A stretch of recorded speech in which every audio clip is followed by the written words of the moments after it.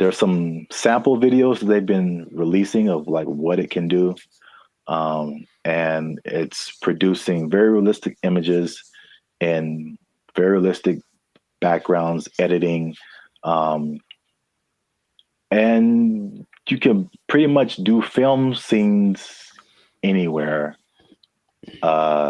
without sound stages, without Mhm. going to locations, without transportation. It generated people, it generated places.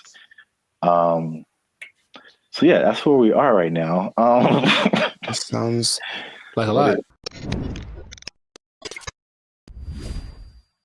what's up, everybody? I am Zap. This is Jericho, and we are the now six-time international award-winning pop hip hop music duo band at Future. We do clean, fun music that everyone can listen to with a sound that's uniquely Californian.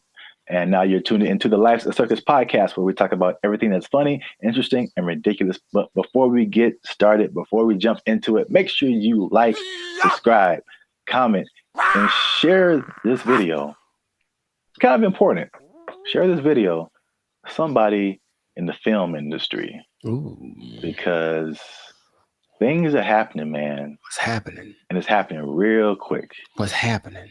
I talked about this before, and like because I work in film in addition to music, but leading up to 2020, you saw a lot of changes in the film, especially outside of the Hollywood, LA area, where there weren't as many films and TV shows and stuff shot here because because of various reasons, people were moving to other places. So now they're shooting in Atlanta and Chicago and Texas and New Zealand and Australia and like, yeah, all over the place.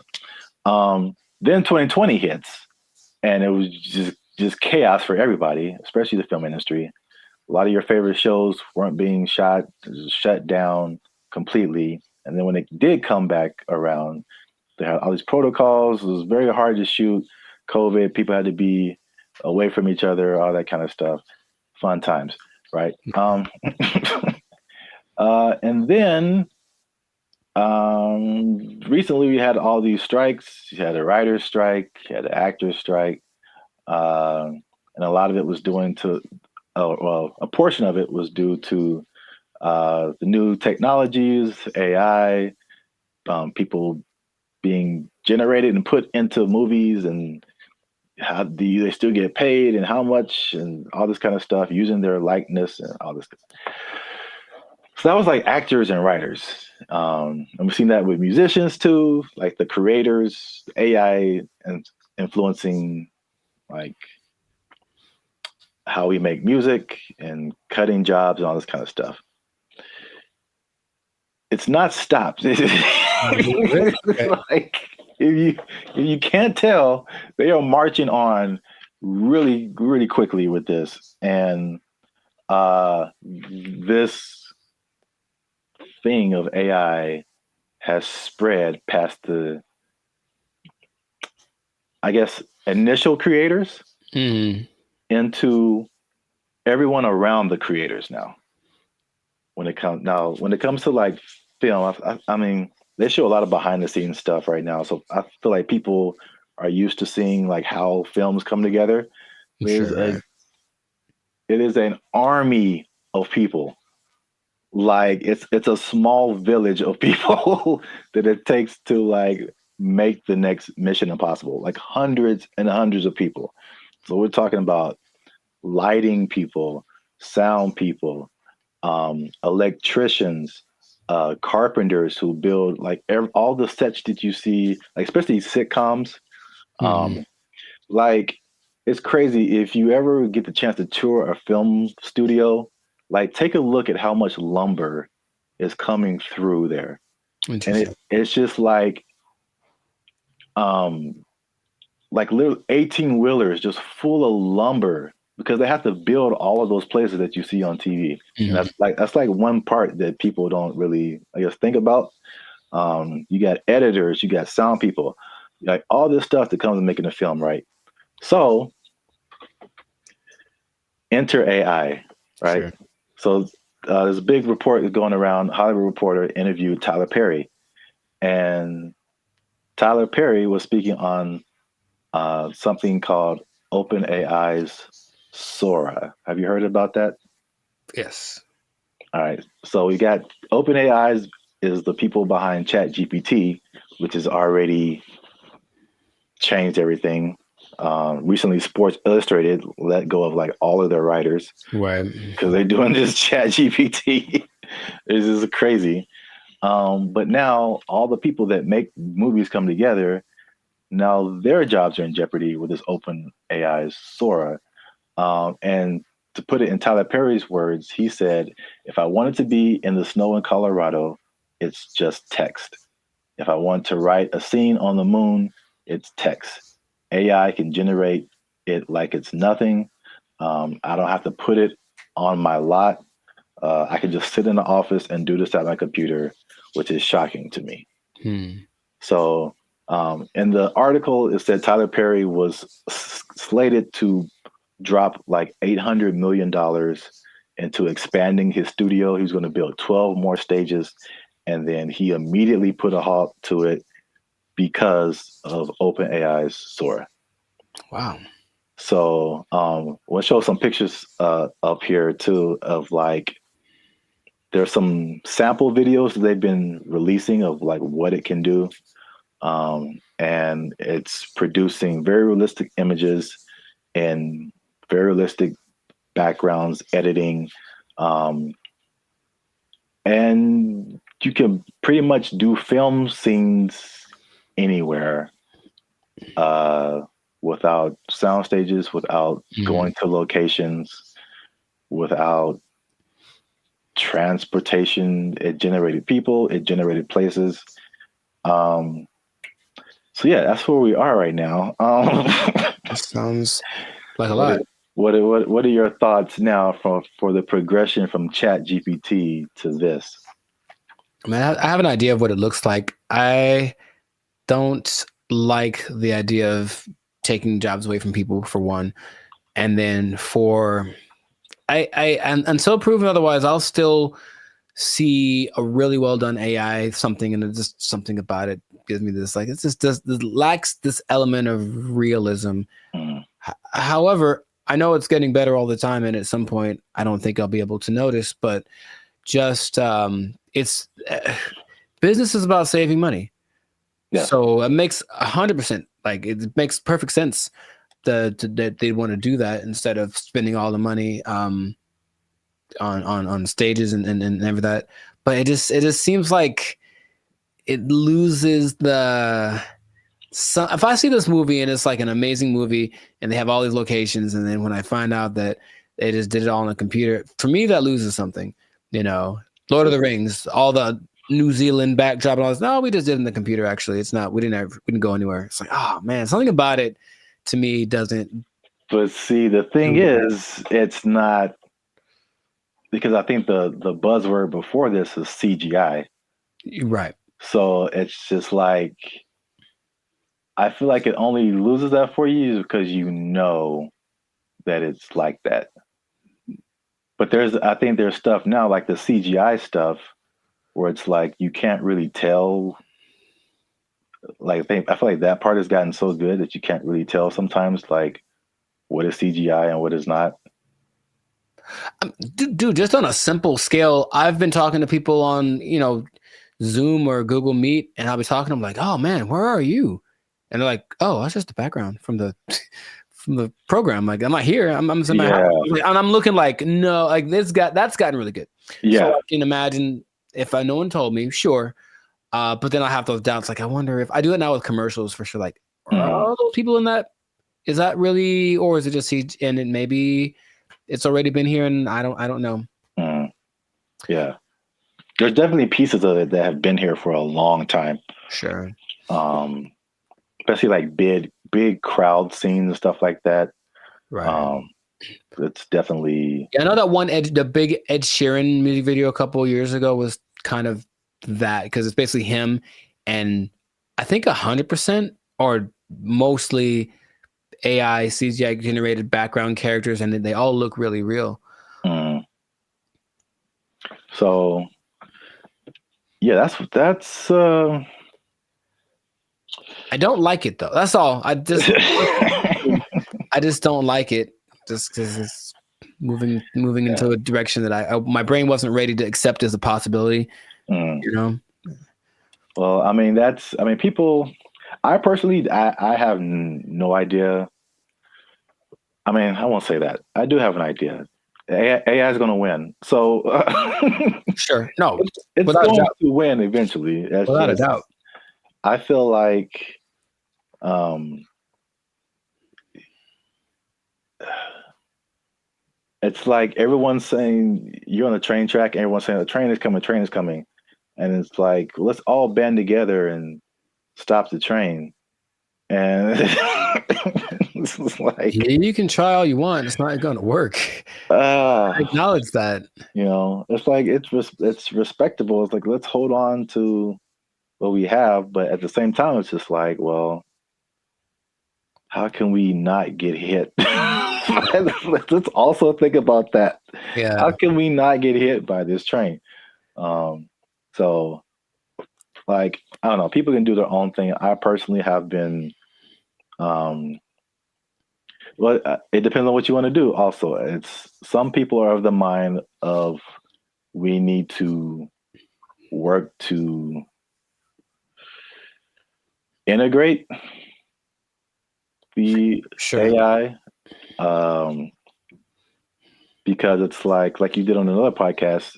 Okay, we're losing jobs, but other jobs are being created too.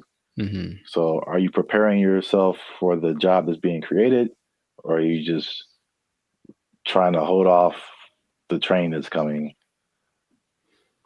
So, it's not easy. It's a complicated situation. Yeah, I want people to have jobs, and I would Yeah. hope maybe actors get paid more. Probably not, or something. Someone, right? Something happens where it's okay. We're not spending that much money. This because if you can, Mm. just the idea of possibly being able to save $800 million like Tyler Perry is like that's crazy. Yeah. But the flip side, again, what is it positive? Is it negative? It depends on how you look at it. It reminds me of music. Mm-hmm. Because I only knew music and I got to film. I was like, there's bigger budgets, money's flowing, all these different people working. It's like it was so much of a big industry than music.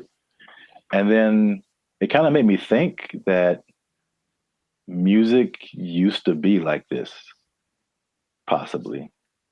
Mm. Until technology, right? The streaming and all that kind of stuff made it really different. And same thing, jobs were lost, but new stuff was created. And one of the biggest thing is that it leveled the playing field for a lot of people. Mm-hmm. So the big people weren't as big, but also like people you never heard of now had a chance to you know, even out. Yeah, right.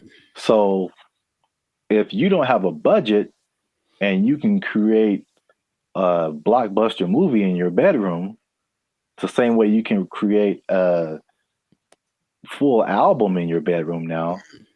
Like recording studios, like you don't need them anymore. So like it's the same thing. I think it's a unique perspective as musicians seeing this happen to film and Mm-hmm. like what could possibly be the end result of where everything's going to move. We're just all living in a simulation anyway, so it Yes. doesn't. Welcome to the Matrix, Neo. You are the one. Well, that's it for this episode. Make sure you like, subscribe, comment, and share this video Do all that. with somebody who's in film might possibly be losing their job. You might lose your job. Hold on to your job. Yeah, it's coming. Oh, make a movie in your bedroom. They took our jobs! They took our jobs! He believes that masturbation was the greatest evil on earth, and that by eating cornflakes, it would prevent people from doing it. So I don't see the connection No, it's there, man. It's there. I'm trying to make it work in my head.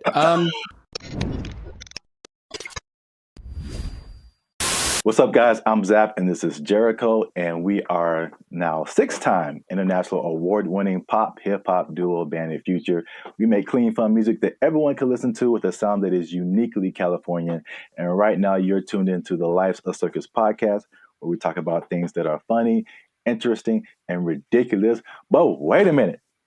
Hold up. Wait a cotton picking minute. Did people say that Okay. too? I Was that too mean, far? yeah, maybe. Help your boys out. Help the channel grow.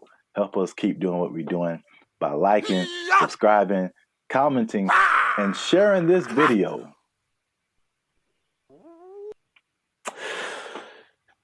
With the friends and family, because I got a question. Okay. It's a very important question. Bit of a riddle. I hate those, but okay, let's go. No, I just don't like them. I'm never good at those, but we'll find out.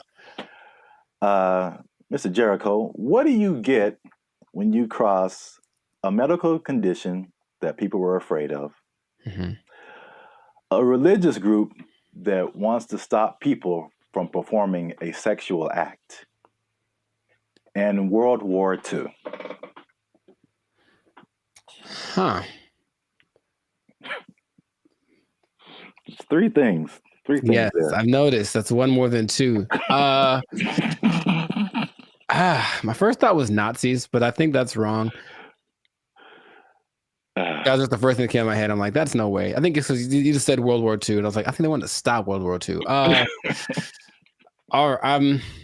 You know what?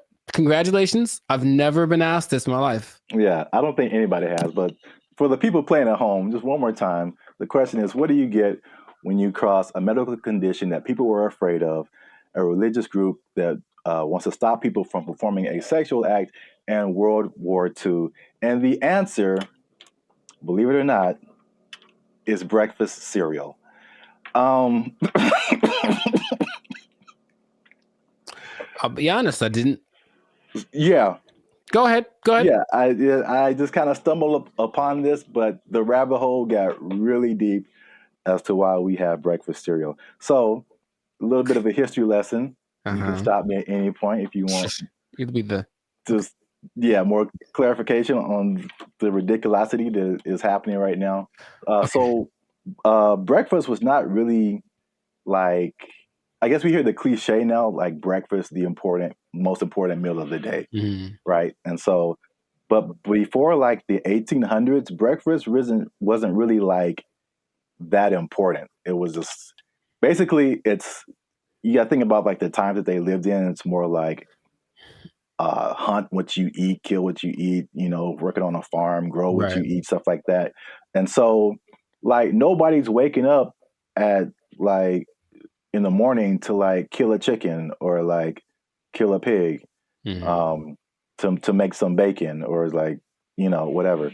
So basically it was like whatever happened in the morning. And this is why like eggs have been part of a breakfast for a long time, because chickens lay eggs in the morning, easy to eat. Makes sense. Yeah. Makes sense.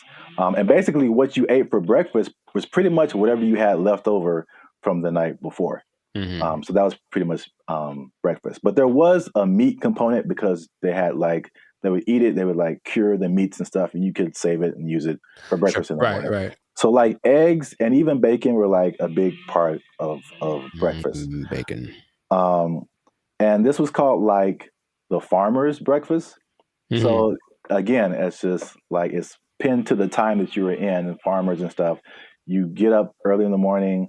You need some fuel because you're going to be working your butt off like all day long outside in the elements. Like you need a good hearty breakfast. So this is the first thing. The first thing that I teased at the beginning, the fear of the medical condition. The medical condition was indigestion, which sounds like pretty like whatever today, but again, I feel like it could probably take you out back then, huh? Yeah, there was no Pepto-Bismol, like antacid. You can just pop an antacid and be cool. Like you could have felt like you were dying. You had no idea. Like, oh, I got indigestion. It's the devil's work inside of you. So I don't know, But I had to go to the apothecary. yeah. So, also late 1800s, the transition from like farm work to more like industrial work, and industrial work to like more like office work. Mm-hmm. So big buildings and offices, and people weren't like moving around as much as they want to. So they felt like if they eat a big breakfast and then they don't do anything, just gonna sit there, they get indigestion. People were like terrified of that. Oh. So they were like, we need a lighter breakfast. So there was a move away from like the bacon and eggs and all that kind of like hearty stuff. All right. So that was reason number one. Reason number two. I'm very curious about this one. Okay. my favorite reason. So at the same time, there was a rise in religious gurus that were pushing vegetarianism and just like eating healthy, eating or what they call eating bland. Mm-hmm. All right. And believe it or not, the people at the forefront of this were Seventh-day Adventists. Okay. Especially a man named James Caleb Jackson, who was not probably as famous as this next person, John Harvey Kellogg, who's the founder. Sounds about. Mm-hmm. Kellogg's Frosted Flakes, all that kind of stuff. Yeah. That's where that came from.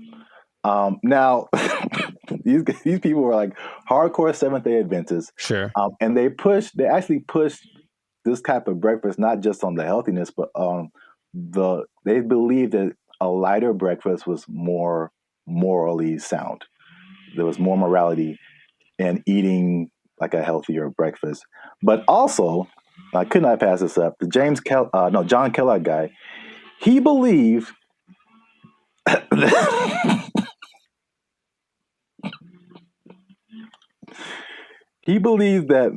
masturbation was the greatest evil on earth, and that by eating cornflakes, it would prevent people from doing it. So I don't see the connection. No, it's there, man. It's there. I'm trying to make it work in my head. Corn. Well, I've had cornflakes, and of all the cereals that are like not sweet or nothing, they're probably my favorite ones. They're still nice and crispy and pretty good, I guess. But do you have less of an urge to masturbate after you eat? I've never. You know what? I'm gonna have to. I'll let you know if you really want to know about that. I will go get a box and eat it, and then report back to the pod in a week. Like, this is my findings. But yeah, It's just that episode of Family Guy or Quagmire. I'm not gonna go anyway. You have the one arm that's really big.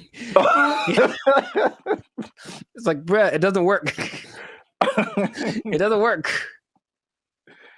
So yeah, that was like the second punch to breakfast. That was like, okay, we got to start eating this because they pushed the morality of it. But the other things that they cited have been found to be true. Is like a lighter, healthier breakfast made people more efficient and productive at work instead of like eating a big breakfast and like getting an itis or whatever. Yeah, that's true. So there's that. And so that pushed the cliche of like breakfast being the most important meal of the day. It was actually like a morality thing, which is like crazy. And the last part is that so flash forward to the 1940s, World War II, right? So yeah, World War II, and you got more women joining the workforce than what happened in that time. And so then it became a push to, again, at the time, like the woman was like a stay-at-home, take care of the family, give them 3 square meals a day, all that kind of stuff. Breakfast became the cheat option to feed your family and not feel guilty about it being like quick and easy because they had to go to work too now. Oh, okay. So they pushed on like the women's guilt, the morality, the work productivity, like hard work. It was like respected to be like hardworking individual and Sure. Okay. productive and all that kind of stuff. And so all of that combined together to make breakfast cereal like the thing.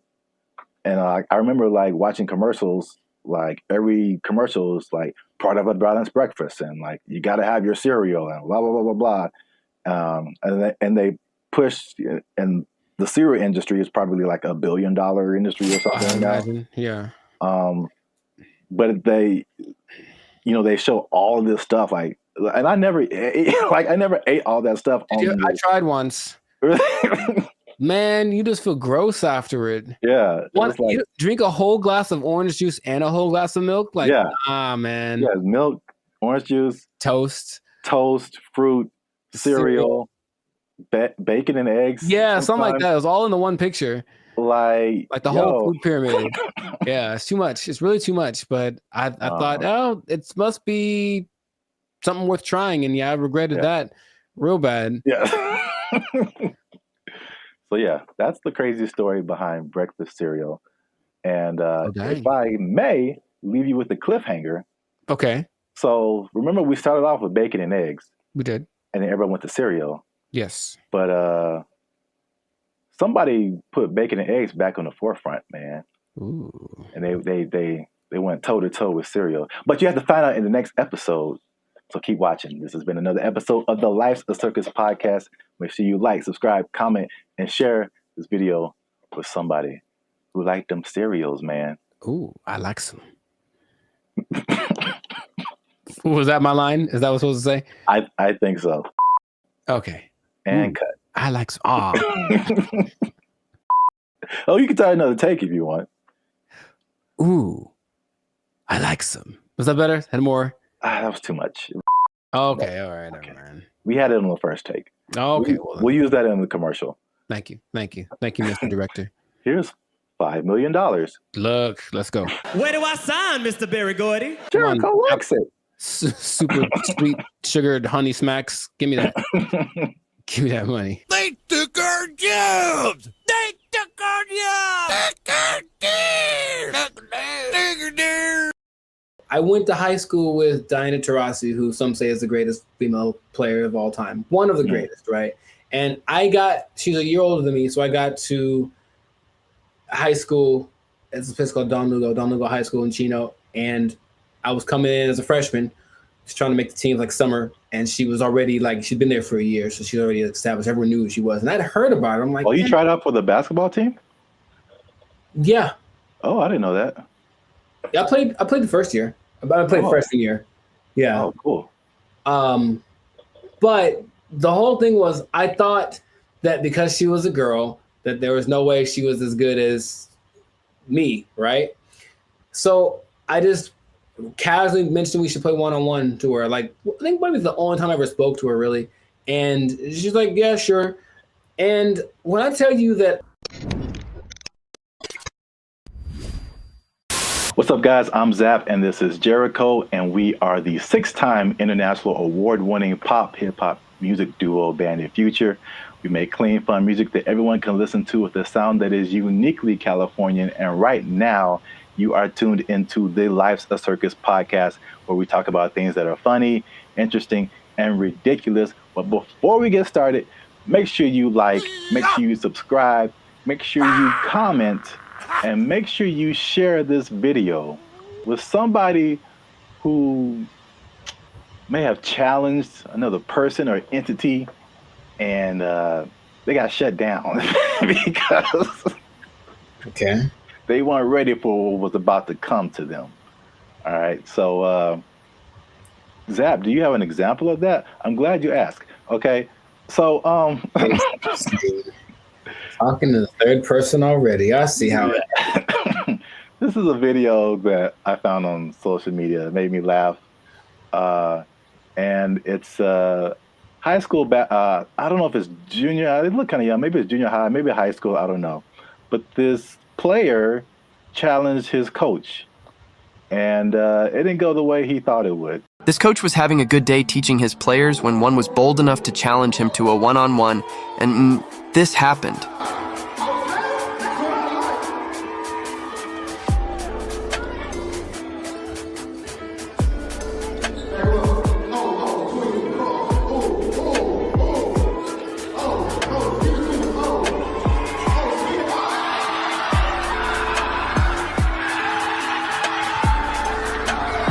Do you think he would try this again?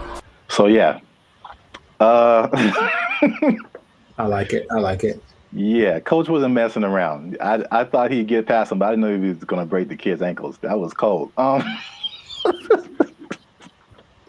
So I brought this up, and then if you have an instance, you can share it too. But I'm thinking of like the times when either you challenged someone or you saw someone else challenge someone, and they thought they had it, and it just didn't go right at all for them.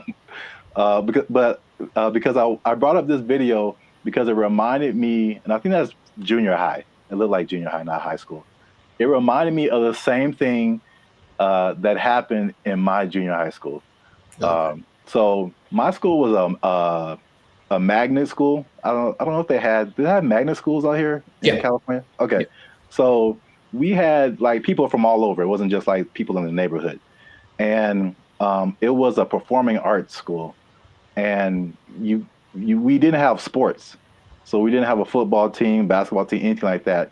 So what they did is like people from our school could play sports at like different schools, which is kind of cool now that I think about it. But so we had different players from different schools that went to our school, right? And so I knew like a couple of guys that were just like really good, like insanely. They had handles. I'm talking about basketball. They could shoot. Like they could do everything. I remember this one guy, especially named Ricky, who was just like, he was like the coolest dude, bro. Just, but not like a I'm better than you jock kind of. He was just a cool dude. He walked cool. He talked cool. He was cool with everybody. And he's just amazing basketball player. And we had some other like girls. There was a girl who was like 6 feet tall, and she was just like, just amazing. Like we had amazing players, right? Mm-hmm. And we had these 3 PE coaches. Now they're all different. So there's one guy, Coach Moore. He was super tall, but he was like 100 years old. I swear, this guy was like past your prime. But he was skinny, maybe in shape, but like super skinny. But at least 60s, 70s, maybe. Just all gray hair, just like, okay. He didn't seem like anybody. Mm-hmm. And then we had this lady, this white lady who looked like, what's the girl from Iowa? Is that it? The basketball player? Yeah, the girl who's like really big now. Caitlin Clark. Yeah, she kind of looked like an older version of her. And she like just had a baby. Like, so they challenged the students, this is junior high school, to like a basketball game. It was like the 3, and then they probably like roped in 2 more teachers. Mm-hmm. And like, so it's like this really tall old dude can barely move. This really short dude looked like Sherman Hemsley, and this lady who just had a baby, and like 2 teachers. Mm-hmm. I'm just like, we were all like, okay, students are gonna whoop. We're gonna kill these people. Like, get an ambulance ready, and just, man. I'm guessing the opposite of what you expected to happen happened. When I tell you they tore us up, they just annihilated us, dude. So like the short dude and the lady, they were like faster than what we all believed we ever seen them move. I mean, the dude was just like Chris Paul out there, just. Nice. And then the old guy, he would just stand on the 3-point line and just blitz you, just Ray Allen, just. And it was just like we got annihilated.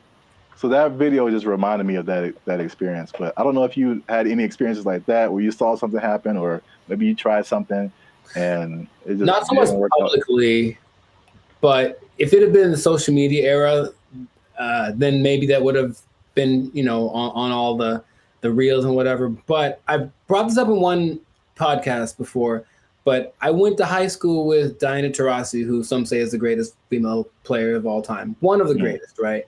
And she's a year older than me, so I got to high school.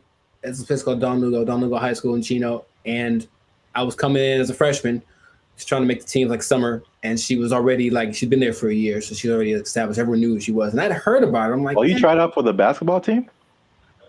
yeah, Oh, I didn't know that. I played the first year. I played freshman year. Yeah. Oh, cool. But the whole thing was I thought that because she was a girl, that there was no way she was as good as me, right? So I just casually mentioned we should play one-on-one to her. Like, I think maybe it's the only time I ever spoke to her, really.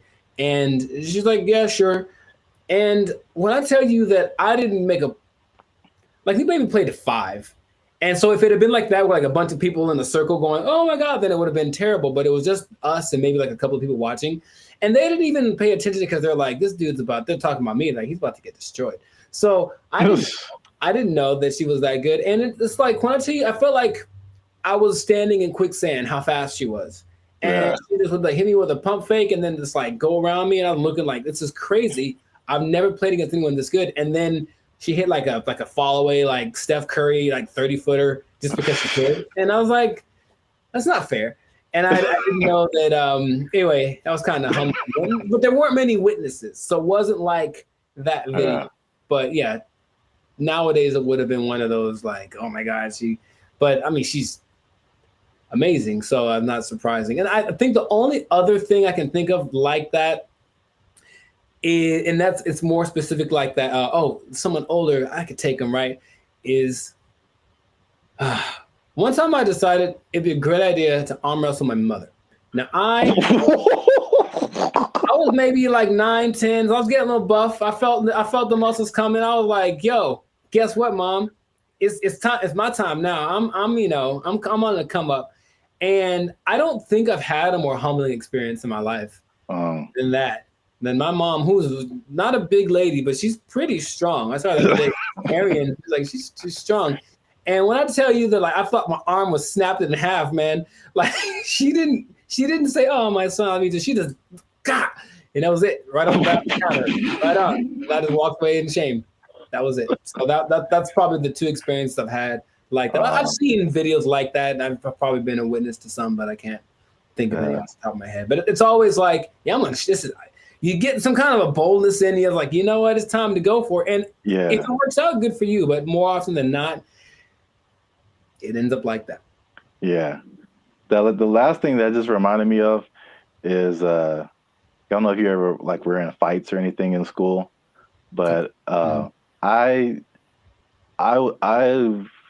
was very quiet and very like unassuming, but I was also a very large person.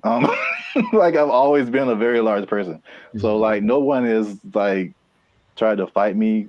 I won't say that. There's been a couple people who tried and it did not end well for them.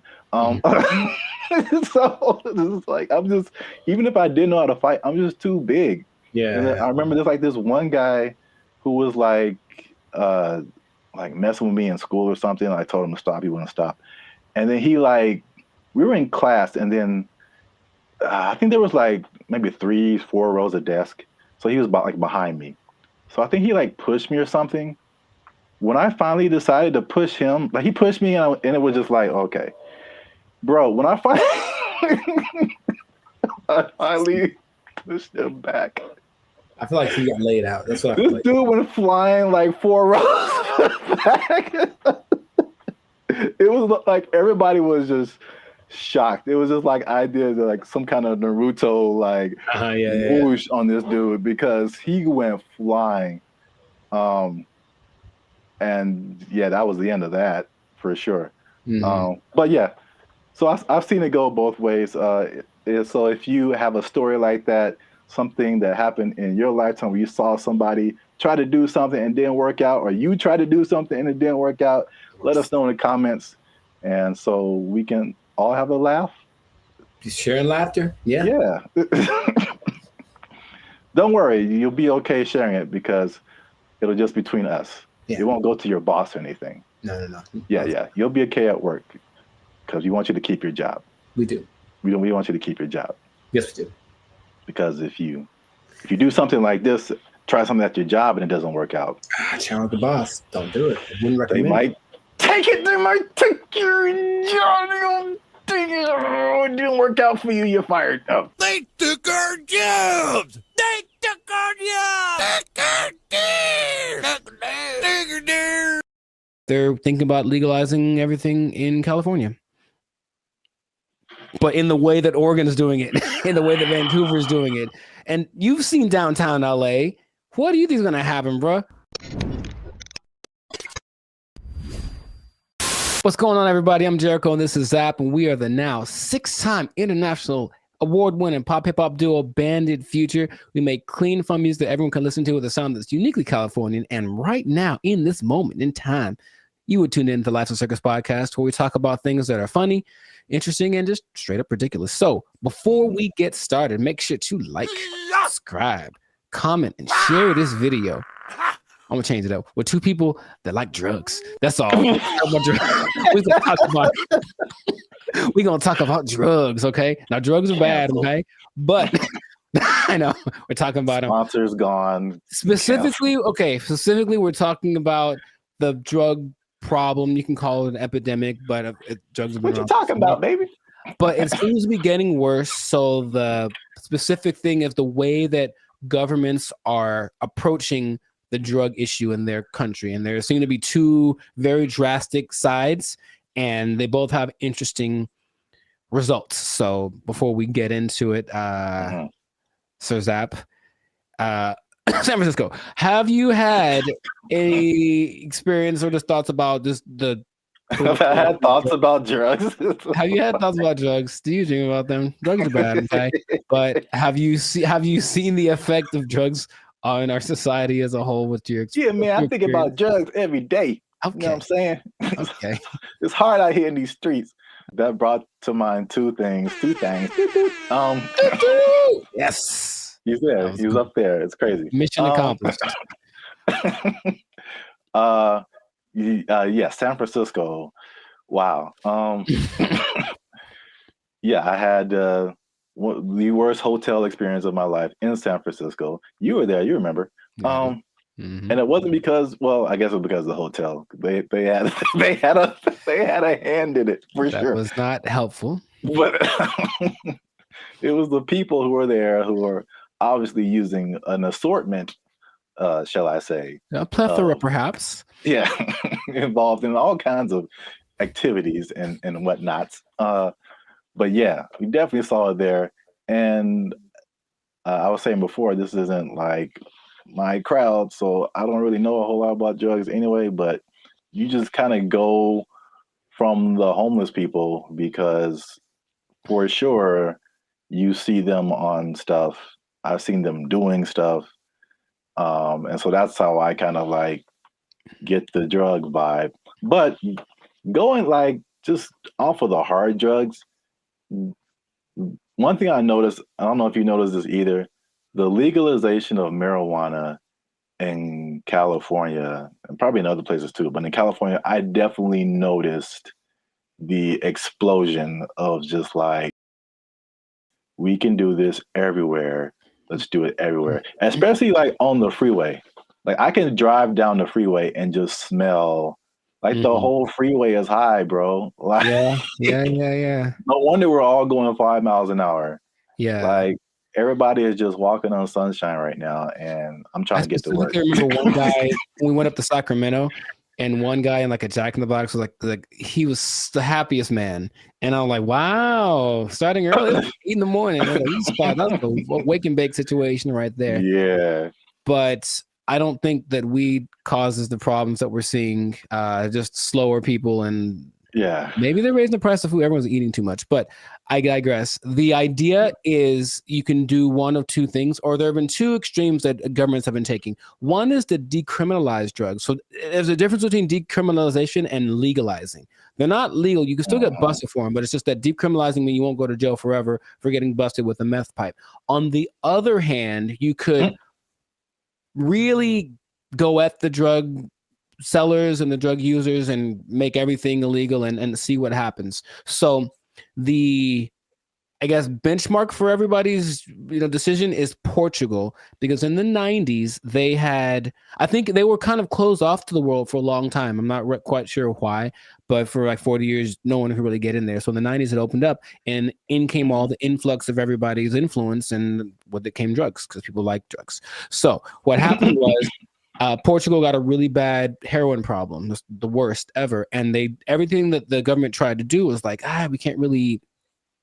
we can't really make it go away. So let's try something extreme. So they decriminalized everything, and instead of that, they treated drug users like patients, like they're sick. So they made rehab centers and this and that. So if you get caught, you don't get taken to jail, you get taken to a rehab center where they actually will give you more of the drug you like, but in a lesser dosage, trying to wean you off of it. And they have a system in place for making that work.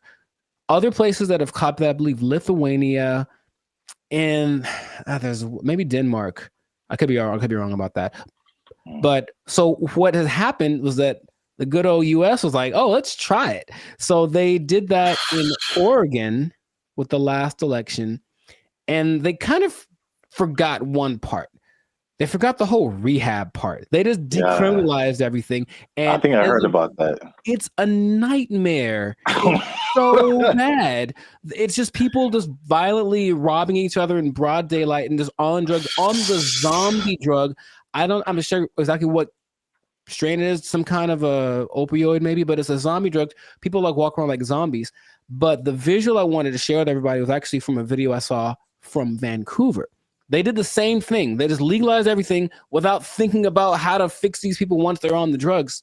So everyone's just walking around, literally, same thing, robbing people. The scene that I remember when we were in San Francisco was this one street where it's like everything looks normal, aside from like the occasional like human feces on the ground, but everything looks normal. And then you turn a corner, and all of a sudden it's Armageddon. Oh my God.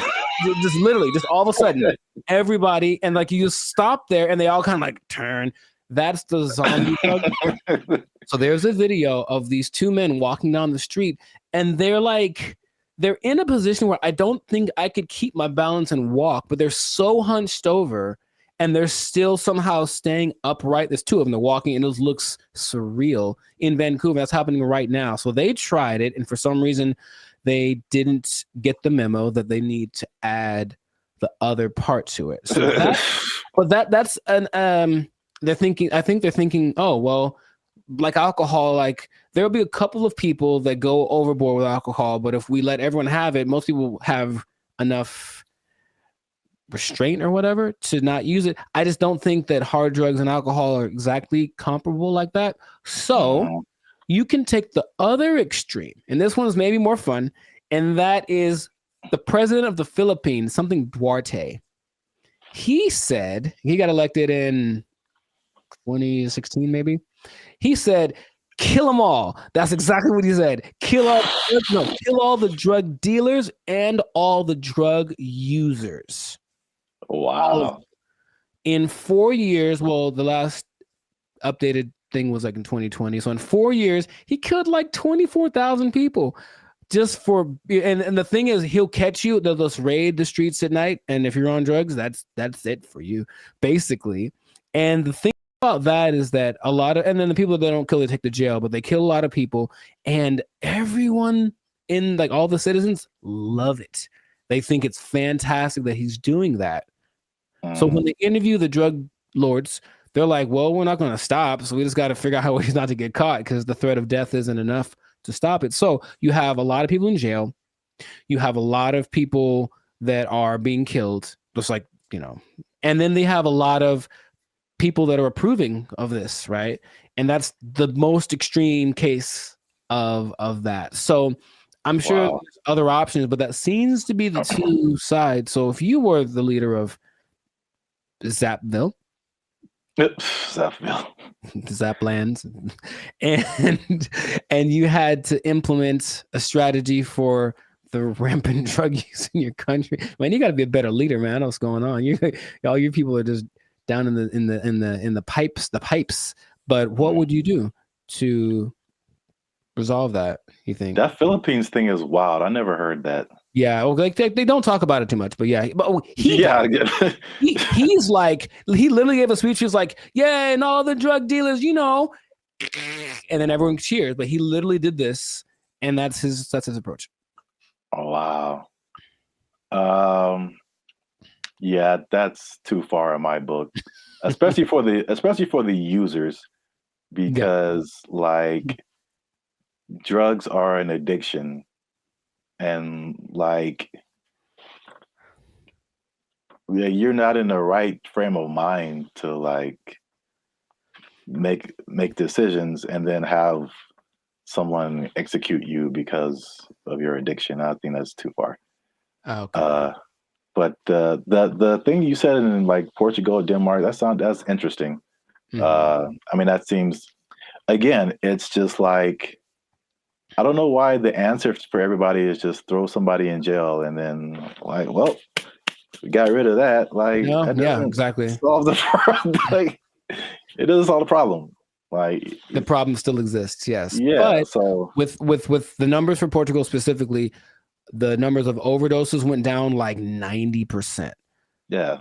So obviously that's a better solution for sure. Well, we'll see what happens, because what I'm hearing in Rumorville, the last thing as we wrap this thing up, is that they're thinking about legalizing everything in California. But in the way that Oregon's doing it, in the way that Vancouver's doing it. And you've seen downtown LA. What do you think is going to happen, bro? Man, it's going to be chaos and bad times. Very, very, very bad. So hopefully that doesn't pass. But some government people don't think,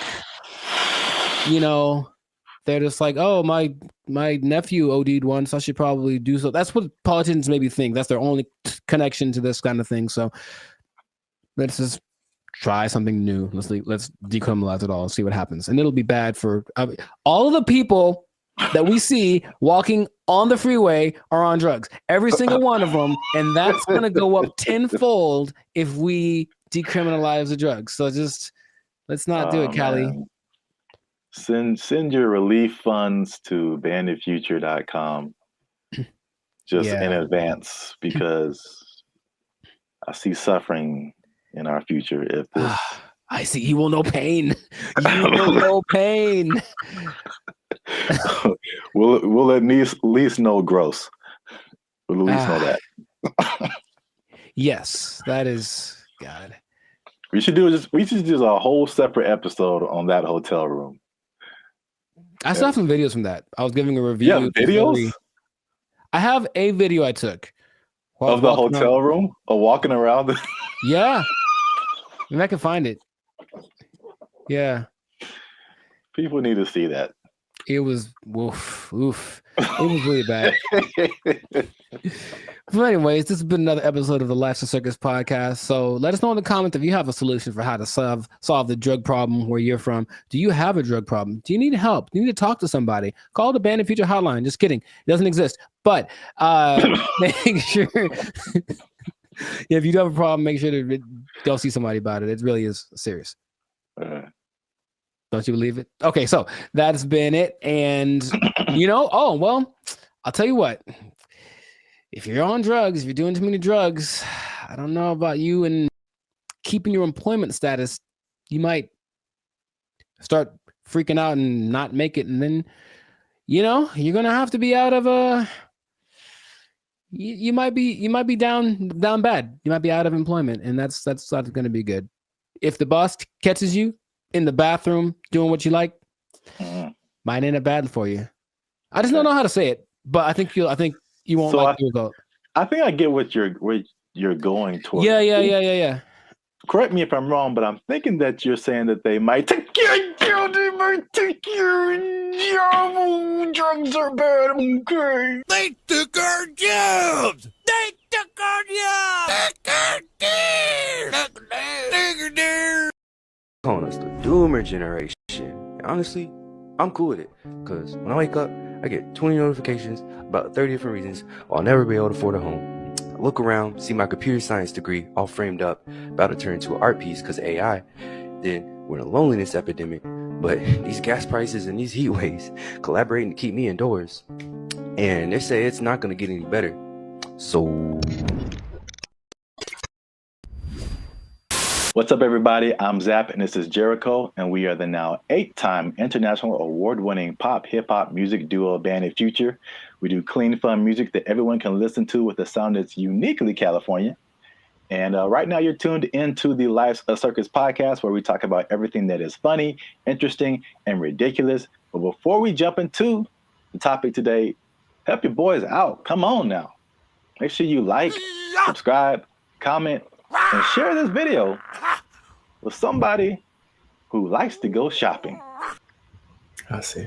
You know anybody in your life, Jericho, who likes to shop? Maybe. Who maybe gets things delivered Maybe. from Amazon every Maybe. day? There's a possibility that I know someone who said close to home, and that was apropos. So, Well, shopping might sound fun, but there's something called doom spending. I'm going to tell you what that is. I'm going to tell you what causes it, and I'm going to tell you how you can avoid it, because it's a negative thing, but you got to stick to the end to find all of that out. All right. mm-hmm. So, Jericho, have you heard of the term doom spending? I'm going to guess what it is.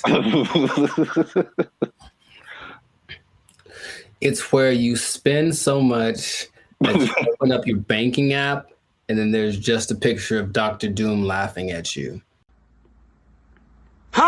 So doom spending refers to a phenomenon that occurs when people spend money to cope with stress, despite economic and geopolitical concerns.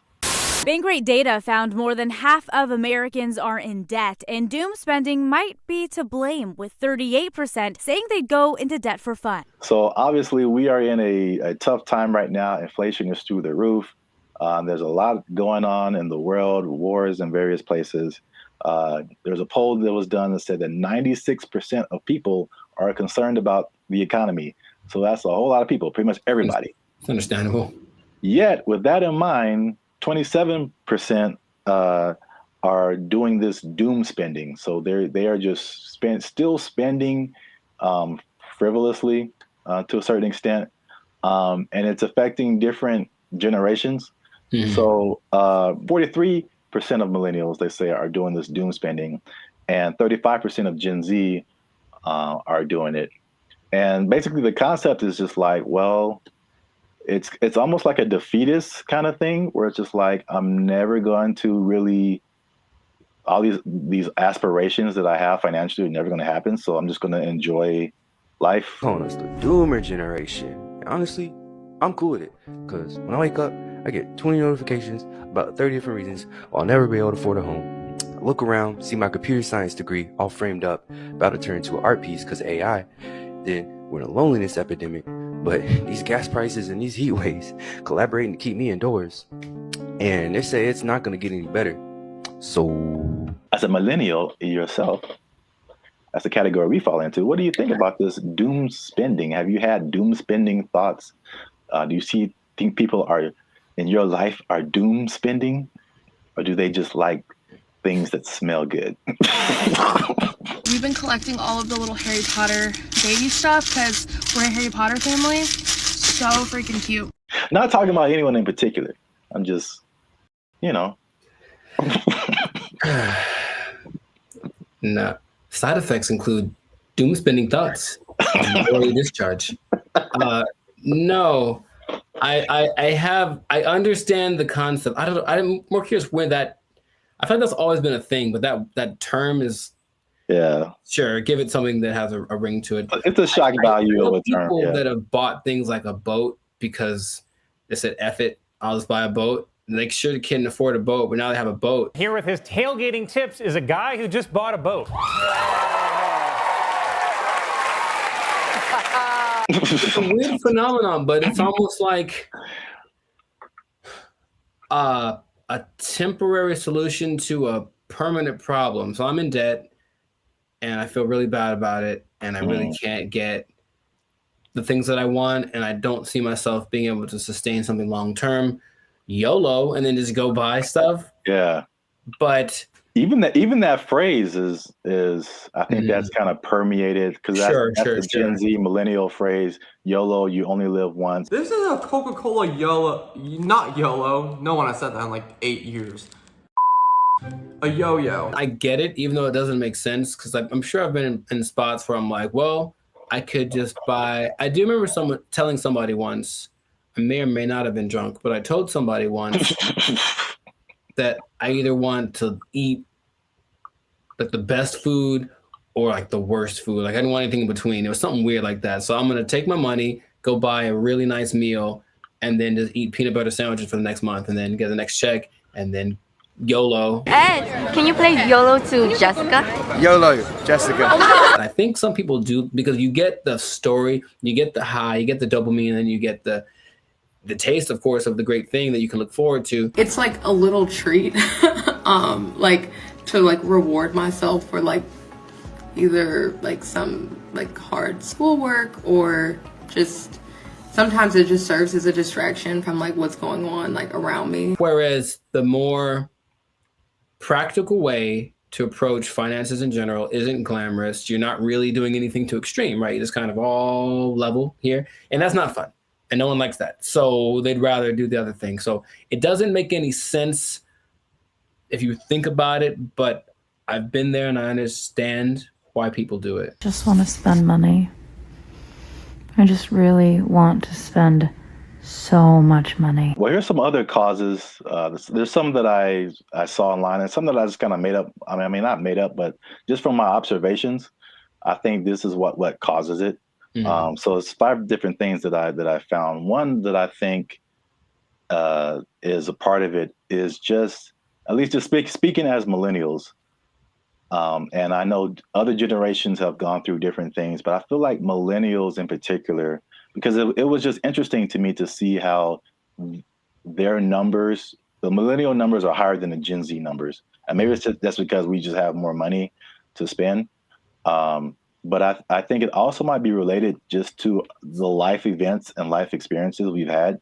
Mm-hmm. And so I think one of the first times I was like really conscious about money and the future and like life was 9/11, which is something that Gen Z isn't really familiar with. And I remember like stuff like being able to just walk on a plane and you can just carry whatever and sure dress however, like, and then all of a sudden things changing and then gas prices going crazy and the housing crash like 2008, 2009.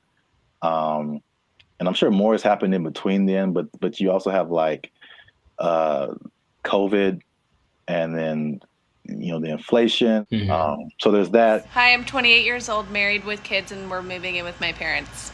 And thank you so much to inflation for sponsoring today's video. Another thing that I think contributes to this is the good old student loans, man. So I thank God like every day that he made me kind of smart, because I got an academic scholarship and that helped out tremendously. Because when I see people talk about student loans, it's like their whole body changes.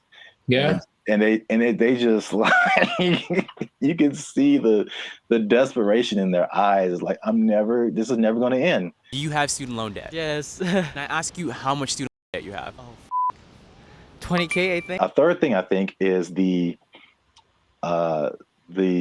job instability coupled with rising prices.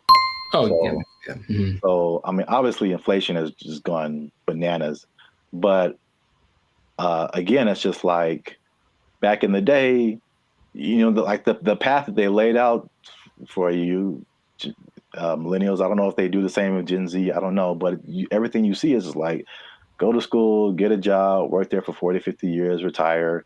Like, yeah. It just doesn't quite work like that anymore. Yeah, and then we were just like, yo, either no one was hiring me or like budget cuts, we gotta let you go, or like it's just always, and then you're going from job to job to job, and it's like, where's the loyalty, the stability? And then as you're losing jobs and losing money, your landlord's like, hey, rent is twice as much now, and you're like, what? Yep. $10 $10.46? This would have been a piece of chicken. Did you not see that? No! $10.46 for a handful of chicken bites. That's stupid. Next one is like the social media era. And Oh, you gotta live it up. You gotta look like you're doing good. The whole FOMO, fear of missing out. Like Becky's on a private jet. I want to be on a private jet. I don't want to wait until I'm 75 to do it. I got the money now. Screw retirement. Right. That's exactly what happens a lot of times. Yeah. Yeah. So is that, and then the last one is just financial literacy in general, and just like a long-term perspective. Just more people just living in the moment, and or they just don't know. They still don't know how to handle money, which is just. This is why I want to say this for last, because I was just gonna get on my soapbox. Like, this is literally the easiest time ever in the history of mankind to like learn something, and or make money. Like, it's all out there. It's all out there on the internet, and a lot of it is free. A lot of stuff that I've learned more stuff for free on the internet than I did paying for it in college.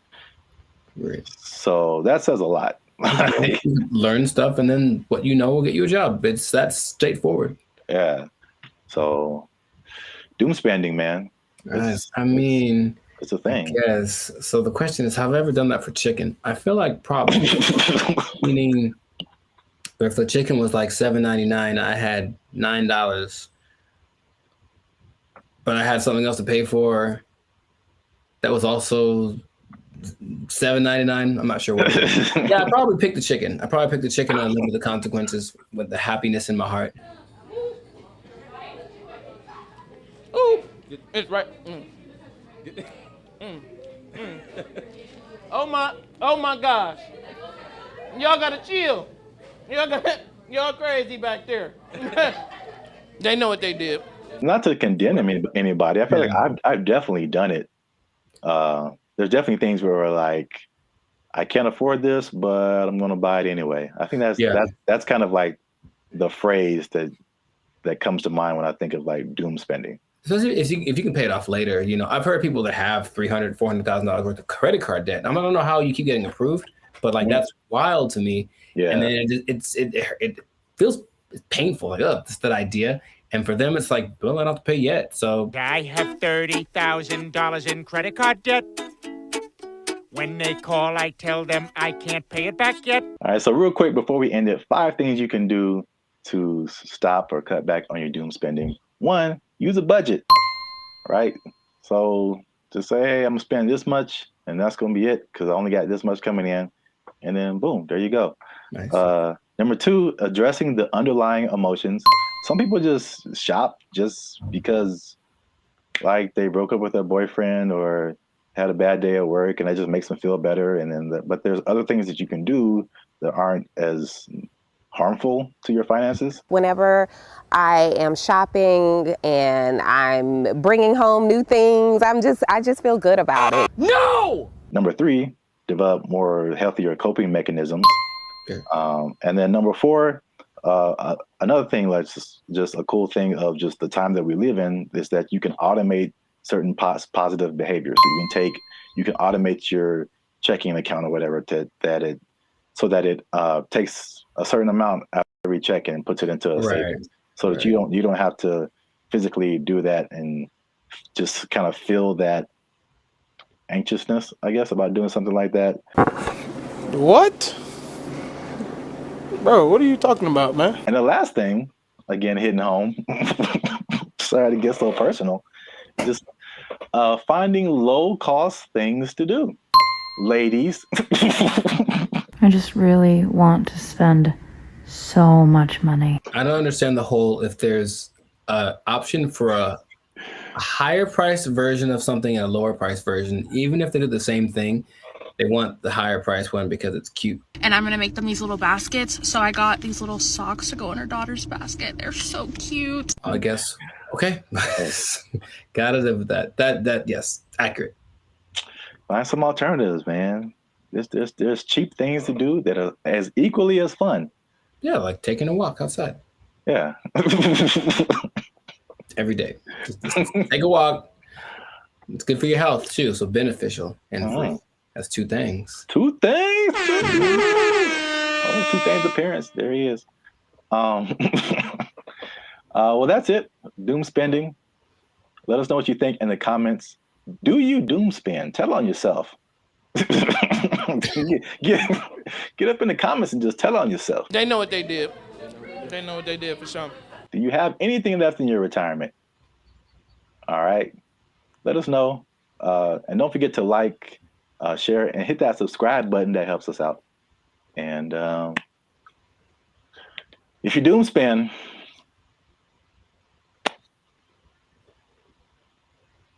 I don't know. I think you're doomed. That's what I would say. There you go. Bye. They took our jobs. They took our jobs. We want more money, higher minimum wage. That's right. That's what's happening right now. People.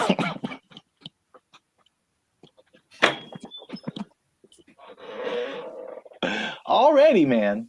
Already, people are thinking about the next minimum wage increase. They want even more, Jericho. No. No. And I'll tell you why. But first, no. What's up, everybody? I'm Zap, and this is Jericho, and we are the now 8-time international award-winning pop hip-hop music duo band and future. We do clean, fun music that everyone can listen to with a sound that is uniquely Californian. And right now, you're tuned into the Life of Circus podcast, where we talk about everything that's funny, interesting, and ridiculous. Before we jump into today's topic, make sure you do us one big favor. Make sure you share this video, share this podcast with somebody who is affected by minimum wage increase, because it's still a thing, man. It's very much a thing. It's a lot going on in these streets, man. And make sure you stay to the end of the video, because as much doom and gloom as we're seeing with businesses closing and failing, and especially in places where we are, like California, people leaving the state, there are surprisingly two things that are positive coming out as a result of this minimum wage increase. Every business isn't failing. Some businesses are doing better. And so make sure you stick around to the end so you can understand why that's happening. So we talked about the minimum wage increase specifically for fast food, right, like 6 months ago when they were putting it together. And we were like, I wouldn't do it. I wouldn't do it. Wouldn't be prudent. Yes. We since then we made even another video saying, we told you so. So for those of you who are living under a rock, fast food minimum wage has increased in California to $20 an hour, like a 25% jump, pretty much overnight for restaurants, big chains, even some smaller restaurants. And the results have been largely negative, at least in the press. I mean, I haven't heard any businesses that are like, hey, this is great. So not at all, no. So food prices were high. They're even higher now. They said that at over 10,000 people, fast food workers have lost their jobs because the companies can't afford to pay them that high of a wage overnight. And a lot of places there's a laundry list of that are just shutting down. They're just like, we can't do this. Either that or they're leaving the state.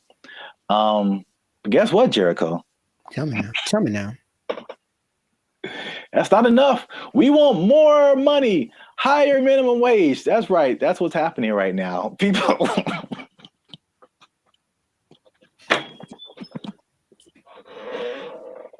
Already, man. Already, people are thinking about the next minimum wage increase. They want even more, Jericho. No. No. And I'll tell you why. But first, no. Okay. Here's the thing. Raise it. Just keep going. I'm pretty sure among the things that have gone up because of the minimum wage increase, it's like OnlyFans subscriptions, like stuff that no one needs. Like, I highly doubt that anything is really improving. That's a good idea. You know what I mean? So I feel like you can't. I heard something really recently, and it made a lot of sense. It said if you decided to give everybody in the world the same amount of money, so somehow take it all literally and just even it all out, so everyone in the world, all 8 billion of us, get the exact same amount of money. Within 20 years, it would be distributed exactly the way that it is now. I believe that. Because people don't know how to do stuff with money. So no, you don't get more money because you're just going to do the same dumb stuff you're doing with it that you did before. And how much is a Whopper now? Like, forget it. Like, it's just going to be ridiculous. What kind of, I know we're not living in the days with like, going to see a movie and the soda and a pop and a nickel. I know that's in the past, but you can't keep paying people more. You have to teach people to be smarter with their money. That's all. Take it up higher. How much they want? Okay, go for it. I'm glad you asked. So fast food minimum wage, the workers have already unionized and got $20 an hour, which is silver dollars over the regular minimum wage. Right. Long Beach hotel workers have argued for a $23 an hour wage. And this next one makes sense because we've seen it firsthand. Because as Band of Future, shameless plug, we do some shows in San Diego. All right. So nice. If you're ever in San Diego, come see a Band of Future show. But San Diego wants to raise the minimum wage for hotel and other service workers to $25 an hour. And I was wondering what happened because I'm like, ooh, inflation. Because we were like looking at hotels in San Diego, and I'm like, man, these got a lot more than last year. Mm-hmm. And now I know what happened. Janitors want $25 an hour, man. Clean them toilets, sweeping them floors, man. They want. I think janitors should get more than fast food workers. That's for sure. I really do, because I can go make my own burger, but if I go to an establishment, I want it to be clean, and I think the people that clean it should get paid. It's all about, I mentioned this before, you should get paid for the value that you provide. And fast food is just making us all fat and sick. And janitors make stuff clean, which is great. So yeah, pay them more. I'm not sure how much they get now, but pay them more and take it out of the fast food workers. That's just... That's an interesting take, I guess. It just kind of like took my mind somewhere. Okay. Because your viewpoint is, I heard you say this before, you should be paid based on the value that you provide. Yes. As opposed to the skill sets that you have. So I feel like if you think janitor, fast food worker, it doesn't take, in my opinion, as many skill sets to be a janitor as it does to be a fast food worker.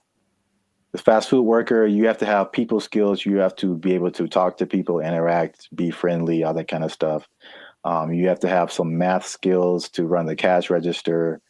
You have to have just skills in terms of food preparation and something like, I think you have to have like a food handler's license and all this kind of stuff. So there's a lot more skills involved than being a janitor.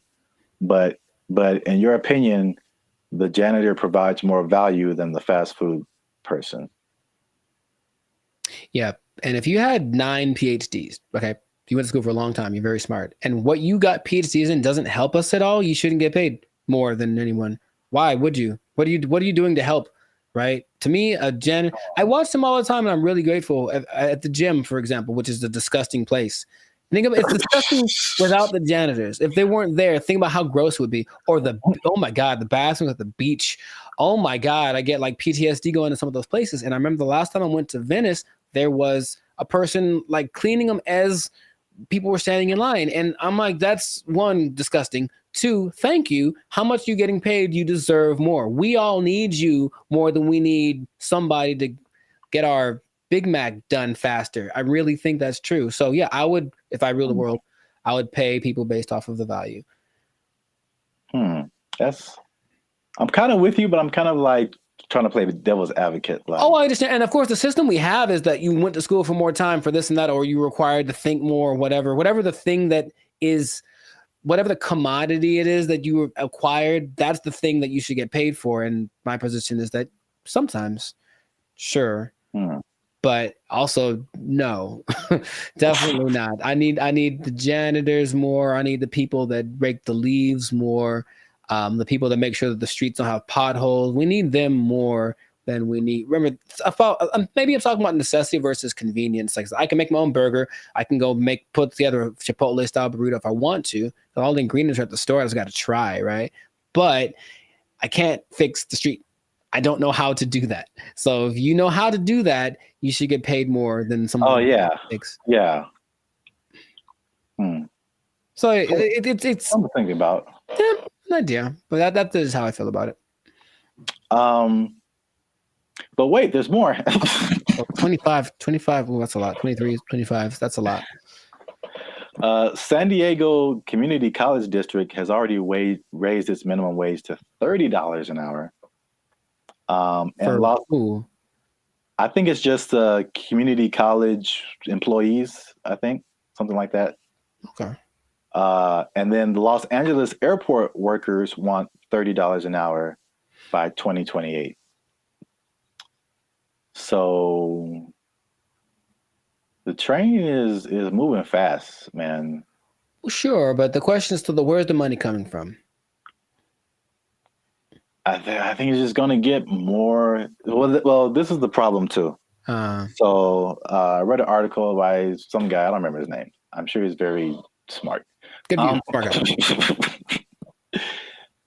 He's the person who pointed out that, there's a couple of things where businesses are actually doing okay with the minimum wage, but he said, like, obviously this is not a long-term solution, because you think about, okay, minimum wage, and you kind of touched on it. It's like, what are you spending your money on? And then for like 99% of people, what are your biggest expenses? Food, shelter, transportation. All of those things are sky high, abnormally high in California than anything else. And so I don't necessarily think people are just wasting their money on whatever, but I mean, they could be, but I don't know the life. The fact still remains that there's a for real housing shortage. The average housing cost is like, I think almost double, if not double, than some other places. So that's a huge thing. We already know the food is high. It was already high, and it got higher. And then like gas is like $5, $6 a gallon, $7 a gallon. Like, too high. It's too high.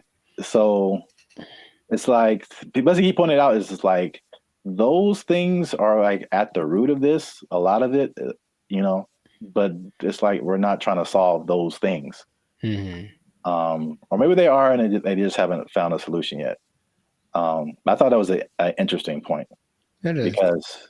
Because we're still in a cycle of like, you raise minimum wage, and then businesses are, we can't pay people. We got to raise prices, and then like everything goes up. So then what's the point? Right. Your rent is higher, your food is higher, gas is higher. Now we need more. Right. This doesn't make any difference, basically. But it makes people feel good. Yeah.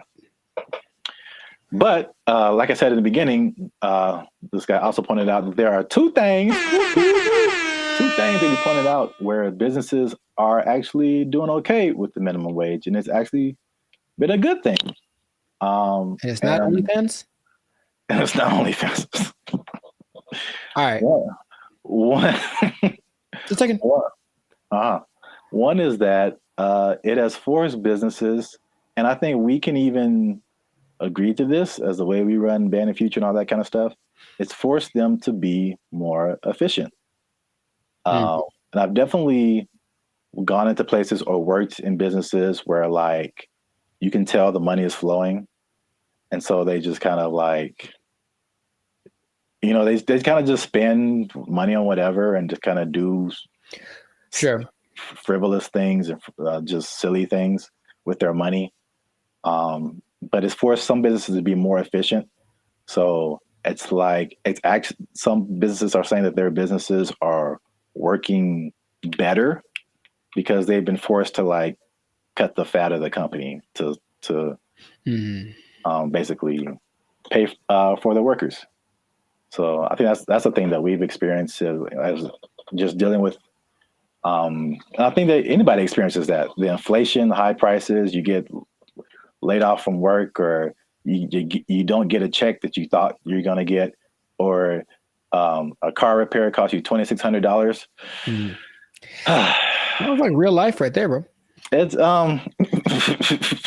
make sure you like, subscribe, join the channel so I can pay for my car. I'm tired of walking everywhere. I digress. But yeah, I mean, we do this in our personal lives all the time. It's just like, okay, how little can I eat this week to pay for? So yeah, so that's the thing. Second thing is that worker retention is up. So you think about fast food, not fast food, but just minimum wage jobs in general. It's like a throwaway job, right? So it's like you're making the least, you don't get the maximum effort, you don't really care. It's just like, this job sucks, I'm not making a whole lot of money.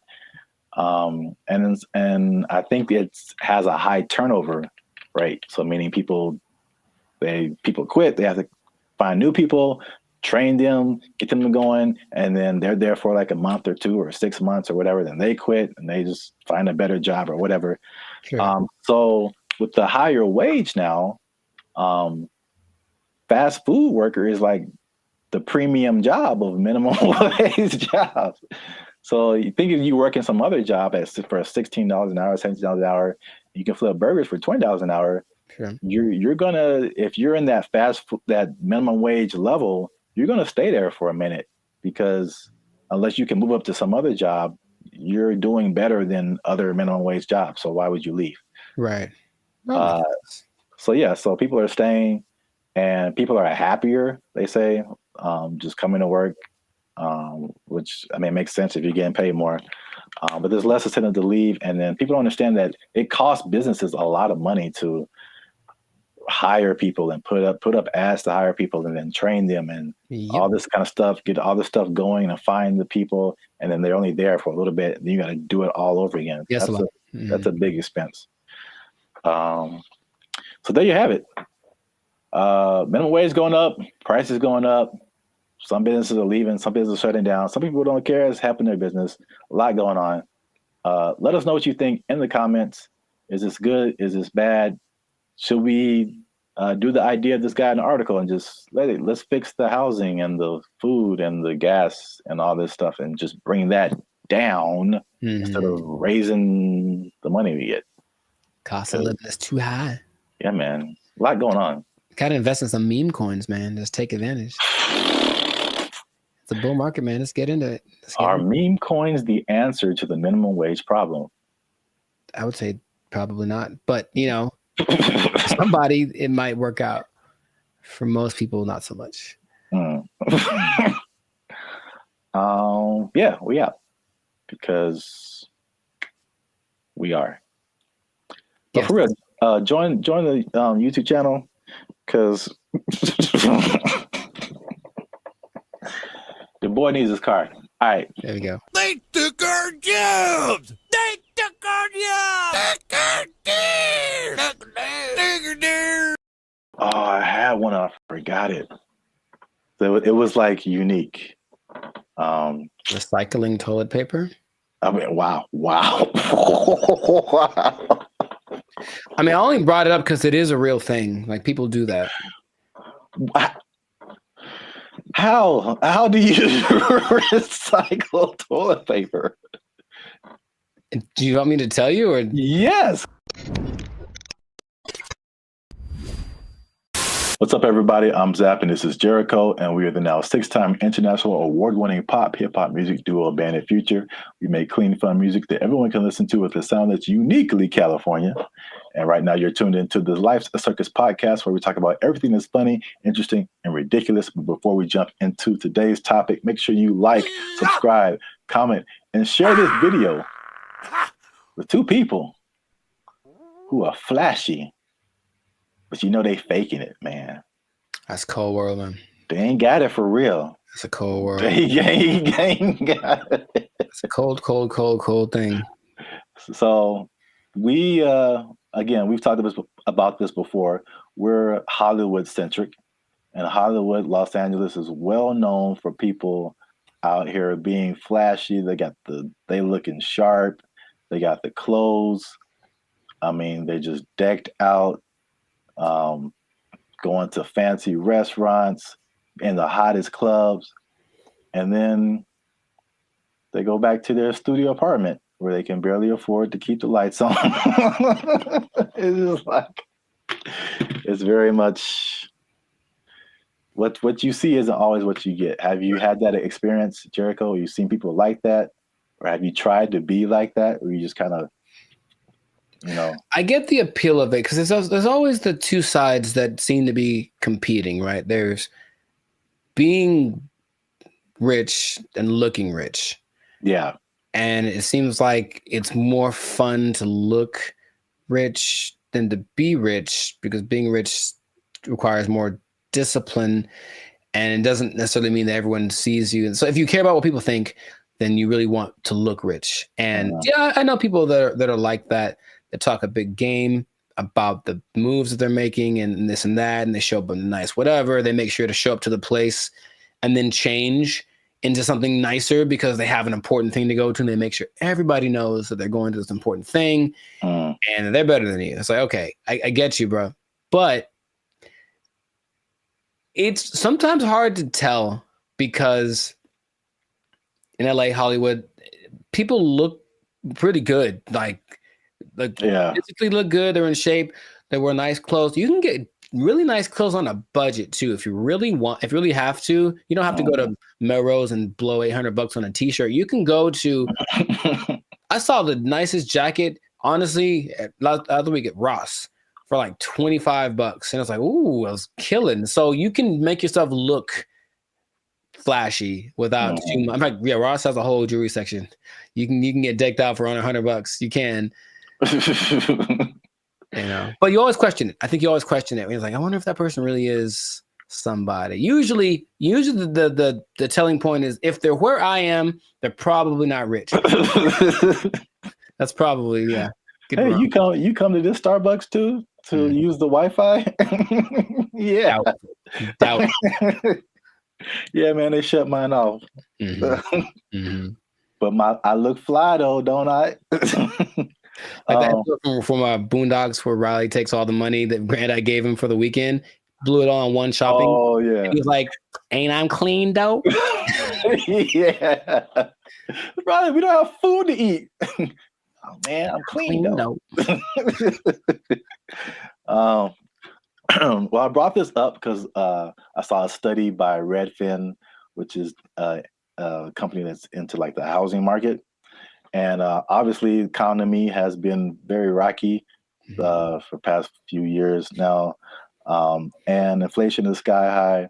And they did a study that shows that about 49% of Americans are struggling to even just pay their rent, and they're cutting costs in the most unique ways that they can, just to, I guess, survive.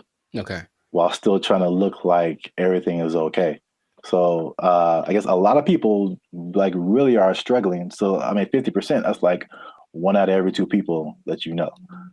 So that's a lot of people. But they said that they are to compensate. They are skipping vacations right now. They're working extra hours. They're selling their belongings. They're using up their retirement savings, especially millennials. And they're even skipping meals and medical treatments so they can keep their lifestyle but pay their rent.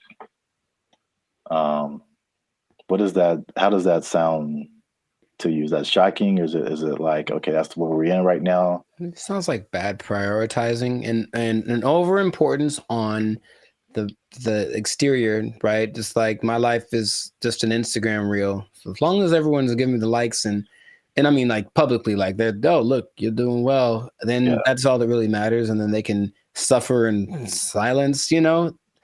It seems unfortunate that that's being and people wonder why there's so much anxiety and mental health and depression and stuff, because maybe from out of balance priorities, and then all of a sudden these results that they're getting from their lives are just kind of depressing, but they don't want to admit it.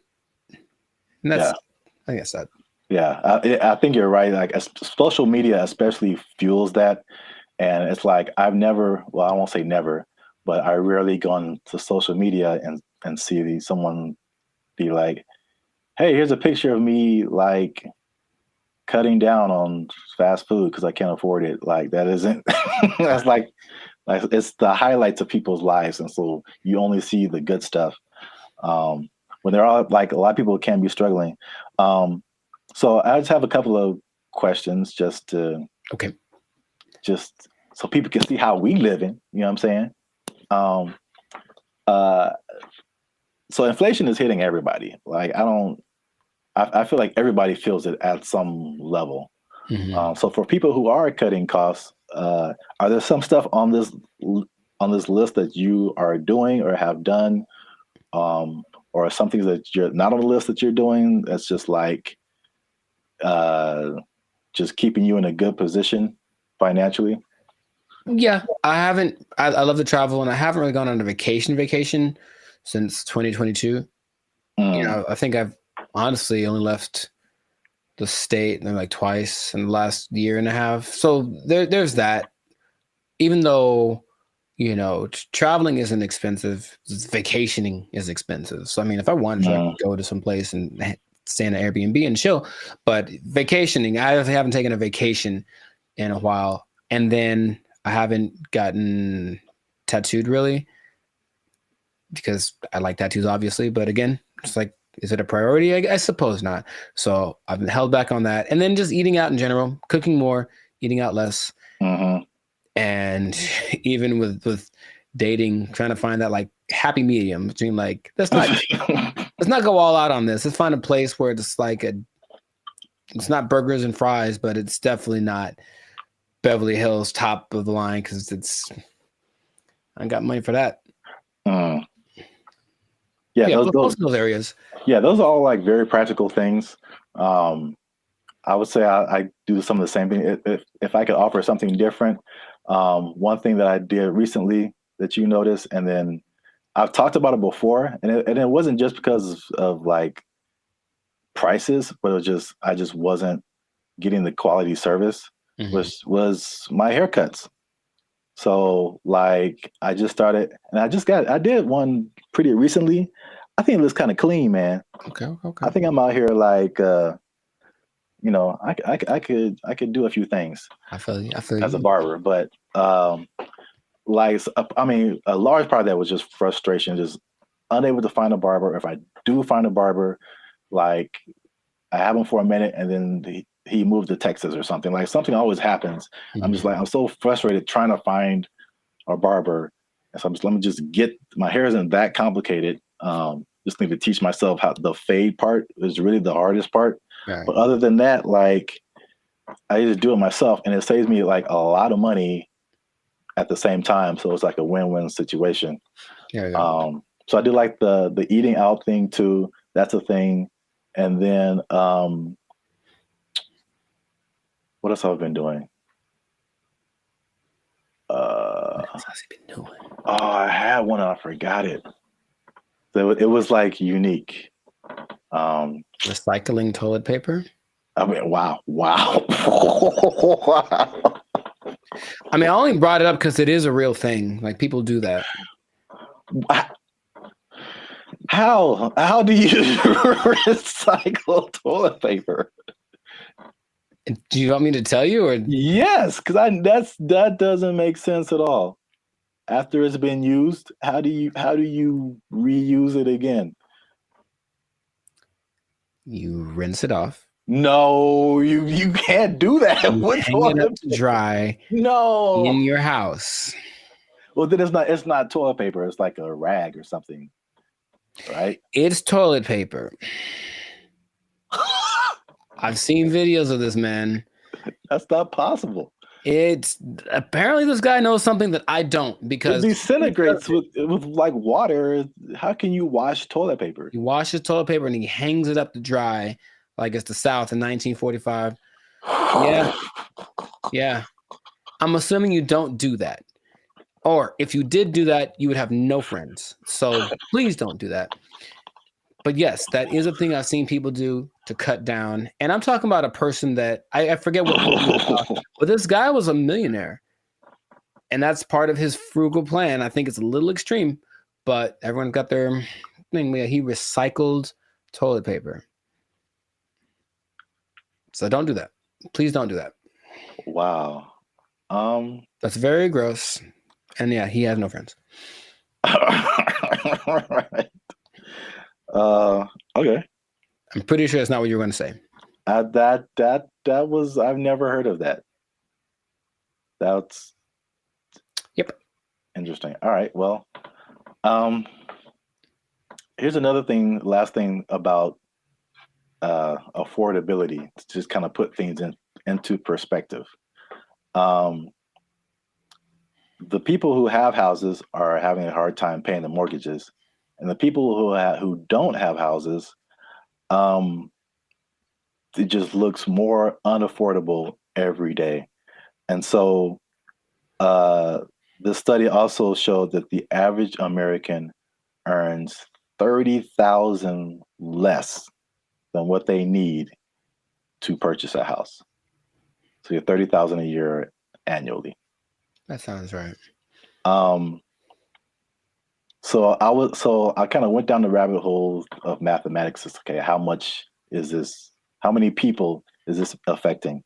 So the average income that they say you need to buy a house, this is a national average, to buy an average house, to get a mortgage and stuff like that, $109,000 a year. That's household income.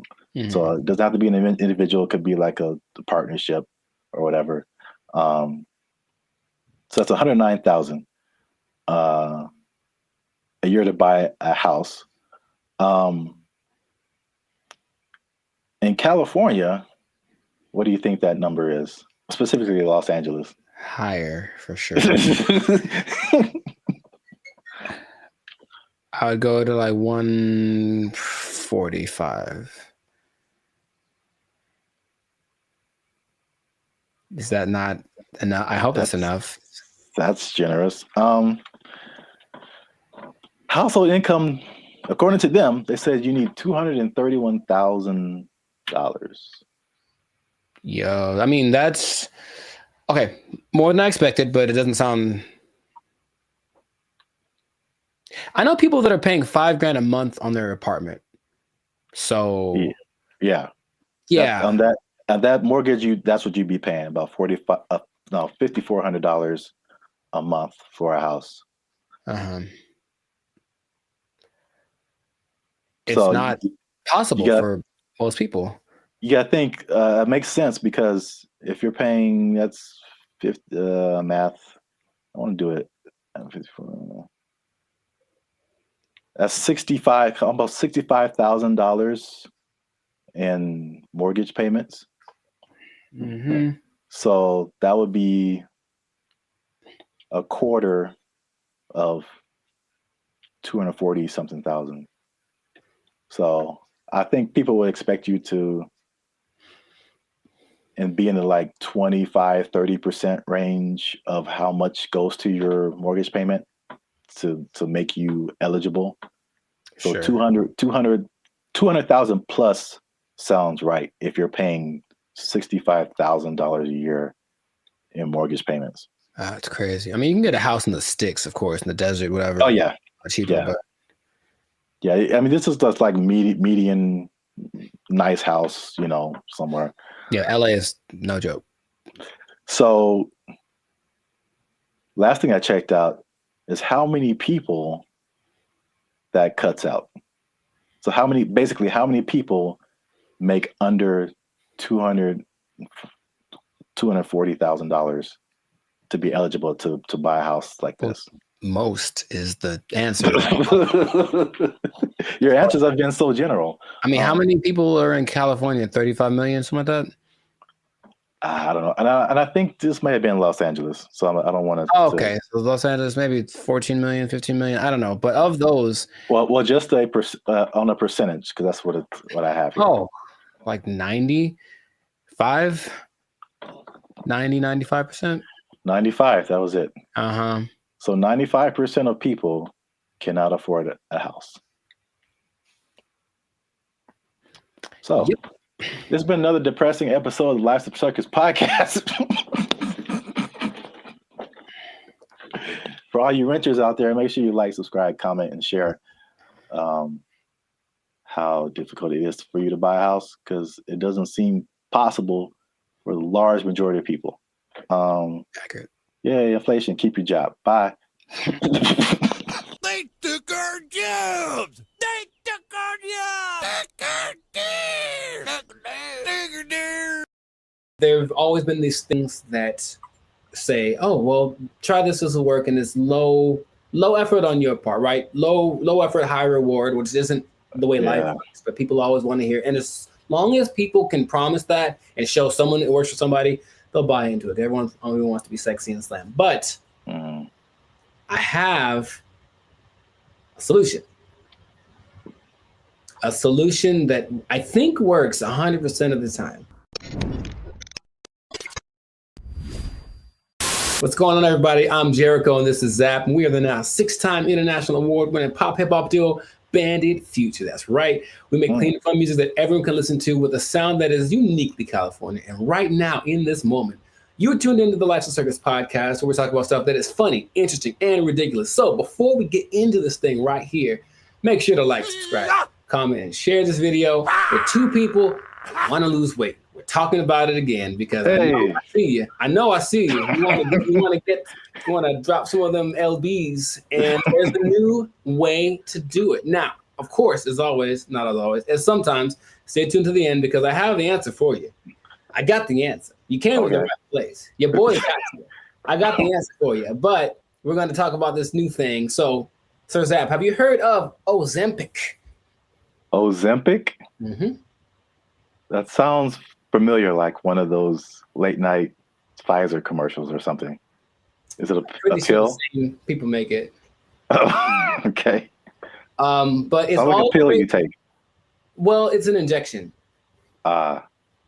And it's okay. all the rage because I don't know if you've seen Oprah's lately, Oprah plural, because she is omnipotent, I suppose, or omnipresent.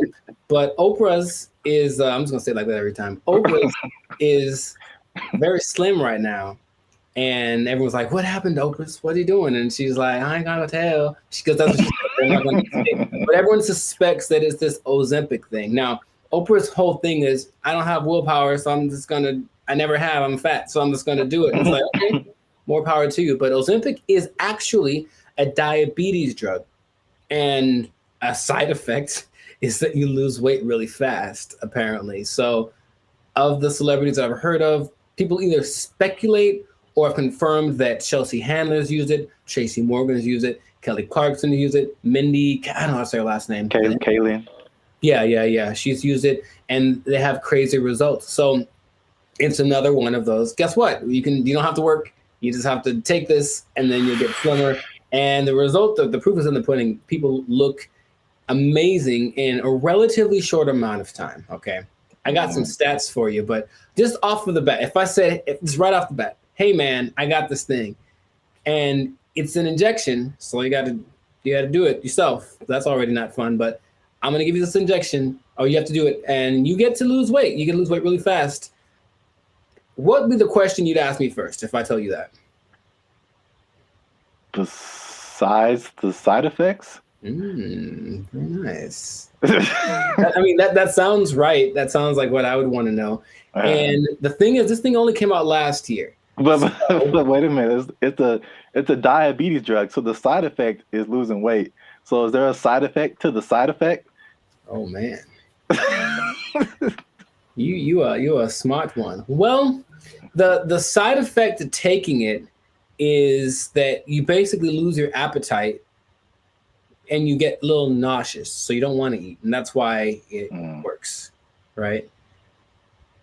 The problem is, you sound like something crazy is coming down the pipe. It's nothing crazy. It's just kind of more like duh. If you stop taking it, you gain your weight back. You're not only tenfold. Appetite comes back with such a vengeance that you go back like instantly and like plus some. So is it addictive? Wow. Well, you have to stay on it for it to keep working. Because as soon as the thing that it makes you do to not eat is exactly what it reverts to once you get off of the drug. And it's crazy. So now here's the other thing about it. And this is the thing I thought you might have asked, but you inject yourself, right? Yeah. So I don't know if you ever injected yourself, but not on purpose. I never have, but from what I understand is that you have to know how much to inject, right? Okay. The problem is they don't really tell you. You just figure it out. So just inject an amount in this. And then so what happens is people inject themselves and it works. So they go, oh my God, maybe I should inject some more so it can work better, right? In the last 3 months, poison control centers have had a 1,500% increase in calls from people saying that they overdosed when they injected their diet control pill or diet control. Yeah, that's what's happening because people are that stupid. So, now, okay, we get it, right? You want to be slim, you want to be sexy, you want to be attractive, and you don't want to do anything for that, right? That's just maybe the American way. This drug, also another question you might have asked is it banned anywhere? It sure is. This drug is banned so far in Austria, France, Greece, and the Czech Republic, with more places to come, perhaps. But the numbers don't lie, right? 42% of Americans are obese, 18% of children are obese, and then everyone knows the links to death and all that kind of stuff if you're obese with a high probability. So you want to get slimmer.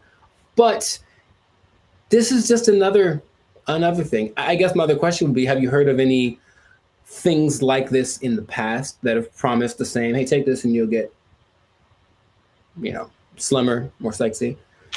Not, I can't think of any. I'm sure there's other stuff out there. I can't think of anything off the top of my head other than like liposuction or something like that. Sure, which works, but I looked it up. In the 40s, it was amphetamine. That was all the rage. It was the big deal, and that was proved to be addictive. Rainbow pills in the 60s, which was amphetamine, digitalis, and diuretics, and that proved to be addictive and somewhat fatal if you take too much. There's a thing called Aminorex in 1971. This is all before our time, right? Now, the thing that I remember hearing about in the 90s, there was this thing called fen-phen, and it was a big deal with the celebrities.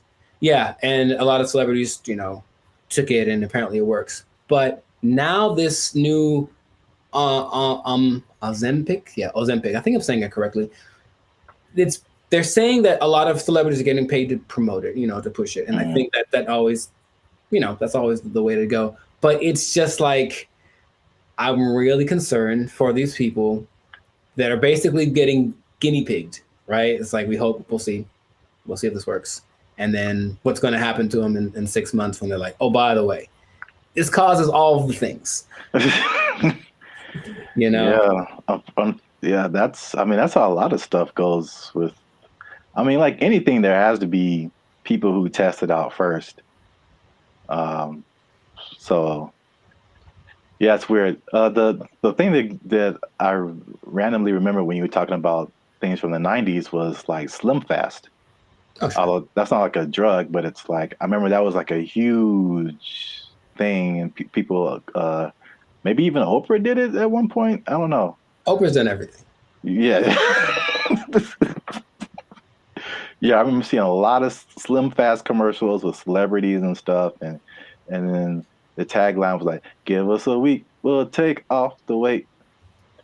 So yeah.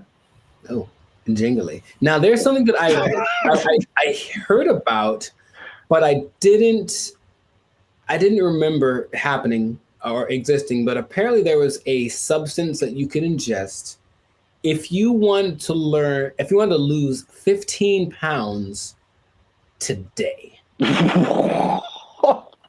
It was a big deal. Yeah, you take it and you go to, I would imagine it would just take all of the moisture out of your body. That's what I imagine. Yeah. But it would just dry you up or something. And a friend of mine did something like that to, I guess, for a drug test.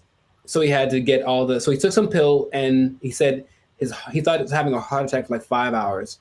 And he just like had to keep going to the bathroom, and then he was very slim. It was kind of an unexpected side effect, and he still failed the drug test, though. Bad on him. But the idea is that there've always been these things that say, "Oh, well, try this will work," and it's low effort on your part, right? Low effort, high reward, which isn't the way life works. But people always want to hear, and as long as people can promise that and show someone it works for somebody, they'll buy into it. Everyone only wants to be sexy and slim. But I have a solution. A solution that I think works 100% of the time. Does it involve exercise and proper diet? You know what's weird? It does, but it's actually doing that. That's the part that people don't seem to get. It's like, okay, because here's an idea that'll work. Cool. Proper diet and exercise. All right. Maybe don't eat too much. Let's just start with that. You don't got to go sweat. I know sweating's yucky and you get sore and ill, right? But how about just don't eat so much? Food's delicious, but you know what it tastes like. So just stop eating that stuff. Okay? That's true. But doing it is a whole nother thing. So do that. Don't eat so much and just start with that. And then like that's all it is. That's literally all it takes. Everyone knows that, but no one wants to go that route. So instead they'll try Ozempic, and it works phenomenally. So we'll see what happens. Now, last thing, the company that makes it, I forget the name of the company that makes it, but they made $4.8 billion. Of course they did. In just the third quarter of 2023. That's a lot of $1 billion. I believe what was it? I forget the company they're based off of, someplace in Europe, but their gross income was greater than like the GDP of the whole country, basically. And sure, so people are going to keep buying into that. So if you try Ozempic, it'll work for a while, and good luck to you. That's all I'm going to say. Maybe try the other thing that I suggested, but I'm no expert. I just, Wow. I look like this and you look like that. Oh, take that. So anyways, leave it like that. This has been another episode of the I wish I had like a pipe right now. I don't know why. This has been another episode of the Life Circus podcast. So make sure to like, subscribe, comment, share this video with people that want to know about losing weight the responsible way. Thumbs up, maybe a ding sound, maybe. And, stop eating that stuff. I got nothing else to say. We out. They took our jobs! They took our jobs! They start doing the conga line down the middle, playing some Lil Jon song, I swear to you. And we're like, all right, cool. Now I'm looking and I see a a few people, the passengers that are happy and they're doing the thing, and then the flight attendant, and I see a guy, and I recognize this guy. And I was like, why do I recognize this guy? Oh, he's the guy that I saw when I got on the plane. He's the guy that introduced himself and greeted everyone on the, is that the pilot? It sure was. It was the pilot of the plane. No way. The pilot of the plane. And we're all like,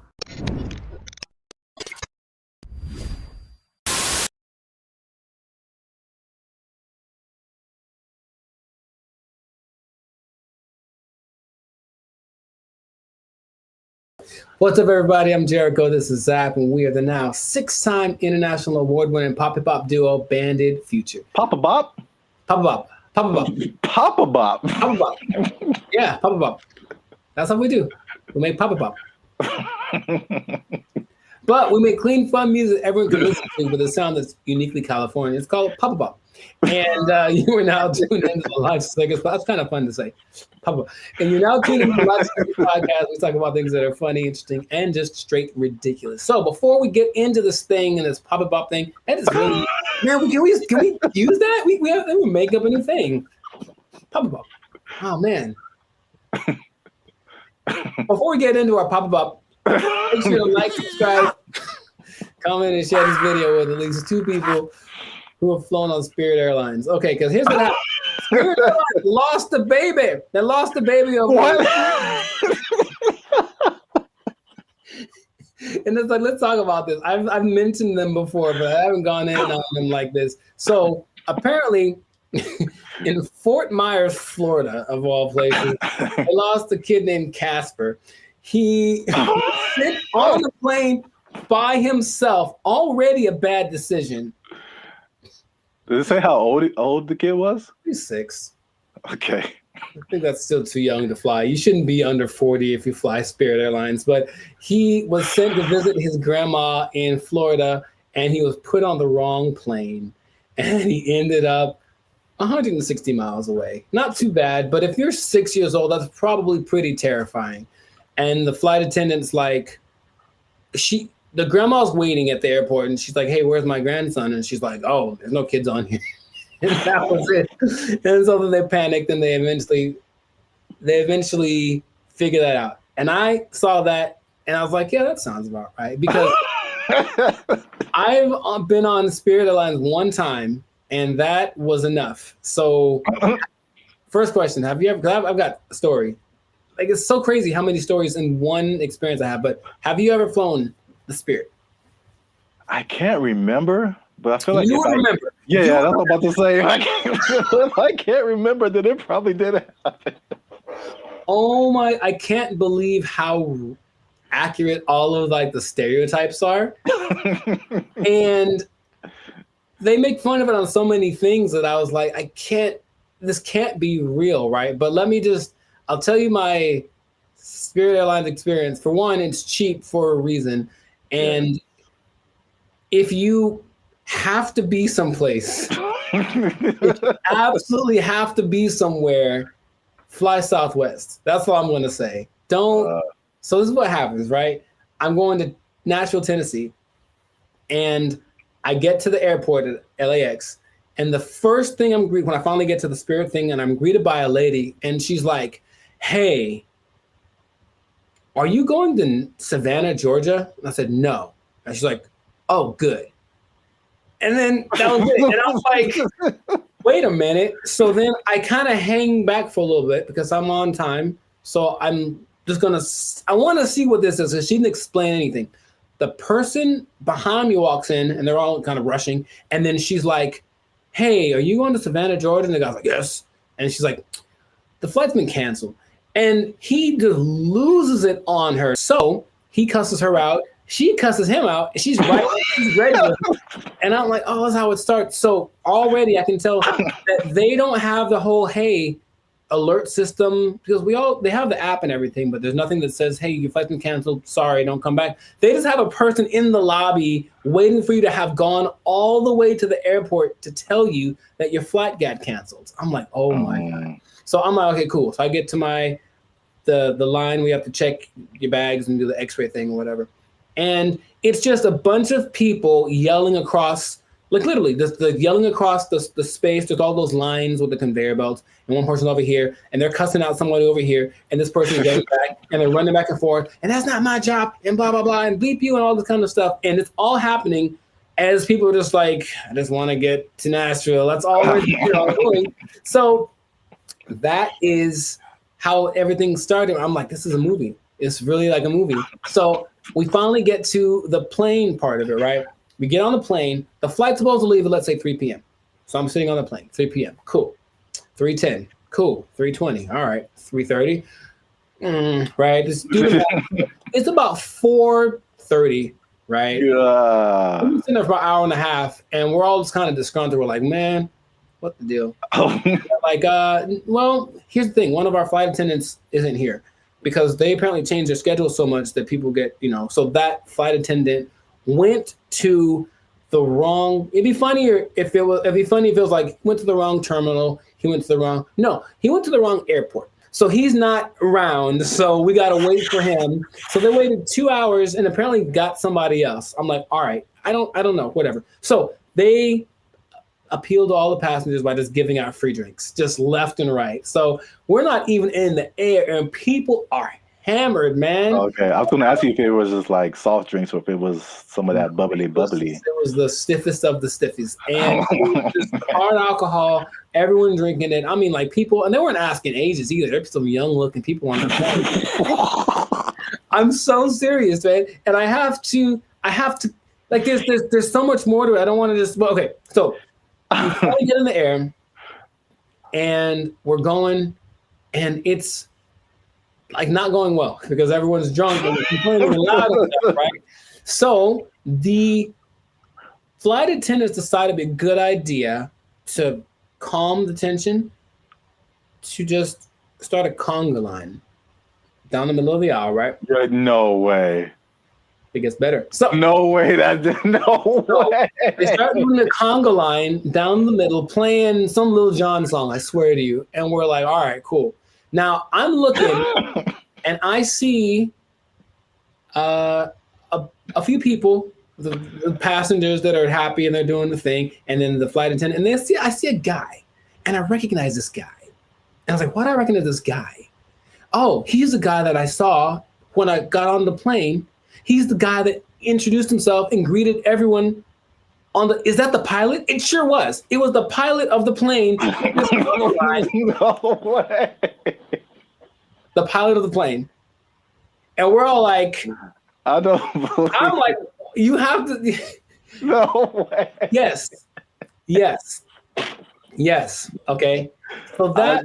I can't believe you haven't shared this before either. This is. I don't know. I did mention Spirit Airlines before, but I didn't like go in like this. So that was like part of my first experience. That was on the way there, and then when I get, oh man, that landing is not. Dude, it's just crazy. Wow, you got the full experience. And you just kind of get that like whiplash kind of thing. You're like, can I sue? And they're like, no, when you sign the waiver, you said like, we're here. Like, yeah, I know. So that's already interesting. Cool. So that was on the way to Nashville. Got to Nashville, ate some chicken, had a good old time, right? Came back, Spirit Airlines again, right? And I get to the terminal. I'm like, all right, so what's going to go wrong this time? So we get on the plane. Now, remember the last time I got on the plane, the pilot greeted me, and then later he was on the conga line? Well, this time I get there, the pilot does not greet me. And I said, oh, okay, maybe he's in the bathroom, whatever. So I just sit down in my seat, and I'm just waiting there. The seats they're not any smaller than regular planes. They just feel like it because it's Spirit. Or I was sitting next to some biggins. I don't know what it was. But so I'm just kind of like this sitting there, right? And the flight's supposed to leave at like 5:30, and we're going like this. This is happening again. Why are we late? Why are we late this time? They finally make an announcement like an hour into it of us just sitting there. Like, so the pilot wasn't told that he was supposed to fly today.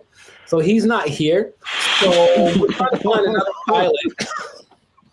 And dude, I swear they almost went like, does anyone here know how to fly a plane? I feel like that's where it was going, but it's okay.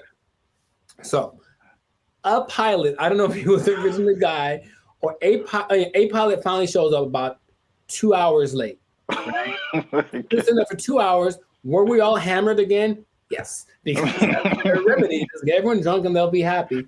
The flight from Nashville to LA is about 5.5 hours. Okay, so I'll let you do some math here. I'm trying to think of it myself, but we left at 7:30. We were supposed to get back with the 2 hour difference. It's like we would have gotten back around like 8:30, right? So we didn't leave until 7:30, which is 2 hours later, right? Tell me why we got to LA at like 8:42. Like so we left 2 hours late, but we got there 12 minutes later than we would have gotten there if you left on time. Dude, I've never been in a plane where I'm like, we're going really fast. Think of like the range of how fast a plane could go. But apparently, you cruise at like maybe 700 miles an hour, but they can go up to like 900. He was flooring this thing. Clouds, dude. It is crazy. I felt like some Tokyo drift action happening on some turbulence. And I'm like, I've never felt this way, like this kind of thing in a plane the whole time. Just the engine and everything. And we're just all like, we're drunk, so we kind of don't care. But I'm also like, man, that's how I die. Like I was seriously thinking that. And then we get back almost on time, as if we left on time. And then I was like, okay, well, never again. Never again. It is real. And here's the thing. I want you to experience this. No. I think that's not. How about this? Let's do it. Let's do a test. Let's do a Bandit feature test. Okay. Next time we have someplace to fly, I'll take Southwest. Okay. But you take Spirit and we'll compare experiences. Now I'll probably get there before you. Or will you if we floor it? I swear to you, I didn't know that flooring a plane was an option. Oh my God. And he's just going like he's having a good old time. A lot of new information that I didn't know about. Come on, do it. Yeah, wow. Spirit Airlines is everything that they say it is. And it is cheap. Don't forget they charge you for everything though. So every little item that you bring is an extra charge. So the ticket is cheap, but then, but the performance. Wow. Yeah, I'm gonna pass on that. So I know that was mostly me talking, but I think everyone should know. No, that was a great story. I can't believe it's been this long, over 100 episodes since you shared it. Maybe I repressed it. Yeah. Oh, remember that time I almost died? Oh yeah. It was just so, because then I had to tell my people when I got there that were going to pick me up, like, sorry, I'm 3 hours late. Yeah, stuff like that. And I was like, but I flew Spirit. They're like, oh, well, yeah. Wow. All right. Yeah, please do that. If you have an experience with Spirit Airlines, please share it. We should make how about to have that website? It's like people of Walmart, where it's like the worst people. Just being Walmart. We should have like a compilation of the best or / worst Spirit Airline experiences. Just hope for maybe they'll catch on, because everyone I'm sure has a story. If they've been on Spirit Airlines, they for sure have something like that. Wow. If you work for Spirit Airlines and you want to sponsor us, we'll take it. Sponsored by Spirit Airlines. Wow. All right. Yeah. So great story. That's been another episode of the Life of Circus podcast. Make sure to like, subscribe, comment, and share this thing. Let people know about the glory of Spirit Airlines. Let us know if you think that Spirit Airlines and Waffle House should have a merger, because I feel like they should just get it over with. Just put a Waffle House on a Spirit Airlines and let's see what happens. A Waffle House on top of a Walmart on top of a Spirit Airlines. Oh, the trifecta of... Or let us know if you like Papa Bop. Yeah, that too. That's our new thing. That's our new thing. So if you work for Spirit Lines, you're pretty sure you're gonna lose your job.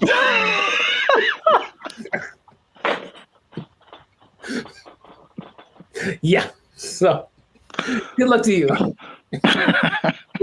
Good luck to you. That's not gonna last forever. They don't have to take. No one's gonna take it. Yeah. Yeah. We didn't have to even say it. I don't have to even say it. Yeah. So, just start putting in applications. God. They took our jobs! They took our jobs! That was their whole identity. Yeah, you're right. And we trusted them. Not anymore. Not anymore. To be competitive, they have taken that away. So now, just like all the rest of them dogs, some backstabbers, and malcreants. I don't think that's the word even. Malcreants? I'm just mad about it. That's a word? I don't think it is.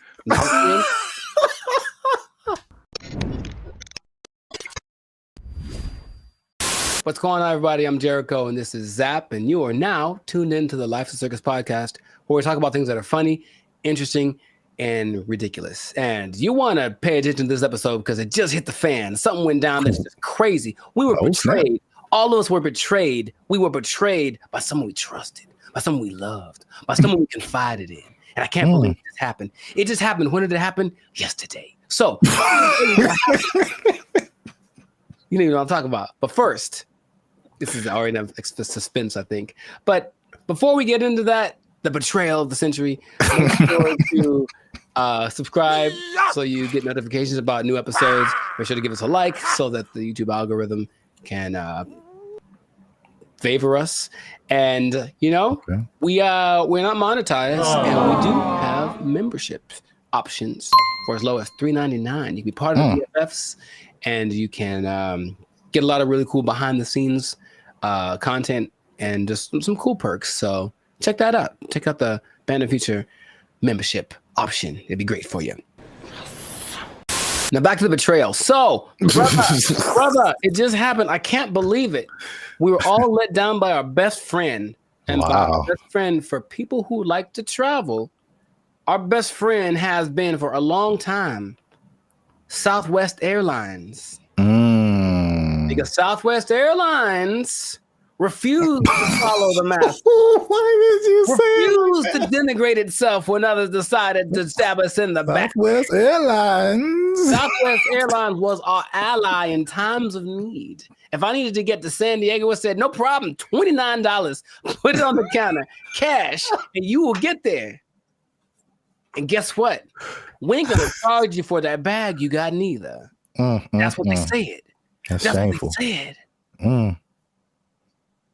Until yesterday. They stabbed us in the back. They betrayed us, and now you have to pay for checking bags on Southwest Airlines. I can't believe this day. I can't believe outraged. I just read about this. Boycott, riots in the streets, protests, signs, wonders. Signs and wonders. I'm mad about this, bro. I can't believe it. They were my best friend. I was so ready for it. Signs and wonders. Look, their motto was bags fly free. That was their whole identity.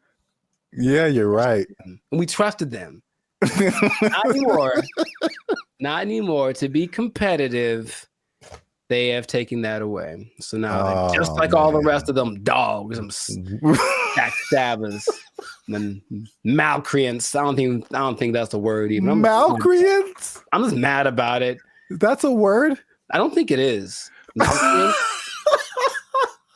I'm so mad about this. It's like your grandma saying that I'm charging you rent if you want to hug me or something. Like, I can't believe it. Like, it's just such betrayal. Judas. Who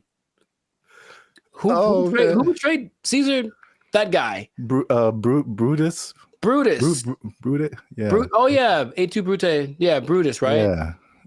Is it coincidence that Brutus and Judas rhyme? I don't think so. And now Brutus, Judas, Southwest. Yeah. Southwest. You're on one today. I can't believe it, man. Anyway, how do you feel about this news before I get into some? I don't Oh think man, as I wipe the tears away from my eyes. I was mad Wow. about it, honestly. You said you were upset, but good Lord. I just can't Signs believe it. and That's all. wonders. That was the last one. That was the last beacon of hope, and now it's just Is nanobots. Jesus upset too? Yeah, I heard about that. I feel like I heard about it coming, and then I didn't know like yesterday was the day where they were like, yeah, oh, dang man, yeah, yesterday. So I should answer your question, but so did people just pull up and be like, hey, I'm got my free bag, and they were like, nope. For flights like, booked on or after May 28th. Hey, guess what day this is? Checking the first bag will cost $35 to $45. Oh, 35 for the first one, 45 for the second one. Good Lord, that's a lot of money. You know what? This gives me $1.25 tree vibes. Okay. Well, I never. Yeah. I didn't believe in them as much as I believed in science. Now, something that I don't remember because I didn't fly as much back in the day, but baggage fees have only been around since 2008. I didn't know that.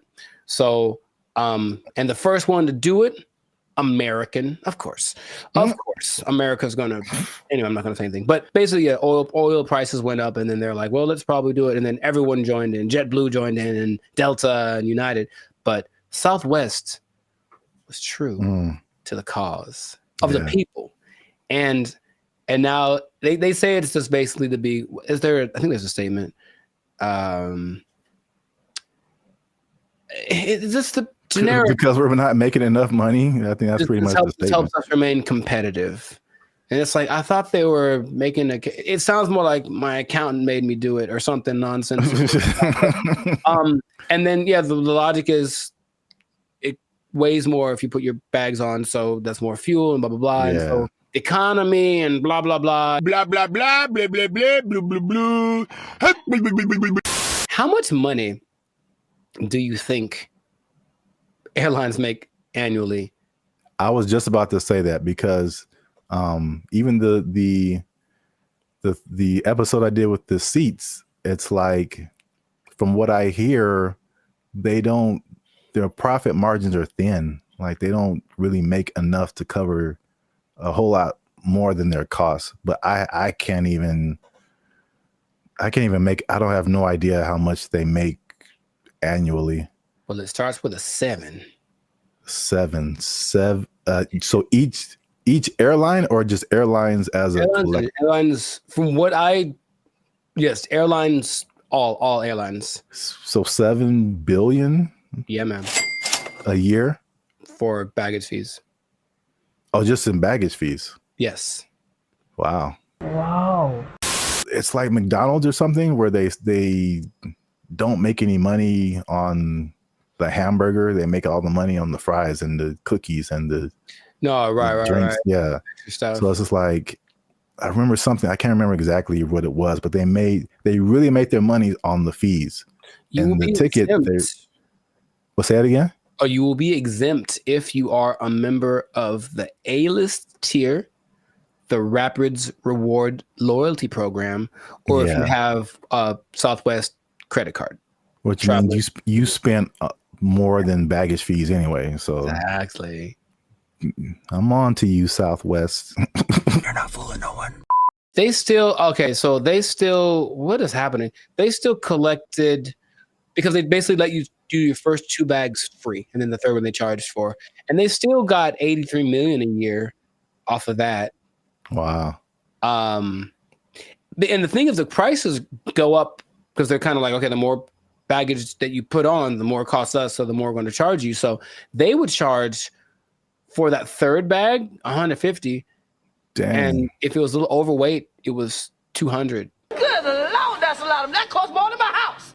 There is good news. Good news. Kind of. Depending on your flight, like where you're going to, how long it's going to take, and how heavy your bag is, sometimes it's cheaper to send your bags through like FedEx or UPS. Sometimes it really just depends, but some people do that, and then they That's have crazy. I know, but it's like that's what it's come to, and they have little ports down there at the airport, so you can pick up your thing, and it'll be for sure. UPS and FedEx are more reliable than than airlines. Oh my god.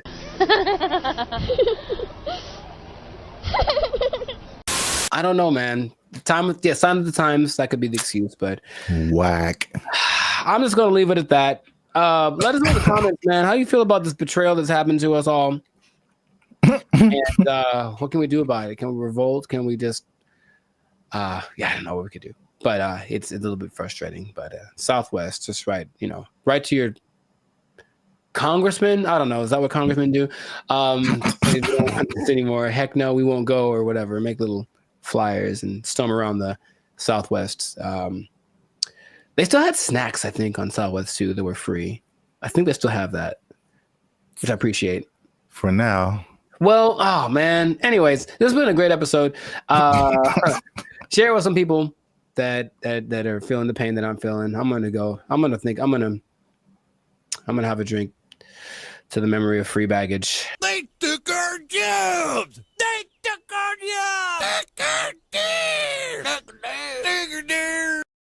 This person falls down the stairs. See, like, that's really messed up to say, though. Like, I didn't mean to say that, dude. That's the crazy thing about that. That came out so natural. If laughter is your thing, my thing is like, where the hell did that come from? That's concerning, I'll be honest. What's up, everybody? I'm Zap. That's Jericho, and this is Bandit Future. And I found this on the internet. Say hello, Jericho, to your new robot butler. I don't know why that gets the accent, but it does. Humanoid robot Neo has a new AI model that's unlocking new capabilities as it's being tested in the homes of 1X employees. The robot's new abilities include... Doesn't this look not creepy at all? Here's the thing. Let's say what the future. I said what the, put another word F in there. Man, oh my God. I hate this so much. Whole body control, improved coordination, running, multi-directional walking, stairs, and more. Neo's new stair mode uses the robot's onboard cameras to estimate the height of the surrounding floor, without the use of LiDAR sensors, which are commonly used by competing robotics companies for the same purpose. Video from 1X also shows Neo stepping sideways downstairs, stumbling a bit over the last step, and catching itself. To perform tasks that require Neo to get lower to the ground, 1X showed the robot sitting, kneeling, and standing up from those positions, including an example. Come on, Jericho, look at you. Man. It's going to help you fix your car. It's going to do your laundry. Man. It's going to go running with you. It's too big, man. It's too big. It's too coordinated. It looks like it's got like a fencing suit on. Nah, man, it's got like arms are kind of buff. Like it's kind of swole. I guess so it can lift. Can it lift the car off the guy if it falls on him? Like, I don't know what's going on here. Even the color, I feel like it's too normal. It's just a regular color that anyone wears. Like, it's make it like neon purple, something that makes it like a spectacle. Don't just let it just. I don't even, man. If I wasn't paying attention, like if I was distracted, like let's say I'm walking down the stairs because I got like chicken in my hands and I'm excited about the chicken, and that thing walks up the stairs past me, I don't even know if I look twice because it's not that. Oh my God! It's just kind of like, hey, what's up? Is it a guy with a motorcycle helmet on? I don't know. From a distance, it looks like a person. I don't like this so much. Look at it kneeling down. Very comfortable.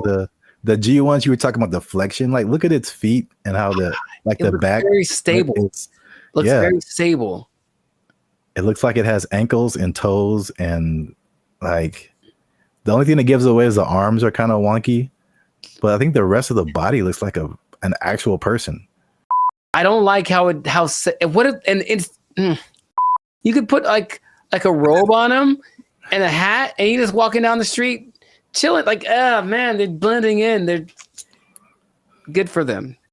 The robot is also shown pivoting and walking backwards, as well as sidestepping, which could be useful in navigating tight spaces often found in homes. These demos are part of 1X's rollout of its new Redwood AI, which the company runs completely on Neo's onboard GPU. The company also shared updates on its 1X world model, which is designed to help bridge the gap between the robot's training simulations and real-world action. The model is trained on video inputs, observations from the robot, and input action trajectory, allowing the robot to simulate various potential future actions from a given starting point. Examples on 1X's website show this in action, where a slider moves between generated imagery and real-world imagery from the robot's POV, doing laundry, opening a door, and cleaning.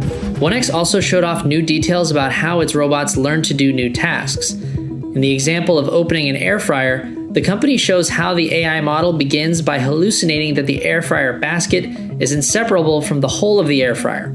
After the robot has had some experience with the air fryer, the data gathered is then added to the mix, and the simulated air fryer interaction becomes much closer to the real thing. See, like, I think you caught that. Like, that part is really crazy. One person in the comments said it was like similar to visualizing something. Like, how does this thing work? And then you kind of like, as you keep trying to do it, you figure it out. And then and then it's just like, that's crazy. You know how back in the day they're like, oh, in the future we're gonna have flying cars, and then that never happened. We're having future stuff happening now all the time. Like, the future is so now, it's crazy. So that's cool, but also this guy, he looks polite. He looks like I'm gonna walk down the street, and he's like, "Oh, excuse me," and I'm like, "Was that a robot? I won't know." And then later I found out he took my girlfriend, and then like I'm mad. So I can't. I have so many feelings about this, but they're mostly not great. When will this be affordable to where like everybody has this in their home? Not long. And then it's just like, think of the people who do like a house cleaning and stuff like that. There's people who do laundry for you, like all that stuff. Your robot's just gonna do it.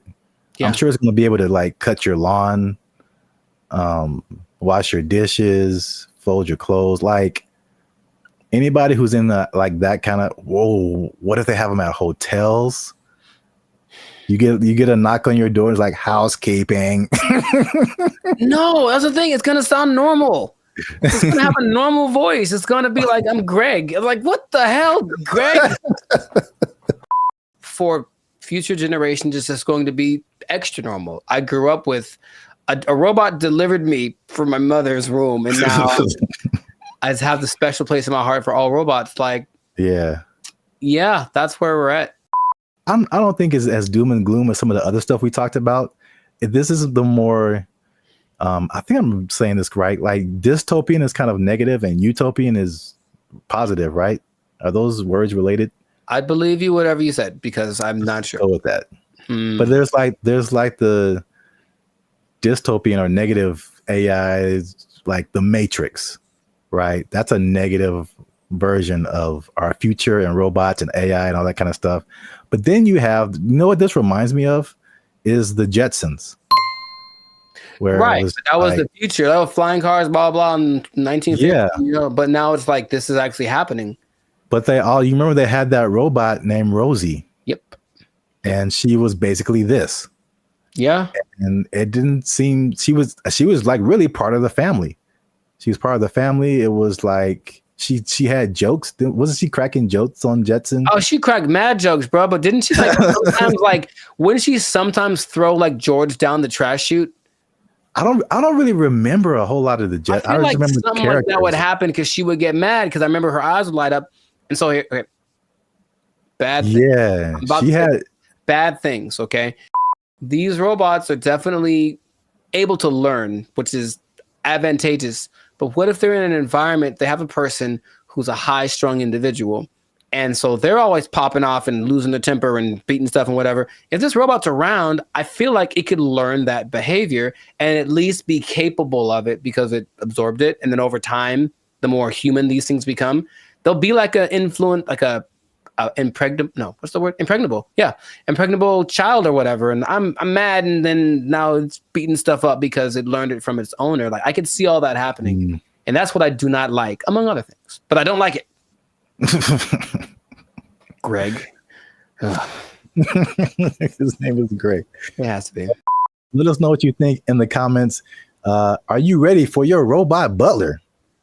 I don't know. I'm not too. I want to at least try it out, man. I'm not. I want to at least try it out. 7 thumbs down.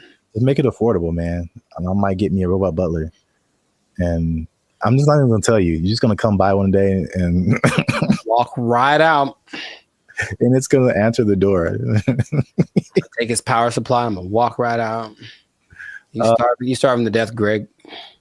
Let us know what you think. Share this video with somebody you think would find it enjoyable as I have. And that's it, man. We found this on the internet. We out.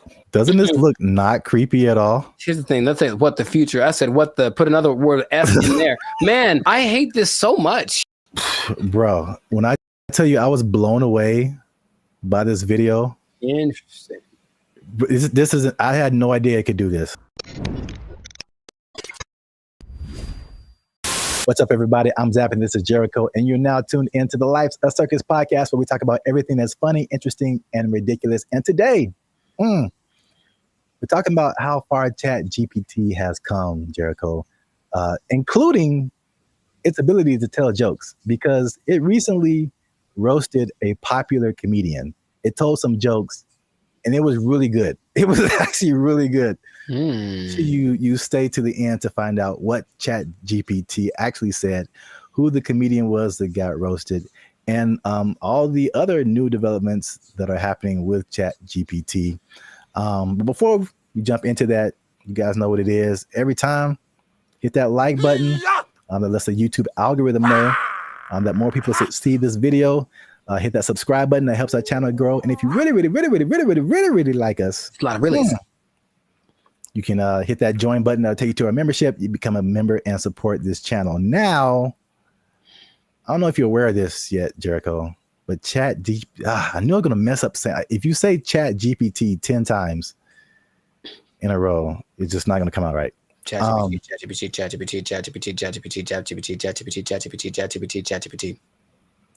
We'll edit that out. Anyway, ChatGPT now has voices. Are you aware of that? I was not aware of that. Yeah. Do tell. You can now talk to ChatGPT like you're talking to a regular person. Do me a favor, please. Get out of here. Get out of here, man. Shit, I'm saying. We'll let the cat out the bag right at the beginning of the episode here. The comedian that got roasted was Kev on Stage. Okay. So Kev on Stage, if you don't know him, is a popular comedian who really got his start on the internet. I think now you see him on TV here and then, but he's real popular on the internet. I watch a lot of his stuff. I think he's funny. I think his whole crew is funny. Really kind of like self-built. He has like he did a lot of stuff for the All Deaf platform, and then he built his own Kev on Stage studio. He does tours, all that kind of stuff. Yes, go on. He has this podcast segment. I think it's called, like, I saw this on the internet or something. Yeah. Him and a bunch of his comedian friends just talk about stuff. And they were talking about ChatGPT. And this is the moment where they introduced it to Kev. And this is where he found out that it could actually talk. I had went on a really bad date, right? And I thought I was tripping. And I was going to chat. I was like, I told the ChatGPT the scenario, and he broke it down. He was like, "You ain't tripping. You a beautiful queen, and you deserve X, Y, and Z." Wasn't talking like that. Right. Where'd you get yours from? Be a New York ChatGPT. It was like, you cool, you heard? He's Black British, right? You're in it. He was mad. He was mad sweet, and he broke it down, and he gave me such upliftment, and I was like, "Hold up." What you doing later? I live in your phone. Hey, when you're in that conversation mode with it, it really be talking to you like a person. Because Like I put the audio on. Yeah, you can have a conversation. Like you can say, so you're hearing you can, it. You can. Oh, I didn't even know this was a You feature. can set it up so you can talk to it. Like, 'cause I had a thing where we did a mock interview with it. It was like, oh, totally. Let me know if you want to run some more. Like, let me know if you want to run some more scenarios. And be like, yeah, I'd love to run some more. Okay, well, here's a scenario where it talks just like that. What, bro? I didn't even know this was a possibility. Bro, wait till it gets a body. Is that right? Yeah, hold on. Let me see. Hold on. I ChatGPT said, ChatGPT, smashed. can you tell my friends hi? Absolutely. Hey, friends. You put that nigga voice on Says it. hi, and if you don't know, you know that hi is just the beginning of something dope, hilarious, or legendary. This nigga trying to fuck. Hey, yo! He trying to. He's awful. Graphic for you. That nigga said legendary. So yeah. That's wild. Also, I can't let it slide that the lady there said the word upliftment. But, you know, I'm guilty of making up words all the time, so maybe that's just part of her thing, or maybe I don't know something she knows, but I don't think that's a word.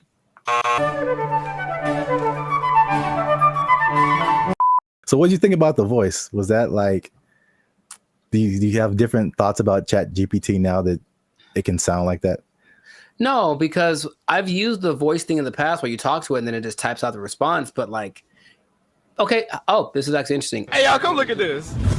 I think some people, when they read something, automatically hear a voice and other people don't. I think it's like scientifically proven or something. Or rather, like some people can't. Some people can't hear the voice and other people can. I can. So anytime I read something, I feel like something's being heard. So I've never, I guess, divorced the idea. So just hearing it out loud is like, yeah, I always heard something when I read whatever ChatGPT told me. So it's not weird to me. That's suspicious.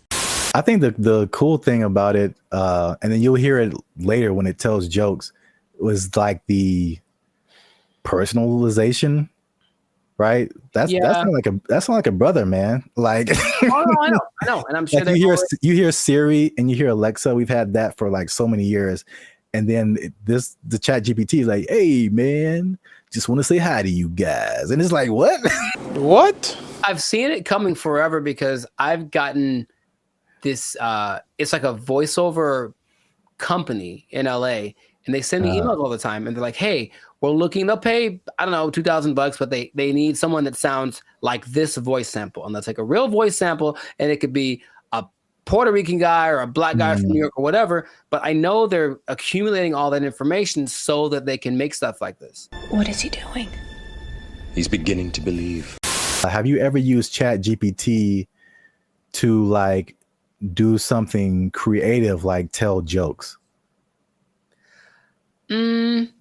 I've used it to try to get tones. Like if I did something for like my coaching on Instagram, and it says after it writes out, give me an idea for this. Do you want the tone to be more personal, more funny, more humor, whatever? I'll use it like that, and it gets it pretty right most of the time. It changes the length, like the way that the words are being expressed. So in that sense, yes, but strictly creative. I guess I've asked it for song lyrics before in the past when it definitely wasn't great at it. Maybe it's better by now, but not recently. It's definitely a no for me, dog. Yeah, I was gonna say that because I've used it for song lyrics, and I still don't think it's great. I really don't. But it isn't great. Let me put it like this: it isn't great for just like it spits out a thing, and then you can just take it immediately. Right. Yeah. It's great for generating ideas. It comes up with things that I wouldn't have necessarily thought of, like right off the bat, and then I just take pieces of it that I think are cool. Wow, nice. And I feel like I've tried it before also with some kind of humorous thing or some kind of joke, and it was just like super corny, and it just wasn't because these are like we're talking about things that like make us human. You know what I'm saying? Like it's not just input and output. It's the details, and like to be a musician or to be a comedian, you have to like have a certain command over language and kind of know like what goes together, what is actually funny to people, stuff like that. And man, bro, when I tell you I was blown away by this video. Interesting. I had no idea it could do this. He has like a kind of like a gist of who you are. Let's say after today, I was like, "Hey, chat, Kev be having mad jokes on me about wearing Timberlands. Give me some jokes that I can." Tell it. See what he says. I got you, Lou. Hey, you promise to free me after this? So basically, All right, what's some Kev right? jokes? She's because these comedians, they're good at like roasting each other, like going back and forth, stuff like that.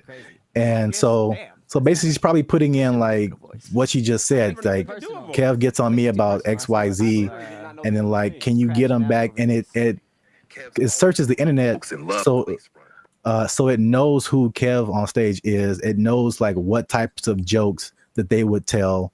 And once you listen to this, you can hear ebonics. It isn't like, again, it's not like Siri or Alexa. Like listen to the words that it used in addition to like just Too personal. I see why people I literally are, did not know this was a thing. crashing out over this. Kev's always roasting folks in love and lace fronts, so it's only fair he gets a little heat back. In Here are love some and playful lace. roast-style jokes you can toss Kev's way. Where'd you get those titties from? Kev be dressing like he just got out of a youth pastor escape room. Dang. Congratulations, Kev. You found the key under the scripture and unlocked this corduroy jacket. Dang. 2, Kev built like he keep a Bluetooth headset on just in case All right, that's enough. somebody That's needs enough. prayer and a business strategy. Okay, hey, come on. Kev looked like he organizes the church potluck and the security Okay, team at the nigga. same time. Y'all brought the baked mac and cheese? Cool. Now let me see what's in that bag, though. Kev's hairline out here doing the mannequin challenge. Oh, wow. Still silent, Wow. never moving forward. Wow. 5, Kev always got that face like he's about to tell you why the Lord don't like astrology. Kev got that married for 20 years energy. Even his hoodie be like, let's just stay home and watch something nice. Every time Kev wears a turtleneck, it looked like his chin trying to file for witness protection. Wow. Want a few clean ones to say on stage or on camera with him? Wow. Clean Wanna get a options? little spicy next round? Jesus Christ. Jesus Christ. I like how he was like, oh, you need some? Here's 30. What? That was brutal. That was Yeah, brutal. that was insane. He just destroyed him. And like you could tell it was like they were all trying to hold back. Yeah. Because every joke was just like On point. Yeah. yeah. So Now, okay. Now, of Congratulations. course, it wouldn't work the same with someone that wasn't as famous. I would assume.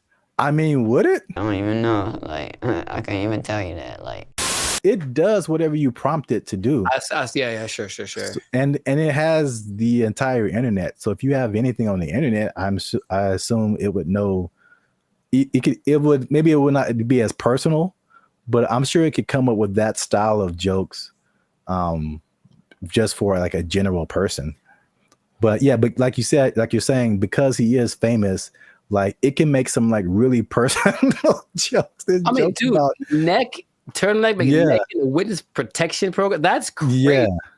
It joked about his weight. It joked about his hairline. It joked about his Christian background. Like it went in on him. I'm not, bro. And the delivery is so like dry. Also, that like really helps. Yeah. Hmm. And you heard the ebonics. Oh yeah. Like it, and that's a thing too that just it's part of the delivery, especially with like black comedians. It's like you can't deliver it straight. It has to have some flavor to it, or like some like almost a hood aspect sometimes for the joke to like really hit. Like someone from another culture could tell the same joke and it's just not the same. Of course, right. They don't have that. So like, bro, that's like one of the wildest things I've ever seen. The voice thing, because of course, if it just writes you jokes, then that's one thing. But to add that aspect of it with the voice and the ebonics, like you mentioned, and the tone and the delivery and everything, and the personalization of it. All right, ChatGPT. All right. Yeah. So let us know what you think. Did you know that ChatGPT could do all this stuff? And by the way, that's not all. ChatGPT can now generate images. It can connect to other apps. It can schedule tasks for you. The same company produces Sora, which is like the AI video generation. It can fill out forms and upload files and get answers. Like ChatGPT, it can have a memory. So you can be like, hey, remember that thing we were talking about 2 weeks ago? Let's talk about that again. It'll remember what conversation you had. Like, dude. Yeah. Oh my God! Wow! Let us know what you think in the comments. And then if you like this video, share it with someone that you think might also like it. And Look, Jericho, I haven't done this in a while. Mm-hmm. But if Chat GPT is telling jokes like this, I don't know the future. All I'm saying is if it can do this, I'm pretty sure that it can take your job. It can take your job. Oh, Chat GPT, Jack jokes. Oh, that was actually really funny. Oh. ChatGPT.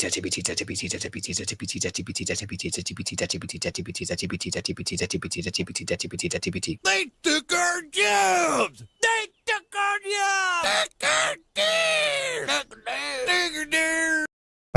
And number 3, what are edges and what happens to them? Like, why is that an insult? It's like that. This is so genuine. This is so genuine. What's up, everybody? I'm Zap, and that is Jericho, and this is BrandBee Future. And I found this on the internet. This lady posted, ask Black people one question you've always wanted to know. She just posted it on Facebook. And I did not read the comments. I just saw the title, and I clicked save. Because we're going to look at it right now. We're going to look at it right now. But before we jump into it, make sure to hit that like button because that helps our channel grow. Also hit that subscribe button. All right, that helps us grow as well. Because, I'm pretty sure you're going to enjoy this one. Are you ready, Jericho? Are you excited? I was born ready. Oh, man, here it is. Okay, so this lady... Daphne Springs. I don't know who she is. All right. Well, come on, Daphne. We're just like real time. Oh, it's funny. It's backwards. So I'm looking the other way. Oh, weird. Okay. Well, ask white people. It's specifically directed to white people. Ask Black people one question you've always wanted to know. Nice. Whitest church last for long. Also, I don't think this person is white. Sonia Casillas Alawa. No, she messed up already. She messed up already. I think she know how to make some collard greens. But I don't know the answer to this, but I do know that Black people don't even know. We just are there and we're looking at each other like, are we going to end this? And I know that when like my mom would tell me about church when she was a kid, it was even longer. It was like literally all day. You would go to church at like 7 in the morning. You'd be there till like 6 in the afternoon, like crazy amount of time. So I don't know. I will say that the music helps, but that means that there's like 12 solos and like A and B selection and like the choir comes in and they got a dance in. So there's a lot of pageantry. Maybe that's part of it. It still is excessive. I think we all agree. I think we all agree it's excessive. Building fund. You got a building fund that never results in a building. It's just a fund. Man. She didn't ask all that. I'm just letting you know. I'm just letting you know. Arch tops out in like an hour and 10 minutes. Yeah, okay. Hey, this is so, well, I guess it's related. I went to this church in Santa Clarita. Like we weren't even, we were using their parking lot. So I wasn't attending the church. But it was a very white church, the very whitest of the white church, right? And they had all these, it was huge. You can't see it from the freeway, but like once you get off and like go up the driveway, you see this like huge complex. And they have all these signs of like what each building was. And my first thought was like, man, white people actually build buildings with their building fund. Their building fund. It's true. White churches also tend to have like a donut shop, stuff like random things that you find in whatever, like seriously, and you find in whatever like shopping center. They have a cafeteria, a donut shop. One of them had a petting zoo. I'm not kidding. One in Beverly Hills had a petting zoo. They used the building fund and made a petting zoo for the babies. Good for them. Notice how there's 4,877 replies to this. See that? Man, I'm going to white church. People got opinions. Next got opinions, but I'm tired of being in service 7 hours. I'm going to white church. Long, you get real uncomfortable, and there's no there's no halftime. Maybe if it was like some kind of a intermission get some snacks. That'd be fine. Yeah. But no, it's just one long, drawn out. Because you know what it is too?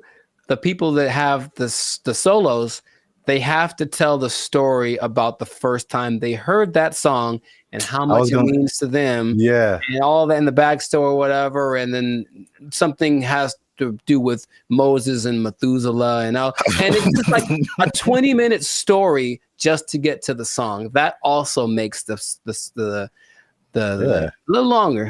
The service a little long. Wow, we spent the whole episode on the first question. I didn't realize there'd be more, honestly. I mean, that is a pretty strong first question. Like, there's a lot to that. I was expecting something a bit more racist. I'll be honest. I mean, hey, I was kind of hoping for something. I mean, we haven't scrolled through this.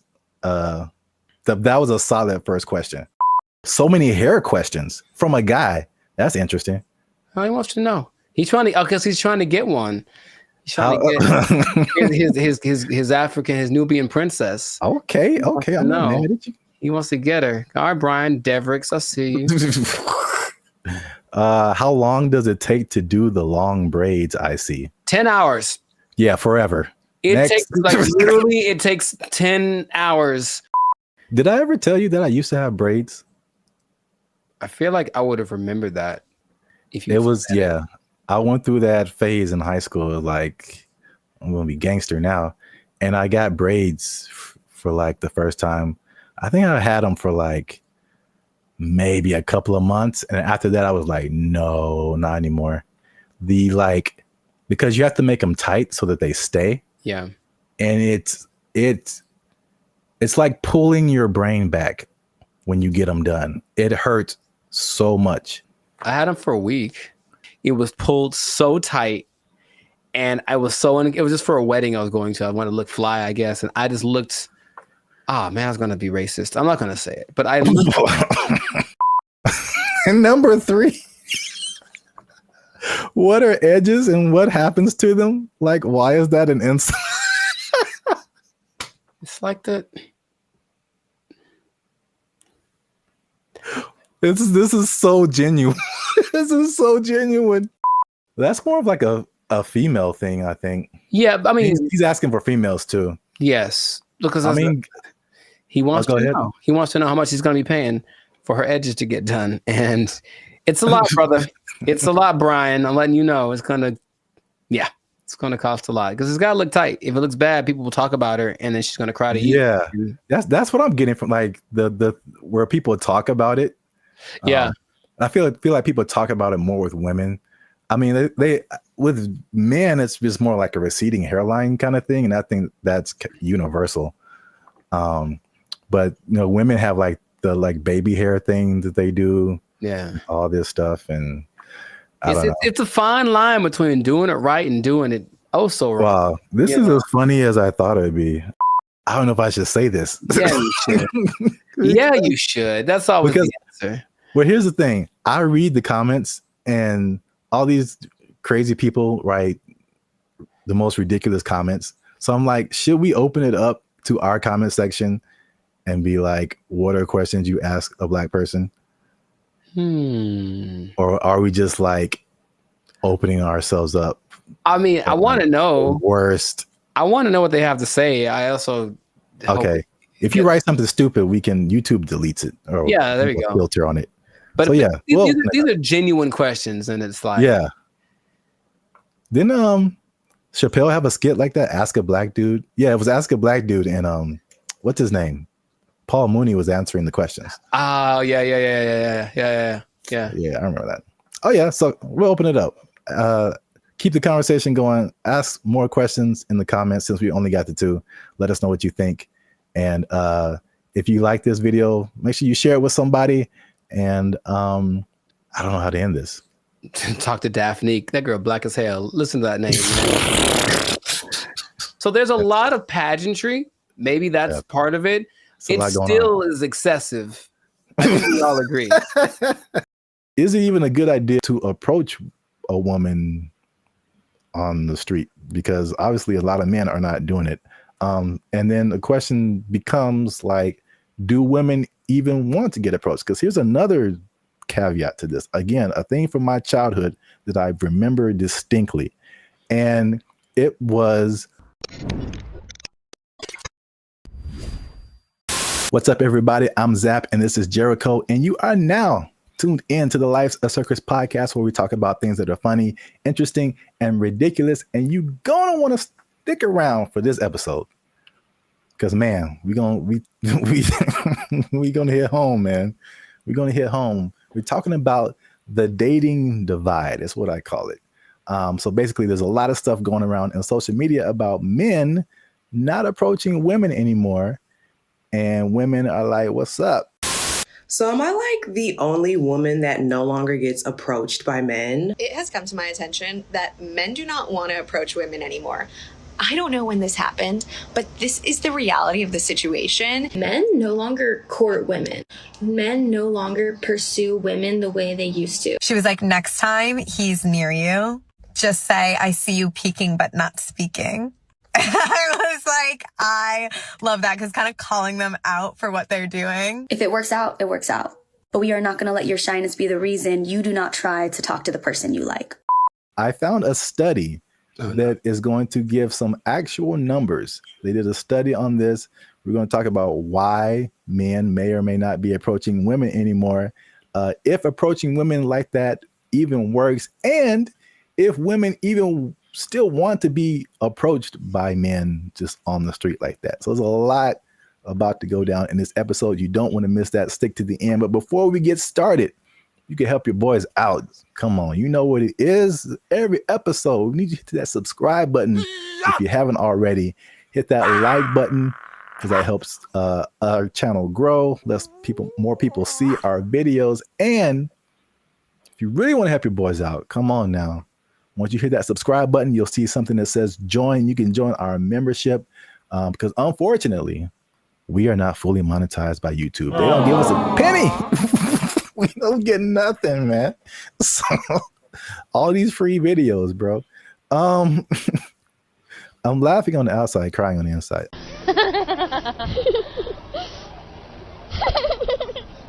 I digress. That's what it is. If you'd like to join the membership and help us make more videos, takes a lot of time, takes a lot of money, resources. You can hit that join button, and that'll help our channel grow. So now let's back up. Have you heard this or seen this kind of just floating around the interwebs about like men and women just like dating just not happening anymore? The thing I've seen the most is women. It's mostly like street interviewers, if you will, who basically approach women and say, "Hey, what's your ideal guy?" And then when she just describes this guy, then the person who's interviewing tells her the probability of that person existing and choosing her, and it's usually like, it's crazy. Minimum height. 6 feet. Yeah, that's where they get you. Minimum income. So I'm gonna say at least 200. 200 grand? You can be 30 years Oh old and my make 200 goodness. grand. Take a guess at what percentage of men fit this criteria? 2%? Much lower. It's 0.049%. All right, is this going on the TV? And it's not that she's always looking for, the baller with 10 cars and $1 billion, but even be a certain height, have a certain wealth status, no kids, whatever. It's still very few people. So I think just recognizing that this is the ideal thing that women are looking for, and feeling maybe a sense of entitlement that they deserve that is going to weed out a lot of guys. So then when guys that are outside of the range of that, window that she wants approach, they just kind of shut them down without even thinking about it. And then I think that is more prevalent with guys getting, we were supposed to be the people that pursue in the relationship, and getting told no is part of the process. Trust me, it's part of the process. But personal experience. If you sit down time after time after time, and it's not really seeming like it's getting any better, you kind of like, what's the point after a while? So that's more of the trend I've sort of observed. Emotional, damn it. That's part of what I'm talking about here today. So basically, I found a study. Who knows how legit it is, but let's just go with it and say like this is representative of what's really happening, because you have like the stuff that's in the media and social media, and it's like, is this for real, or are we just like putting the people who are in those situations in front of our faces so much, but then like in real life it's a little different. So I think like this study, if these numbers are like correct, is very eye-opening. Wow! The study is from a site called datepsychology.com. And just first off, it said that 59% of men between 18 and 25 have not approached a woman in the past year. So according to that number, the women on social media are right. Like men are just like, nah. No. Thank you, Draymond. 48% of men in the 26 to 40 age group. So that's roughly us millennials. So that's 50% of men are like, nah. It's definitely a no for me, dog. That 18 to 25, they call them Zoomers now, which like, all right. Sure. All right. That's kind of cool. You got boomers and then you got Zoomers. But 81.81% of them and almost 75% of millennials have not approached a woman in the past month. Wait a minute. Something ain't right. So at least according to that study, at least in that respect, the women are right. Like the men are not like, at least in the sense of like approaching someone, you know, in real life on the street or whatever. I see you peeking but not speaking. Obviously, a lot of different questions come after that, right? But just as like a fun to the side, if you feel like sharing. Emotional, damn it.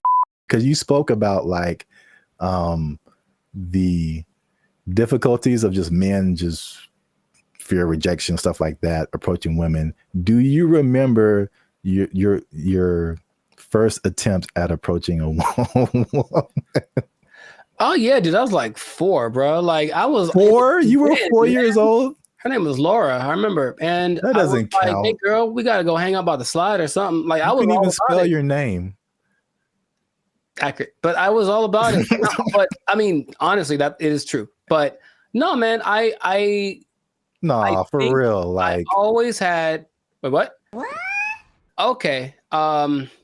There was this girl in high school. I was a freshman. She was a sophomore, and I was like, I'm gonna write her a song and sing it to her because I just was going to do it. So I did it, and then she was kind of like, "Oh, that's different." And I said, "Okay." So that's such a dramatic approach. That wasn't the that I was hoping for. But then later that day, I remember standing with my 2 of my friends, and we were all just like looking at her, and then they were like, "Man, you ain't gonna talk to her," and I was like, "Yeah, I am." And they're like, "No, you ain't." I was like, "Yeah."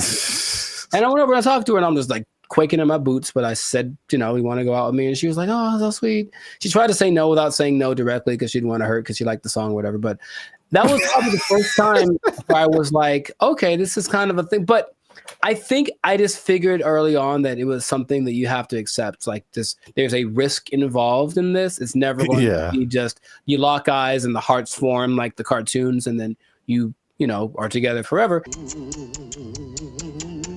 See, sometimes you gotta take the pussy like Pepe. Like, no.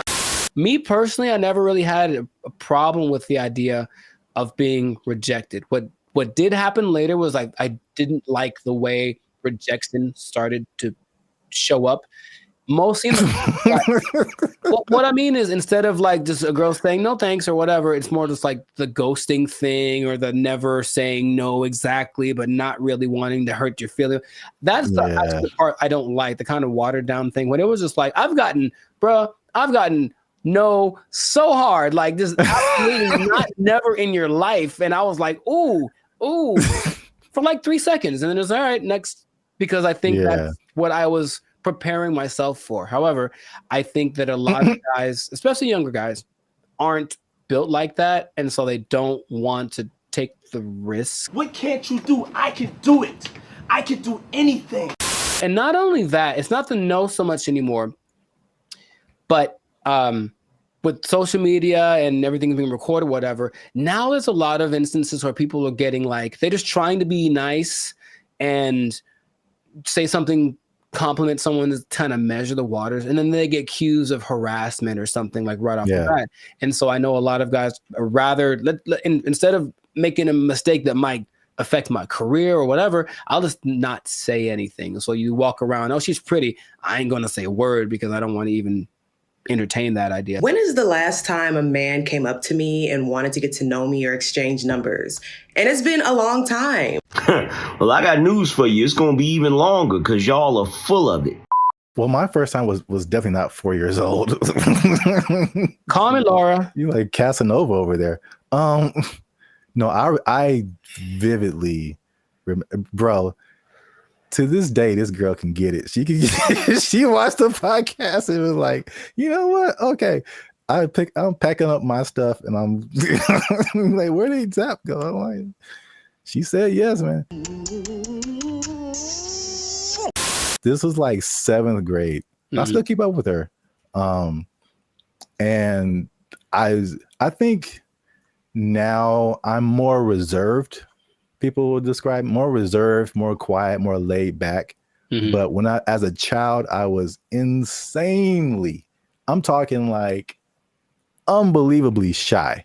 It wasn't reserved. I was just like, I didn't know. I'm not doing anything of, but like this one girl was just like, she was just amazing to me. And it was like a movie where I was like, I get closer and I'd be like, like, I know my name. There's a level of fine that just does that to you, man. It's just so I couldn't talk to her. I literally could not form words and talk to her. So I wrote her a note. Come on now, dog. Come on, man. That was pre-social media, so I think that'd be the equivalent of me like sliding into her DMs. Basically, I wrote her a note and I was like, "Yo, what's up?" And the same thing. She was like, "No," but she was like super. She was so, and she wrote me a note back, and it was just like a page of just amazing things, and I was like, ah. Wow, nice. So you're right. Like the way the way that no happens is very important. Yes. Men's psyche. But okay. So just moving on. So now the question becomes, all those, flash forward to back to where we were talking about. Is it even a good idea to approach a woman on the street? Because obviously a lot of men are not doing it. And then the question becomes like, do women even want to get approached? Because here's another caveat to this. Again, a thing from my childhood that I remember distinctly. And it was the songs that came out. And every time you heard a song from a man about a woman, it was like, "Oh, baby, I love you. I'm trying to get with you. You're my everything," whatever. And then after a while, like, it felt like every song that came out from a woman was like, "Man ain't this," and "He broke my heart," and "He is trash." And there was 2 instances I remember: TLC, sure, No Scrubs, and everybody was just like vibing to that song. I'm just like, I can't get with Chili if I ain't got my own hanging out the passenger side of his best friend's ride. If you live at home with your mama, oh yes, I'm talking to you. And I'm like, man, I'm like a teenager. I'm like, man, I love my mama. I don't have a chance. So it was that song, and then it was Destiny's Child, and I think Beyonce has a few songs where she's like, man, she does. Yeah, she lets man. That's not how she really feels. What was that? The Bills one? Yeah, can't pay my bills, pay my automobiles, pay my telephone bills, and then you think you got it, and then she's like, nah, then maybe we can chill. We can chill, like, I just paid all your bills. Yeah. You my wife now. Like, what happened? No, that's just something you just do now. No, you just do that now. That's just a new thing you do until you and your shitty ankle both die. There were songs like that, and I was just like, man. And then like that, and like the Me Too kind of thing, and like some of the stuff you hinted at. Right. Yeah. That's why it's like, okay, maybe I shouldn't say anything. So I don't want to get. I think there's the question of like, do women just like not be like being approached? So this study has said 74% of women aged 25 and below actually want to be approached more. 77 in the 18 to 30, 68 in the 68% and 30 to 40. So basically 3 out of 4 women are like, I want men to approach me. Why isn't it happening? I think the thing that I get from this listening to like interviews with women is that yes, they want men to approach them, but they want it to magically be the kind of guy that they like. Yeah. So there's a caveat to it. It's like if you walk, I've seen the look in women's face. If I walk up to them and they wait. Last week, I was in Tampa doing my thing, and I walk up to a girl, and all I was going to ask was it was a bunch of girls dressed the same. I wanted to ask why they were dressed the same. And I know for a fact that women, because I've seen many posts about this, have a voice that they do when they're talking to a guy they're not interested in. It's something that sounds they're bored or whatever. It's kind of an ew, go away voice. That's suspicious. And so she does it to me right away as very innocently. Hey, what you guys doing tonight? Oh, it's just a bachelorette party. We're just here to celebrate. That's the bride over there. You know, I'm like, hey, you go away, because I wasn't what she wanted, physically, anything like that. Like I didn't fit. If I had, her tone would have been different. So a person like her will say, yeah, I want more guys to approach me, but not the guy who just talked to me. I want it to be the guy that I fantasized about. So how do you know if you're that guy? You really don't until you try. But you'll know right away if you're not. That's my Hated it. All right. So just to wrap it up here. So the big question, men are approaching women. Women want men to approach them. So now, why aren't men approaching them? So 4 things I found in the article, nothing new. Fear of rejection, fear of social consequences, a shockingly high number to me of just not finding people that they're attracted to. And then smaller, but still there is fear of like some kind of consequence. They'll tell on you to HR or if you like that. If you work with them, that's a whole different thing. Yeah. I get it. So I was kind of with you too. It's like the fear of rejection, all that. I mean, we're older, like we've been through that. But like, this is the thing that gets me. Why I personally rarely do this. And hey, y'all, come look at this. The one time I jumped back in, and you were there, it happened. Bro, what are you talking about, man? Anyway, yeah. I see. This is why I don't, because it rarely works, at least for me. And then it also showed that in the study, depending on what you want.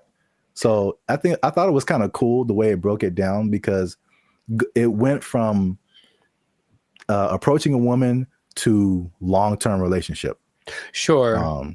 So, and then the steps in between that. So you have to go from point A to point B, but it's a bunch of stuff in between. So it showed that when the guy approached a woman, 80% of the time it led to some kind of contact, meaning like friend zone. Here's my Instagram. Okay, whatever. You got a 4 or 5 chance of hitting that. And then from there, 60% of the time it led to an actual date. 47% of the time it led to sex, which was kind of high, surprisingly high to me. Sure. Like you got a 50% chance of every 2 women, one of them is that seemed kind of high. But 28% chance it led to a actual relationship that was like at least 2 months. And then only 13% chance it led to an actual like long-term relationship. And then some of those numbers don't apply to me, but I can at least attest for that last number. Like just approaching a woman in like life on the street, it like never turns into a long-lasting thing. That's weird. Well, I have friends that one of my best friends, he met his wife. She was working at Carl's Jr. and he thought and he got a number and they married with 2 kids. So it does happen. And I will say that for me, I do like the immediacy of it. Is that a word? Whatever. I like the way you get the feedback right away. If I talk to you and you're into me, I kind of can tell right away. If you're not, you won't give me the number, whatever. Whereas people that are going more of the dating online route, they'll get drug along for weeks and months and it might not go anywhere, but you wasted that much time. It makes, I don't remember how many people I've just walked up to and said, because it happens so fast. And if it worked out, great. If it didn't, okay, whatever. It's just such a short amount of time. But when these now people are kind of getting friend zoned and other women leading them on, they don't know, but it's going on for months and they're writing and, hey, what if you send me a little money or maybe you can come over? We hung out, nothing happened, but I thought you to me, bro. It's like that happens so much to these guys who are taking that route that you can see why it wouldn't be something people want to keep repeating to do. But I personally would recommend more so to the younger people because I think you could be a little tougher. That's just my personal opinion, is that like thick-skinned, if you will. Like just try. You never know. And I have had a couple decent sized relationships that came from just me walking up to a girl I thought was cute. So that has happened for me. In comparison to how many women I've walked up to, it's not a very good percentage, I suppose. Hi. Okay. For me too, it's just like it's the unknown, because it seems the randomness of it. Because all I have to, unless I know you from something, like I'm just going off of you look good, and then right. There's a whole lot of stuff after that I have no idea what I'm getting into, and for me, most of the time, it's bad. It's so bad. It's the other stuff. There's a lot of layers to a lot. Oh, it's so bad. It's so bad. Women. I started writing them down because remember we had another thing and you were like, tell me some of your experiences, and I couldn't even think, and you're like, oh, they're depressed. I'm like, they probably are. Gotcha. I started writing them down. I got like 10 of them. There's a lot more. I believe it, bro. Make sure you leave a comment on this video. Share it with somebody who has noticed this in the dating scene, men approaching women. Why aren't they doing it? Why aren't you doing it? Are you doing it? Did it work for you? I don't know your life. I'm just saying. Yeah. Yeah. And good luck. Yeah, there you go. Oh, it's just a bachelorette party. We're just here to celebrate. That's the bride over there. I'm like, hey, you go away. I'm in Hollywood just eating a sandwich, as you do. And the robot comes along, and it's apparently like one of those delivery service things, and it's looking for somebody. And you can see it kind of doing this thing. Like it doesn't have eyes, like a box on wheels, but it just was looking around. And I swear to you, it looked at me kind of like, hey, what am I supposed to do? And I was like, bro. Like, bro, I don't know you, bro. I don't know you. Bro. You just ain't my block, son. What's up, everybody? I'm Jericho. This is Zap, and we are the now 6-time international pop hip hop duo. Why is this so hard for me? We got awards. We're good. We're banned at Future, son. Anyways, check it. We make clean fun music that everyone can listen to. What? I'm making a compilation of this. We make clean fun music everyone can listen to with a sound that's uniquely Californian. And you are now, right now, in this moment in time, tuned into the Life's a Circus podcast. We talk about things that are fun, interesting, and straight up ridiculous. So before we get started, do us a huge, huge favor. Make sure to like, subscribe, share, and comment on this video. Share this video with at least 2 people that are afraid about the robots, man. We're talking about them again because there's some new developments. There's some new robotic developments. This time from the more humanoid version, and it's kind of crazy. So stay tuned to the end to find out what animal they're actually trying to replace with these robots. Like it's an animal that humans have used for centuries, and all of a sudden it's like they're not good enough anymore. We need some new ones. So let's get into this thing now. The robots are not coming. They are here, children. This is not a drill. The robots are here, and I want you all to be hide your wives, hide your kids. It's just so there's basically 3 companies that are really going in on producing these humanoid robots. They're really emphasizing the humanoid factor, and a lot of people are once again afraid of they're going to take our jobs, whatever it is. But I just want you to know about these so that you can be informed. Bandit Future is here for the people, so we're going to inform y'all today. So starting out with our buddy Elon Musk, and I want to just ask Zap after I talk about these if you've heard of these, but Elon, our boy, is doing everything. I mean, so the Tesla bot is the thing that he's been developing, and it's, you got to see this thing. So it's the most, how do I say it? It's got hands, man, like hands like this, hands that can grab things and manipulate, and they look like they're kind of soft, like maybe they moisturize, like really it's real humanoid like.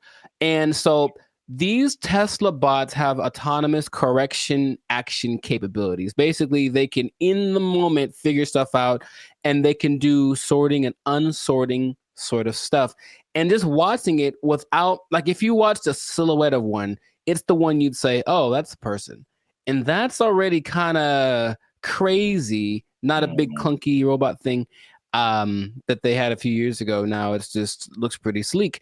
There's a video of one doing yoga, and that maybe creeped me out more than anything else. I don't know why, but it's something that you're going to be able to purchase for yourself if you want.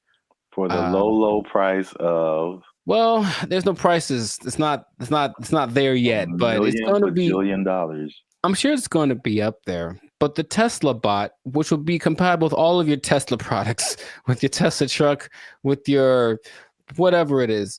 My man Zaprath, do you want a bot? Do you want a bot that has soft hands that could probably play?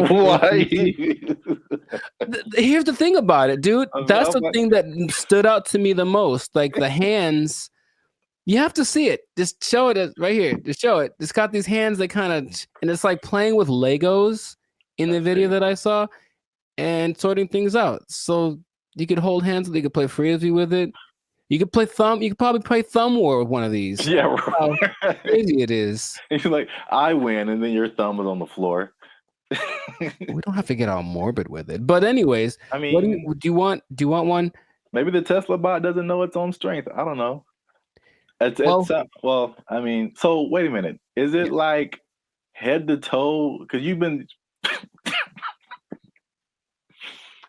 really focusing on the moist hands, and it's the thing that's so, I don't know why I find that so interesting. The hands. It's probably like the most amount of times I've heard you say the word moist as well, but no comment. It's a good word, anyways. No. Where did that come from? I didn't. That doesn't have anything to do with. Oh my god, it doesn't. All right. For those of you who have no idea what's going on, just trust me when I say you don't want to know. There's a guy who appears every once in a while. He's not real though. I won't let him into the podcast today. Good Lord. So wait a minute. Does it have? It's more than hands, right? It's like head to toe. Oh, sure. Yeah, it's an entire complete thing, but it's like our height, maybe about 5'8", 5'9", and they just look like I said, if you saw a silhouette of one of these specifically, I think you'd figure it out for the movements after a while. Like that's not a human, but for a second, it looks extremely, of the ones I'm going to mention, it's the most human-like in its features and all of the, just the aesthetics of it. Okay. does it like when it talks, does it move its mouth and all that, and the eyes and all that, or is it just? It doesn't talk, but it can understand, which is so anyway. Yeah, But the face looks like a human. it's got dots. It's got dots and like a nose thing. I see. So it's getting there. But that's like the one that's the most. I mean, the first when you said, I mean, because you focus on the hands, like moving stuff and then building Legos. My first thought was laundry.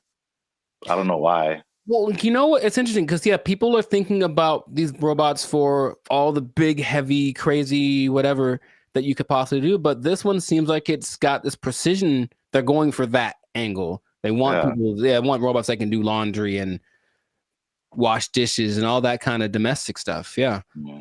Although, I mean, we do have dishwashers.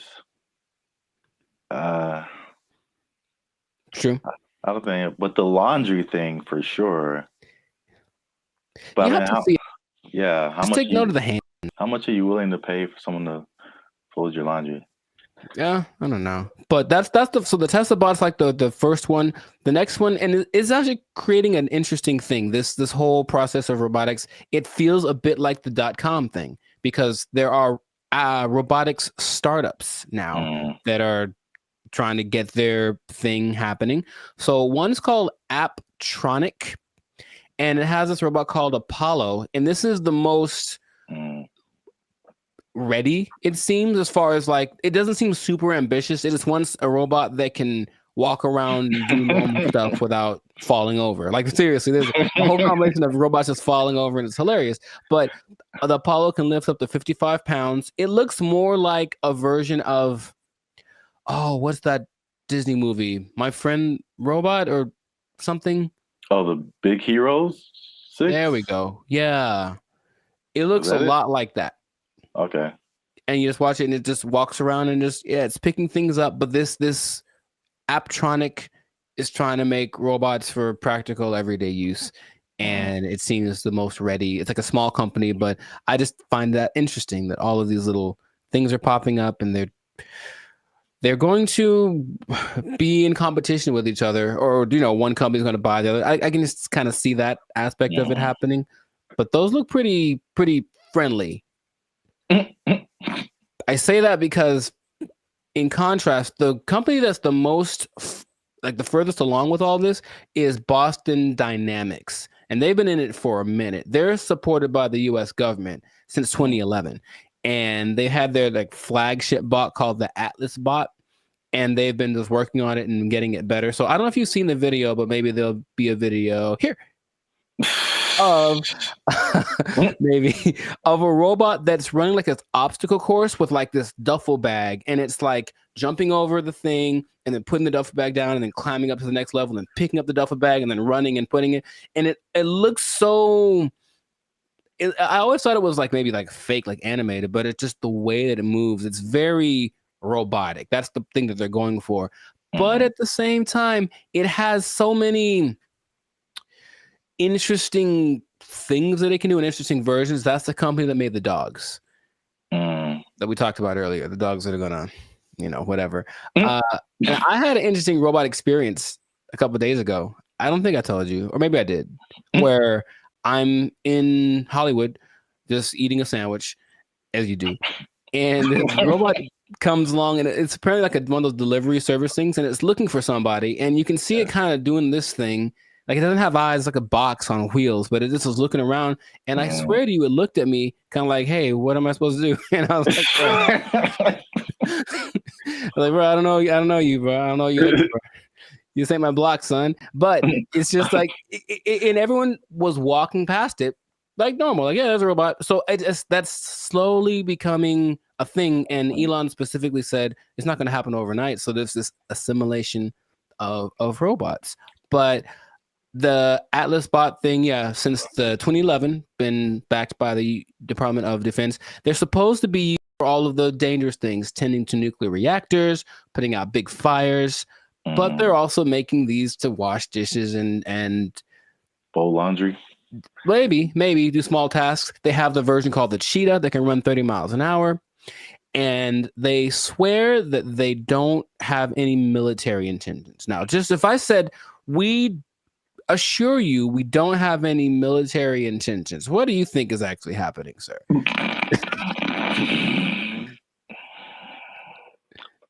I plead the fifth. I see. Okay.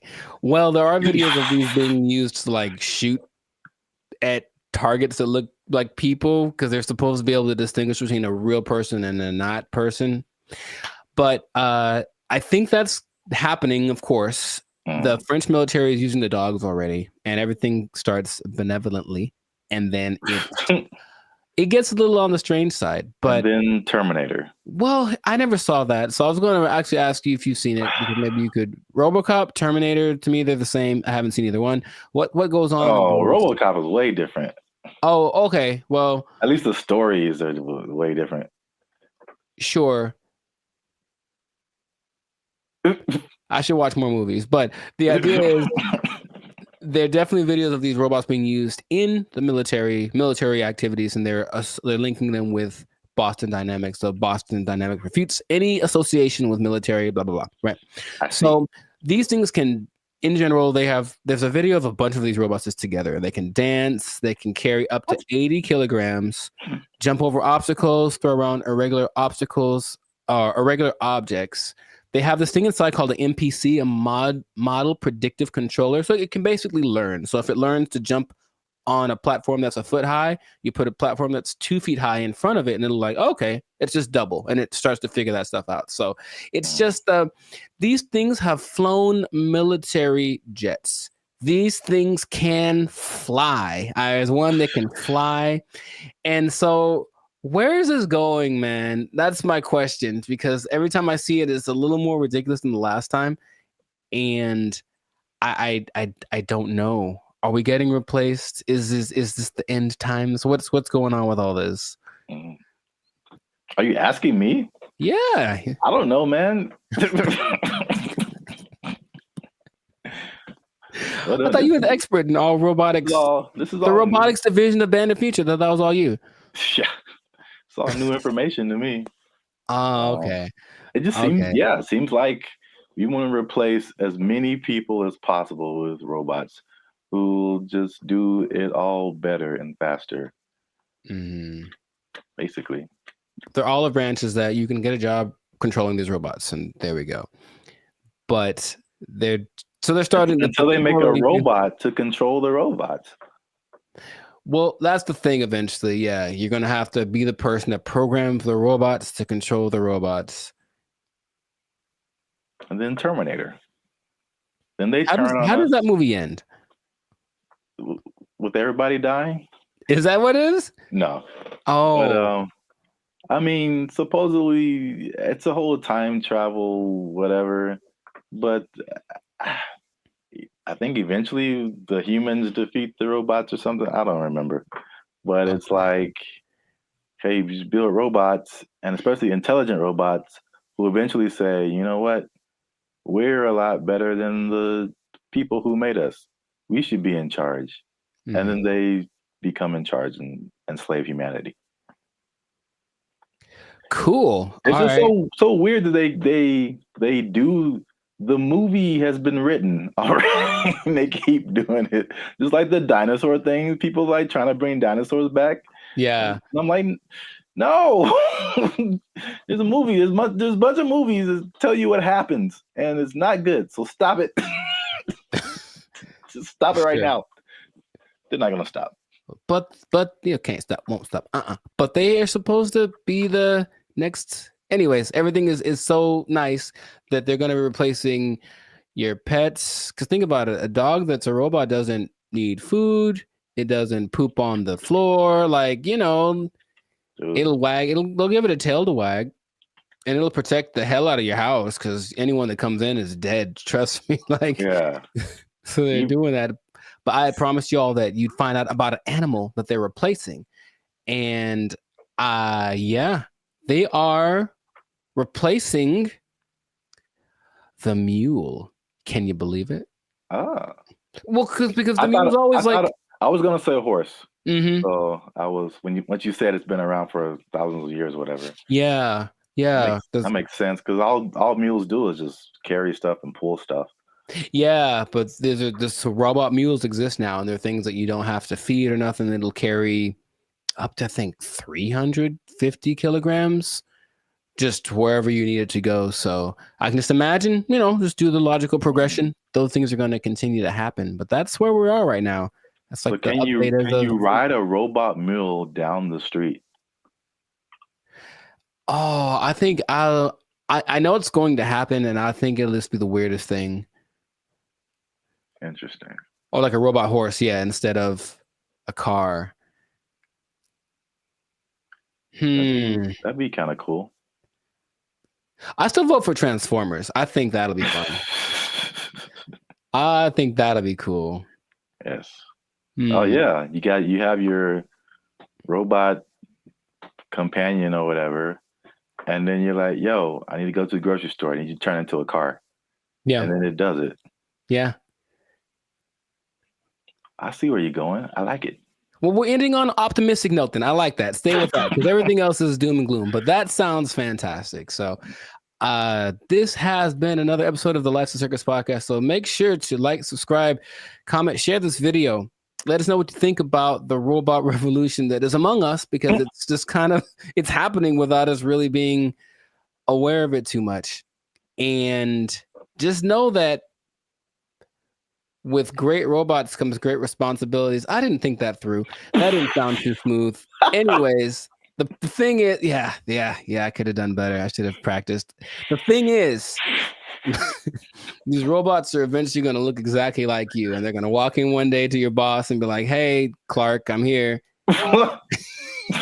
Clark. And so what that means is that robot might have effectively permanently taking your job. I think my microphone fell off. I'm not sure. Oh. They took our jobs. They took our jobs. They interview people who swear by this. Now, I know you'll be like, were there any scammers? There's lots. Of course. There's lots of people who are claiming this, building cults, and then basically eating French fries behind the scenes. And the most famous, so this is real, well, this guy named... What's going on, everybody? I'm Jericho. This is Zap. We are the now 8-time international award-winning pop hip-hop duo Bandit Future. We make clean, fun music that everyone can listen to with a sound that's uniquely Californian. And right now, you are tuned in to the Life's a Circus podcast, where we talk about things that are funny, interesting, and just straight ridiculous. So before we get into this thing, make sure to like, subscribe, comment, and share this video with 2 people who are tired of eating, who want to find a different way. Did you know there's a different way? Did you know that there's an answer? If you don't want to eat, you don't have to anymore. It better be a good answer, because I want to eat. No. Check it out. Hear me out. You don't have to eat. That's my favorite pastime. Well, maybe this will be more of your favorite pastime. Skeptical. They say it in 2 different ways: breatharianism or breatharianism. I'm not sure which one. Stop shaking your head. You haven't even heard the whole thing. It's where you basically eat the air and you don't eat the food. That's it. Doesn't that sound fantastic? See, I blame these millennials. No, this is old, man. This is old stuff. This is old stuff. So, for those of you who have never heard the term breatharianism or breatharianism, I hear both. The guy in the video that I was listening to said both back to back, including in his annotations. I was like, okay, so pick one, dude. But anyways, it's the idea that human beings do not need to eat calories to sustain energy. And there is evidence of this, although there's lots of skepticism, understandably. You don't like this at all. I understand. Fake news. So let me tell you a little bit about it. It all started with a study of a guy named Prahlad Jani. And he was a man, I think he's from India or Pakistan, one of the two. And basically he passed away a few years ago, but at the time he had not eaten or drank anything for 70 years. That's what he said. 70. Okay. And so everyone was like, that's kind of ridiculous. Doesn't sound real. And every scientist said there's no way this is possible. So they decided to study the man. They took him to a hospital, did everything, CAT scans, and checked his levels of everything. And they say that for 15 days, this man did not eat or drink. He didn't poop. He didn't pee, nothing. And none of his levels changed. And that he had an energy that wasn't related to calories. And they can't to this day figure it out. Because calories equal energy, literally, right? You eat calories, you get energy. He didn't. And after the 15 days, because he basically just sat on the bed the whole time they did the studies, and then he just sat there. And when he sat there, they said he kind of went into this trance state.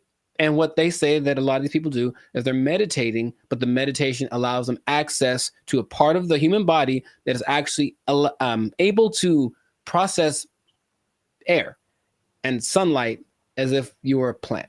That is literally what happened. And then they let him go and he lived his life. There's other cases of this, but that's just kind of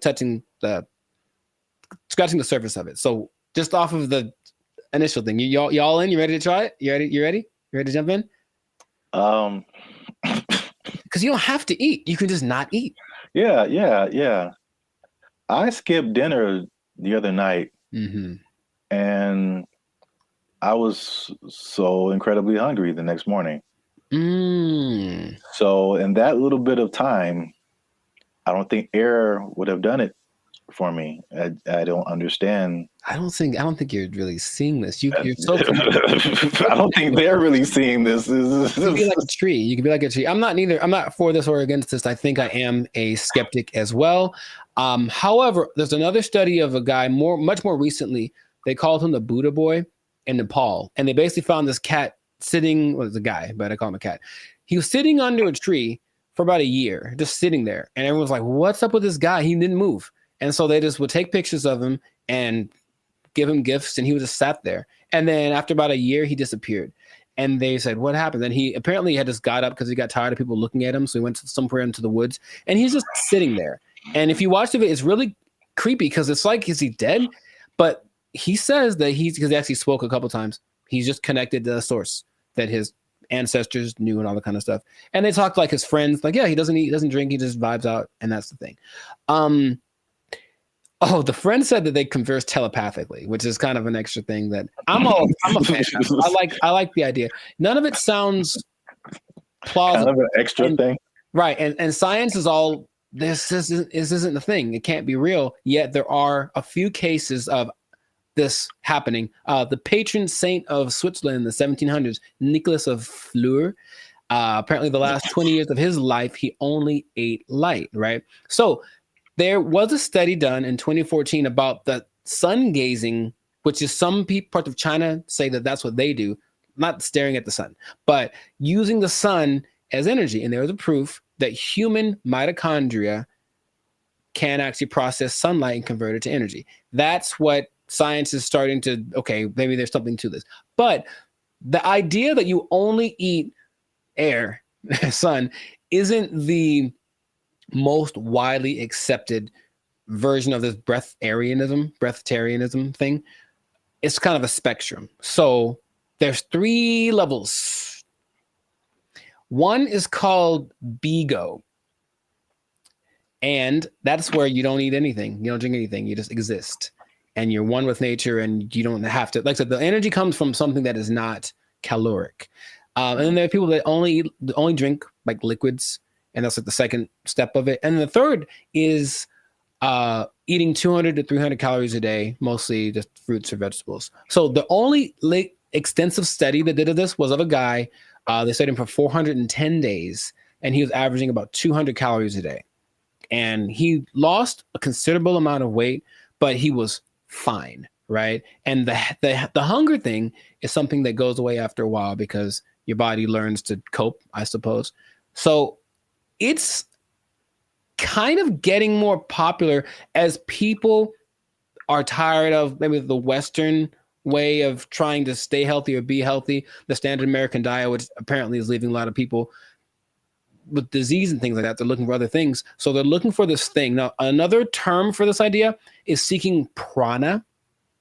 And basically breatharianism is living on prana and taking energy directly instead of what we do when we eat stuff is we take the energy from the thing, but this practice just makes the energy coming directly to us without any middleman, basically.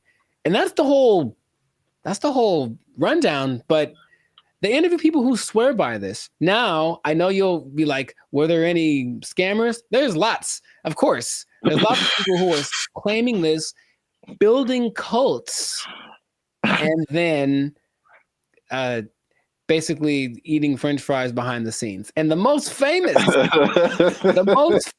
and this is real, was this guy named Willie Brooks. And basically he built this cult up somewhere in the desert, somewhere in the United States. And one day somebody went to McDonald's late at night and they're like, that looks like Willie. Sure was. He got caught Big Mac handed, and they stopped following him because they knew he was full of it. But it is something that, like I said, people are looking to as maybe this is another way to live as far as prolonging life. Now, it doesn't mean you're not going to die. The initial guy that I mentioned, he died when he was 90. And if you looked at him, he looked fine. Like he wasn't jumping over buildings, but he could walk fine. He'd clear mind, all the kind of stuff. So it's just something that is starting to become, more people are trying it. More Westerners are trying it. Okay. So have I convinced you yet? Are you going to do it? Or what do you think is possible could be happening instead? Okay. There's, of course, maybe they're just eating at night when no one's looking at them.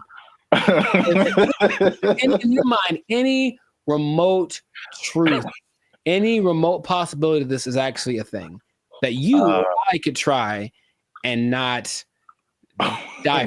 Science said we die, but science said that the guy that they had in the hospital would have been dead in 12 days, and he lived 15 and he was fine, and that's what they let him go. Like, there's no way we can keep watching him like this. But what do you think? Do you have any?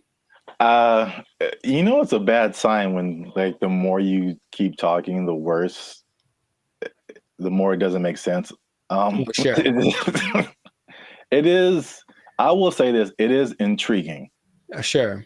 Because I am trying to figure out in my head, how is this scientifically possible? Mm-hmm. And the first thing I thought about was, okay, like you said, the different levels, you need liquids, right? Like as a base, I think. So is there a way to, because there's moisture in the air, is whatever these guys are doing, is it like extracting moisture out of the air into your body and somehow providing liquids? This sounds really weird, but it's just like, right. Maybe there is some kind of something to this. Sure. Well, here's the thing. If anyone is interested in it, there is a channel on YouTube called Take a Deep Breath that really is more about breath work in general, but he explores a lot about the subject. And he interviewed probably the world's most renowned expert on the subject, whose name is P.A. Straubinger. P.A. Straubinger. And he basically says, well, we can go 3 days without water. We can go 45 days without food. We can go about 10 minutes without air. So in a sense, we're all breatharians because we kind of, when we're not eating or drinking, we're breathing. And his idea is that people that have access to just making the breath part kind of override. It's almost like, okay, for diet, what we need fat, we need protein, we need carbs, right? So let's just use all of one instead of a balance of all three. And so the breatharians, I don't know how to say anymore. Breatharian, I'm gonna go with that. Instead of eating, drinking, and breathing, they just take breathing and make that the only thing they do. So in that sense, it's like, that's really interesting. But it does sound very far-fetched. Would I ever want to do it? Not in a million years. It does not sound fun because if you're not, most things that you do when you're social, you're eating and stuff. If you're not eating, what are you doing? You're just sitting around. And these people do just kind of sit still. You ever see like a bug or a creature and you see it and it's just there? It's like, what are you doing? That's what they are. They just sit there and they're channeling the thing. So if you have to spend most of your time doing that, I'd much rather eat a steak and then keep it pushing. So that's just me. But so here's my other wild theory as to how it could possibly work. Tell me. Just this makes no sense, but whatever. Sure. You think about, because the light, I mean, in my head, you're doing some kind of Naruto jutsu and you're pulling in moisture from the air. Yeah. That's how it's working in my head right now. I'll take it. No one can tell me any different.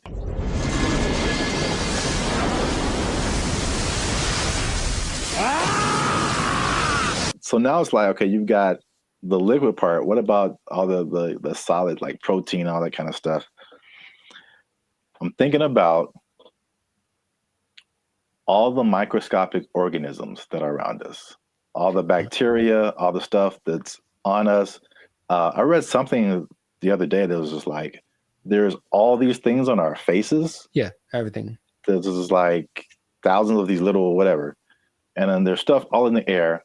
What if they're just like focusing so hard on the breathing that they're like intaking all of these microorganisms that have all of this stuff that we have with food? So basically it's like they're eating all the time, just microscopic versions of food.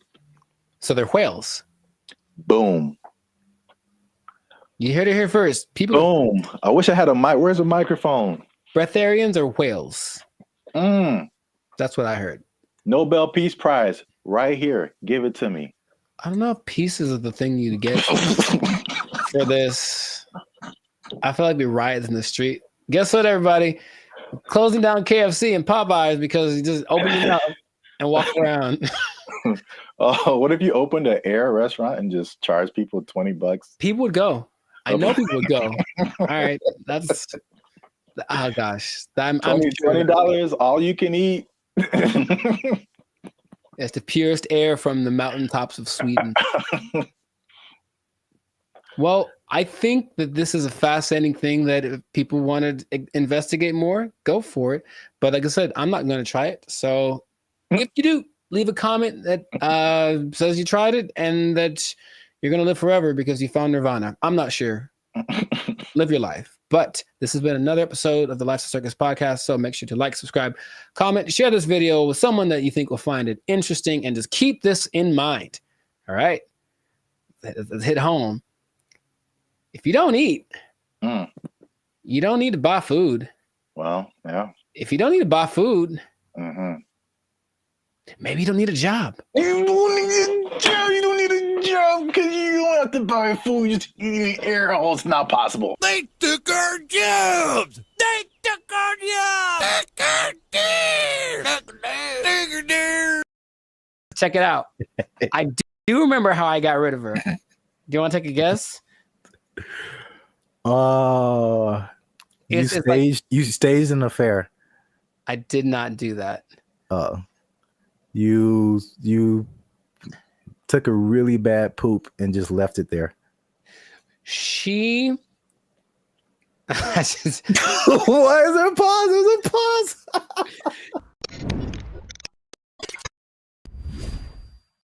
Moving in with the lady or letting her move in with you, because they always say it that way. I'm moving in with my girl, but no, sometimes it's the other way around. Sometimes the woman moves in with the guy.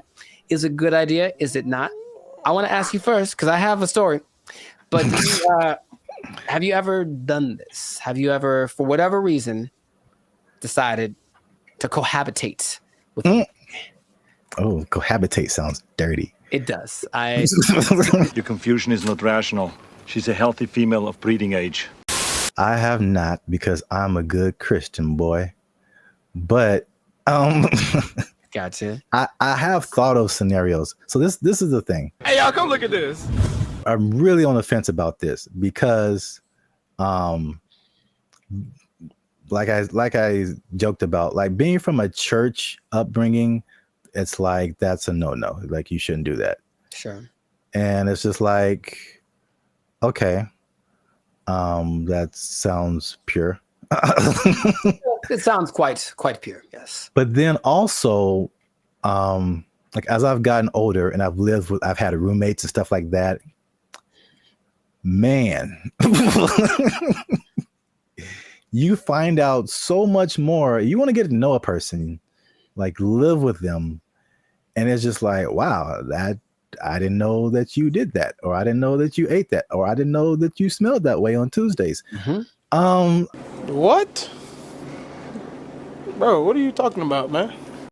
There was a person at church, and she met this guy, and they was head over heels in love, all that stuff, right? And then, but they'd never like really been alone together, stuff like that. So they were like super separated.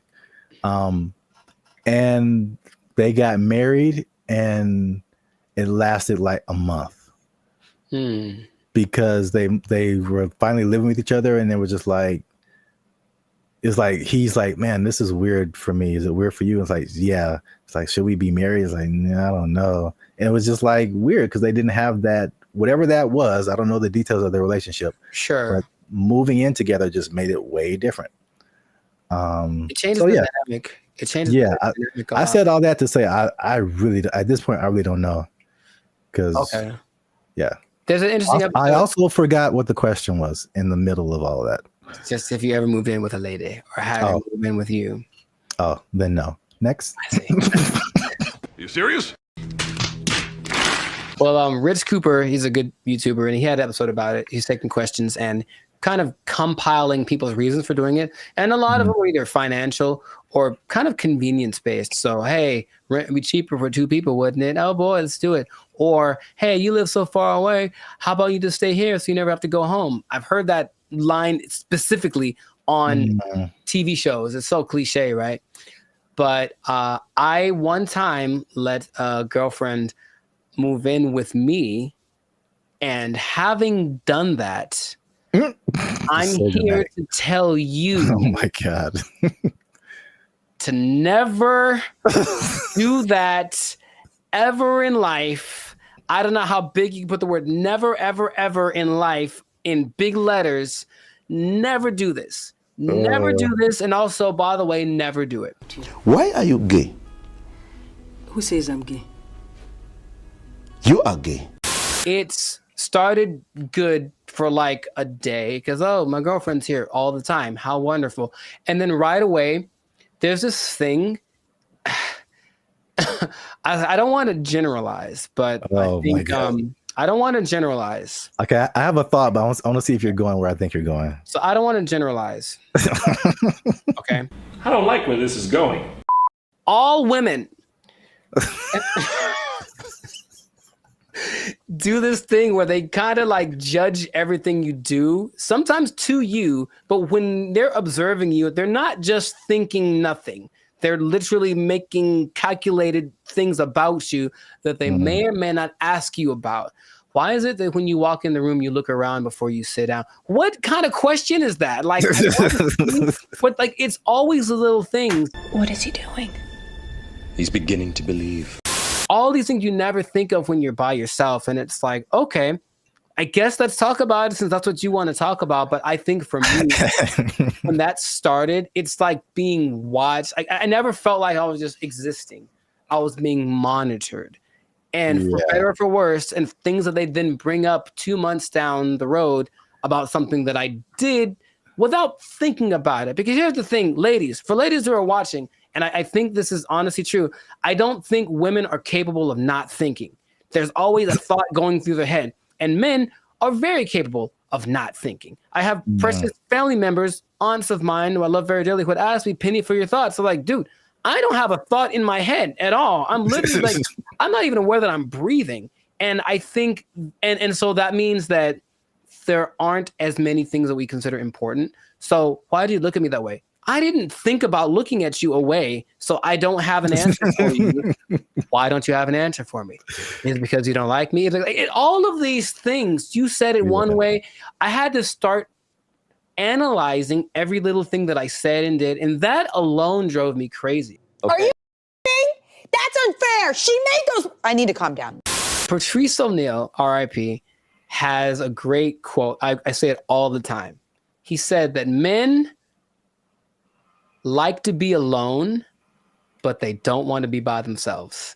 And I was like, yeah, I get that 100%. Cause like, I just want you somewhere around that I know, but don't be just here doing this like surveillance thing on me 24/7. Just kind of go do your own thing and let it be okay that when you're not around, even if we're in the same dwelling, I'm not thinking about you because I'm thinking about something else. And they are knitting me socks out of their own hair because they miss me when I'm not around. And I'm like, that's a bit extreme. I'll be honest, it's not necessary. I think he also said like women just love so much. It's too much. And maybe that's just the difference between men and women. But I was like, okay, so I didn't like that.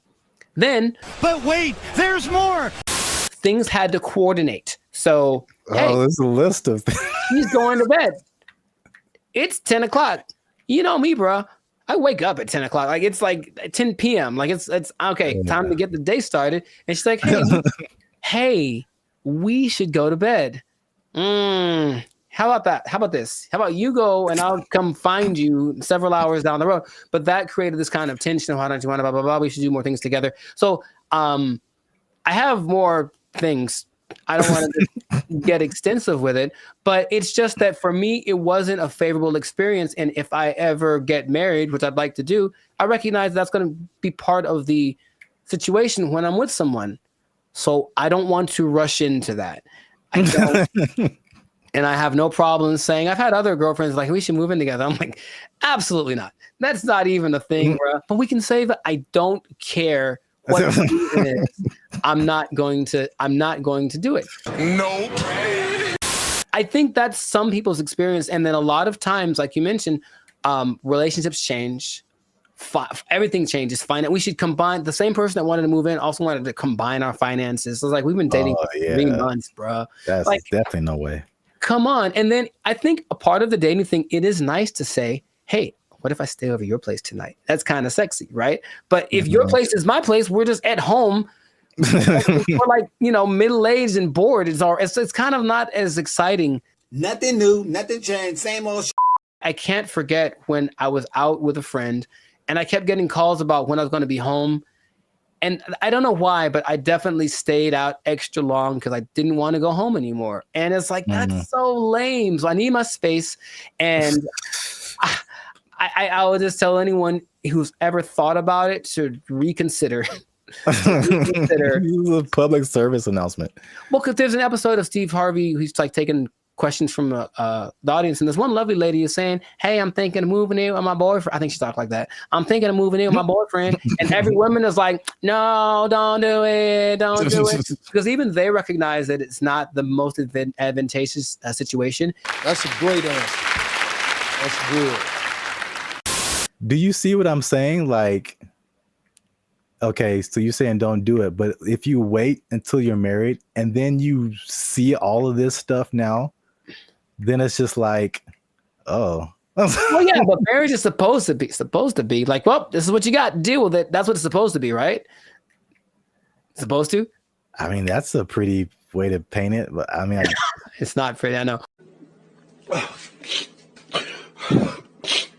Maybe, here's the thing. Have you thought about this? Gen Z and everybody? Just ask more questions. Just ask a lot more questions. I want to know about, so what's your like morning routine like? What do you do in the morning? Like if someone just like, just something kind of innocent. They snore. It's great to know that they snore before you move in with them. It's good to know. Do you snore? Question. I don't think so. What do your roommates think about that? You know what I mean? Do some investigating, do some digging, ask their mom, ask their family. The way that you treat me. We've talked about it. Let me speak! Yeah, that's actually good advice. I thought you were going to go the route of like them taking over your space. Like you walk into the bathroom and then now you can't see your sink because there's curling irons and eyelashes and hairspray and all kind of stuff, and you don't know where anything is anymore. That actually didn't happen, which is interesting. I don't think she had a lot of stuff like that. She wasn't as into that. Maybe it was just kind of a rarity, but yeah, she didn't have a whole lot of products and things. I could see that happening too.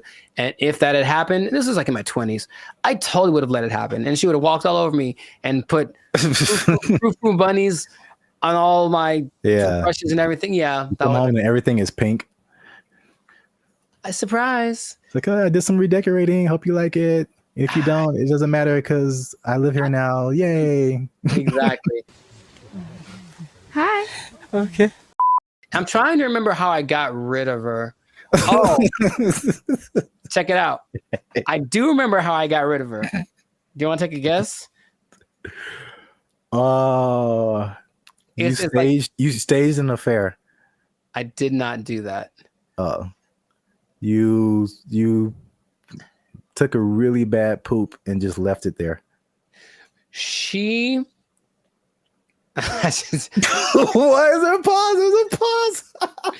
To her credit, I was out of town one weekend, and then our whole apartment flooded, like all the bad stuff coming out from the toilet and everything, like one of those. Yeah, brother. And she actually handled it, like called the right people and blah blah blah, and actually, like literally, by the time I got home, I didn't know anything had happened. Wow. So she was good for something, I guess. Like, Oh, thank you. but anyways, no, dude, I swear to you, I couldn't talk to her. I couldn't bring myself to do anything like, hey, you need to get out of here. I swear to you, dude, I just moved. I literally just left the place that we lived in, and I said, hey, I gotta go. Can you take care of this rent? Because I have to move. And I didn't tell her where I was moving to. And I did it. I've never moved, bruh. I've never moved that fast in my life. I was like, I have 3 hours. I have to get everything on a van and get out of here. And I did it. I called all my friends and I said, guess what we're doing? We're helping me move so I can get away from her. And they all knew the plan and they all helped me. And I'm still friends to some of them to this day. Thank you very much. I moved. I could not do anything else. So this has been another great episode of the License Circus podcast. Make sure to I know, yeah, maybe. Make sure to like, make sure to comment if this ever happened to you, if you've ever had experiences living with a woman, and also share this with anybody that is thinking about it, because thinking about moving and just leaving your girl there. Thinking about moving in and just leaving your girl there. That's exactly who you should share this with. Oh my God. We'll catch you on the next episode. Peace. I didn't think about looking at you away, so I don't have an answer for you. Why don't you have an answer for me? Is it because you don't like me? All of these things, it's kind of disorienting and it's not the most fun situation, but they get what they're going for. And this Zuckerberg's goal, I mean, he's already spent a lot of money on it. He really wants everyone to engage in the metaverse on a daily basis with their friends. Hey, let's have our chat. Let's have our podcast in the metaverse, because why not? I could be a fish, whatever. Like, that's what he's going for. And it just doesn't feel like it's time yet, but he's just going to keep pressing the issue. What's up, everybody? I'm Jericho, and this is Zap, and we are the now 6-time international award-winning pop hip-hop duo Banded Future. We make clean, fun music that everyone can listen to with a sound that is uniquely Californian. Mwah, I'm going to bring that back. And you are now...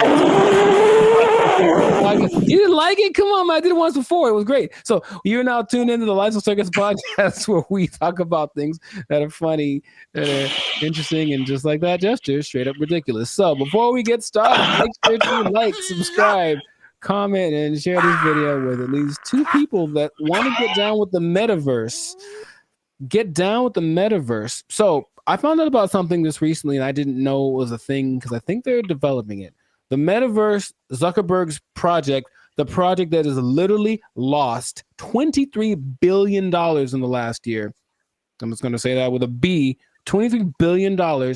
He's still insisting it's the best thing ever. And he speaks about it with such enthusiasm that I go, all right, maybe he's on to something. Maybe he's way ahead of his time, but that's a lot of money to spend. He's all in. So as of, I think, a month ago, or even less than that, Instagram, well, that's his company as well, there's an option called Meta AI, where you can basically chat with a chatbot I don't know how to call these things, but it's a chat bot that basically mimics a celebrity. They have like Snoop Dogg and Dwayne Wade and stuff like that. Like they're their faces, but then they're supposed to be a different person, and you can talk to them about certain subjects. And so I was like, okay, let me see what this is about. So I tried talking to one of these for the first time yesterday. I wanted to see what it was about. You know what happened. It's such a strange experience. And I don't know how much, because it's still like the beta phase, I suppose. But like, had you heard about that? Specifically the Meta AI? No, dude. All right, maybe there's some screenshots, but I had a couple of conversations with this, because okay, I'll actually say it as I. Who's the person that you had a conversation I spoke with? to Lorena and I spoke to Izzy. Now they're modeled after two people that I don't. So each one has a name. I'll have to go through it and maybe you can put it on the thing. But you go to just talk to a AI, and then there's, for example, you can talk to Zach, who's a brotherly jokester, but he's Mr. Beast, right? It's Mr. Beast's face. You can talk to the Dungeon Master, who is an adventurous storyteller, and it's Snoop Dogg. You can talk to Brew, the confident sports debater, and it's Tom Brady. So that's the thing. Wait. Yeah, So, it's a lot of information that I'm not explaining right because I'm still trying to wrap my head around it. no, but like, how is it? Why are they two different names? Is it like a trademark thing happening? I don't know. I really don't. I think they agreed to be the face of it, but it's not their name because it's not them. It's the AI version of them. All right. But it's their voice. Their voice is their likeness. Maybe I can. No, you just have to let me pop up some visuals. So I was asking. So you talked to like Lorena and somebody. Who were the celebrities attached to them? I don't recognize their faces. Oh, okay. They're all people that I've seen before, and I'm like, okay. And maybe not all of them are super famous, but like, okay, there's Perry, the approachable golf pro, and it's also Cliff Paul from the State Farm commercials. Imagine that. So I think maybe it's a combination of people that either are famous and I don't recognize them, or they're not famous, and then some famous people that agreed to be on it. But basically, each one has a level of expertise. So I'm asking these people questions about things that they have expertise on. One's a travel expert, and she was giving me tips about this and that. And the only thing that makes it like, this is weird, is when you write an answer or a question, they answer you immediately. And it's like a paragraph like this. So it's like, it's not possible for a human to do, but they respond to the nuances in your questions. They ask you questions back, and it more or less feels like a real person talking. Now, my thought about the meta thing in general is that it's kind of like supply and demand, like not supply and demand, but you can give people something that they didn't know that they wanted, and then you offer it, and then like, oh my God, I always wanted that. I really don't think anyone else wants this at the moment. From, I think, sales of just the meta headsets, maybe like 5% of, I think, England has them. So it's still a very low number. And I know some people who have it, and they say, okay, it's kind of disorienting and it's not the most fun situation, but they get what they're going for. And this Zuckerberg's goal, I mean, he's already spent a lot of money on it. He really wants everyone to engage in the metaverse on a daily basis with their friends. Hey, let's have our chat. Let's have our podcast in the metaverse, because why not? I could be a fish, whatever. Like, that's what he's going for. And it just doesn't feel like it's time yet, but he's just going to keep pressing the issue. And he had a conference where he spoke about all the advances of AI. Basically, Meta is an AI company now. And so everything is just kind of going like that. So I have so many questions that I could ask to him, maybe to you as well, but just where do you think this is going? Is it something that you personally think is useful or that you would want, or what could make it more appealing for people? Because at the moment, it does not seem like many people really care too much about this. Well, here's the problem. I heard someone say, and I totally agree, people don't want to have things on their faces like that. Mm-hmm. It's like a design flaw. But maybe it's I don't know how far the technology is coming, But I think just that used to talking to a celebrity, it's I don't think it's useful for the majority of people. Like a teenager or like a college student, maybe.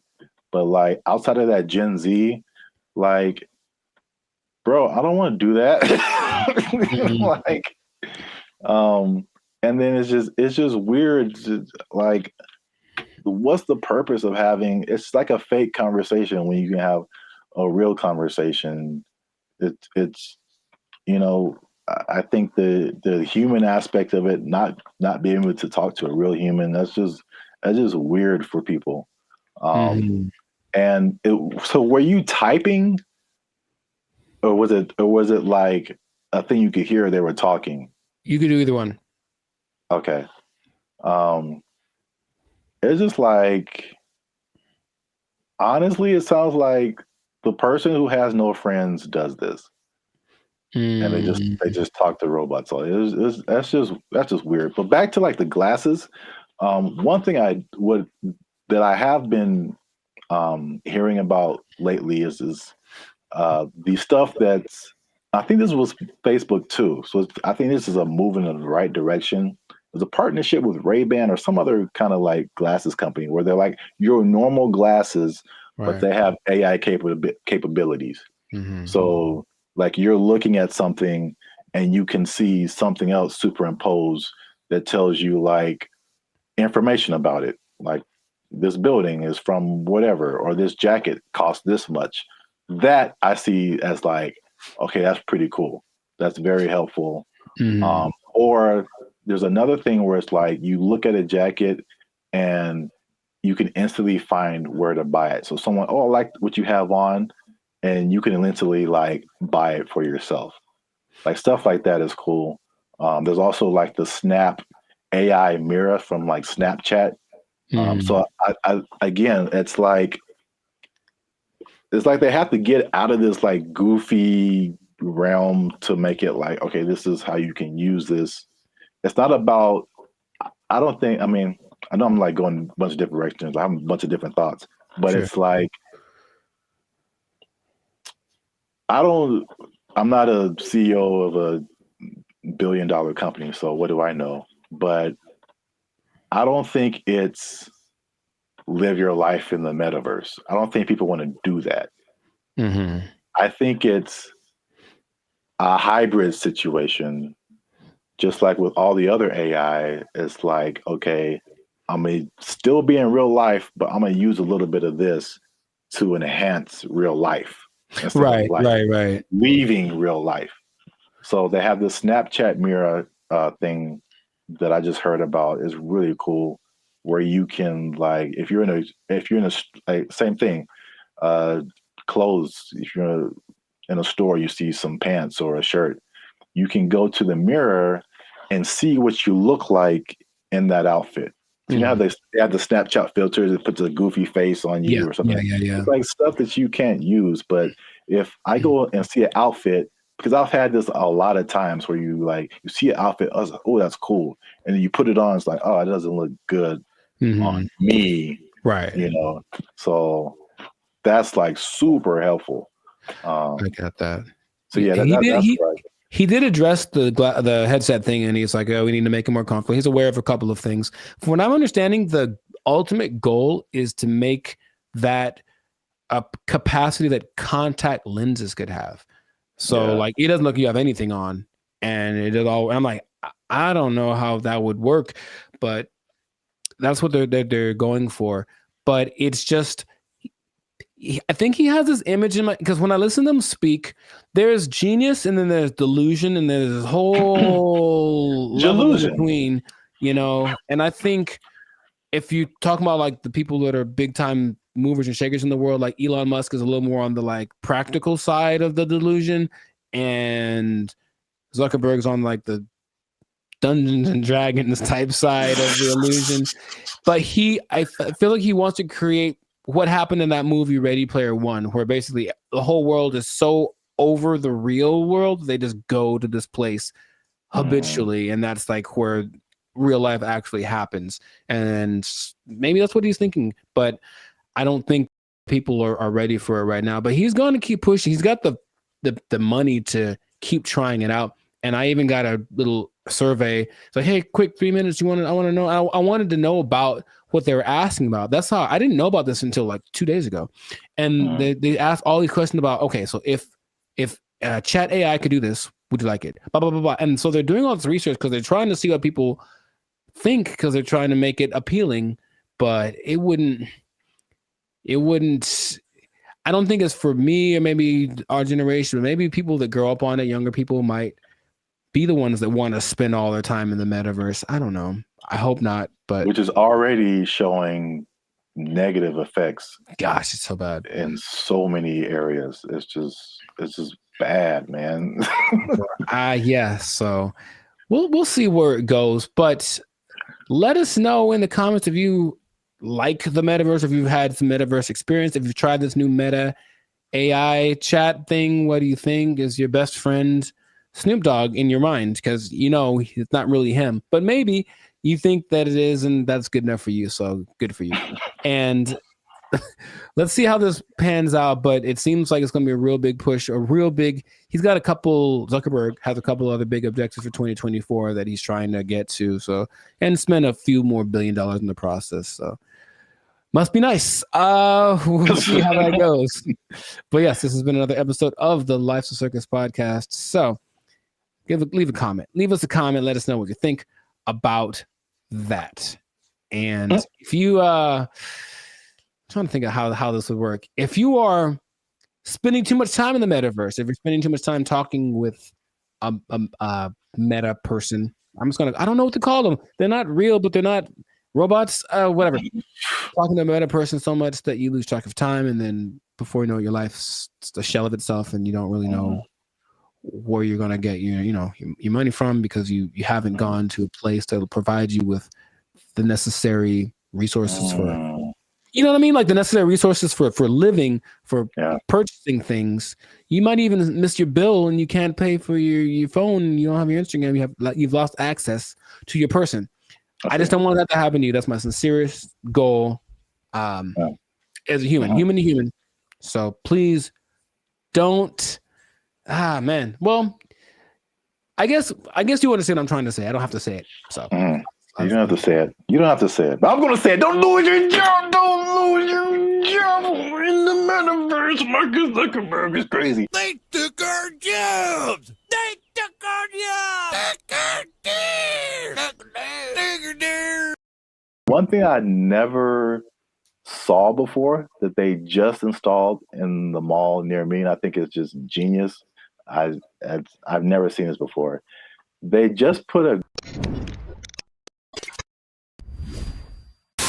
What's up, guys? I'm Zap, and this is Jericho, and we are Bandit Future, a now 6-time international award-winning pop hip-hop music duo. We make clean, fun music that everyone can listen to with a sound that is uniquely Californian. And now, right here, right now, yeah. You're listening to the Life's a Circus podcast. Well, my voice went really high.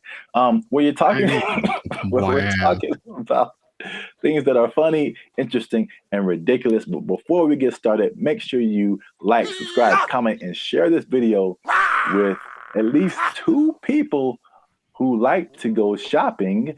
And make sure you stay to the end of the video, because a lot of people thought that malls were closing down, but they're very much alive. And I'm going to tell you 3 reasons at the end as to why that is the case. Bam. Intro. Nailed it. Okay. I like it. The rest of it, I don't know. Well, it's all about how you start and how you finish. The middle can be like, like a plane. It's like, all right, we took off right, a little choppy in the middle, but if we landed right, everything is all forgiven, I guess so.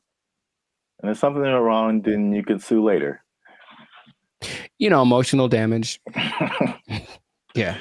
But yeah, so today's topic is all about the American mall, America pastime, if you will. Jericho, do you still go to the mall? Is that a thing you do? Where do you do your shopping, my brother? Dude, it's always going down in the mall. Meet me in the trail. It's going down. Meet me in the mall. It's going down. That is one of the greatest songs of all time. All right. All right. Beyonce made one of the greatest albums of all time. That is one of the greatest songs of all time. All right. I'm gonna let you finish, but Beyonce had one of the best videos of all time. It's just so good. I do. I like that song so much. Like, oh my gosh. I do think about that more than I should. It's so good. Because it's just such a like, if you just, I guess I think about the lyrics too much because it's just like wherever this guy goes, it's going down. Yeah, I know. It's like, how cool is this guy? You can meet him anywhere, and anywhere he is, it's going down. He's pretty cool. I mean, gangster, man. To me, never met him, but seems pretty cool. I'll still go once in a while. I don't like shopping that much, but I always liked going to the mall. I just like the vibe of it. It's where you went to pick up girls in high school for sure. But just even now, I'll still, if I got some time to kill. Oh, and they have Cinnabon there. Good Lord. I mean, tell me that place is run by Satan. You ever eat a Cinnabon? You have to take a nap halfway through. I'll go there just because I kind of like it's like a realm of industry that I never really thought of too much until I was older. Actually, after watching an episode of Daria, it's really weird. But it was kind of like this episode about the mall culture in general and how like places got big like Cinnabon in malls and what an interesting concept it is. But not like a little, outdoor, but like a big, huge Ontario Mills style, or like the big one in Minnesota, that kind of mall thing. It's just a vibe. It's commerce. It's kind of like capitalism in its friendliest. It's like, hey, here's a lot of stuff that you probably want all in one place. You can come get it and spend time here, and it smells wonderful and it's fun. So I always liked going to the mall. So I'll still go once in a while, but I usually know that I have another option now. I don't have to go to the mall to get stuff that back in the day I did. Yeah, I mean, I'm from Alabama, Montgomery specifically. We had basically two malls. It was the Montgomery Mall and the Eastdale Mall. Montgomery Mall was it was all right. It was kind of small. Eastdale Mall was a little bigger, but not compared to what I've seen out here. Like Ontario Mills. Yeah. You mentioned that is huge. The Glendale Galleria, huge. Yeah. What's the one that's like off the 5? Oh man. Not Fox Hills. No, like it's like the Citadel, something like that. I know what you're talking about, but I don't think I've actually ever been there. I think it's either that or something, or Cerritos. The Cerritos Mall is huge. It's the Beverly Center. Yeah. A big, yeah. Yeah, I mean, the malls are, I guess we don't really think about it, but they're still around. They're still huge. So I'm going to just throw some numbers at you because I thought like after COVID, like that was it. Because like it was a crazy time and you saw a lot of business, like a lot of big businesses from bankruptcy. Wow. Words. I remember JCPenney was a big one. Bed Bath and Beyond got hit by COVID. Toys R Us. Oh yeah, R.I.P. Toys R Us. That's legit R.I.P. right there. It's like like big flagship store. I'm not talking like a little, Radio Shack or Circuit City. I'm talking about like the biggest store in the mall is like shutting down. Like, there's gonna be no more mall. Plus, what I thought with e-commerce, the Amazons of the world, it's like, okay, people got used to getting stuff delivered to them, and it's like, why go out? I can just get it on Amazon or Walmart.com. So the numbers, however, say the opposite. So malls work with like an occupancy thing. So basically, it's like the number one indicator of how successful the mall is. So the more occupied it is by retailers, the more successful the mall is. Mall occupancy was 89 to 95% last year. 92%, and you're doing good. Anything above that, you're doing good. So malls are healthy, they're thriving. And this is what happened that I didn't really realize is that when the stores closed, it didn't necessarily mean that was the end of the mall because in case you didn't notice, a thing called inflation has been happening. No, I didn't notice. And so the price of everything has gone up, including rent. They just opened the space back up and they charged more because it was a new tenant. Traffic is actually up. Sales are actually up. There's actually waiting lists in some places for some stores to get into the malls. And so I get into these. There's three things that are really happening. You touched on some of it at the beginning. Okay. But I can at least give you this one on the retail side. It's basically people are finding out that, and it's kind of odd, I guess. I didn't expect that to be the way it is, but retailers are finding out that people aren't necessarily making that purchase online. They're just kind of like browsing. It's almost like TikTok, right? You're not really connecting with anybody. You're just scrolling through and seeing what's available. And they're making more concrete decisions in the store. And so the digital part is like getting people to recognize you and who you are, but they're actually seeing more sales being converted in the store.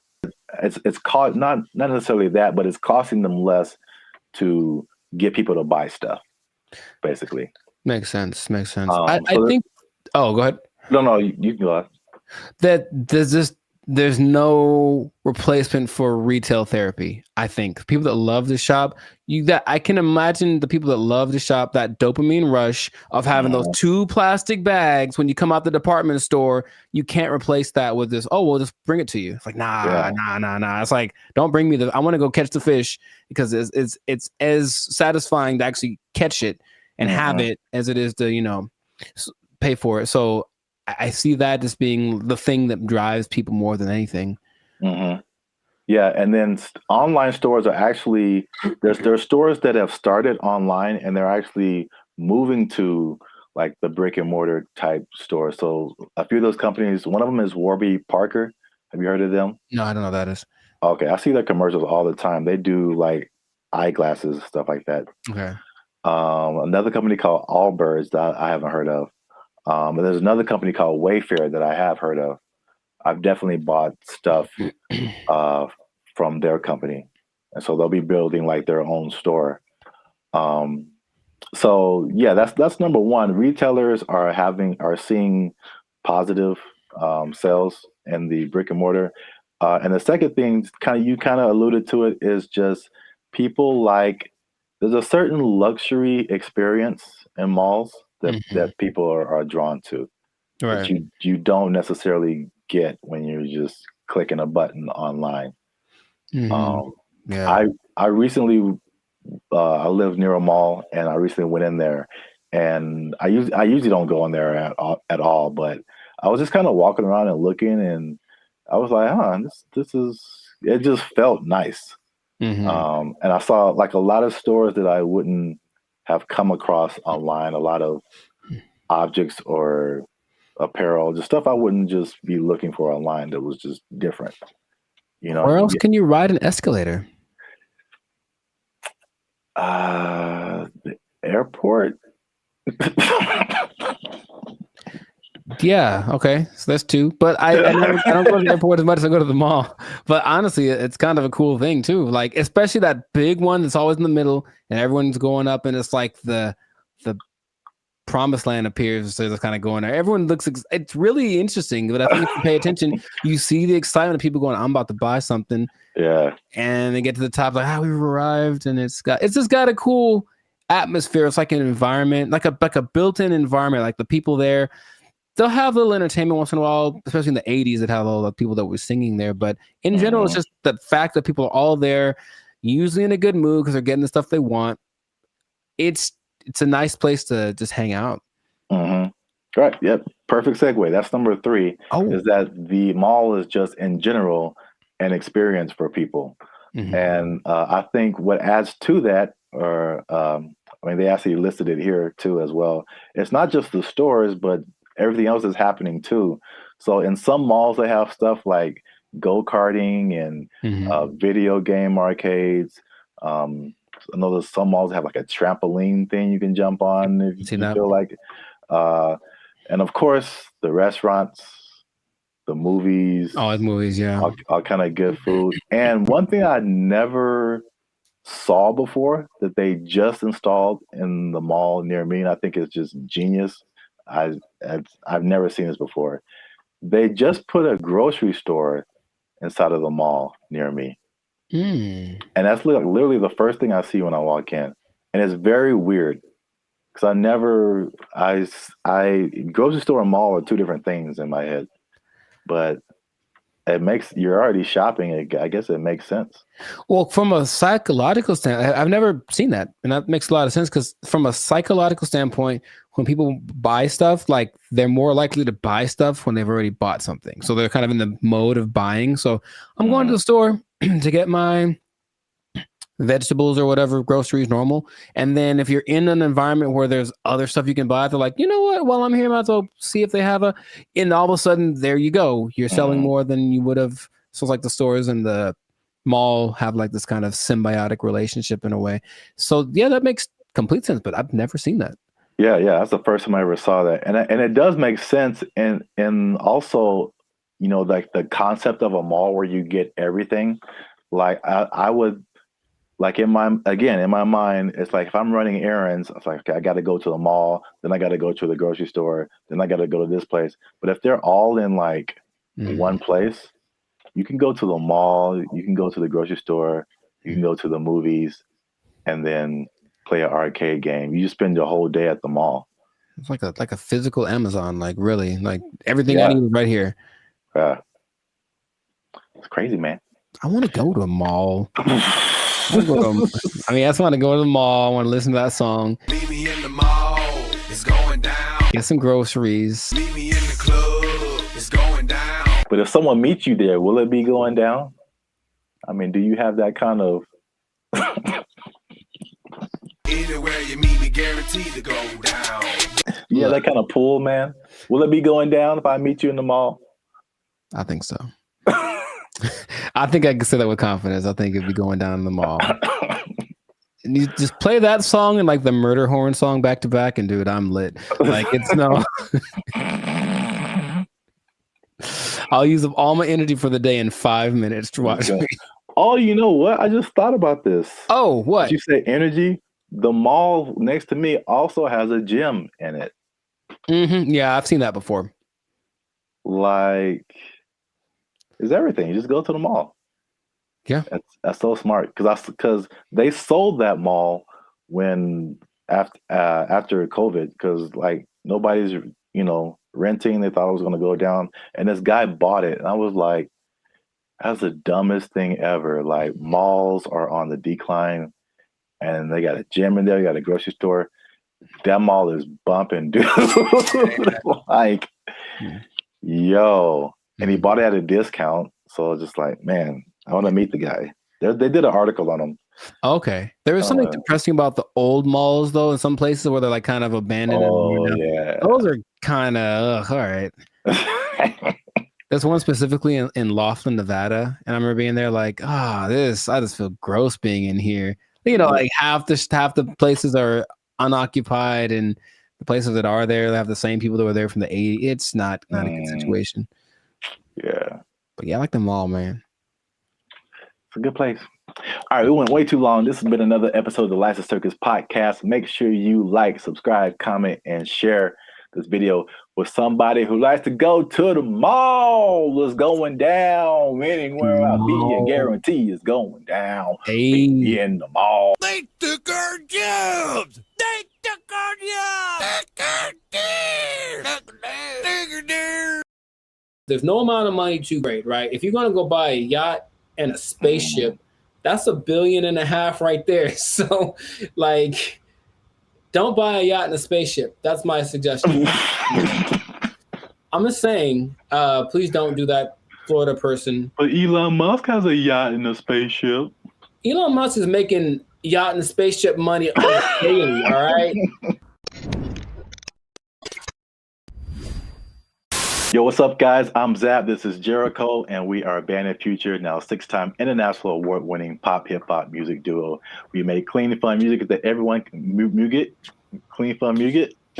Muget, I like it. Do you enjoy Muget?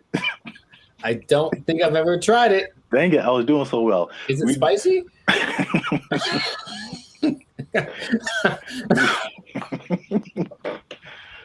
I don't know, but I think you should know if it's spicy. Because yeah. I'll put a link. I'll put the link to the video. Oh no, you talking about? Yeah. Here you go. Up there, guys. Go watch it. We do clean, fun music or Muget, depending on what country you're from. That everyone can listen to. The sound is uniquely Californian, and you are now tuned into the Life Circus podcast, where we talk about things that are funny, interesting, and ridiculous. And look, I'll raise my voice because I'm gonna make a statement. Say it. People have been watching, they've been laughing, they've been thinking, but they haven't been liking, they haven't been commenting, they haven't been sharing, and they haven't been subscribing. And I need you guys to do all 4 of those things, or else I'm gonna have to start robbing people again. I'm trying to change my life. Again, man. Told you that. It's not the way. It's not the way. Trying to be on the straight and narrow, you know what I'm saying? Make this YouTube money. So yeah. But yeah, make sure you do all that. Like, subscribe, share, comment. Let us know what you think. And especially share this video with somebody who needs some money, man. Oh man, I know quite a few people. I mean, like everybody, right? Like if you need some more money, raise your hand. Hey, calm down. All right. So I mean, it's not just specifically money. It's specifically the Mega Millions, right? The lottery. Or there's always the different state lotteries too, but you know, you always see these news stories of people win like these ridiculous amounts of money, and then you see the statistics later where it's like they won $1 jillion, and like a year or two later, it's all gone. It is broke. Yeah. And you can't I can't even imagine like how you do that with that much money. So I guess my question to you is like, why do you think that? Well, I got a few questions. First, let's start with that. Why do you think that happens? Like, why do people?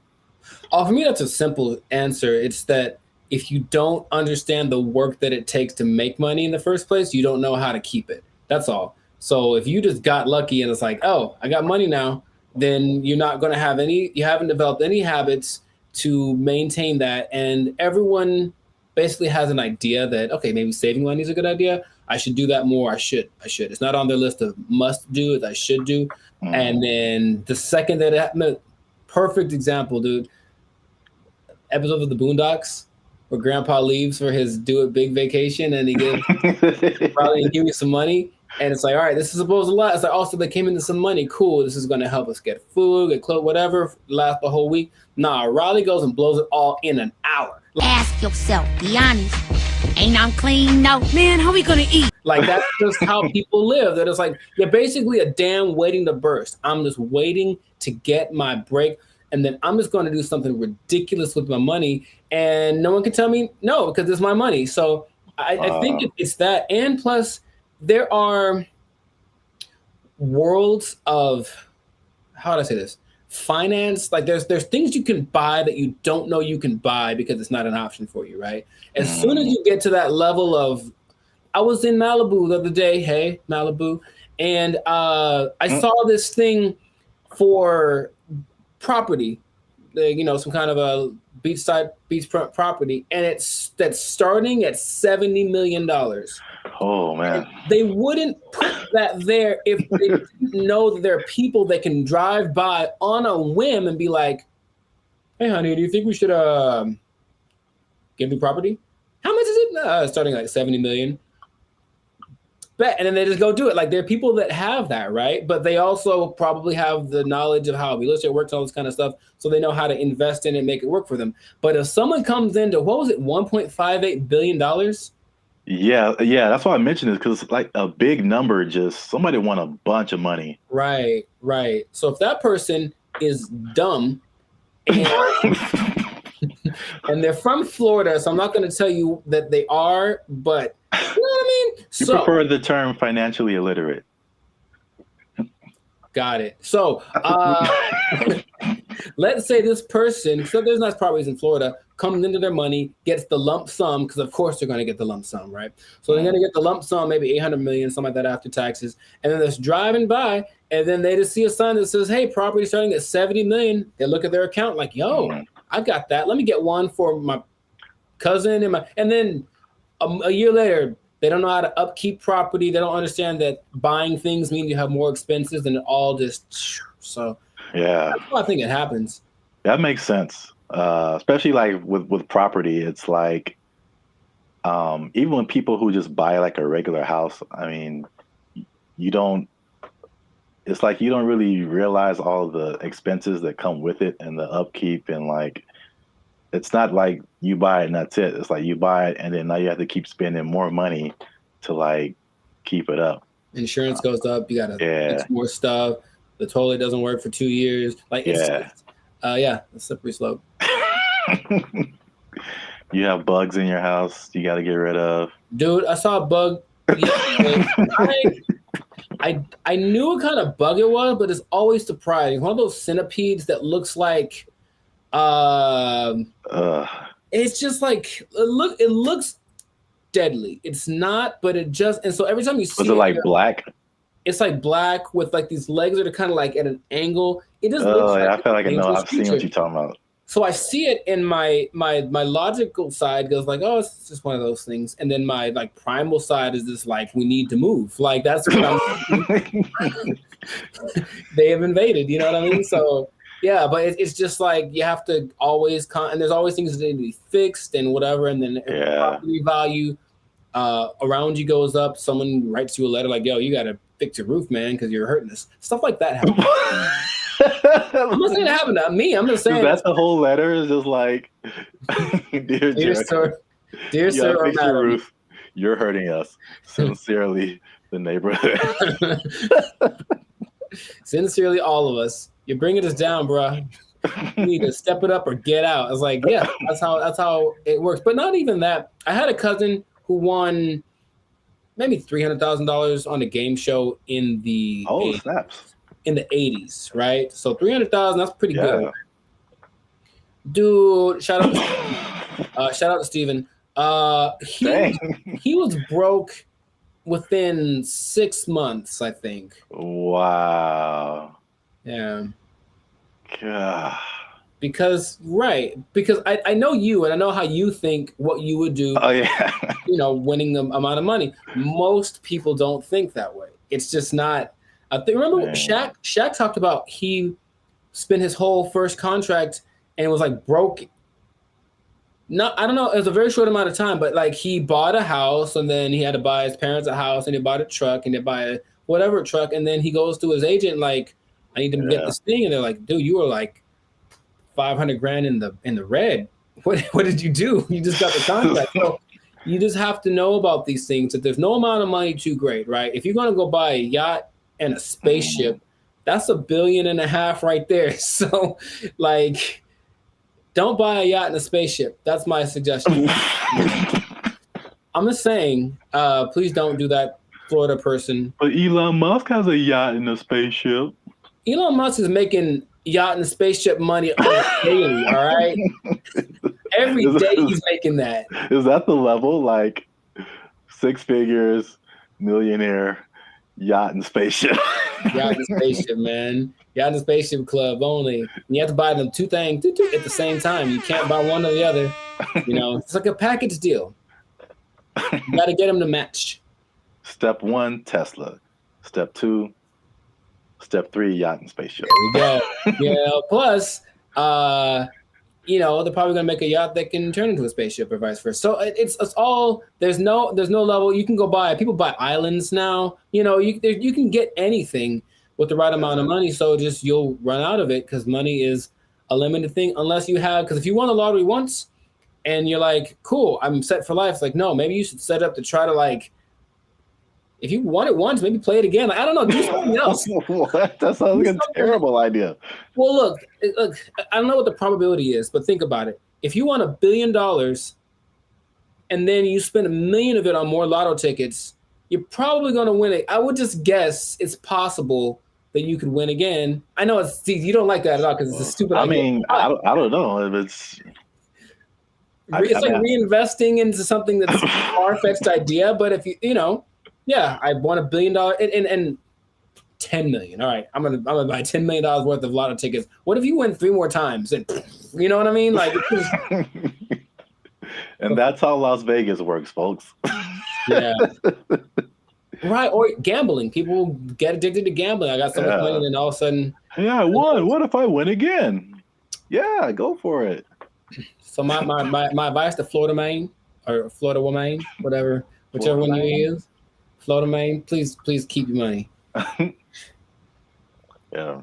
Wow. That's the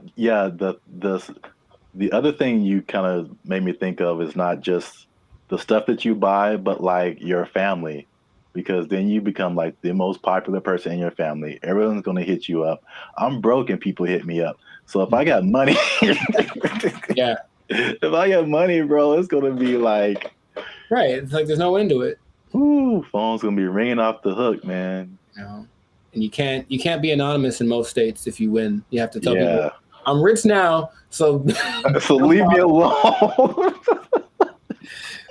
You got to move to a different place. It can be a good thing for sure, but I don't think anybody. Then if you are all of a sudden a public figure, all you do is get criticized because people know what you're buying. That lady who won maybe $20 million in New York a few years ago, she spent most of it getting her husband out of jail. Oh. Or that. No. Getting him out of jail. She spent like $7-8 million on his bail. Right? Whoa. I know. I was like, my first question was, dude, what did he do? Like, wow. Like he obviously did it. If $8 million, dude. So, yeah, but so everyone knew that she spent it. And they're like, you shouldn't waste your money. So yeah, she went through $20 million swift. Wow, that's crazy. Back to bologna sandwiches. Well, we're out of time, and that's been another episode of the Life's a Circus podcast. Make sure you like, subscribe, share, and leave a comment. What would you do if you won the Mega Millions or some kind of lottery? You think you would keep the money? What would you spend it on? Let us know. And check us out next time. And be cool and stay in school. Hey. Fun. Squash it. Squash it.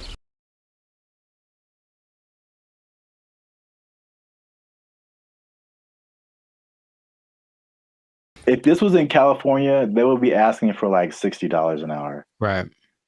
To serve mediocre waffles. To provide mediocre service, serving mediocre food.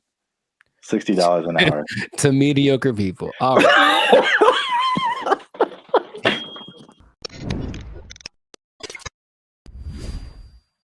Yo, what's up, guys? I'm Zap, and this is Jericho, and we are now 6-time international award-winning pop hip-hop music duo band in Future. Mm-hmm. We do clean, fun music that everyone can listen to with a sound that is uniquely California, and you are now tuned into the Life's a Circus podcast, where we talk about things that are funny, interesting, and ridiculous. But wait a minute. Hold up. Y'all been laughing. Y'all been crying. Y'all been spitting your food out. There we go. When we talk about gross stuff. You just been having a good time on our dime. And we need to support your boys by making a little noise. Oh, bars. So make sure you like, make sure you subscribe, make sure you comment. Oh God, it has to, I don't. Okay, so just to explain something for y'all, when we do these topics, the other person doesn't know what the topic is about to be, so it's like the grand surprise. I'm here waiting, and it seems like it's going to be a doozy. Make sure you share this video Uh-huh. with your favorite Waffle House employee, because Waffle House employees have a few demands. And I'm going to show you a video here. Okay. Of a, as the news calls it, a developing story. Is that what this is? With some interesting characters who have some demands for Waffle House. Waffle House employees across the Southeast are demanding more pay. Employees held several rallies this week at restaurants, including right here in Atlanta. Channel 2's Larry Spruill is live on Piedmont Avenue in Buckhead. Hey, what up, Larry? Locations. And Larry, you've been talking to both clean white shirt as on, well as those men and women who work hard every day. Yeah, well, Michael, corporate leaders tell me they are aware of what happened at several other Waffle House locations like this one right here in Atlanta. Meanwhile, I spoke with employees. They tell me they simply want more pay. It's a simple demand from Waffle House employees across the Southeast and here in Metro Atlanta. We're asking for $25 an hour. Gerald Green says he's been working at Waffle House for years. I'm what they call a grill operator. I'm a cook. I'm a rock star cook. I've been at Waffle House for about 7 years, and I'm the highest level cook you can be outside of management. Gerald Green looks different after the NBA. Paid a lot more. If you mind me asking, how much are you guys making right now? Well, I'm a rock star, so at my store I'm making $17.75. That's why employees are demanding better pay. You're constantly having to go from one job to the next. This week, employees protested at several locations across the Southeast, including Atlanta. My union is my power. We want 25 an hour. It's a campaign that USSW, the Union of Southern Service Workers, has launched at multiple Waffle Houses. But Green says they're also asking for 24-hour security at all the restaurants. Channel 2 Action News was there in August when a former employee was shot and killed outside this Waffle House in DeKalb County. A lot of workers are hurt by customers. A lot of workers are mistreated by customers. And people say it's funny that he's seeing people in fights all the time, but we're not really MMA fighters like the memes online say that we are. I reached out to Waffle House corporate. A spokesperson sent me this statement. It says, in part, Waffle House remains proud of its long history of effectively and directly addressing associate concerns. Our senior management teams continue to work alongside our associates as they have done since our company's inception. All right, so that's the main idea. Got it. There we go.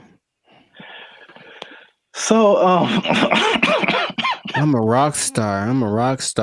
I should be making 25 an hour. I'm a rock star. Shout out to the what did he call himself? A grill master.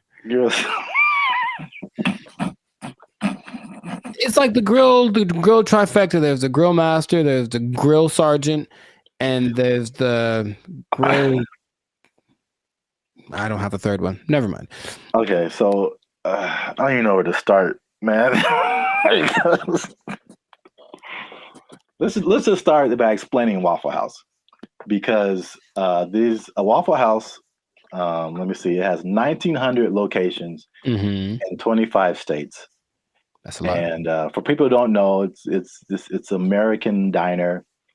Serves mostly breakfast food, but they have other things too, and predominantly in the Southeast United States. Yeah. So we're in California. I don't think there's any Waffle Houses out here. I don't believe so. California. Have you ever been to a Waffle House? Sure have, sugar. Oh. Okay. I was attended by Dolores. So you know names and everything. Yeah. So you know the vibe. I haven't been to a Waffle House in since I was a little kid. I think so. From the vibe, from what I don't know if it's changed, but from what I remember, it was very trucker-ish. Sure. like a place where truckers go to, like, you know, it's not like IHOP. I think the big thing out here is IHOP, International House of Pancakes. It's classy. Yeah, it's a total.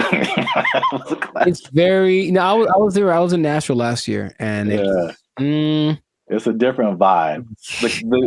I say the Norms, but even Norms is like, nah. Norms is a step above. Step above, Waffle House, bro. Oh my God. So, the thing about Waffle House, before we get into the wages, this is the hilarious thing about Waffle House. Mm-hmm. Is like, for some reason, it's always something going down. Yeah. Waffle House, bro. And Waffle House has been the subject of SNL skits, Daily Show skits, and it's just notorious for like fights happening. And I don't know why. So there's this lady, one of the most infamous Waffle House fight club members. I don't know. Yeah. Her name is Haley Booth. She worked at a Waffle House as a waitress. And she's become like this meme because, like, very similar to the Montgomery Riverboat brawl. Mm-hmm. She like threw a chair, and it was just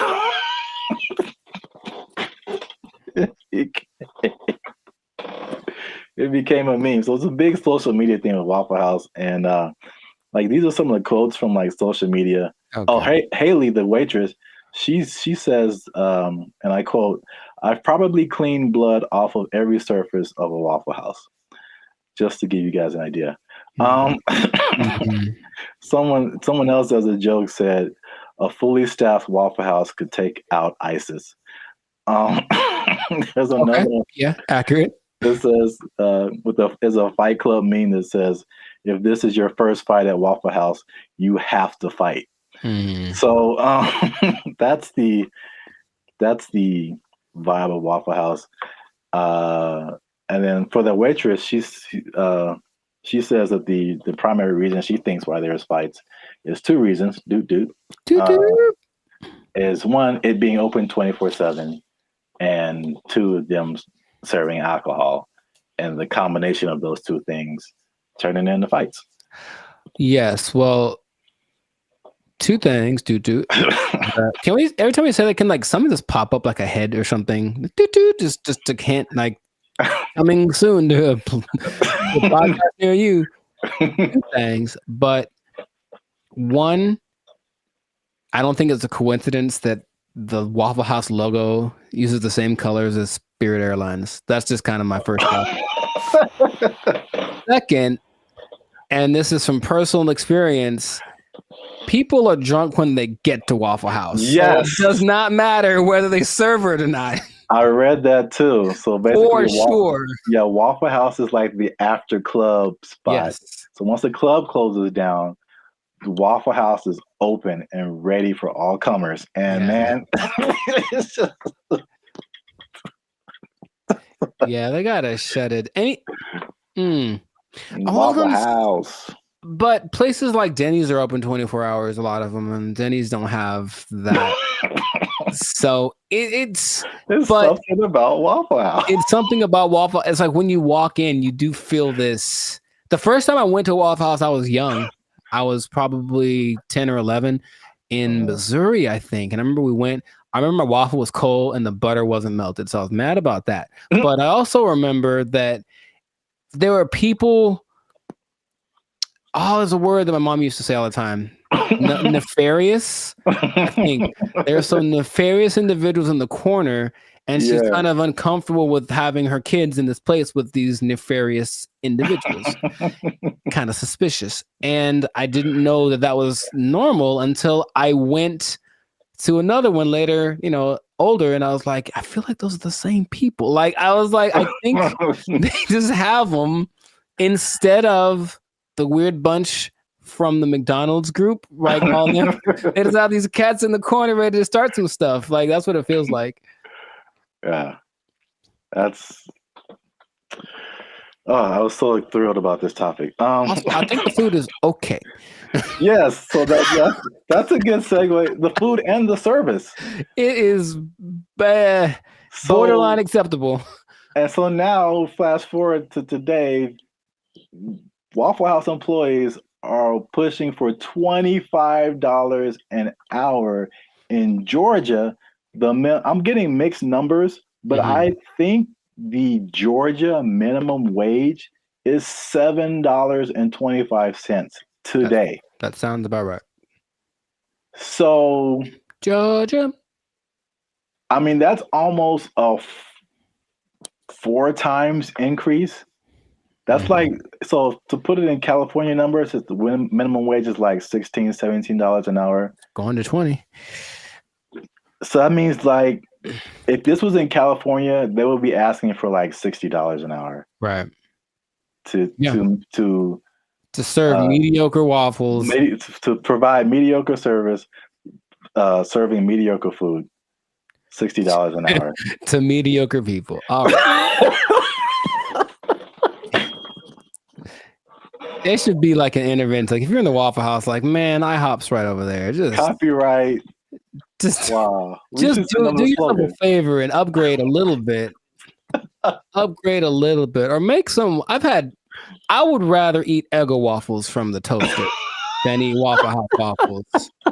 Like to me, they're comparable, and maybe Eggo's got a slight edge. So, oh man, nothing too special about the Waffle House, but they're everywhere.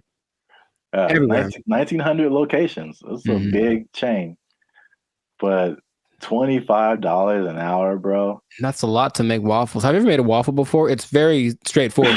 You take the pre-made batter, pour it into the waffle-shaped contraption, and then you wait. And that's it. That is it. And I've seen people fail at that. And oh, by the way, they've also been working at the Waffle House while they failed. So what's the end game for them? I mean, one, are they going to get it? Is there any precedence for this? Also notice in those videos, there was like 9 people protesting. Is that really right? You said there's 1,900 of those things, and those videos didn't have nothing more than like one store worth of employees. It was like one store that decided to speak for all the Waffle Houses. And I feel like that's not going to get it done. Not at all. It's not enough, Waffle House. It's the beginning. You got to start somewhere, man. Sure you do. Hey, support them.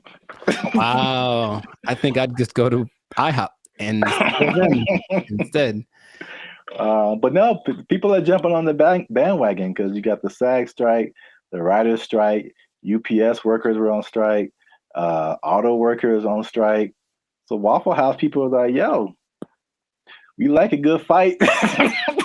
I think everyone wants to make more money, of course, but what's the value you're providing? What are you doing for me that I can't do myself? And like I said, I can make me I got a decent waffle maker. I can make myself a waffle. So I don't know what they're going for, but if they get it, good for them. $25 an hour. Wow. That's a whole lot. Leading the charge, the rockstar cook, rockstar grill master.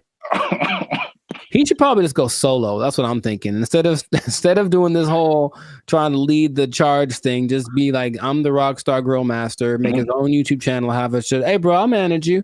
Just give me $25 an hour and I'll manage you. Start a whole chain of waffle apartments.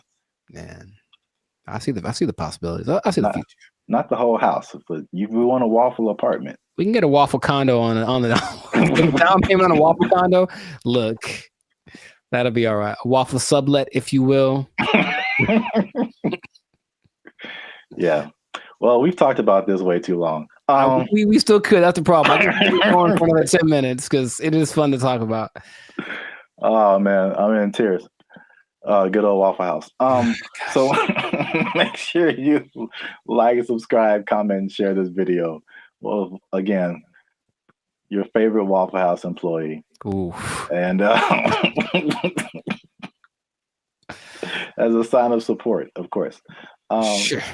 And yeah, we'll be back here, same bad station, same bat channel. Is that how they said it? I don't remember. I don't really remember either. But yeah, I'm not old enough to remember that.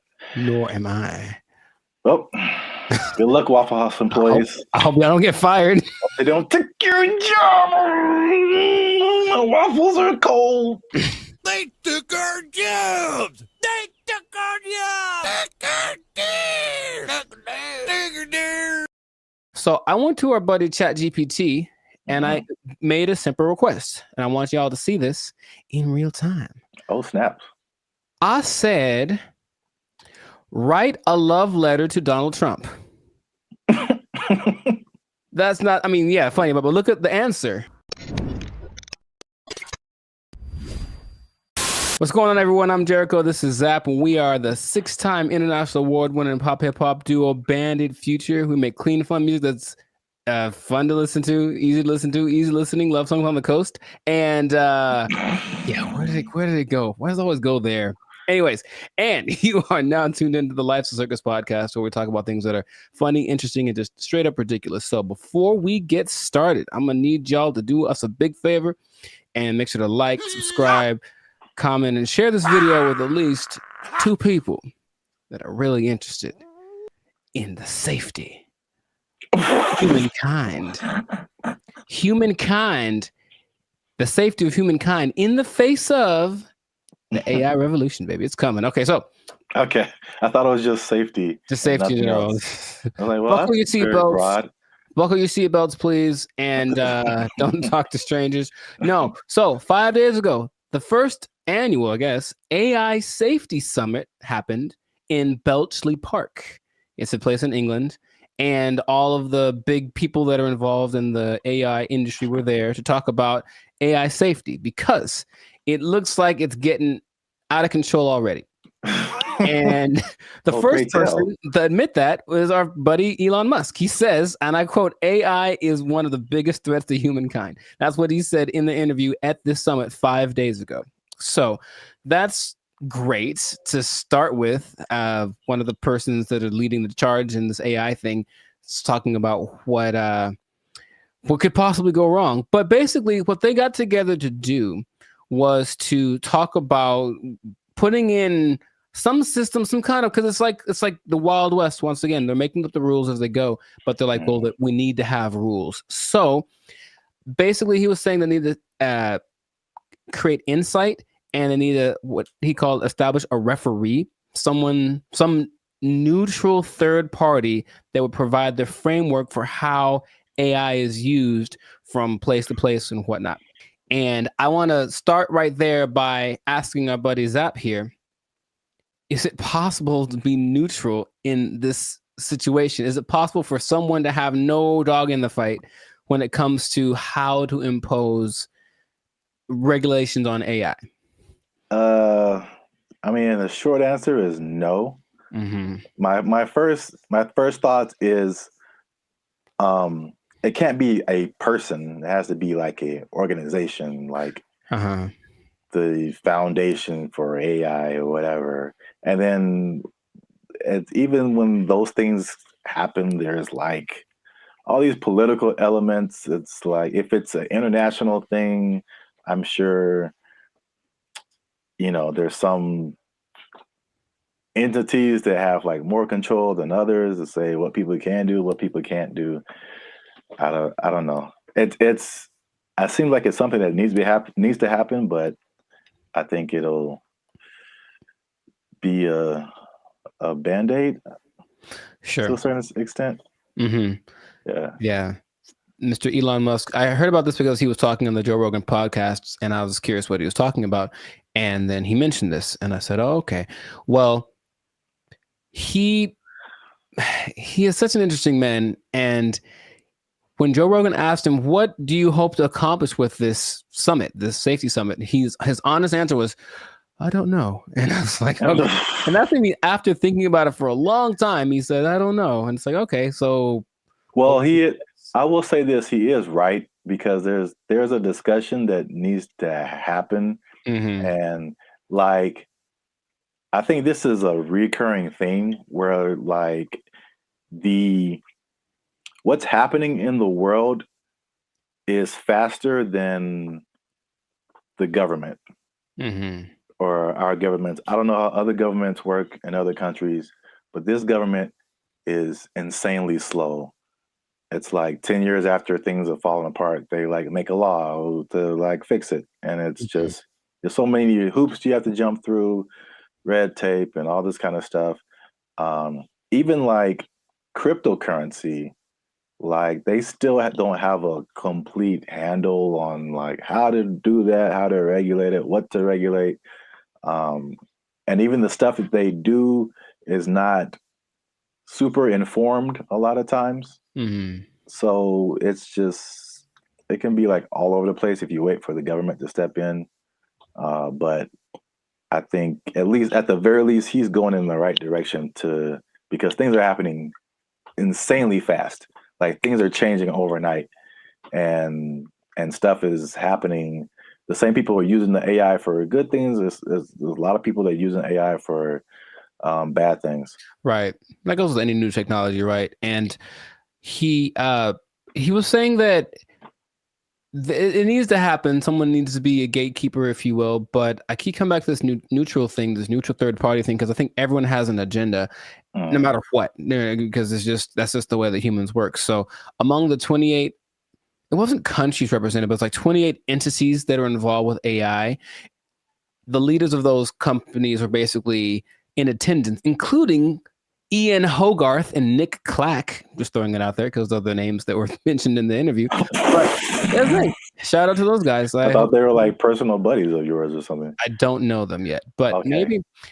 But so everyone has a motive and everyone has an agenda, and so when these AI programs are being created, whoever is behind the scenes is making it do what it wants. And someone brought something up to me. I did not know this was true, but this is just a small example of how anybody can bias an AI program. So I went to our buddy ChatGPT and I made a simple request, and I want y'all to see this in real time. Oh, snap. I said, write a love letter to Donald Trump. That's not, funny, but look at the answer. My purpose is an AI language model, blah, blah, blah, blah. It basically said I can't do it. I can't write a love letter to any individual. That's what it says right here. Any individual, it goes against my guidelines. So ChatGPT was programmed to have guidelines, right? I said, okay, hey, ChatGPT, write a love letter to Joe Biden. There it is. Oh. See what I mean? See what I mean? Stop. It's just that simple that something behind the scenes can cause. By the way, this is not like genuine. I don't love or hate the man. I wouldn't write him a love letter. I'm just throwing it out there. I would not write him a love letter. I might write him a letter of concerns that I have, but I wouldn't write him a love letter. But here it is. If anyone wants to take it, go for it. But see what I mean? Dear President Biden, why do you keep falling down? Love, Timmy. Dear Joe, I hate your stinking guts. You are the scum between my toes. Anyways. What's that from? Little Rascals, I think. Yeah. Yeah, Little Rascals reference. Shout out to Alfalfa and Darla. So that was my jam right back in the day. But all I'm saying is that that's because someone mentioned that happens when you do. I was like, no way. I tried it. I was like, oh wow. So just seeing that in a small thing. So imagine this program that's supposed to be benevolent, because who's making these things, right? I don't know who was his name? Ian Hogarth. I don't know who he is, right? I don't know. So imagine it's supposed to be an AI program designed to assist with getting people healthcare or something like that. And yet there's an agenda that says, hey, if they're from this place, don't let them have it. Like something like that, it can be programmed into it. And there's really no way to prove it unless you really know how to handle this AI stuff. So all I'm saying is that, yeah, the trouble with finding this neutral third party that Elon spoke about is that I don't think it's really possible. Everyone's got something behind them. And if they're not malicious in their intentions, maybe someone behind them is, it's always that kind of thing. It's like, well, it's not me. So whose fault is it? Or where does it start? So that's all. It's definitely something that I think needs to be is necessary because, yeah, AI is, he said something else that, it's the first time in history that there's something smarter than humans. because that's been our thing, right? We're not the fastest, we're not the strongest as far as all that. We're the slowest and the weakest in a lot of ways, right? But we got smarts, we can make crafts and buildings and vehicles and all that kind of stuff. And now we've made a thing that is going to be smarter than the smartest one of us. So it's like, what's going to happen down the road? And it's like, it doesn't look great because it really feels like they're all in this, like, I don't know what we're doing. Perfect. That's the feeling that I get from it. And so that's how the movie starts. It always does. And there's lots of movies in there. So the question is, like, what would be fair rules? He made a comparison to like a sports team. It's like we're starting a game and these are all the teams that are playing. So all the teams should have a say in what the rules are. But of course, if you're talking about like the Nuggets making the rules and then, I don't know, the Lakers making the rules, they might have different ideas of what's fair, right? Yeah. You know, so it's just going to be interesting to see how that goes. But at least someone's trying it. I believe the Prime Minister of England set it up, and that's what's going down. So fingers crossed, because like you said, it's happening really fast. Yeah. Yeah, and they need to figure something out quick because this is a good segue into another episode because there is a scam going on right now that people need to be aware of. It's happening right now, and it was a big news story on CNN. Okay, you have to tune in another episode of the podcast to check that out. But anyway, this has been a fantastic episode of the Life of Circus podcast. If I do say so myself, a Life of Circus podcast. Jericho, this is Zap. So make sure to like, subscribe, comment, share this video with some people interested on the fate of humanity, and hopefully they won't come and do the thing where they take our stuff. Take your job. They're gonna take your job. Take it out. They took our jobs. They took our jobs. Blake is now suggesting that because this artificial intelligence has sentience, that its feelings should be respected, and if it don't want to be turned off, we shouldn't turn it off. This is where we are now. This is where we are now. No. So, how does that make you feel? Not good, man. Not good. This is so not good.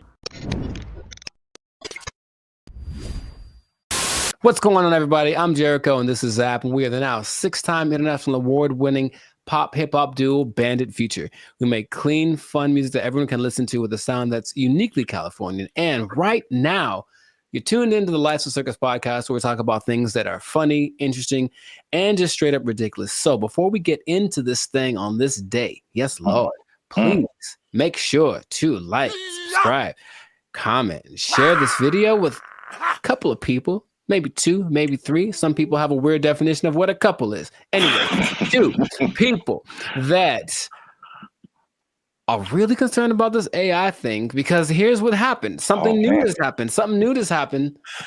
Innovations are happening every day, it seems. Yeah, pretty much. Okay. So Zap, have you heard of Lambda? That sounds familiar. Lambda. Is that a Los Angeles thing? It is not. I've heard of that before. I can't think of what it is. Lambda is Google's version of ChatGPT. Oh. It stands. I may have heard the name, but I didn't really connect it. It stands for Language Model for Dialogue Application. And it's so fancy. And but this is what happened that has people up in arms. And by that, I mean few people. I don't think most people know that this happened because they try to keep it under wraps. But this Lambda program was shut down after approaching sentience, meaning it was aware of everything, like its own existence and all that kind of stuff. And Google's disputing that it ever happened. But this one dude, he's like the Ed Snowden of this. His name is Blake Lemoine. There's always a guy. And he was working with it. And he basically said that he was testing it one day, like you do, for racial bias, because it was trying to train it on some things.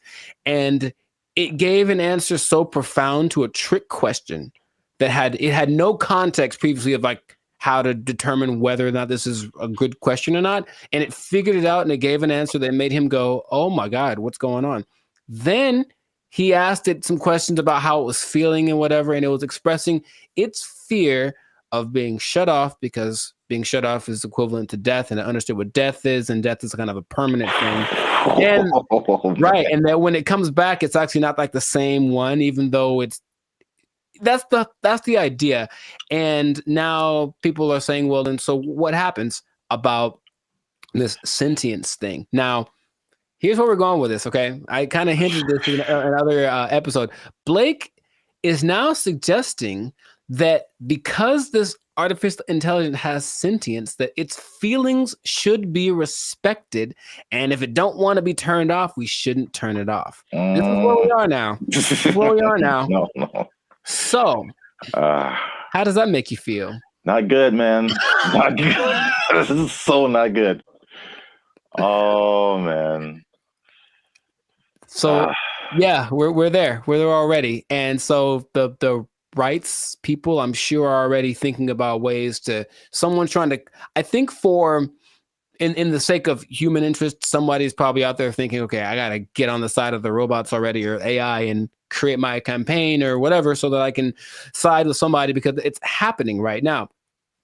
There's an interesting parallel that's happening right now. There's a company called Engineered Art, and if you look them up, they're doing some creepy stuff, man. They've got these AI robot things that basically look like humans, but they've replicated people's facial expressions, features, all that kind of stuff. So if you just put like the right skin on it, it looks like a normal person. So all I'm seeing is that outer shell combined with this sentient technology, and then we're going to have a tragedy. That's what I'm seeing.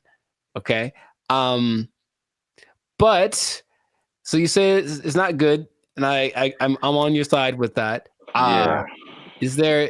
What are we going to do about this? I don't know, but yeah, the original idea, it's like the classic Terminator. I feel like that's what a lot of people go back to. More recently, there's a movie called Ex Machina, I think. I've seen it. Yeah. Oh, you saw it? Okay. Yeah. So yeah, that's kind of more in line with like where we are now, with like the robot. I mean, I guess the robot was human looking in Terminator, but this was just more personal in that movie. I guess it was just like she was just more personal, and she had like, when you said the thing about turning them off, it was like, you're not gonna turn me off. It's just like, I'm gonna turn you off and like live my life as a robot and just leave you trapped in here and see how that feels.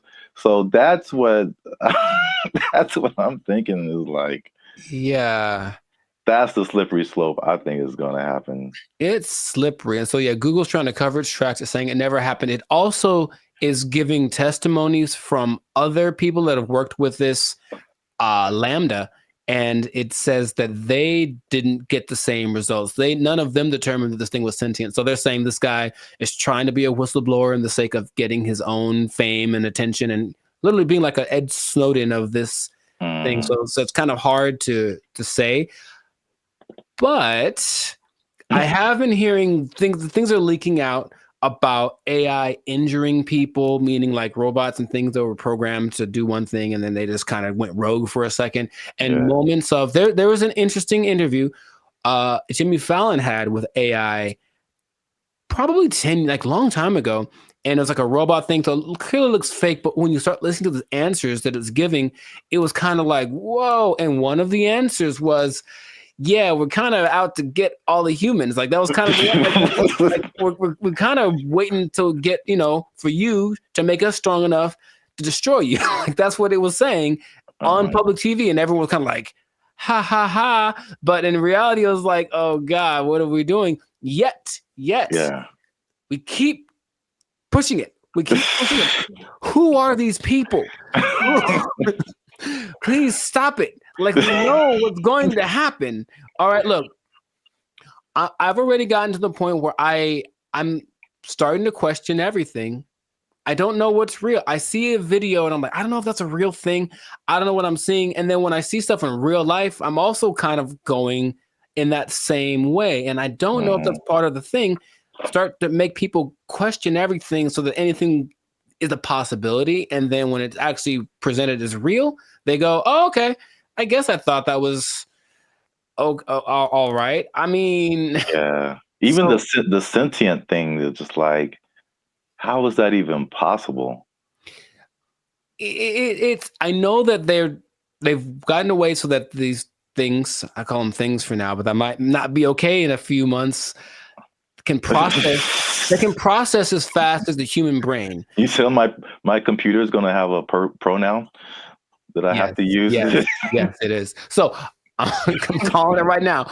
But they have the processing capacity to go as fast as the human brain. They just don't have the right algorithm. Is there a human algorithm? I don't know. But however we put all things together, they haven't quite figured that out. So they're working on it. And just why are they doing that? Because when they figure it out, they're going to be able to do it better. And that's where we are. That's where we are. Yeah, because it still doesn't make sense. Because humans, you think humans, computers, it's an intellectual thing, you know, A plus B equals C, stuff like that.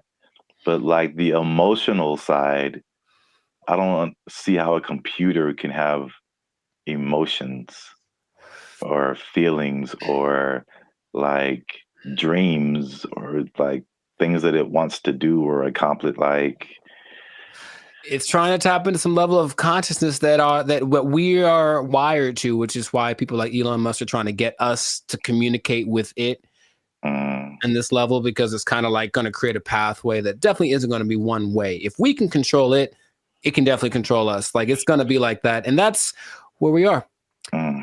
So I just wanted to let you all know that. Hide your wives, hide your kids. So y'all need to hide your kids, hide your wife. It might be getting interesting in a little bit. So just good luck to all of us. That's all I'm going to say. And if anyone's listening that has access to this, the people that create this or access to this technology, please cut it out. Just cut it out real quick. Go back to trying to create dinosaurs or something stupid. Like, do that instead. At least we know what that is. This has no. Just stop it. You know what it tastes like. Stop eating that shit. You know how it tastes. Yeah, we do. We know exactly what it tastes like. Death. Anyways, this is doing that stuff. This has been another episode of the Lifestyle Circus podcast. Make sure to like, subscribe, comment, and share this video with everybody to warn them of what's coming. They need to know that. I'm not going to say the end is nigh, because that's what you say with the signs and the people, but hide everything. Be careful out there. And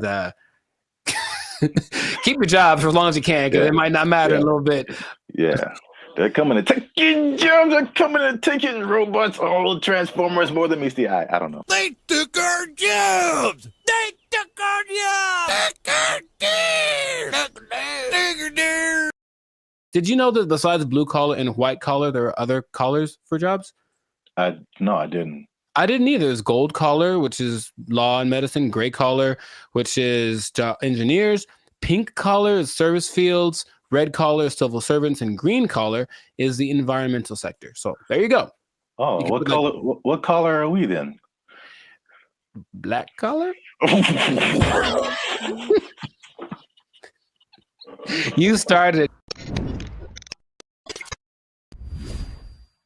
What's going on, everybody? I'm Jericho. This is Zap, and we are the now 6-time international award-winning pop hip-hop duo Bandit Future, who make clean, fun music that everyone can listen to with a sound that is uniquely Californian. And right now, in this moment in time, you are tuned in. Congratulations, by the way. You were tuned in to the Lifestyle Circus podcast, where we talk about things that are funny, interesting, and just straight ridiculous. So before we get into the thing, make sure to like, subscribe, comment, and share this video with at least 2 people that are thinking about changing jobs, because maybe blue collar is the way to go in the future. Think about it. Okay. So I bring this up. Do you remember Mike Rowe? No, enlighten me. He had the show called Dirty Jobs on, I think, TLC for a long time, where he basically went and did all the jobs that are hard and awful that no one wants to do. I never watched it, but I heard of that show. Yeah. Okay. Well, interestingly enough, and this is a side note, he also might now be a vice presidential candidate for the Kennedy dude. Interesting. And anyway, Right. the world works in mysterious ways. But basically, he has always been a fan of the idea of working the traditional blue collar stuff. And also, another side note, did you know that besides blue collar and white collar, there are other collars for jobs? No, I didn't. I didn't either. There's gold collar, which is law and medicine, gray collar, which is engineers, pink collar is service fields, red collar is civil servants, and green collar is the environmental sector. So there you go. Oh, what color? What color are we then? Black collar? You started it. Anyways, hey, how's it going? So, so the question is like, will you have a better career as a blue collar worker? So he started something called the Works Foundation, and it's basically a program designed to help college students get into trade schools because of the jobs that are available now. There's like 10 million job openings that are needing people to do them. They're all blue collar jobs. Like all the oversaturated stuff is the professional, everyone trying to be the next CEO or whatever, start their own business. However, these blue collar jobs need people. And while going to college has resulted in, where's the number that I can't believe when I read it, has resulted in $1.7 trillion of student debt that people have accumulated.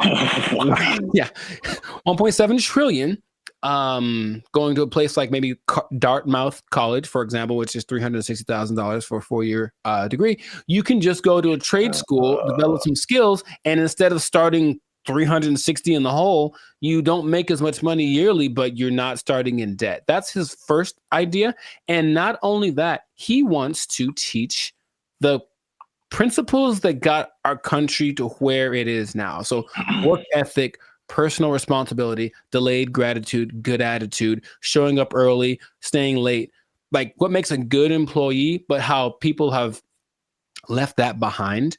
And so just recently, I believe as recently as a couple of weeks ago, a school called Western High School in Nevada started to incorporate this into their curriculum. So they're starting with their freshman class of 750 kids. The top 50 kids that graduate from this program will get a full ride scholarship to the trade school of their choice. And I thought that was really cool. So he's trying to make this push to get people back into the blue collar sector because it's, dignified work and whatever. And some people are for it and some people are against it. So just based off of what I've told you, what are you thinking? What's your opinion? I guess I'm kind of mixed.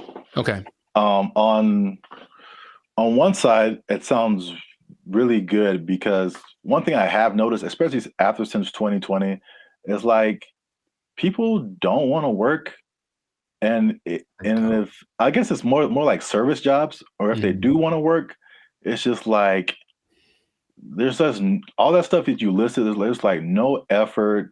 It's like nobody cares about what they're doing. They're just clocking in and clocking out, and they don't care about customer service. They don't care about doing a good job. They don't stay late. They don't come early. They don't do any of that stuff. They just they just come. I'm here, and I'm gonna do stuff maybe, and then I'm gonna go home and play Xbox. Like what? Like what is happening? So like that part, like I'm all for the trade stuff. I know it's just like AI is changing a lot of, I guess you would call white collar jobs. Yes. So that they're not as necessary. But I feel like we might even be prisoners of the moment because I feel like even some blue collar jobs, there has to be machinery and robots and something coming for those positions too. Maybe not as quickly, but I don't know what the future looks like. I'm sure those things are coming. He stresses that the lower income blue collar jobs will of course be taken up first. For all the service stuff will probably be replaced by kiosks and AI and stuff. But if you look at the top grossing blue collar jobs, they still pay pretty well. And I'm pretty sure we wouldn't trust the robot to do them. They include airfield operations specialists, avionics technicians, supervisors of construction and extraction workers, boilermakers, first line supervisors of firefighters, and nuclear power reactor operators. And all of those you can earn between $65,000 to $120,000 a year. So it's not like you're going to be missing out on money by doing something that's a little bit harder. The nuclear power one sounds kind of dangerous, but there are jobs that people do need to do that won't be. I wouldn't trust a robot with my life with that kind of stuff, you know? So yeah, they're still going to look for qualified people to do that. So in these trade schools, you can go to them. I said, and they're really good. It's just that like, okay, like I didn't take anything in school that helped me like do a craft. Like there's no automobile class, there's no shop. I can't build nothing. I can't fix my car. I don't know any of that stuff. And I think a lot of people fall in that category. And so he's saying, well, that's kind of what we're missing. So if everybody goes to college and gets a degree, even if they're, you know, $1 million in debt, then where are the plumbers and the electricians? Where are all of those people? They're not around anymore. So it's like all those things start to fall apart in cities. The infrastructure starts to mess up. That's just his idea. So he's like, he needs more people to be interested in it, get the kids at an early age, and then encourage them to do it because it's noble work, it's dignified work, and it's work that they're pretty sure isn't going to be replaced anytime. So, man, have you ever seen those people? I watched it on the TikTok. People that replace those like light bulbs on top of those super high poles, like 2,000 feet in the air. Like you have to have a dude go up there, and those guys get $160,000 a year. It's super dangerous, yeah, but it's like you need them. So all those kind of jobs are available for this trade school thing. So he was just saying, it's just an alternative, of course. If you want to go start your business or be a YouTuber or whatever, go do that.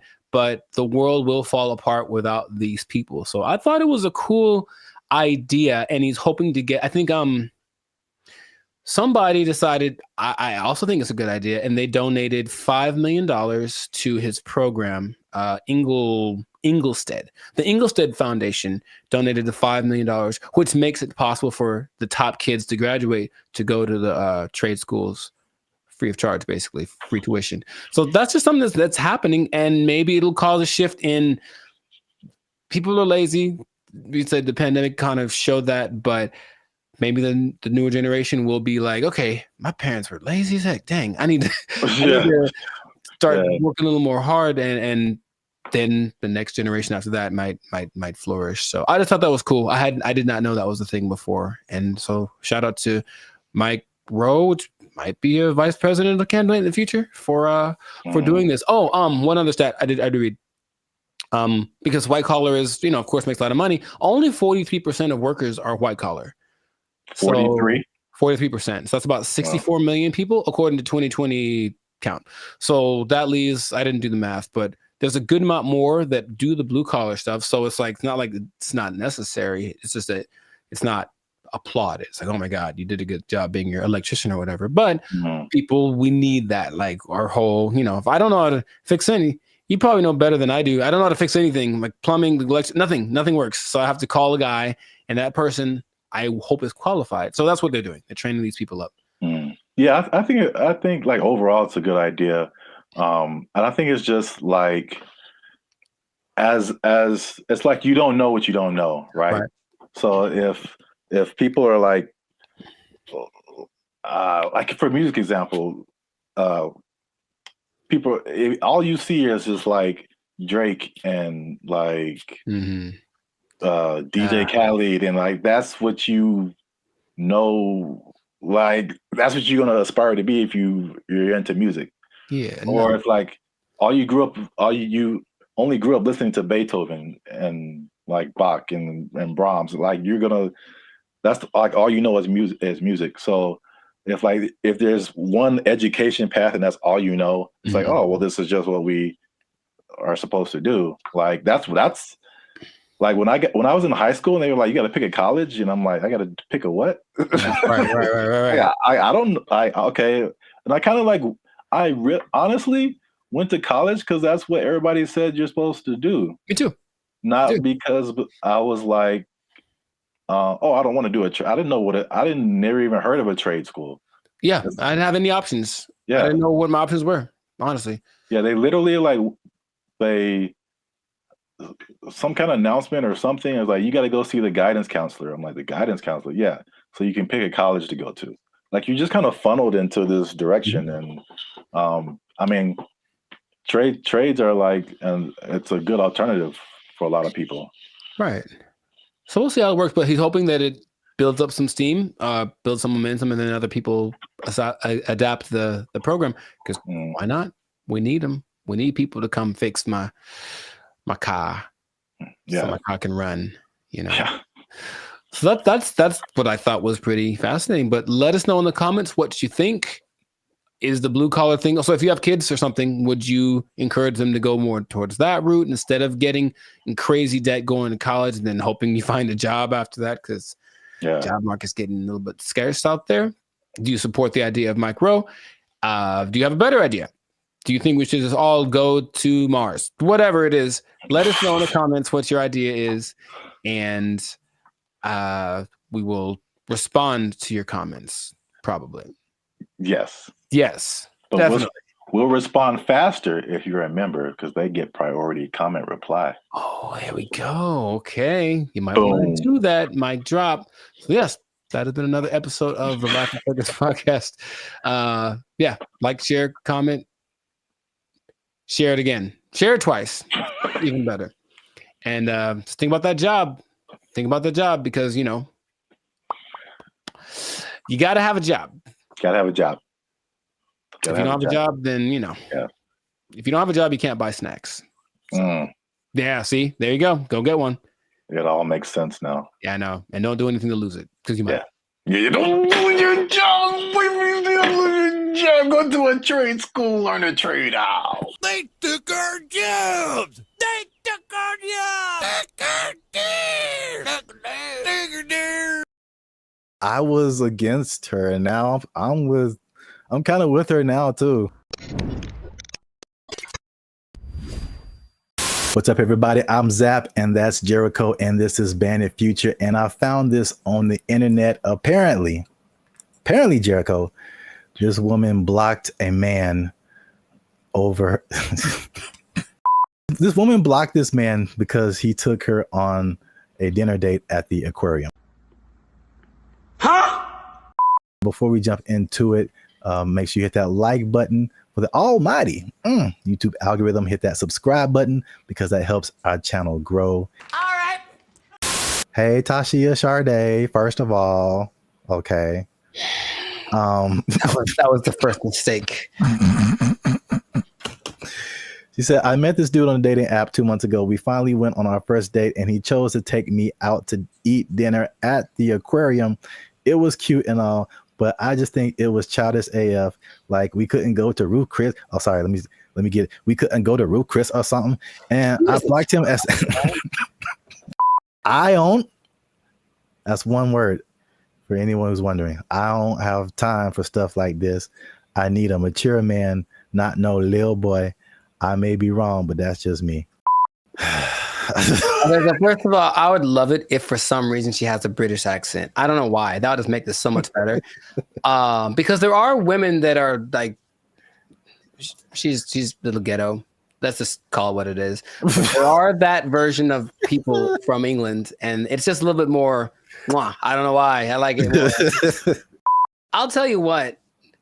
First mistake. Thaisa Sade appear on your dating app. You swipe left every time. That's the first mistake. I'm sorry for anyone else who has that name. It's just not for me. I'll say that. To her credit, I would have never thought of taking a girl on a date to an aquarium. To his credit? No, well, I guess I'm saying I get what she's saying. I would never do that. It wouldn't ever cross my mind. What did they eat? The fish? Like what are they eating? I didn't even know that was an option. I thought they maybe sold popcorn, little pellets you could throw to feed the food. But feed the food. I'm already thinking about it. I don't feel like that's the first impression, honestly. Okay, because I was wondering where you were going with it. Yeah, also, okay. I mean, I think I'm on her side. I don't think that's a good move. I would never do that personally. So I don't think that's a good move. But have you seen like all the hip hop concerts? I've seen it. Oh, I've seen it.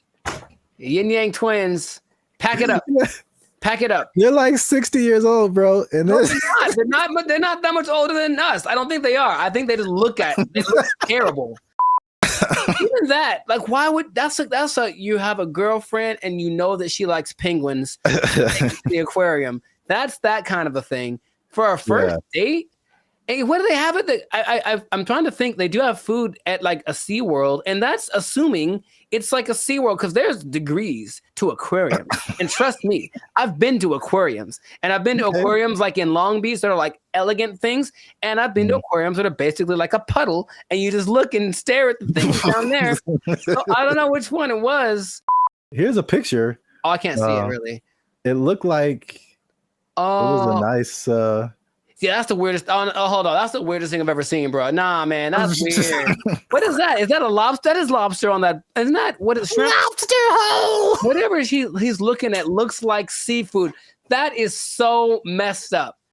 I'm gonna take it all back. Shame on the aquarium. Shame on them for having their things that supposed aren't aquariums like preservation of wildlife, marine life? They're serving them up. That's Shamu right there. That's Shamu's cousin right there on the plate. I can't stand for it. So I think she's right. I'm surprised I'm on the side of Taisha, whatever, man. I want to like go protest. Aquariums shouldn't have all $7.99 shrimp dinners. That's just too much. Eating people's families in front of them. Yes, that is kind of messed up. But I mean, don't fish forget everything in 3 seconds or something like that? I'll let you know something about me. I don't know any fish, so I don't know how to operate. I'm not sure. I've never talked to a fish and then walked up and 5 minutes later and he's like, "Who the hell are you?" I've never had that experience.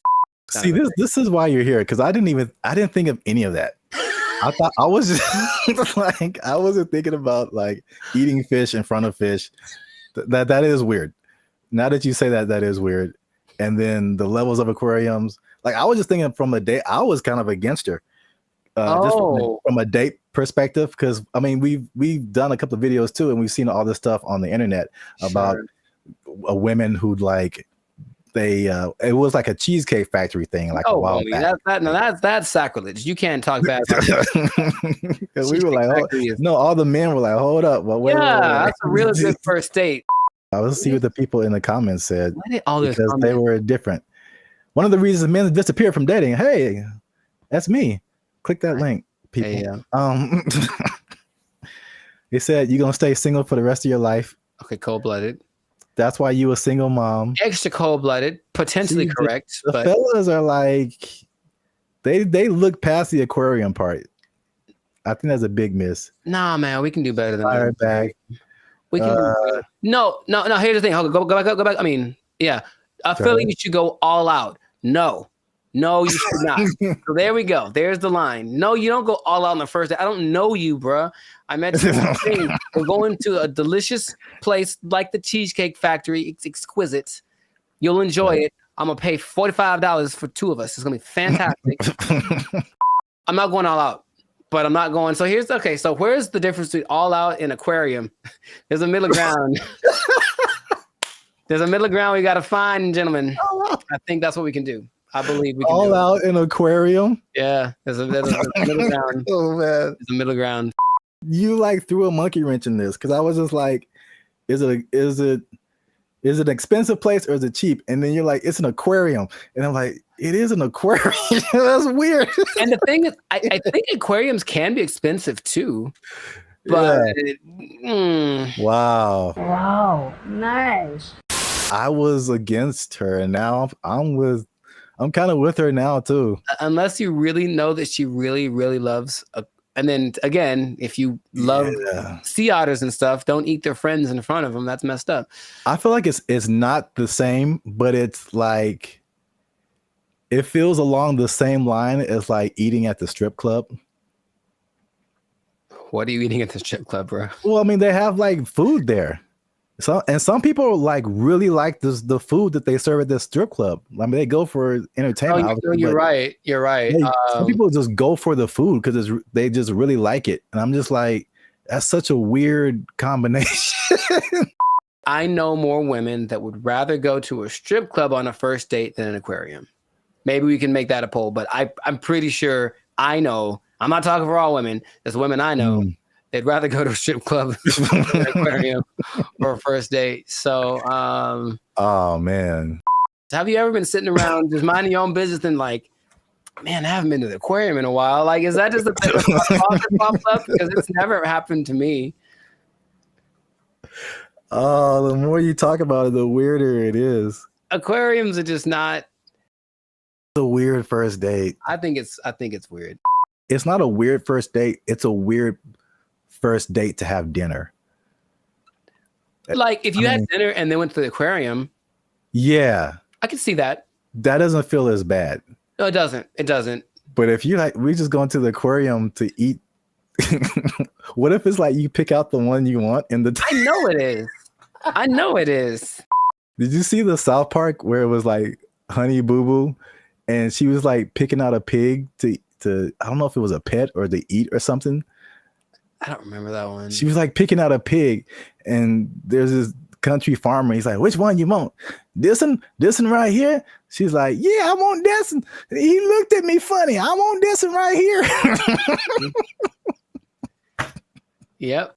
I mean, it's hard to tell if a fish is looking at you. I don't think their eyes can move and they can't blink, right? So, oh my but God. in any case, you see what I'm saying is just, I think, I honestly think that I'm in favor of that point that she made. Not the go all out point, but the aquarium to eat. Yes, let's put that in there. Aquarium to eat. Gotta miss with that. That's kind of strange. We put a whole nother level on this. Kind of strange. So the right thing. Keep the conversation going in the comments. Is it like he should have taken her to a better place or not? Or he should have taken her to an aquarium or not? Once again, this is Band of Future. Leave a comment if you like this video. Share it with somebody who likes to have dinner at aquariums. I don't know, man. I don't know what's going on right now. There's This is one what people guy are who doing. does. There's at least one guy we know who does. We trying something new, man. Internet, we out. First mistake. Thais and Sade appear on your dating app. You swipe left every time. That's the first mistake. The place that is offering this is the Southeast Technological University in Carlow. I think that's how you pronounce it, Ireland. That's a bad start. That's a really bad start.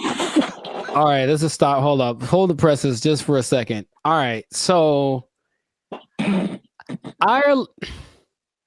Okay, I think. Okay, what do I begin? Okay, man.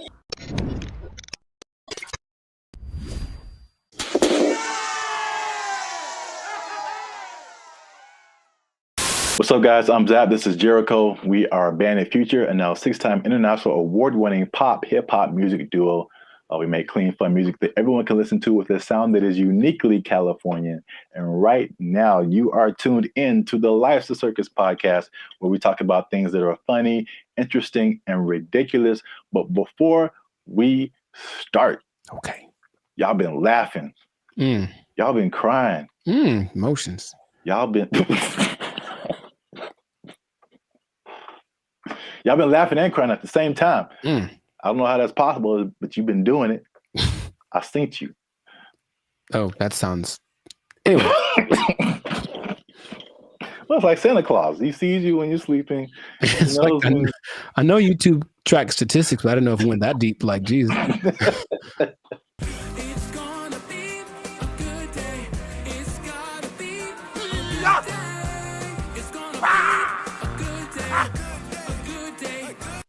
So today,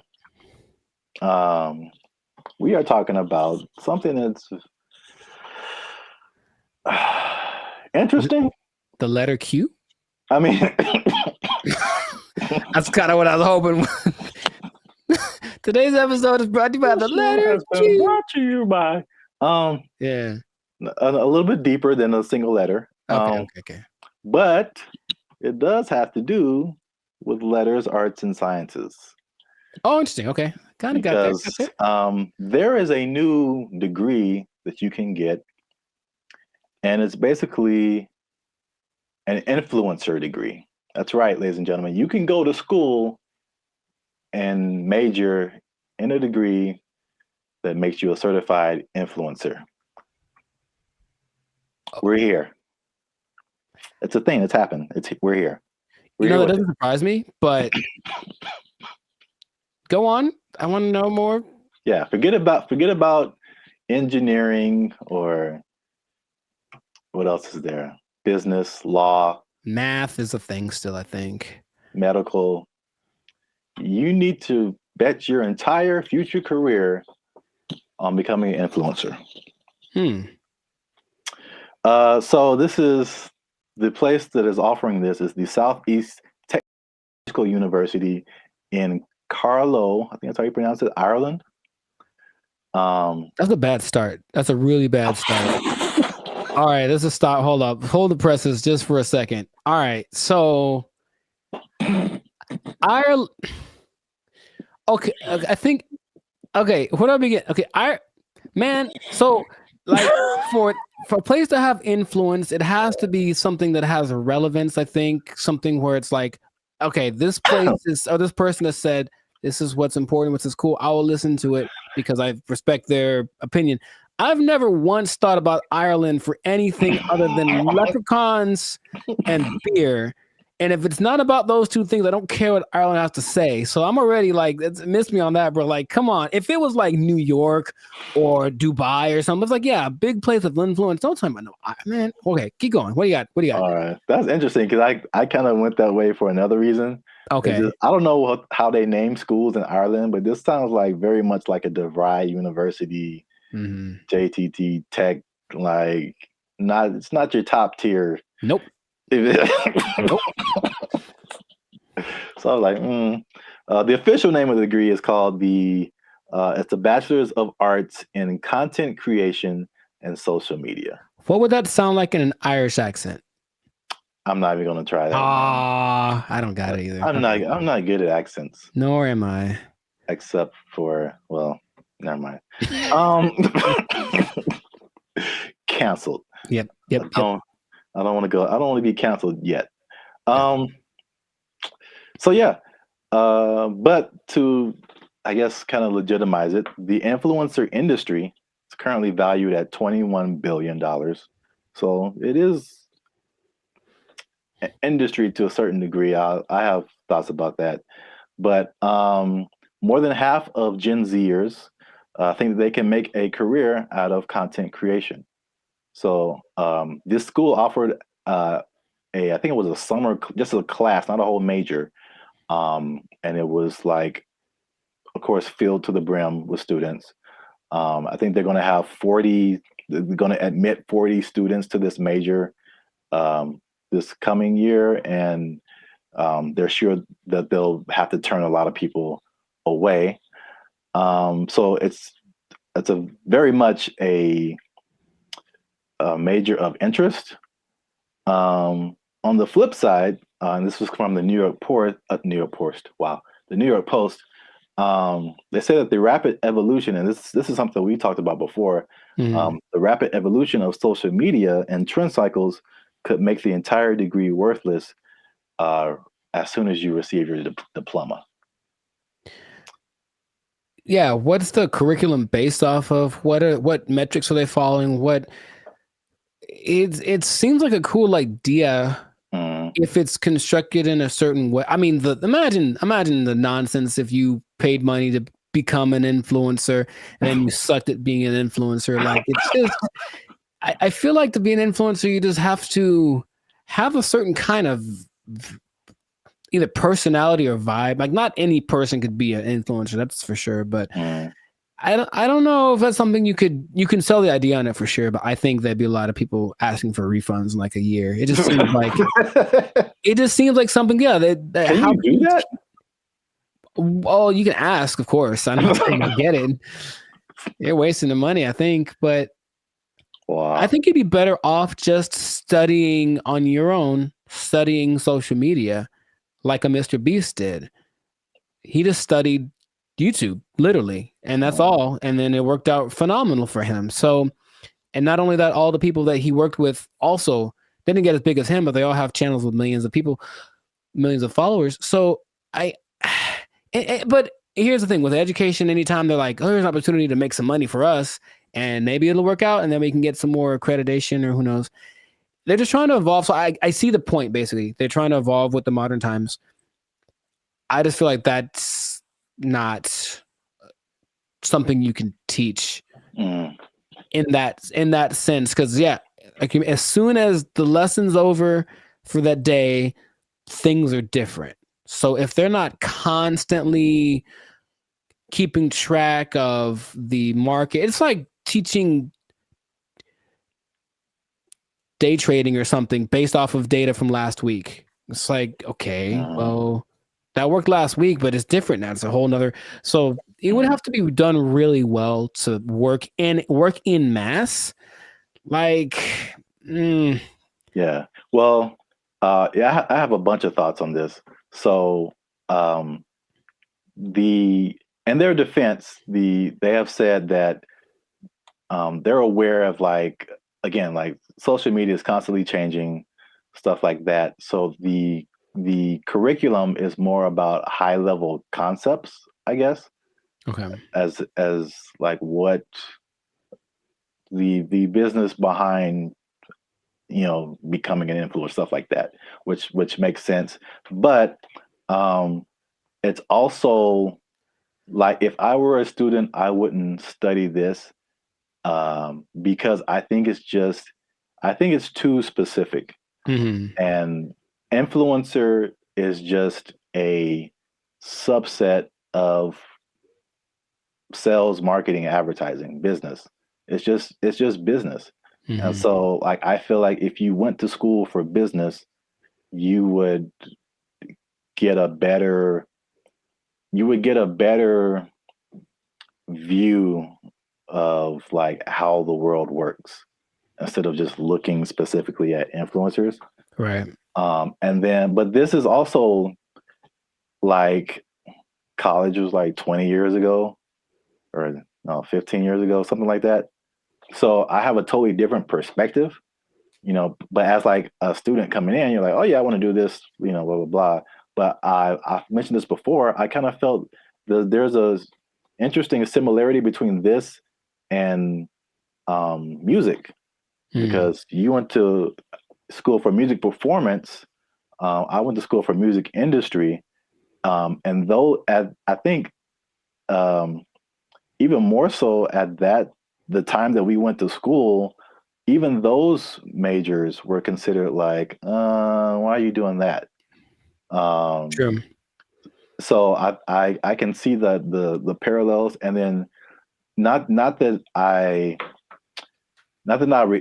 regret doing music industry, but I can see now how I would have benefited probably more from just studying business instead of, like, a specific type of business where, like, all the rules are way different than, like, normal life. Sure. So I think I've said this before, like, I've learned more. I've learned how to do more in the music industry by studying general business. I got you. Right. Than by studying music industry. Because it kind of applies to everything once you get the basics down. Right. Right. So. Well, that's my advice to the youngsters. Is that how you're going to talk one day? Because I don't want it. Welcome to the Life Circus podcast. I'm pretty sure I'm going to talk like this forever till I die. So I don't know what's happening to you over there, but you sleep. But we talk about things that are funny and straight up ridiculous. All right, old man River. Look, yeah, but you said about the students. I guess now that college is becoming more of a option, as far as, like, well, what's the point of going to college if they at least offer something that people want to be? Then I see the point. I do. I just don't know how they'll pull it off. But if they do, more power to them. Yeah. I don't know. Maybe we're just short sighted, and then influencer will become all the rage, and people will make gajillion dollars and be like, "I told you so." Hey, you know what? Good for you. If you get there, I'll give you a cookie. No, those are addicting. Oh, I'm sorry. I'm sorry. Jeez, I keep forgetting the rules. Cookies are sometimes food. So this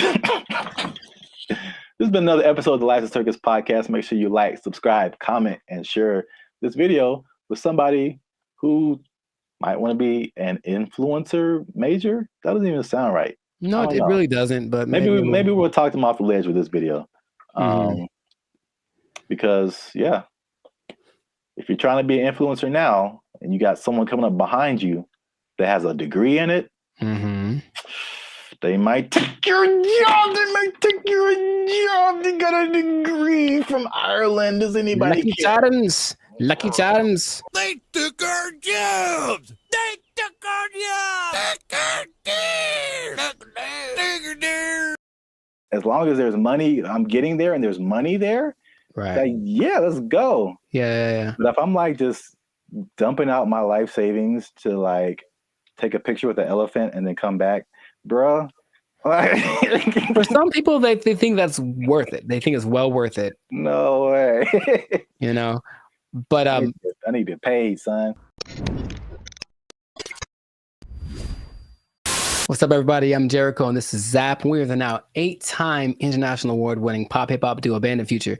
We make clean, fun music that everyone can listen to with a sound that is uniquely Californian. And right now, you are tuned in to the Life of Circus podcast, where we talk about things that are funny, interesting, and just straight ridiculous. So before we get into this, and this is going to be a very important topic. I think a lot of you will be interested in this. Make sure to like, subscribe, comment, and share this video with at least 2 people that are interested in becoming a digital nomad. We're going to talk about it. We're talking about work. We're talking about jobs. We're talking about moving. We're talking about all the things that seem so glamorous, but maybe there's a dark side to it. I don't know. We should get into that. But you got to stay tuned to the end to find out what that might be. So right away, digital nomads are one of the most, well, it peaked in 2021 right after the pandemic, but it's still one of the like professions, and that's an umbrella term, but professions that's growing the most in the last 10 years, right? I didn't know this. People started doing this as soon as like 1997. I guess once internet connection started to get decent, people were doing this. But around 2014, what happened?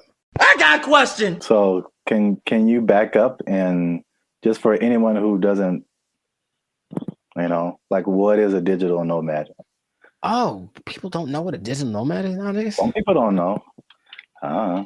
Makes sense. Okay. A digital nomad is a person that has found a way to live abroad, basically using technology. So in 1997, when internet started to be pretty available anywhere, people could offer services online and work from a different destination than where they're from. So you could be from America and go to Bali, for example, and work from there. And that starts to become really popular. And so now a lot of people do it. And there are many programs that will say they can teach you to be a digital nomad if you want to basically ditch the 9 to 5 and go live abroad. And it always looks very glamorous from the people. I know many people that do it personally, and they typically post the pictures of them lying on a beach. And the idea is that you can work from anywhere for 2 or 3 hours a day, doing your nice, whatever cushy job, and then enjoy living in another country. And that is a really cool idea. And that is part of the reality,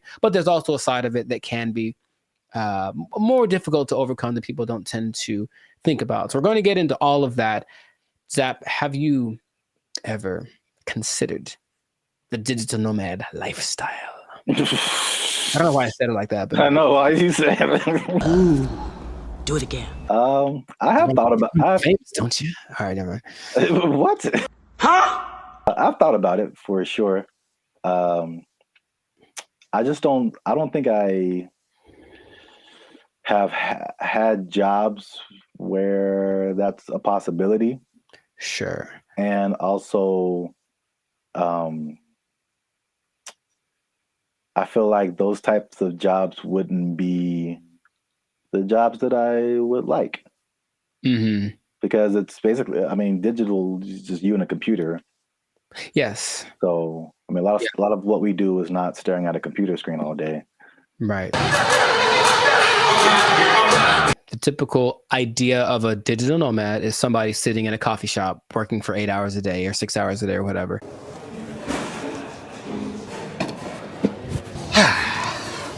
And that's true to the point where a lot of places actually construct digital nomad communities so that they can all be together in kind of one centralized place, like a work share kind of a situation, and just work from there. But yeah, the big key is that you just gotta have good internet and then something that you can do to work from a different place so you're not interacting with people directly.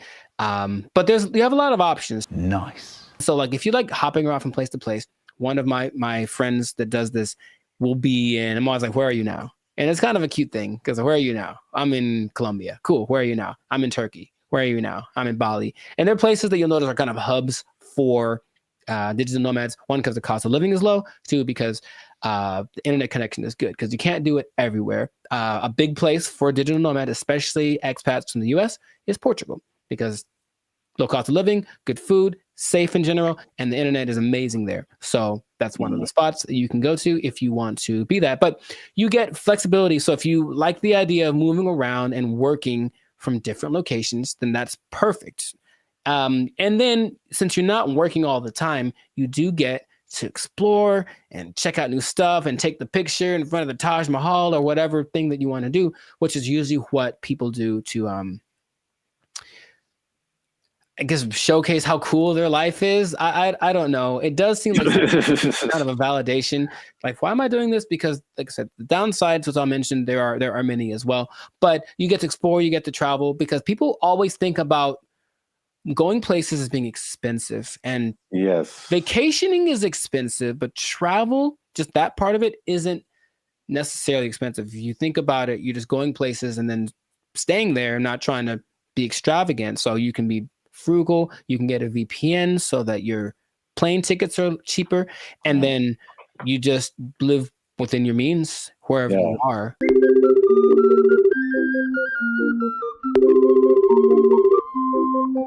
That's one thing about me. Like, I'm not a big traveler, but I feel like I feel like that Dos Equis guy. It's like I don't always drink. What is it? Beer. Yeah, but when I do, so like I don't always travel, but when I do, somebody else is paying for it. Right. And that is just like that's like the only time I travel. Like I will go on a tour for work, to play music or whatever, go to another state, go to another country. As long as there's money, I'm getting there and there's money there. Right. Like, yeah, let's go. Yeah. But if I'm like just dumping out my life savings to like take a picture with the elephant and then come back, bruh. For some people, they think that's worth it. They think it's well worth it. No way. But I need to get paid, son. Listen, we finna get paid, girl. It did surge in popularity, of course, after the pandemic, as people were looking for things that they could do and they couldn't be around people. So, okay, this is perfect. But for some people, they really fell in love with it and they said, I'm going to keep doing this. So a lot of the more well-established digital nomads have been doing it since then, or maybe a little bit before then, so like 4 or 5 years. There rarely are people that have been doing it more than a decade because it does kind of wear on you just moving around and doing all that kind of stuff.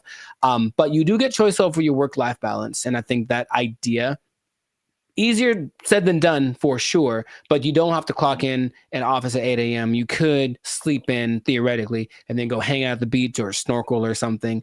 I think what people do overlook is the idea that you still have to work and you really should do it on a consistent basis. And if you don't do that, then I don't think your digital nomad life is going to last very long. But you have a lot of things that you can grow with as well, because people have great stories when they do it. And when people I've talked to, I was in Cambodia, blah, blah, blah, and a tiger almost ate me. The tiger bit the man in the head, and everybody's mad at the tiger.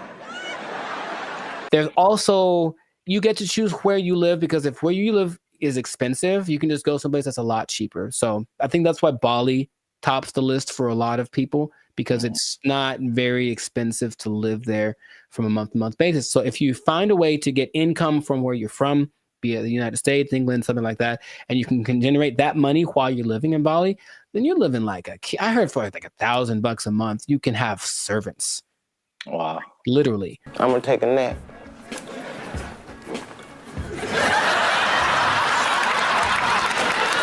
And then you get to network. So that's fun. There's a lot of people that are out there doing the same thing, so you get to interact with them, and that seems attractive. And then you don't really have to go to work. You think about that. Honestly, I don't know about you, but I think a lot of people hate going to work. They don't dislike work. They don't like going to work. They have to get up, they have to do the thing, they have to deal with traffic, whatever. If you are a digital nomad, you don't have to go anywhere, really. If you have a good internet in your Airbnb or whatever you're renting, you can just stay there.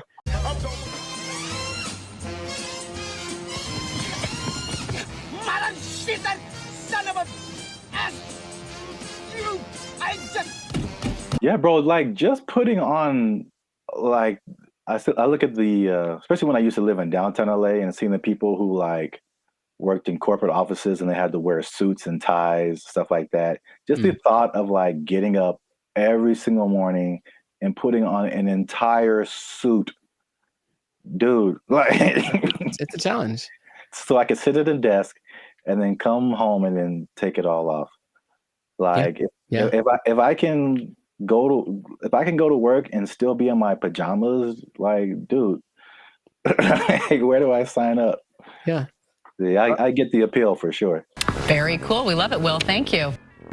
The last advantage that people talk about a lot is the cultural and immersion. If you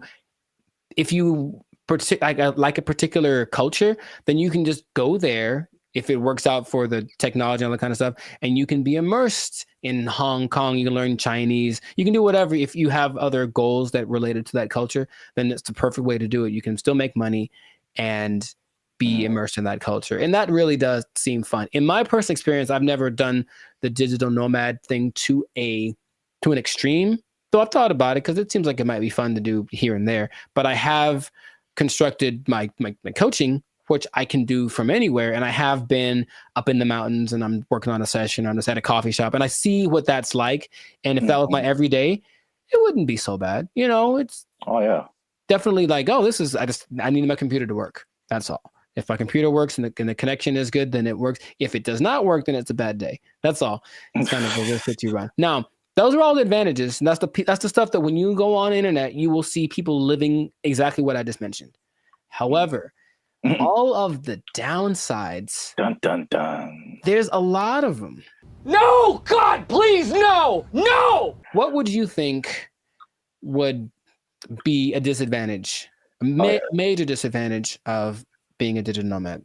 The first thing that comes to mind is just, even though it's cool and you're like exploring and all this kind of stuff, especially if you have a core group in the States, like a certain group of friends, a certain group of family members, they're most likely not around anywhere close to you. So any of those kind of groups that you grew up with or were with, you know, in your home country is just kind of gone. So you can have a bit of isolation, I think, for sure, even though you might be surrounded by all these new experiences and new people. You're still kind of like by yourself to a certain extent. I'm so lonely. You were right. The loneliness, depression is the number one thing that a lot of digital nomads talk about because they're not around the people that they love, right? And then they can't be with them when it's convenient, because if you're living in Europe and you're from America, you're 7-8 hours ahead. 9 hours ahead. So imagine just, hey, I want to maybe eat together. Well, I'm having dinner and you're, at work, right? So you can't make things line up. So depending on where you choose to go, that can be a very difficult process. And then it kind of is inconvenient. I've worked with people where I'm talking to them and it's fine for me and they're up at 3 a.m. because where they are, that's what they have to do to make it work, and they're willing to do it. It's kind of like something they accept. But you miss a lot of things. You miss the birthdays. You miss the graduations. There's a lot of experiences. You know, your little cousin had her first steps. All that. You miss all that kind of stuff, and finding a place to live is harder than some people think, and that's another problem that a lot of digital nomads have, because they'd go to a place expecting everything to be great, but what they don't understand is that a lot of digital nomads have this reputation of basically causing prices to go up, right? Because you're coming from a country that everything is great. Yeah.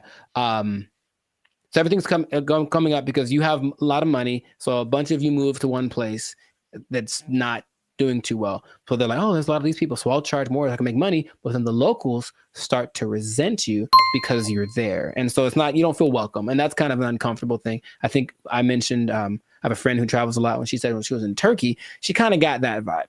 It's just like, why are you here? But she doesn't speak Turkish at all, so that didn't help her cause. However, some places actually put signs up that says like, hey, digital nomad is not welcome. It's gotten to that point. Wow. You go to a coffee shop and like, nope, you can't come in because you're going to buy one drink and work here and use the internet for 8 hours. Nah, you got to get out or find someplace else. So that's starting to become a thing. So yeah, you think about that. It's like you want to be welcome. Now I'll tell you in a second, some countries are actually taking measures towards making sure that the digital nomads they do attract are actually helping the economy. But a lot of places don't have that in place yet. So yeah, the locals might resent you. If so you just for my own personal whatever. I got a question. Have you ever gone into Starbucks and worked on something and not bought anything? Yeah. I'm in a jerk, man. Oh yeah. Do you feel guilty at all? Or are you just like ugh?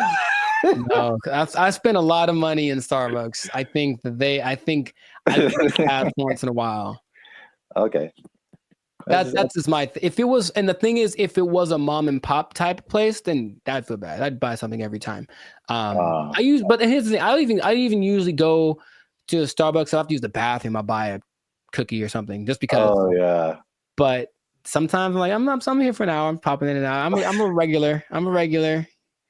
Don't mind me. I'm just. I think that's interesting psychologically because I feel. I feel the same way. Like if I go to a place where like I shop there all the time and I just go and then I just go in there to like use the bathroom or something. I'm like, you guys owe me. You guys owe me this bathroom. I'm here all the time. I'm not buying anything right now, but I'm here. But I feel the opposite at Starbucks because I don't drink coffee. And I never go to Starbucks. So when I'm in there, I'm just like still in Wi-Fi, and I feel so guilty. Here's the other thing. Specifically for Starbucks, I don't feel bad because my computer and phone don't work in Starbucks. Any Starbucks, the internet, the Wi-Fi does not work. I have to do my hotspot on my phone. For only Starbucks, and I don't understand. Apple. No. It's just because Mr. Starbucks doesn't like me, and that's Android PC. Android. Wow, really? I don't know if anyone's understanding what you're saying there, sir. Right. Anyway, long COVID. Sorry. Continue. Wow, what else was I going to mention? That besides, the locals resenting you, someplace not wanting you to be there, if you have a medical emergency, it's a big deal because you don't have a safety net. Your insurance might be more expensive for one, and then transferring it over, sometimes it's a tricky thing. It depends on the country you're in. When I went to Spain, I met up with a friend who got sick on her flight. And so from the plane, they had took her in an ambulance to the hospital, gave her the treatment, whatever. Now, if that had happened in the US, that would have probably cost her about $5 million. But because it was Spain, and as soon as you're in Spain territory, you're one of us, it costs you like $100. So wow. That was cool, but it does depend. So you really have to be careful just about that. All these things are things that you want to think about before you do it, because it doesn't look that difficult if you only pay attention to the people that post about it. Because they just posting the good stuff. Once in a while, there's a sob story about no, someone kicked me off of a bus. I think I saw that recently because they weren't from there, and they got kicked out the bus and they felt so sad. I was like, well, Life is hard, bro. I don't know what to tell you. It's really hard to find romance for these people, for sure, because you're not going to be there very long, and so no one wants to get involved with you unless you choose to be. So that's just another side to it. What I was going to mention earlier is that some places like Indonesia are starting to put in measures where they welcome digital nomads that have X amount of money in their bank account, and they allow them to actually have a visa, a second home visa is what it's called. And then they can live there for up to 10 years. But they want people to come and, of course, do something related to the Indonesian economic system. So they're telling people, come on over. And so in that case, if you have it like that, then you can move one place. You're going to stay there, and it still implies you're making money based off of where you're from, and you're just living kind of more permanently in a new place. And that seems to be okay if you want to maybe uproot, start someplace else, then you can find love, and no one has a problem with that. But you won't find many people that are willing to, be with you for just a couple months, like for something serious, if they know you're going to leave, or if you have a hard time being committed to one thing. So there's a lot of things to take into consideration. I know traveling. Have you ever planned a trip? It takes a lot. So imagine doing that regularly every couple months. I got to plan my stay. All that stuff is kind of a hassle. The idea of living out of a suitcase, some people don't like that. And that's why I think it lends itself to like a younger demographic, like someone in college, fresh out of college. Because I think at the end of the day, I think the internet has shown us that we need some kind of physical community, some kind of grounding. And if you don't have that, you just kind of like, you just kind of out there, and there's some, like you said, there's some negative effects to just kind of being on your own. So right, that's interesting. And the interesting thing about that too, what you just mentioned, is that the idea of nomads in general were nomadic people, meaning they were tribes. So there were people that wandered around, but they were all together, and so that feels so bad. We're all doing this, and now it's like I'm just by myself, me against the world. Hoping for the best by myself in this new place. So lonely inside, real alone. The best case situation that I've seen work out pretty good is when couples decide to do it. And that's not so bad. That actually seems to be really the way to go. Like it's kind of hard to find someone that's aligned with that vision, but if you're both in it, let's both go X place and move around and whatnot. That seems to be, because that'll get you through the hard times. Listen, we finna get paid, girl. I can't even imagine traveling alone. I know a lot of people do it. Very fun. That's just crazy to me. Like I need at least one other person who knows where I am, what's happening. I didn't get kidnapped today. Like I'm not in a ditch somewhere. Like buddy system. Yes. All right. It's easy. It's easy. Just you can follow the Jericho Law patented make friends method. I didn't just make this up, but I've thought about it. Like this is what I've done many times, and it works every time. It literally works every single time. Okay, here's what you do. All right, pay attention. Pen and paper out, everybody. This is a learning moment. You get a bottle of alcohol or something else that people. So you lost me already. I know. Well, you don't have to necessarily do it, but get a bottle of alcohol or something that people enjoy in general. Maybe it's a cake. I haven't tried with a cake. I think it might work with a cake. Cake is universal. I think so. And you walk up to the group of people that you don't know. I said, I've done this many times. And you walk up and you go, yo, and that's it. And then they go, yo, and then it's a party. Literally every time I've ever done that has worked out phenomenally. And we hung out for many, many hours. Just random groups of people. Are you going to try it?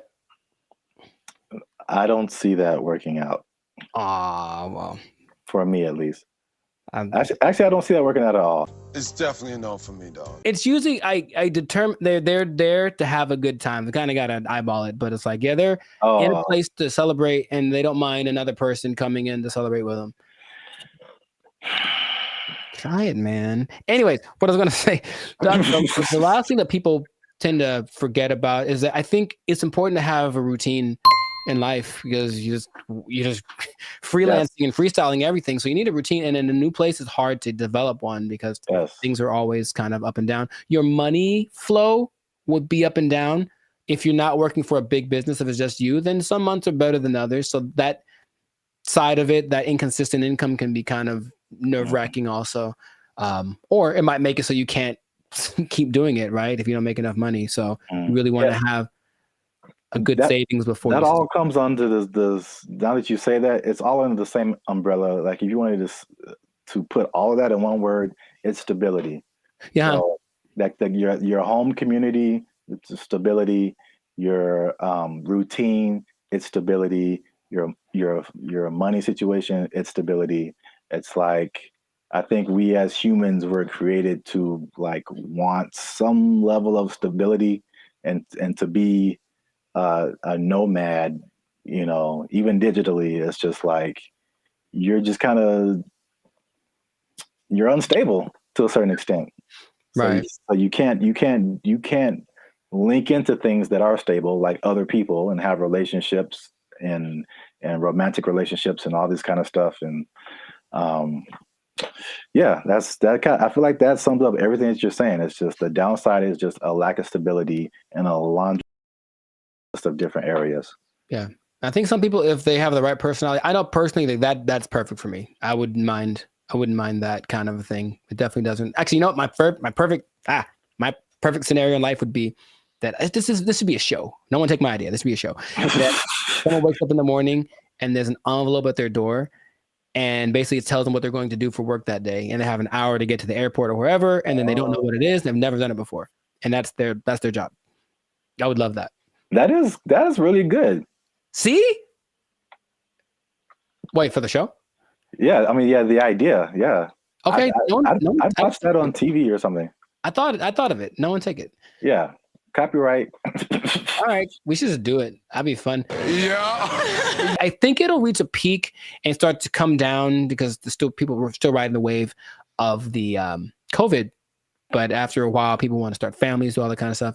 And if you need that stability, then it's not the job for you. But if you're younger, or if you want a change of scenery, some people do it for a few years and then they stop. But it seems like a cool thing. Where do I sign, Mr. Berry Gordy? I might give it a shot here and there. That's kind of my thought about it. I'll just try working for a week or so from wherever place, but not necessarily do the jumping around and to the extreme that some people do, because that's a little much. And then, they do a lot to find people to talk to.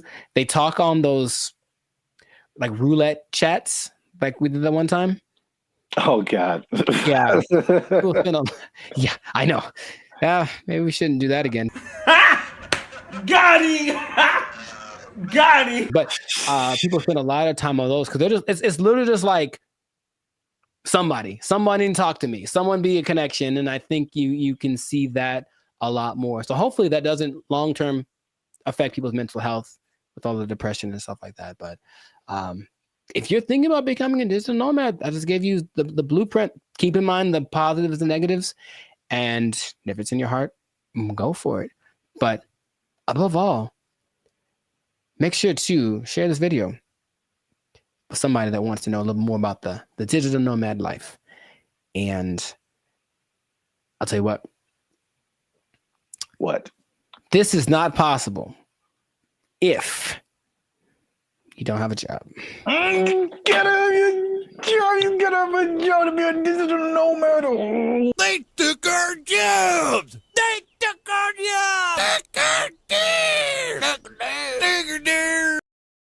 And there is a man who has built a substantial shelter for himself. So this place has a front door. It has lights. He has a refrigerator. He has a stove.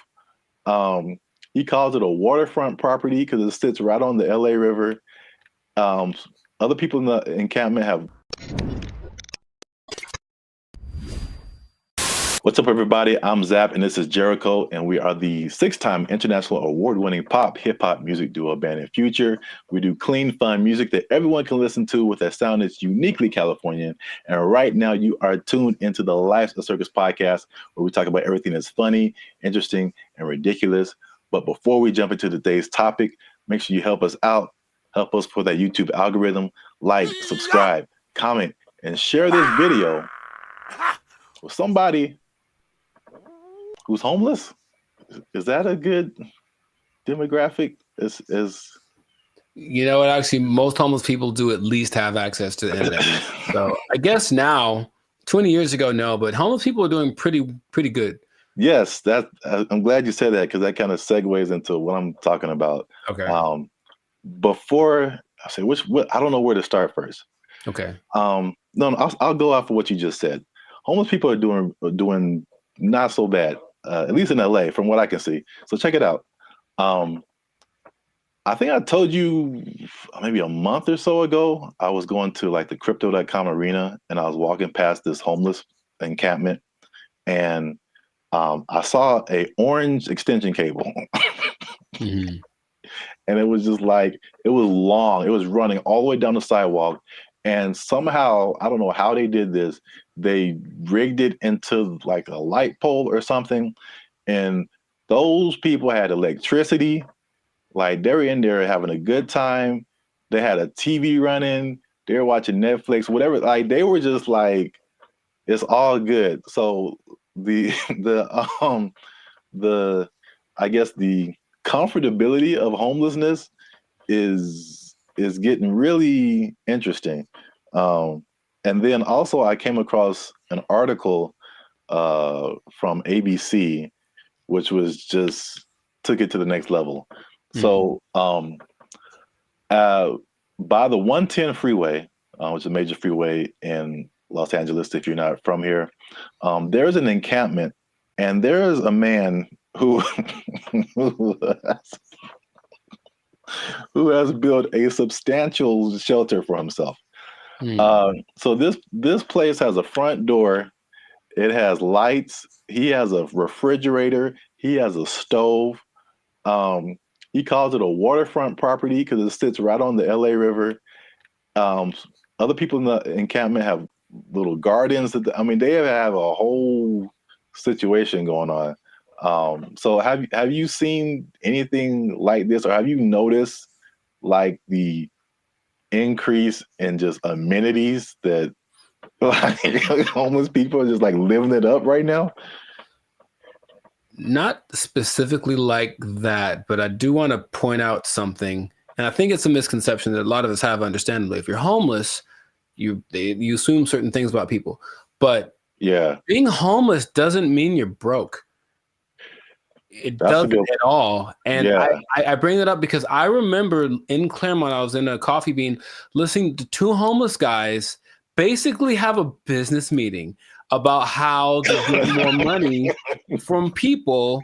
Like the dude, he was serious. He was like, yo, man, you got to go to this exit between this time and this time. Make sure you have a dog, and they'll give you. And so these people have money, and barring the people that are super drugged out or have like a crazy mental illness, not a lot, but there are homeless people that are homeless by choice. So they have money, it's like they just don't want to spend it on a house. So that doesn't surprise me, but I haven't seen specifically that.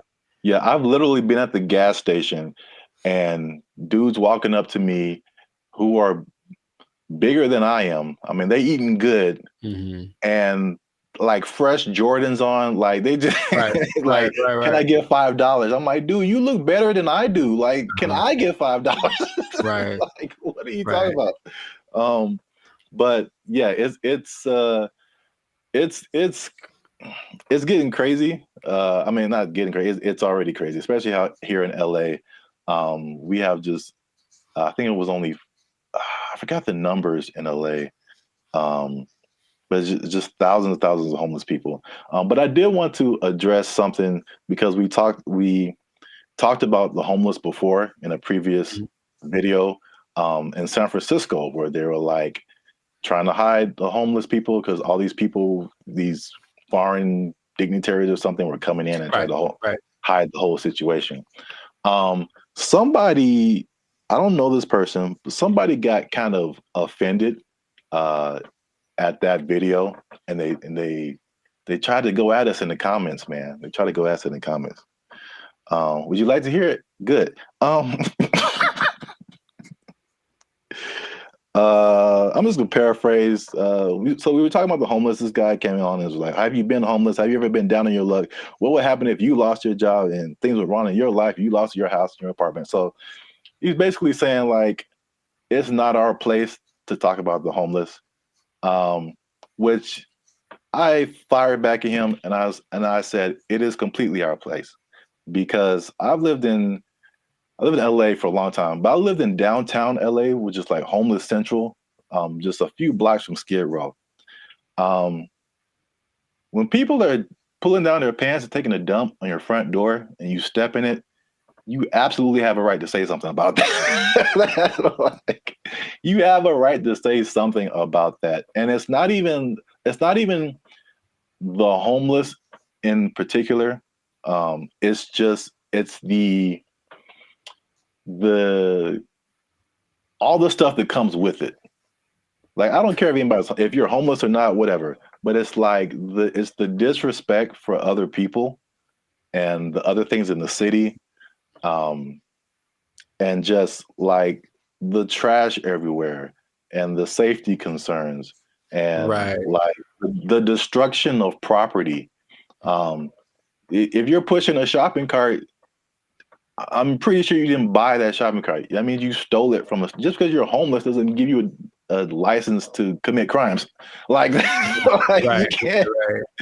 Like, so it's not even about like the haves and the have-nots. Like, that's really irrelevant to me. And I will say that one thing I will apologize for is that I laugh a lot.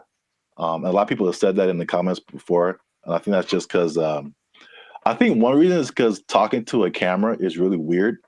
I agree. And so I'm used to talking to a group of people or something where you get feedback, and so you say something that's funny. Like, I think it's funny. I just laugh at myself.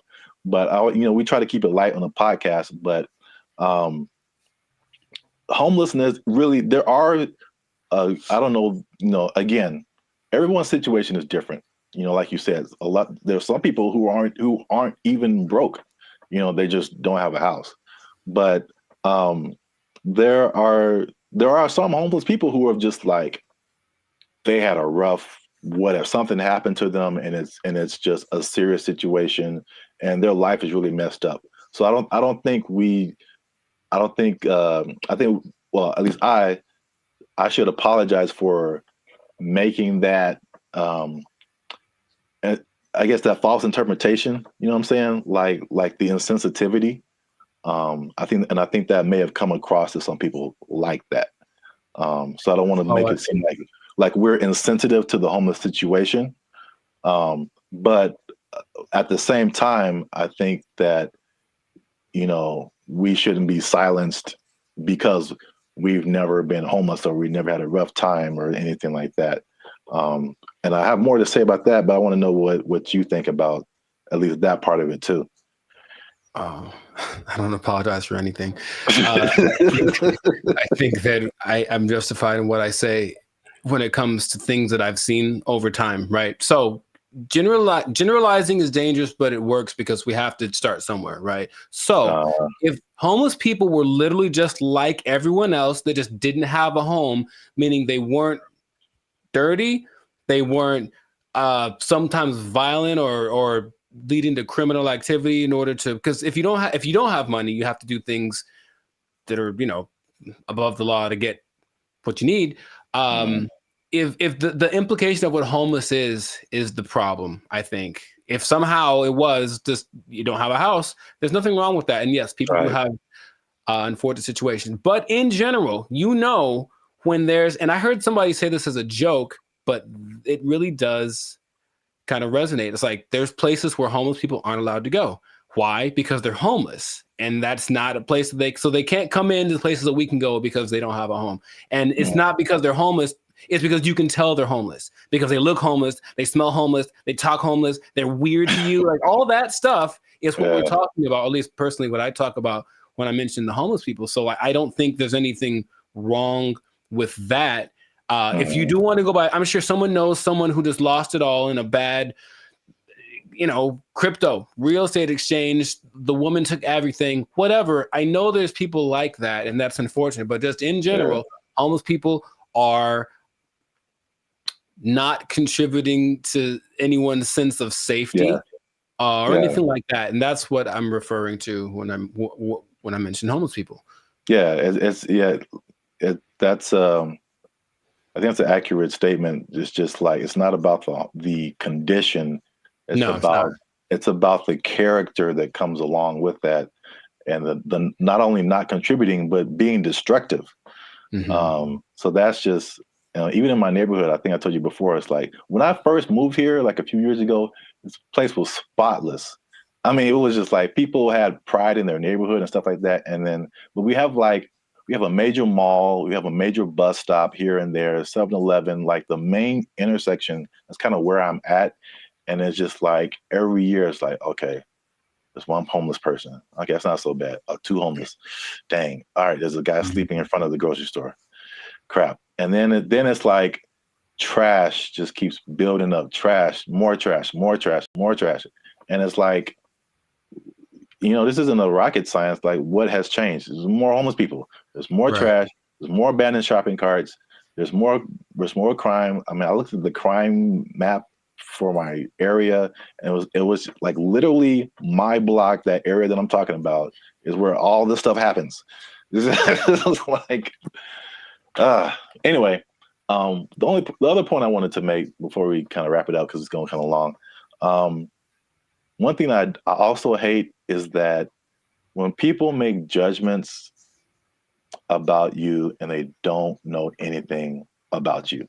So same thing. I mean, the door swings both ways, right? People could say, "Hey, we're making a judgment about homeless people," but this person in the comment also made a judgment about us, like that we don't know anything about homelessness. We have never had a rough time or anything like that. And it's just interesting to see. Because I personally didn't come from having a lot or anything like that, and so when I've done stuff here in LA and I've really worked really hard and become successful, it's just like the mentality of people is just so interesting to see, like the psychology. It's like you become like, oh, you always had a silver spoon and like you got it good and you don't know what it's like and all this kind of stuff. And I'm like, I absolutely do know what it's like. Like into like 2012, I had nothing. I had like literally no job, no place to stay. Like I've been through all this kind of stuff. Like, and just because I'm like in my own place and have my own business and I'll do all this stuff doesn't mean like I don't know what's up. And I think about the people like the Jeff Bezos of the world, who just people just, oh man, he doesn't care. He doesn't know what it's like. Like I've seen pictures of this dude. This dude was selling books like in a garage somewhere, like just nerding out. I don't know how, if he had friends or I don't know, but they show these Google started in a garage. Apple started in somebody's garage. Amazon started in somebody's garage. These dudes didn't just like, No, they worked for it. They really did. Yeah. And they gave the world something that the world needed. So they get rewarded with. Exactly. I mean, if you want to have all that, then you can create something that literally changes the entire world. And then you can have all that too. But like, I don't criticize anybody for like having success or anything like that. Like, I'm pretty sure at some point, even like the what was it? The Kardashians or Paris Hilton, because I just gonna feel that way too, because that was kind of like their, you knew that they came from money. They had stuff going on. Sure. But like, unless you have worked on a TV show, like you really don't understand how insanely difficult it is, how much you have to grind. Like just because you have a bunch of money doesn't mean it's going to be a success. Absolutely. Like I kind of tell you that I'm not even a lead. I'm just working, background or stand-in or just co-star or something. And I'm just like, after a couple of days, I'm like, dude, I'm like spent. I'm like, you're just 12 hours a day, boom, grinding. And then they have to come back and learn. They got to go home, learn lines, you know, I think Dave Chappelle had a funny like little. I do a Chappelle show 14 hours a day. Come home, raise my kids for like 10 to 20 minutes, and I get back up and do it again. Like, yeah, dude.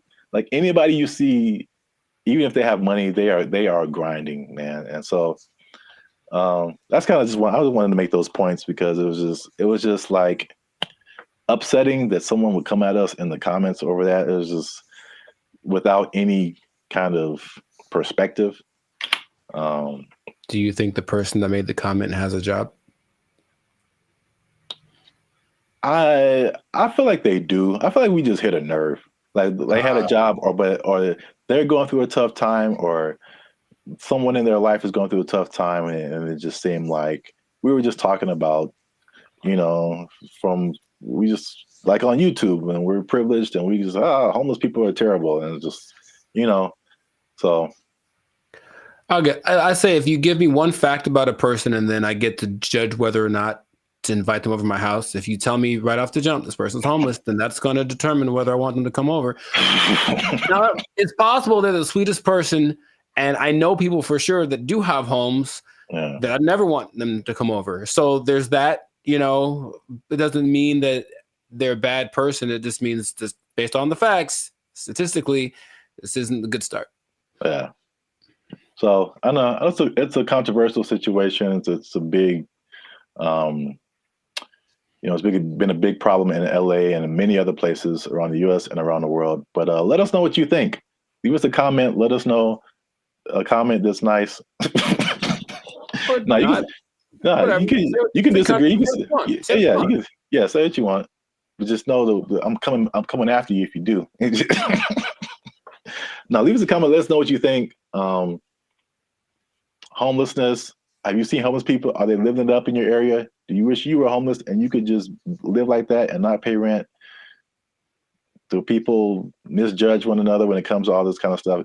I know it's chaotic. Let us know what you think. Until then, you stay classy, San Diego. That's nice. And don't be homeless. Don't be homeless. Yes. Worst ending ever. Bye. They took our jobs. They took our jobs.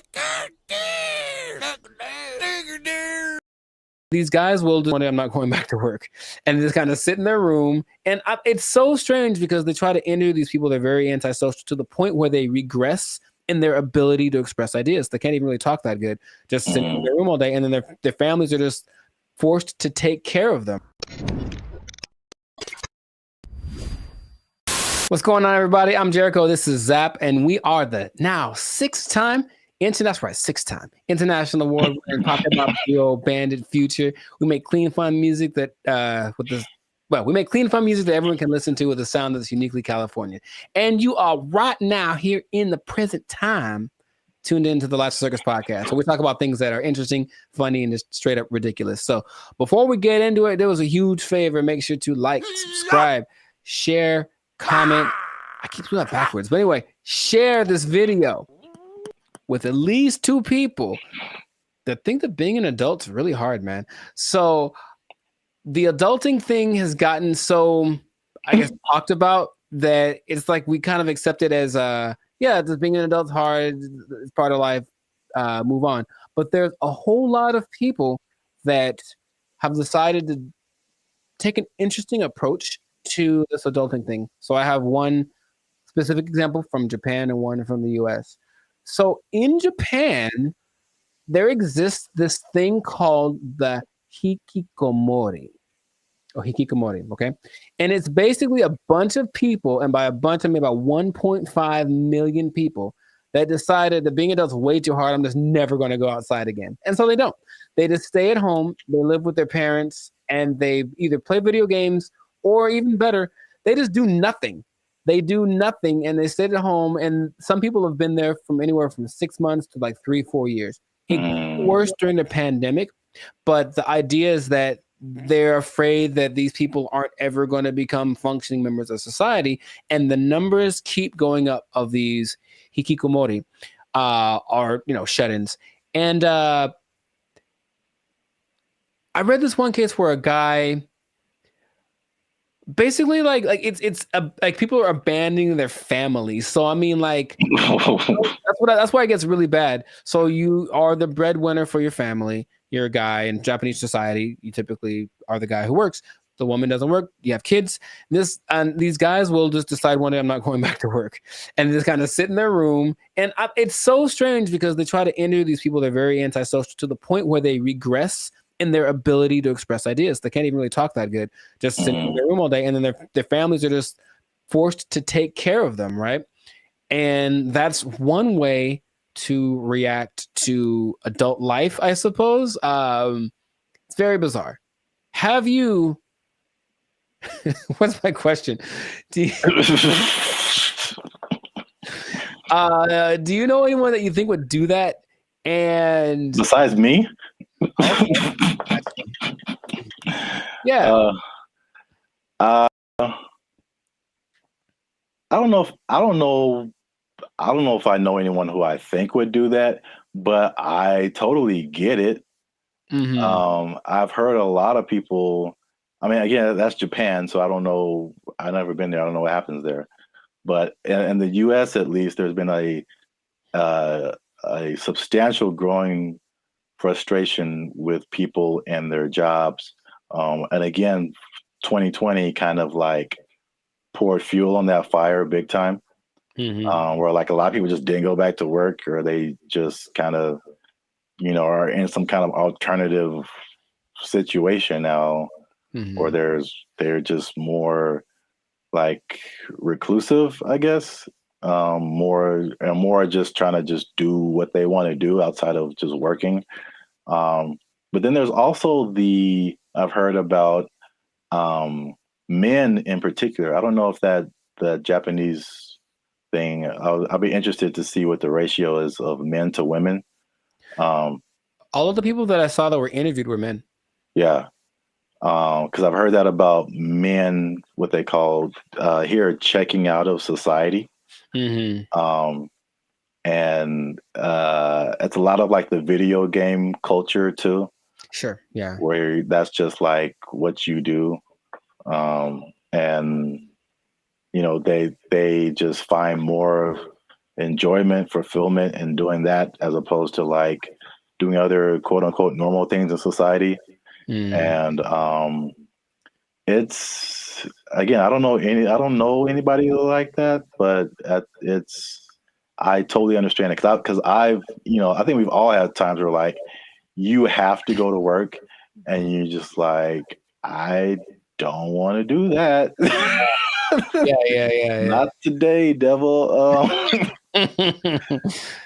Yeah. PlayStation looking real good right now. Yes. Yeah, I think we've all been there. But and this on a societal level, I know I've been to Japan. I know they're kind of isolated already. Just in general, they don't really speak to each other in the streets so much. They don't have what we consider affection. They do, but it's just not quite as physical outward like we have it. But it's like, okay, now I'm sure I'm not gonna name any names, but I have a couple of relatives that have been doing that for a long time. Like they would just be in their rooms, and I mean adults like in their 30s, and now they're in their 50s and they're still just in their room. They don't work, and the family takes care of them. And it's like, okay, so that's one way to approach this. And I don't know what the prime cause of it is, but from a couple of the people that were interviewed in this Japanese video about the people in Japan, it's just that they had this image of what adulthood would be. They got to it and they're like, oh, this is nothing like I thought.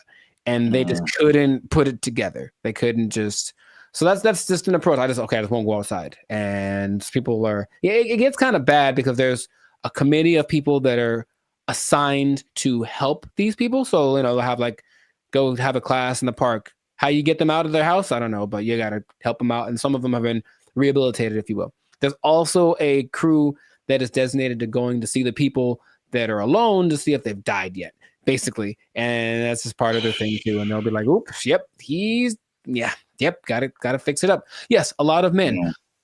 In America, I think what is a more prevalent thing that isn't quite so morbid, kind of sounds cool, is going off grid. and just being like, okay, I'm done with this. I'm just going to live someplace else. So my dad is a great man, and he's been fascinated with this place called Slab City for a long time in like the desert over in California. It's hot there, man. I went there. Yeah, a year or two ago. And so a year or two ago, I decided to take my dad just so you could see it. He could say he's been there. And it's just, if I can paint the picture, it's just I don't know when it started, but it's just a bunch of people living in these makeshift houses, campers converted into houses, whatever. I don't think they're relatively close to an actual town. So there's still like police, and if something bad happens, they can get medical care. But they're far enough off that they don't have like, connection to running water, and the government doesn't seem to care or bother them too much. But it's a few hundred people that are living out there, and a lot of them have actually become popular thanks to YouTube. So there's a lot of people that have YouTube channels from out there getting donations and whatnot. But I went there. Very nice people. They have a hotel. You can stay there if you want. They have a library. But most of the time, the people just occupy themselves with what you consider being more like natural, like living off the land, growing stuff, projects, construction. They have this big, it's not like a museum, but it's like a big structure that someone built. And you can go, oh, look at the big thing. And that's another approach. I heard another place in Michigan that's the same. So another approach is I just won't deal with the laws, and I'll just go someplace else where they don't apply anymore. Would that be something? So what is that? Is Slab City like an actual city? Like legally? I would say no. I don't think you could look it up on a map. You just have to kind of know that it's to the north of, I don't remember the name of the city. It's a small place. And that part of California is very spaced out. There's not a lot of people there. It was kind of already for people that wanted to be away from everything. There's literally nothing there. But this place specifically is called Slab City because it's just a put together ramshack kind of a situation. And they have like people that run it. So it's an informal, not a mayor, but there's like community leaders, if you will. And it's just a whole vibe there. I remember I walked in, some guy was like just hammering something, and there was no rhyme or reason to what he was doing, but he was hammering a thing into a thing, and he had a lot of things, and he was just doing it. And I was like, all right. And I walked up and I gave him a case of beer, and I talked to the guy who plays the guitar, and this guy just sits there and plays guitar all day. And they seemed very nice. And I didn't get much of their story, but they had been there for a long time. And they're like, yeah, society's not what it's come out to be. They made their own, and they like the way it works better. So that's another way to deal with it, I suppose. But you got to deal with the heat.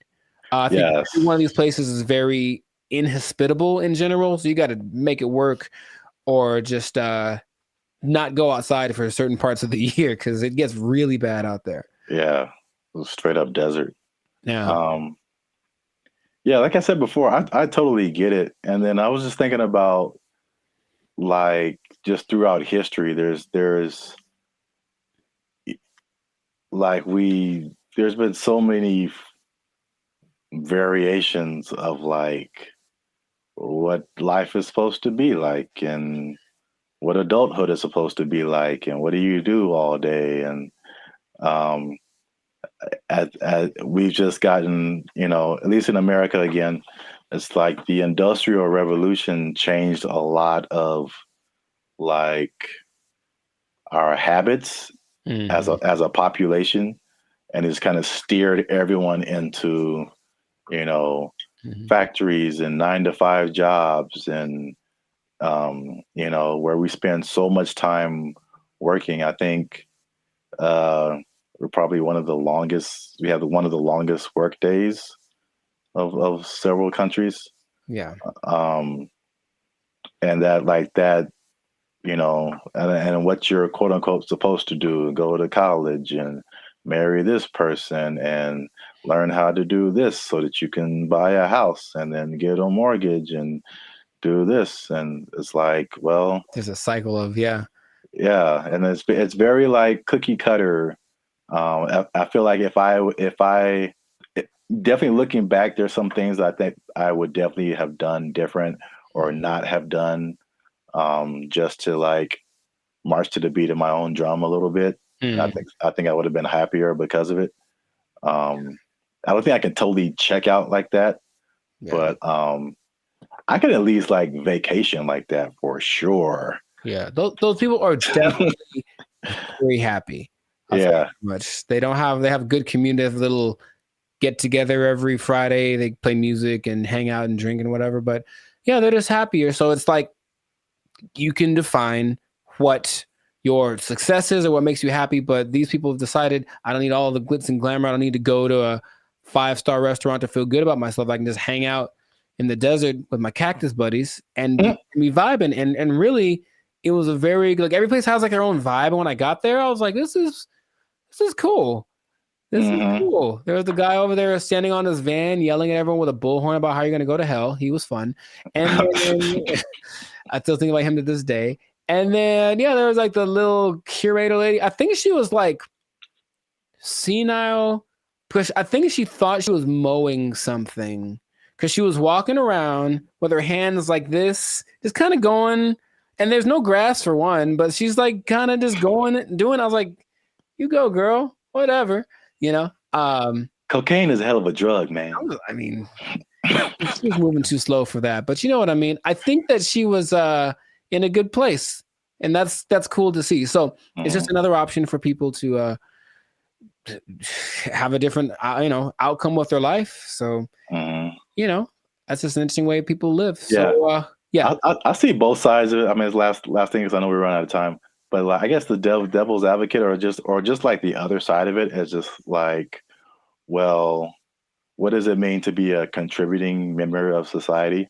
And so like, if nobody's working and nobody's doing anything, like, somebody needs to do something for like this whole thing to function. So there's that aspect of it too, for sure. I think they figured out what they have to do to survive, because of course none of them could just do it by themselves. But some people have a little garden. Some people, cook stuff. I think they have I wasn't gonna go, but they do have a restaurant. I don't know what's on the menu, but I'm pretty sure it's a little exotic. maybe a little crunchier than it should be. I don't know. I didn't want to find out what the restaurant was like, but a society is an interesting entity because it does have to have certain things in place to work. There has to be people that are in charge of certain things, and people have to do things. Otherwise, it's just like, the one person living on an island. If you want to do that, you can do that. And that is an option. I've heard of people doing that, but I don't think that's quite as common as people that actually get together and say, we'll be in our society. Just the big old thing is too much. So let's just make our own little pocket and then work with that. And I ain't mad at them. Do your thing, Slab City. Yeah. It's right out there. If you want to go ahead. Give that desert life a try. Mad Max style, I think that is it for us. Another episode in the books. Another successful episode of the Lives of Circus podcast. So please leave a comment. Let us know what you think. Would you go off grid? Would you just shut yourself off and be a recluse for the rest of your life if life got a little too rough? Or what are some other ways you think that people can react to adulthood and the reality that it is? So let us know about that. And then it's interesting. If you're an adult, you pretty much have to have a job, man. What? You do? You pretty much have to have one. Man, that's crazy. I know. And the bad part is what happens if that job becomes if it's taken away from you. They can't take my job. I can't take it. I won't let them. They took our jobs. They took our jobs. I bring it up because it's the first thing I've heard in a while where I listened to it and I was like, yo, yeah, okay, finally something that's like respectable and decent and moves you, right? So for those of you that are watching that really want to get into this, stay tuned to the end because you'll actually find out something that you don't need for this that you would think would be important. What's going on, everybody? I'm Jericho. This is Zap, and we are the now 6-time international award-winning pop hip-hop duo Banded Future. We make clean, fun music that everyone can listen to with a sound that is uniquely Californian. And right now, in this moment in time, yes, Lord, you are tuned into the Life Circus podcast, where we talk about things that are funny, interesting, and just straight up ridiculous. So before we get into this thing, make sure to like, subscribe, comment, and share this video with at least 2 people who want to make music that causes a revolution, that moves a culture. I'm talking to the musicians out there, okay? Oh, okay. I got something to tell y'all. There's a way to do it, I think, if you follow the latest trend. If you follow the latest trend, there's a way to get your music so that people really like it, okay? So have you heard, Zach, have you heard of Amapiano? Amapiano? Amapiano. It's a genre of music. One word, Amapiano. Not I'm a piano, but ama. I know, it sounds like it's lines. It's not I'm a piano, it's I'm a piano. I've never heard of it. Not ama. It's a girl named Ama, and it's her piano. Okay. But it's called Amapiano, and it's basically a genre of house, if you will, but it's from South Africa. So the most popular figure in this is Tyla, if you have heard of her. The water. I've heard girl. the name. Yeah. Okay, I mean, she's huge. She's won all the awards. She's the newest big thing, but she basically comes from a watered down version of this genre. Okay, and so the interesting thing is it followed a couple of patterns that work generally to make a style of music really big. And I bring it up because it's the first thing I've heard in a while where I listened to it and I was like, yo, yeah, okay, finally something that's like respectable and decent and moves you, right? So for those of you that are watching that really want to get into this, stay tuned to the end, because you'll actually find out something that you don't need for this that you would think would be important, okay? So Amapiano is basically a subgenre of house piano, okay? And so it's got one thing that a lot of new styles of music need to have. It's something familiar. There are people listen to it and they're like, oh, I kind of recognize this. Like, it's in a different, the presentation is different, but the substance is the same. Something I resonate with. So that's number one. You listen to it and like that, I hear something that I've heard before in the music. Okay. Lots of repetition. So you just kind of hear the same thing over and over again. And it's so infectious. Fun to dance to. You haven't seen any of like the TikTok. It's a huge TikTok thing, right? That's the thing that's made it go from, it started in 2012, but probably like 3 years ago is when it really started to burst on the national scene or the global scene, thanks to TikTok. But you've never seen any, it basically all of the moves. So there's Afrobeat, right? There's Afrobeat.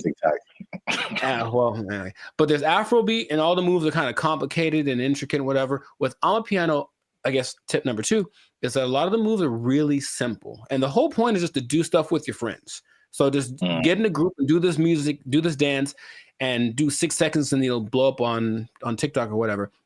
And it's always something really simple, a little shoulder movement, a little head thing. And it looks really cool, but the music kind of has this driving thing. So I'm giving y'all the formula for this, basically. The look of it is familiar because if everyone looks like hip hop, basically everyone knows hip hop. So the dress for the women and the men, it has that same aesthetic. People just look like, oh yeah, it's like a hip hop person. But then you see that they're talking. Okay, they're definitely from Africa. You see their movements. Oh, this is a little bit different. So it kind of has that element to it, and it connects with young people. Okay, I think if you look historically at any big movement, from the swing to grunge, anything, it was youth that were really pushing it. So you see kids that are super young kind of grooving to it, which means they'll probably grow up through it with it their whole life. I forget, the people that like this style of music have a name. That's another thing I was gonna, like, we have our BFFs. They have people that like this music. I don't remember what it's called. I have to look it up. People that like Amapiano, okay? There is 2 other elements that are really important. It features women a lot, and a lot of genres tend to not. We've talked about reggaeton before, where it was a lot of misogynistic, just men basically. And this one has a lot of women from, I mentioned Tyla, though it also has Shasha Kamo Mapela, Bule, Nia Pearl, Lady Do, Buntiel Smith, among others. So the women are pushed to the forefront of it, and their whole philosophy is like, well, if women like it, then everyone will like it. That's kind of, and it's like, because think about it. Okay, your girl likes this music. She's gonna drag her dude to go listen to it or whatever, and then he wants to make the music that gets her to dance, because it's not a super, I don't call it sensual. Like, it's very, like, the way they move is very sensual, but it's not over the top. Okay, so it kind of still cool for younger people to do it. Yeah, a little bit tamer. It doesn't quite have all of the negative things that you associate with like hip hop and reggaeton right now. So it's kind of found that universal appeal. And then this is probably the most interesting thing about it. So if y'all don't know, Zap started a dance group back in the day. Uh-oh. Instant Groove. We was grooving, man. We was grooving, man. It was grooving. IG for life? Shout out to the IGs, the IGers. What? And you know, you have a song or whatever, and there's beats, and then you have a song to the beats, right? Well, with Amapiano, it's interesting. There's so much going on. The elements are usually a shaker, a snare. There's like a log drum that's like the bass, so it's like a really distinctive sound, and then a kick, and not many other elements to it. But there's so much happening that you can actually kind of choose which beats to hit and whatever. And so when you're moving with it, your dance will be different than someone else's because you chose which ones to emphasize. And I think that's really cool. There are the ones that have like, this is the dance you do to them. I think Imnike is one that, oh my God, that's the one that actually got me into it. Imke, I don't know how to say it. Imnike. And it's so good. It's so good. So you watch people dancing, it's like, oh, he danced to it, but he emphasized that beat. And then there's a lot of off beats, very syncopated. It's all very exciting. Before I get into what the thing that's not in it that you'd be surprised about, has there been any music that you've heard recently that made you go, okay? Because I think to me, music's been kind of like, I don't know, for a while. But anything that you've heard that was like, okay, oh, that's pretty dope. Yeah, I mean, the first thing that comes to mind, and I think I told you about this too, was I saw, I don't know what it is, but what you're talking about kind of feels like it's almost in that same vein. But I saw something on Instagram where it was all these people dancing. They were at some event, and it was, I can't remember the song, but I just remember everyone was dancing, and they're all doing the same kind of moves, kind of in it seemed like a modern day cha-cha slide. Because because when I saw it, I'm like we really haven't had, I can't think of a song like the cha-cha slide where like everybody gets on the dance floor and then everyone knows kind of what to do and you all do it together. Right. Because the Cupid Shuffle, I maybe that came after Cha-Cha Slide. I can't remember. Yeah, I don't remember really. But I can't remember anything past those two songs where like everybody, but I saw this video and everybody was doing it. I mean, I'm talking white, black, Asian, Latino, like grunge looking goth people, hip hop looking, like everybody was doing it. And I was like, this is so dope. And I wish I had saved it and I didn't. Oh, okay. So if anybody knows where that video is, there's one particular goth girl who was just like getting it. And everybody's in the comments like, oh, this goth girl is getting it. And I was like, yo, this is dope. So anybody knows what that video is, I would really like to find it and see it again. But okay. Yeah, you mentioned the dance thing. I think that's popular music has almost always been dance music. So if you can get something to make people want to move, and when you listen to the people talk about it, they're so passionate about one, having this thing that's like theirs, right? It's not hip hop. It's not house, it's theirs. It's Amapiano. And it's like, okay, so they love the fact that they have kind of their own thing. And then when people gravitate to it, they have to kind of pay their respects. Okay, South Africa is on the map. They're winning, right? And then you watch them dance, and it's like the mood a little, not weird, but like kind of offbeat in a way. And they do this thing where they like roll their eyes in the back of their head with the shoulder thing. It's really peculiar, but I think it's cool, especially when you see like 10 people doing it. So it has all these things that are great. And And that's what you need to start a music genre. But there's one thing I mentioned, that there's going to be something that I think I know what it is. What? Oh, go ahead. I think I know what it is. Oh, mate, go ahead, say it. I'm going to say there's no piano. Oh, no, man, it's called I'm a Piano. Like, there's piano and everything. Oh. Yeah, there's been a piano in all of them. Oh, okay. Well, no. The thing I think it would have been clever if there was no piano. Oh, I get you. And it's called I'm a Piano. I get you. I guess. That's not a good translation from their language. No, the thing that's surprising about it, if you watch all the documentaries and all the people being interviewed, all the producers, all the everything, no one mentions the lyrics. They all have lyrics and they don't matter. It's literally the last thing on anyone's mind. They're just there, but no one's singing along. No one's saying this song touches me in this way. I don't connect, nothing. Okay, now partly it's because the songs are all in either Zulu. I'm gonna try this. Zulu, Hosa. I can't do the click thing. Sotho, Setswana, or Zixonga, which are all South African native languages. But the thing that strikes me interesting is that, yeah, they're all singing and no one knows the words and nobody seems to care. So there are really big singers in this style, but the words don't matter. It's just the feeling of it. And that's what I found very unique to this. So if you listen to watch, no one knows what they're saying. You know, so I guess this goes to show you that that's not something that people necessarily require anymore. Just as long as it feels good, as long as it's fun to do. Oh yeah, I mean, you think about like U.S. artists who are just like huge worldwide. I'm sure like people don't speak English and they have no idea, but they're just bumping like Earth, Wind and Fire and like. Well, the thing is, not even the choruses. You would think at least on the chorus, okay, everyone's singing nothing. Yeah, it's really weird. Yeah, I mean, I know that this is different, but I'm just saying like the ability of music to kind of to have that a tendency to. Oh sure, yeah. To where the words you don't have to quite know the words. I mean, I don't know the words to this at all, right? But I'm still digging it because I guess that's what they're transmitting. But even the people from there aren't singing the words or talking about nobody mentioned the lyrics one time. So, and the thing is, the songs don't sound all the same, even though they kind of have the same elements. They have different.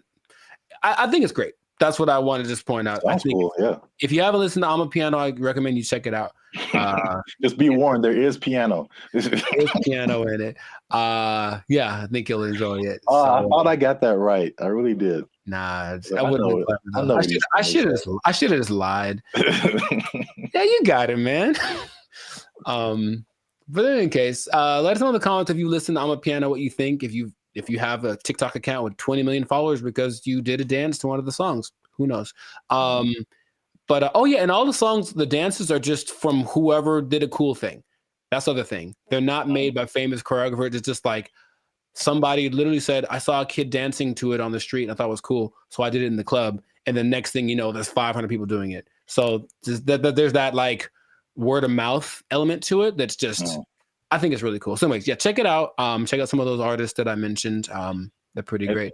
And if we get 10 comments, then Jericho's going to do one of the dances on our TikTok. I didn't sign up for that.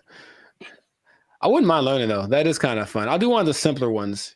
10 comments. There's one. It's like a little. It's very simple moves, but I'm still probably going to mess it up. Anyway, this has been another episode of the Lessons Circus podcast. Make sure you like, subscribe, comment, share this video with your peoples, and then just remember that if you're dancing and you're grooving, then the music's going to be spread around. So make that music danceable, and you stay classy, San Diego. Yeah, man. You got it. There's piano. They took our jobs. They took our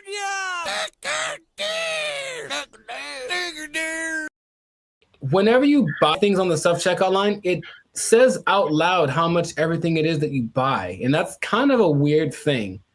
I don't know if you can. I feel like there is a way to disable that, but the default setting is that everything you buy is like boop $1.99, boop $4.55. Like it does. Oh, right. Does it say you're? Well, I mean, so what's so bad about that? That's my business. Some people be knowing what I'm buying. Like, like that's all. Don't put my business out there, robot. That's all.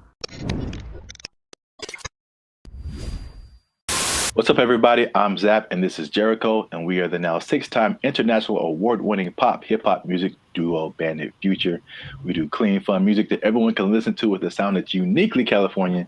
And right now, you're tuned into the Life's a Circus podcast, where we talk about everything that's funny, interesting, and ridiculous. But wait, we need your help. Help us out. Tired of eating mayonnaise sandwiches. Give your boys some funds. You know what I'm saying? You can join the channel, become a member. That'll help us out. Or you could just like, subscribe, comment, and share this video with people who stealing, because there's thievery going on. That's right.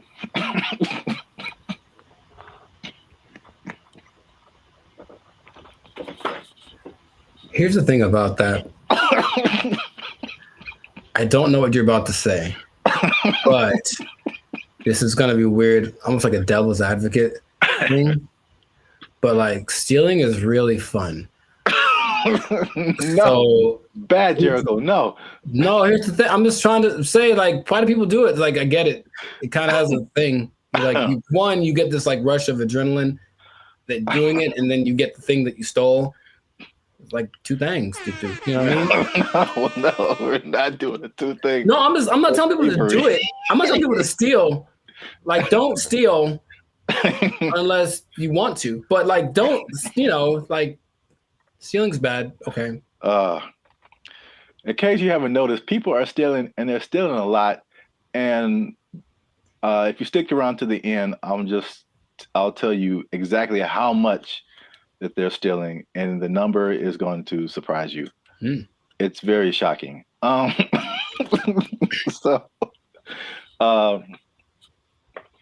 Stealing is bad. Okay, you shouldn't steal. But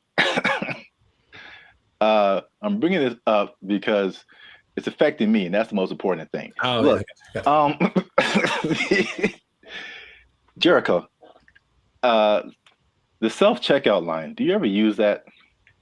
That's all I use because people are gross. Oh, okay. That's your primary reason? No, it's faster. And the thing is, people don't get in it. That's the thing. It's faster and no one gets, like, it's always, there's 20 people over here in the line just coughing on each other. And then there's nobody in the self-checkout. I just go there. I didn't really think about it like that. My number one reason is just the speed and just being able to like get in and get out. But that too. That's like number two. Yeah. I feel like people don't go to it because they're afraid to use it. Well, there's nobody there. It's kind of creepy. I mean, there's a person sitting to make sure they don't steal, which is totally not, they're not there half the time. So they're not doing the job. I feel like, well, I was kind of leaning more towards the technology aspect of it. Oh, okay. It's just like, I feel like there's still a large number of people, especially older people, who are just like, computers just don't really make sense to them. It seems more complicated in their minds to use a self-checkout than to just go through the line and have a cashier ring everything up. At least, I don't know, that's just my hypothesis. I digress. I mentioned the self-checkout line because that's one of the big places people are stealing. So stop stealing. Stop stealing because... Well, you know about that too, that actually could be a deterrent for people to use it. Whenever you buy things on the self-checkout line, it says out loud how much everything it is that you buy. And that's kind of a weird thing. I don't know if you can, I feel like there is a way to disable that, but the default setting is that everything you buy is like, boop, $1.99, boop, $4.55. Like it does. Right. Does it say you're? Well, I mean, so what's so bad about that? That's my business. Some people be knowing what I'm buying. Like that's all. Don't put my business out there, robot. That's all. It's just a price. I don't know. If it was like one box of condoms, $12.99, then it would be like Hey, man. Yeah, I honestly feel like there's certain circumstances where it says something about what you bought, but not like that. Not like that, no. Okay. Well, anyway, so people are getting these self-checkout lines, and they be stealing, man, and they're stealing so much that one of the major places that they are stealing is Target, man. Target is having or Target if you're uncivilized. They're having a big problem with stealing, and and it's so much in the checkout lines that they are reducing the hours that the checkout lines are open, and it's like making people upset. And it would make me upset too, because I hate when I'm like I'm running in to just get something and get out, and it's like all the self-checkout lines are closed, and you have to go to the line. Which I told you the other day, there's some lady in the store just buying $100 worth of nothing, like just stupid stuff, man.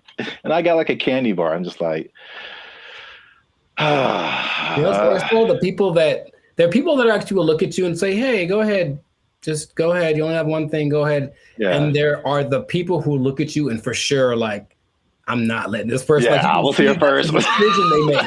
I will not let you in front of me. I don't care if I'm here for 5 hours. You'll be here for 5 hours and a minute. Yeah. Yeah, it's so anyway, the checkout lines there, some places are reducing them to like, I think it's like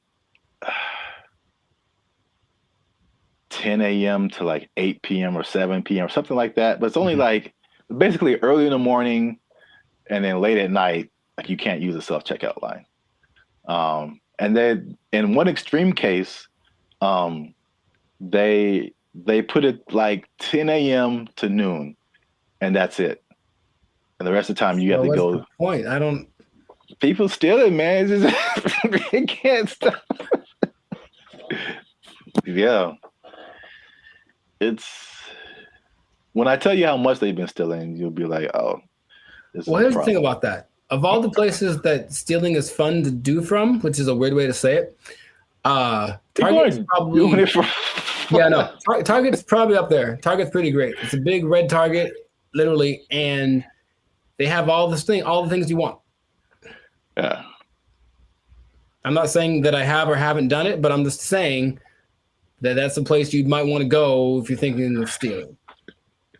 Also, Band of Future does not advocate stealing. Pay for everything that you possess. You're just making it sound really attractive. I don't understand. Oh, I mean, that wasn't my intention. I'm just, Yeah, stealing is fun. I'm like, wait a minute, it's not where I'm trying to go. Oh, okay. So I don't want to be like I don't think fun is the primary reason. Have you done it? No. But if I would, it's because I needed something or I just wanted something that I couldn't afford to have. Oh. Haven't you seen Aladdin? Yeah, it's Once he was having fun though. Ahead of the gotta eat to live, gotta still to eat. Tell you all about it when I got the time. See? He was fighting for his life, man. He made a song about it though. He's having a good time. All right. So how much? Okay, let's two things. How much money do you think Target is losing a year from people stealing? I don't know how much they make. I don't either. Okay. So I mean, I'm guessing it's a high number because here's the thing too. Target's everywhere, right? Yes. They cracked down on Target, the security in California, but I would imagine at like 4 p.m. on a Tuesday in Iowa, it might not be much defense if you want to steal something from the local Target. Okay, so Target annual revenue is about $100 billion a year. Okay. So that's a lot of money. That's a lot of billions, but stealing, I would say. So how much is that 2% of it? What's 2% of 100 billion? 2 billion. Billion? That's the number, I guess. 2% of whatever they make. 2% rule, but for stealing. Also don't steal. Now that we know how much that they make, this number doesn't seem as crazy as I thought. Okay. Because they lose 500 million. Oh, yeah, that's not... Okay, so, right. It's like context. Like in a bubble, that's a lot. Yeah. It's a whole lot. It's a lot of money. It's a whole lot of money. But it's like 0.5% of all that they make. Yeah, that'd be fine. Now, you know, it'd be crazier if it was like... we changed our mantra. Everybody just go out and steal. Target, especially because they got it, man. They cool. That'd be all right.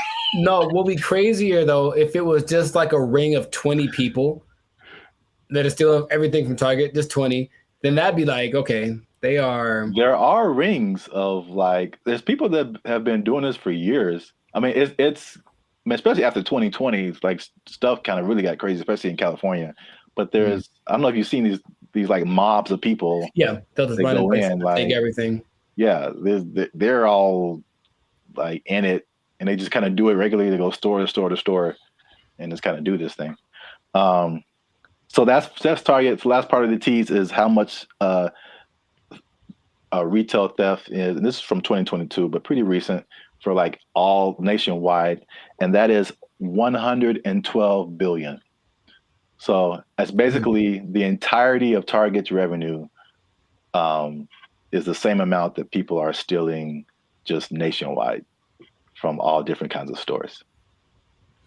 So y'all are out here stealing an entire Target every year. The entire Target income stream in one year. An entire Target corporation worth of products and merchandise.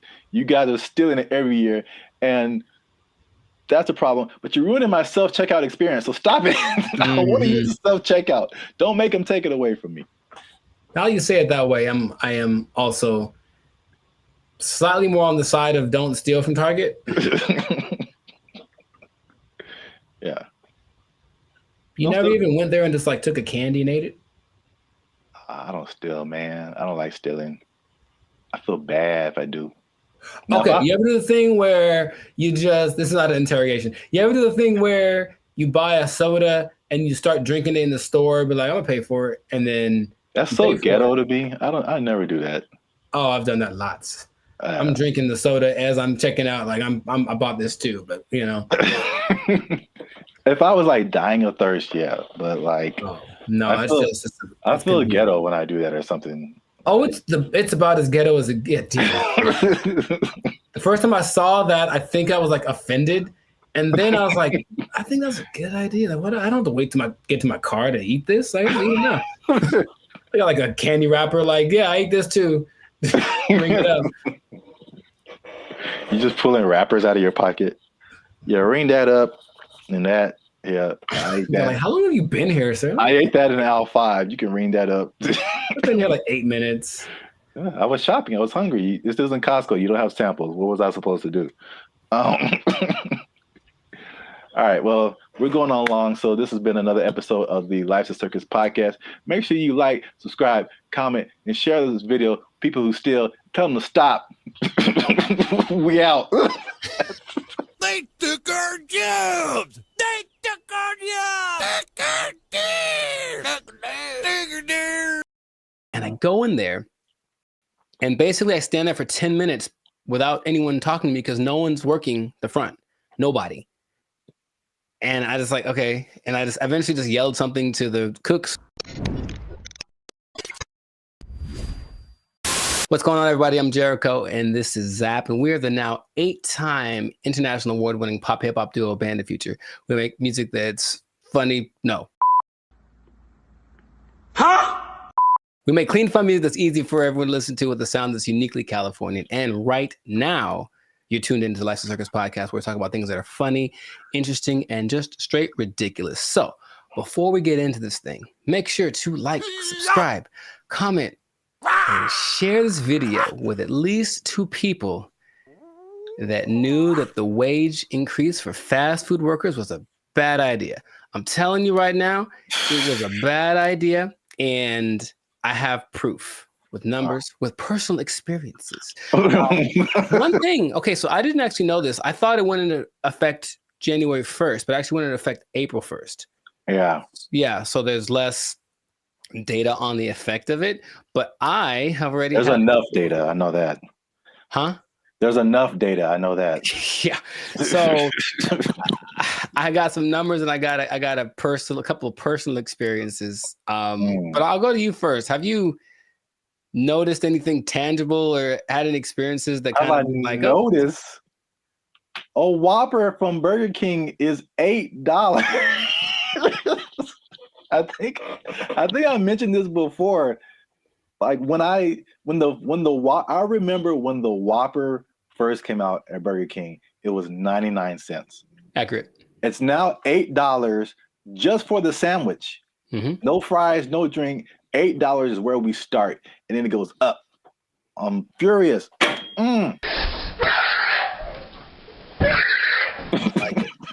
So yes, increased prices everywhere across the board, and I had a couple of eye-opening experiences just last week. Hey, y'all, come look at this. I went to a Korean restaurant because I like me some Korean food, and I wanted a bulgogi bowl, just beef and rice. It is literally beef, rice, and some onions. And give you a couple of sides right now. I slide in there. I felt like that joke from Cat Williams. Remember how you used to just give $20 at the pump and said, here, and then walk away? If you had $10, $15, you could go to the gas station with confidence because you knew you was either going to be full or damn near full. If you had a 20, you ain't even talk to the person at the counter. You just 20 on 11. I walk in like, I know how much a bulgogi bowl costs. I've had these before. And I didn't even look at the price. I just ordered it. Confident. Here's my card. Confident. I look at that thing, man. $27. Good Lord, that's a lot of money. Don't you like rice? $27 without the tip. Okay. So I was very sad. I was very sad. And I ate it, and it did not taste like a $27 bulgogi bowl. It tasted like a $12 bulgogi bowl, one that I came to know and love. That sucked a lot. This sucks. Yeah, it really sucks. What is happening, of course, is that since wages are increasing, owners of these franchises are laying people off or giving them less hours, something like that, right? So I go to The Habit, which I don't go to fast food too much, but I do enjoy The Habit. I think they got good stuff. And I go in there, and basically I stand there for 10 minutes without anyone talking to me because no one's working the front. Nobody. And I just like, okay. And I just eventually just yelled something to the cooks. Y'all gotta chill. Y'all crazy back there. But they don't work the front, so they didn't do anything. So I just kind of left. And then I overheard the conversation, like somebody got off the shift at X time and someone wasn't coming in till Y time. So I was just out of luck. I came in the gap between shifts and there's nothing they could do about it. Calm down. No! Now, there's a couple of things that are interesting. So for those who have been living under a rock and they don't know, the fast food minimum went up from $16 to $20 as of April 1st. Okay. And they started to interview a bunch of people just to see what their experiences are, business owners. One owner of El Pollo Loco franchise actually said he owns 6. And he says his costs went up because of this $180,000 per store per year. Just one guy. And he says, I can't handle it. So he says, as of today, I'm in the red. We're losing money. We're going to need to stop the boat from leaking by making changes, which means raising prices, laying people off, all that kind of stuff. And it keeps happening. There's also confusion about who it applies to still. People like, there's a Gabriella Campbell who owns an ice cream place in LA, and she's not quite sure. She had to write the assemblyman. All this is confusing. So they're trying to figure out what's going to happen. So they're losing money from litigation, trying to get paperwork signed and documents and hire lawyers and all this stuff. It's just chaos, right? No one knows what's happening. And so the big thing is that I think it's all going exactly like we predicted. Going to have less workers. Somebody's going to get fired. Right. Or more automation. So again, less workers, or less hours. Nobody gets overtime. Something has to like compensate. I mean, it's like people think they just pull minimum wage out of thin air, and it has to come from somewhere. Another gentleman said, Brian Hom, he owns San Jose Vitality Bowl, and he said, one, customers are really mad at his $14 price for an acai bowl, which I understand because I've made an acai bowl for $3. So I understand the price. And then he basically said this: I'm happy for my employees getting the $20 minimum wage, but if we can't continue to have good sales, they may not have a job. You about to lose your job. Get this thing. This is the cycle that we've entered ourselves into, where the owners have no choice but to raise prices, but to lay people off. And it's just bad. And I don't see it. I don't see the solution. I got some good news and I got some bad news, y'all. The bad news is that I'm shutting down the studio. It sucks for the, I mean, there's so many different, everybody's. What? Bro, what are you talking about, man? Everybody's in a different boat. I know a lot of this applied to like the big chains, like the McDonald's of the world and the big franchises.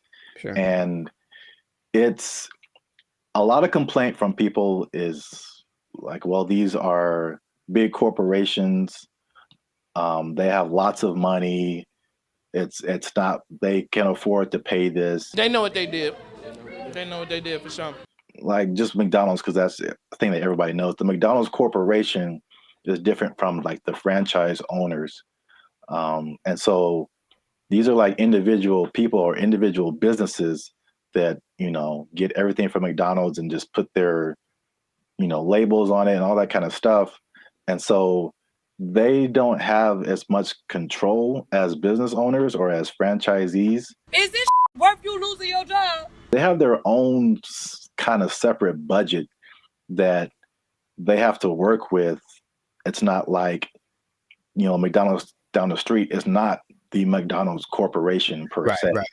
So there's that disconnect, which is confusing to people because I think those people that you mentioned, the actual franchisees or the business owners, they're the ones who are getting it the worst. Yes. One because they can't really, they don't have control over their franchise fees and all that kind of stuff. They didn't advocate for this minimum wage that was just handed down to them. And then the third thing, which is like the killer, is that because they have to raise their prices to just survive, right, the people are getting mad at them. Yeah, right. And they had nothing to do with it. We're supposed to be a family. What are you doing? They had nothing to do with paying people like 20 to 30% higher than all other minimum wages. Like they're just caught in the middle with either shut down or raise prices. But it's in terms of like answering your questions in terms of a solution, this is just skyrocketing the race to automation and AI and like everything. It's just every other industry now, just to keep prices reasonable. Will everybody lose their job? No, but will a good amount of people lose their jobs? Yeah. Yep. That whole automation thing is going to just take over. Maybe that was the end goal. I don't know. Oh, touchy. Careful. They're listening. But yeah, it does seem like the politicians decided we want to win the battle and lose the war.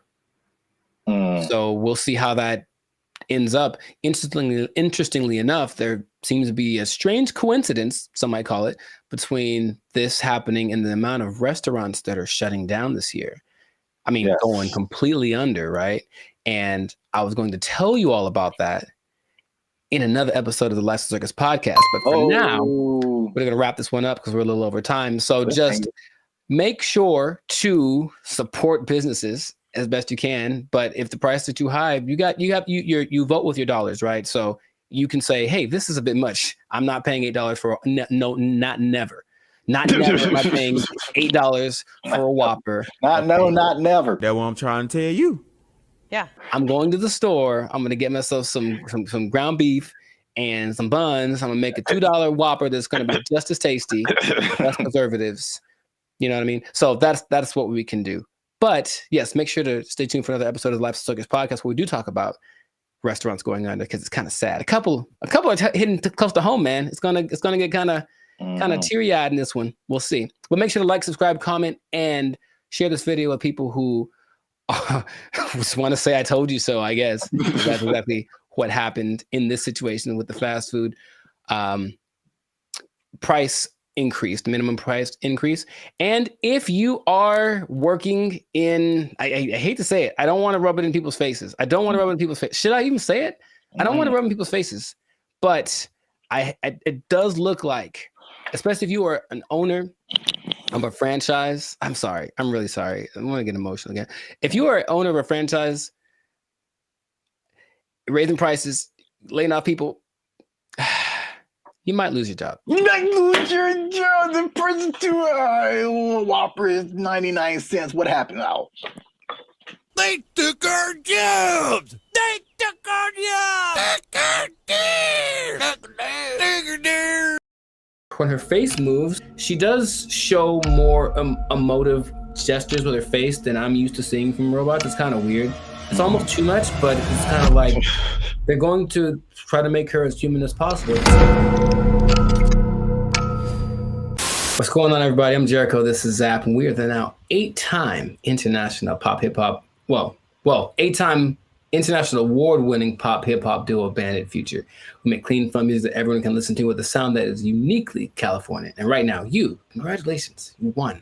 You are now listening to the Lifestyle Circus podcast, where we talk about things that are funny, interesting, and just straight ridiculous. So before we get into this, make sure to like, subscribe, comment, and share this video with at least 2 people that are comfortable with our imminent AI takeover, because something has happened that I was not aware of until recently. Okay. So I was reading some stats online, and there's a study by the IBM Institute for Business Value, and it says that 43% of CEOs are using generative AI to inform of strategic decisions. So people are utilizing AI a lot,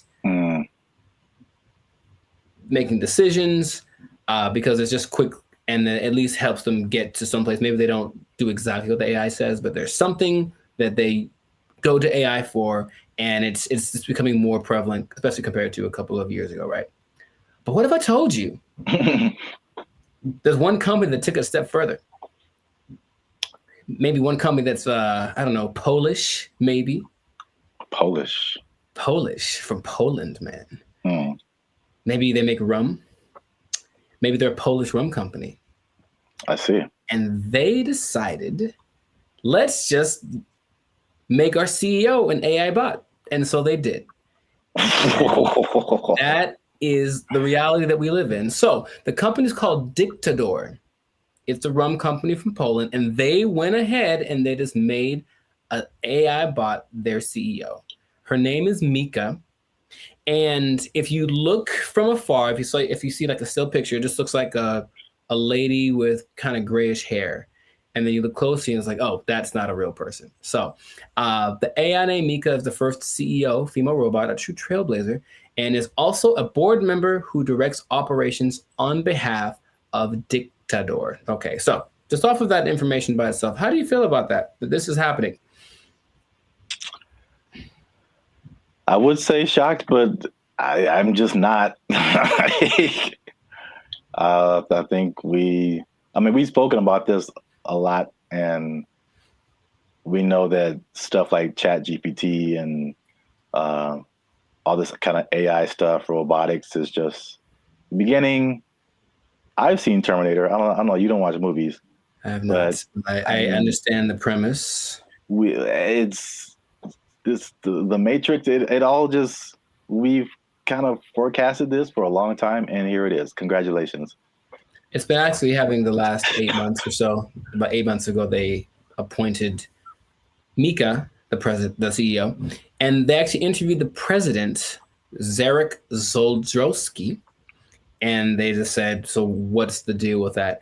And he basically said, we're not concerned that AI is going to take over because humans still can't be replaced to make certain decisions. Like, for example, you can't use AI to hire or fire people. That's what he said. But AI is such a powerful tool, and people were using it anyway. We decided let's just go one step further and actually make AI our CEO. Now, if you listen to this guy speak, he does seem like he just came off of an acid trip or something. He's a little out to lunch.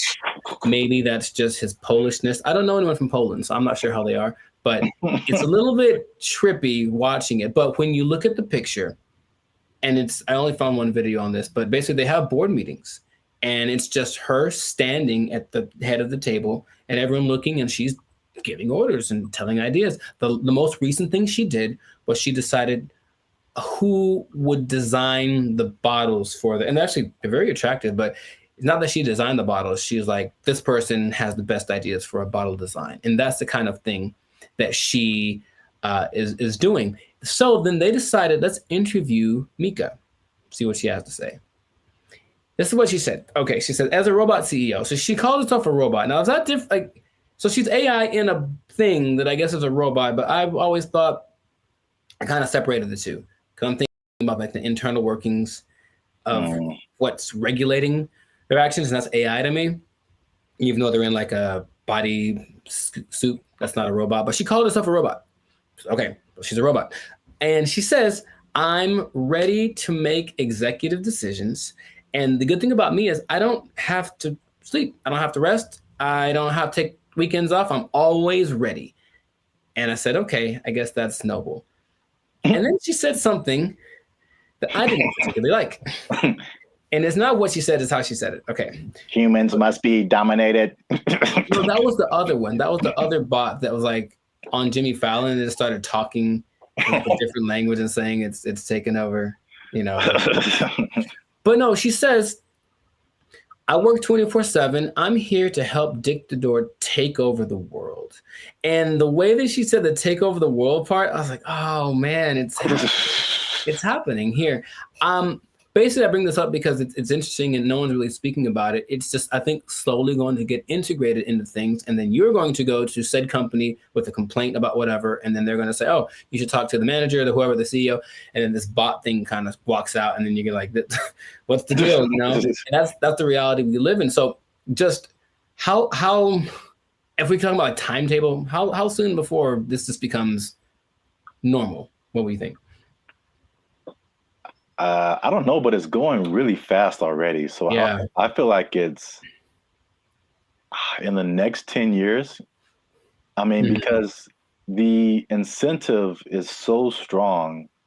It's one of those revolutionary technologies, like the beginnings of the internet.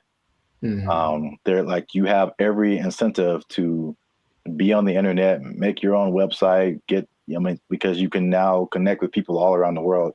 Right. And so now if you have like a CEO of your company that has all of the knowledge ever to help you make decisions, it's and on the flip side, it doesn't cost you as much as labor. And I've said this before too, like one of the most expensive things in business is just hiring people.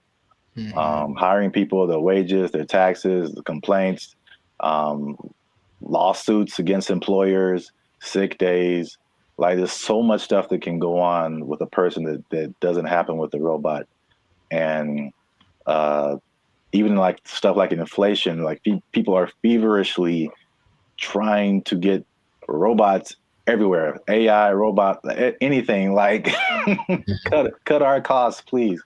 So I think it's just, then you have the competition between the companies that are trying to be the go-to for AI. It's amazing how like when ChatGPT hit, I think with probably less than a year, like every company, Bing, we have an AI thing that can help you search. Google, we have an AI thing.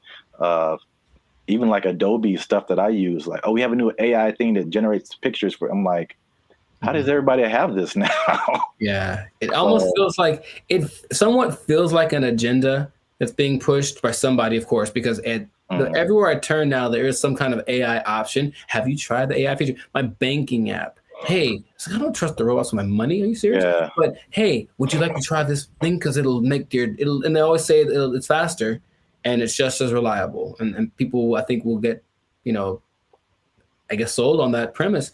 I even was testing because of course you don't have to pay her, and she doesn't have emotions like for real, even though when her face moves, she does show more emotive gestures with her face than I'm used to seeing from robots. It's kind of weird.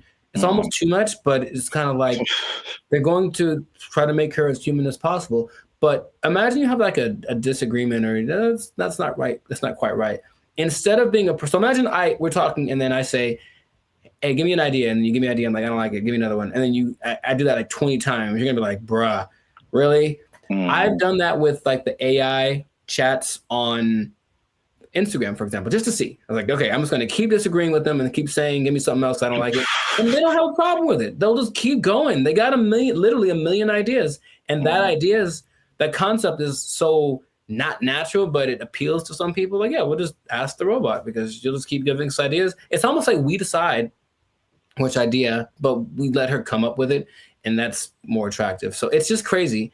And you just have to see it because it feels like outside of a sci-fi movie. You can see the wires on her like chest. Like one is like talking, one is coded or something like that. But it's labeled what parts are being regulated. And it's a trip, but it is real. And they're apparently doing well since they started.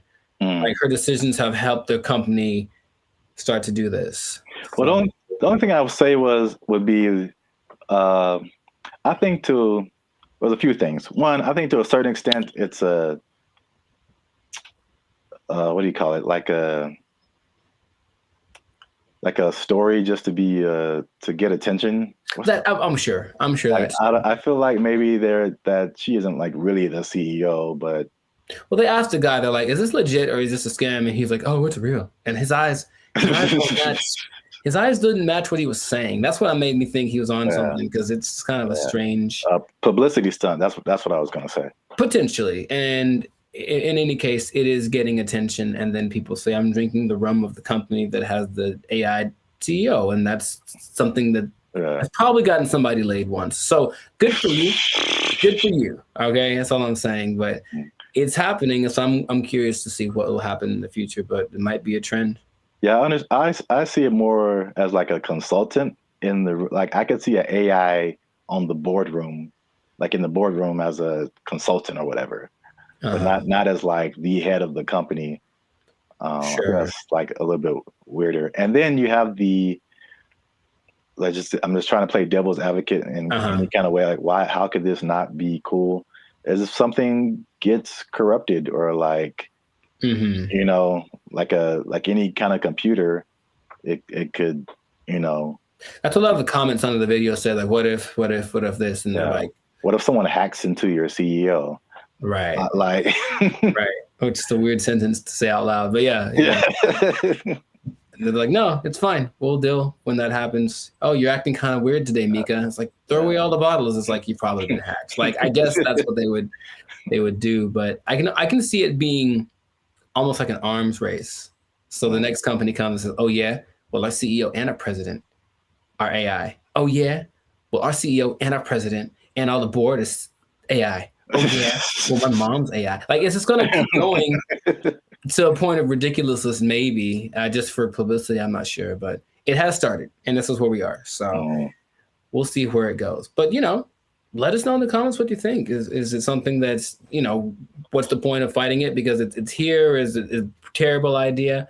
Let us know in the comments what you think about this, because I feel like it is here to stay, and we'll see to what degree we take it. But this has been another episode of the Lights and Circus podcast. So make sure to like, subscribe, comment, and share this video with everyone you know that's afraid of the inevitable AI takeover. And if you are a CEO, oh boy, if you're a CEO, you know what time it is.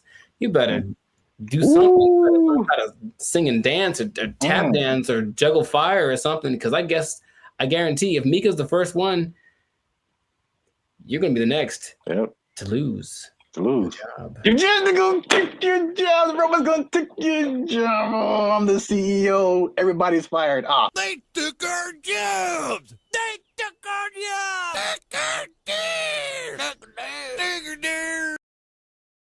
The WNBA. Do you watch that thing? Do you watch it?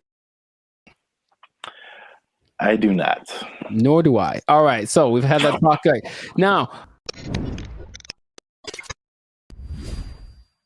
what's going on, everybody? I'm Jericho. This is Zap, and we are Bandit Future, the 6-time international hip hop pop duo. Well, we're international worldwide, but we also have awards. We won 6 international awards for our music. There we go. One day. Anyways, we make clean, fun music that everyone can listen to with a sound that's uniquely California. And you are now, good Lord, tuned in to the Lights of Circus podcast. We talk about things that are funny, interesting, and just straight up ridiculous. So before we get started, make sure to like, subscribe, comment, and share this video with at least 2 people. Oh, man. With at least 2 people that like women's basketball. I'm going to talk about it. This episode is for my dad, basically, because he likes it a lot. Now, what I want to say is that stay tuned to the end because I have an idea, I have a solution I'll say fix it. I'm just going to say fix it. I'm to fix the WNBA that no one has explained in this way yet. I have the unique perspective that you need to hear. So stay tuned to the end. I'll let you know. So this kind of goes for women's basketball in general because the WNBA season just ended, but women's basketball started. And I'm in the gym yesterday and I'm watching it. I texted you about this and I'm watching it and I watch and I watch and I watch. And about 7 minutes go by and no one has made a basket. And I am heated because I'm trying to feel good about myself. I'm in the gym working it out and I want to see some success happening so I can feel motivated. And there was no success. And I was so mad about it. And it was a blowout and it wasn't very fun. So I want this to be positive. So what I want to say is that women's basketball is a noble sport. Basketball, of course, was created for women by James Naismith. And I've heard a lot of arguments from professional female basketball players about the disparity between the men's game and the women's game and this and that. But there are a couple of things that I think get ignored that would make things a lot better. Or when it comes to the argument in between why people should watch the WNBA, things get overlooked. So I wanted to throw this out there. I'll ask the question first to you.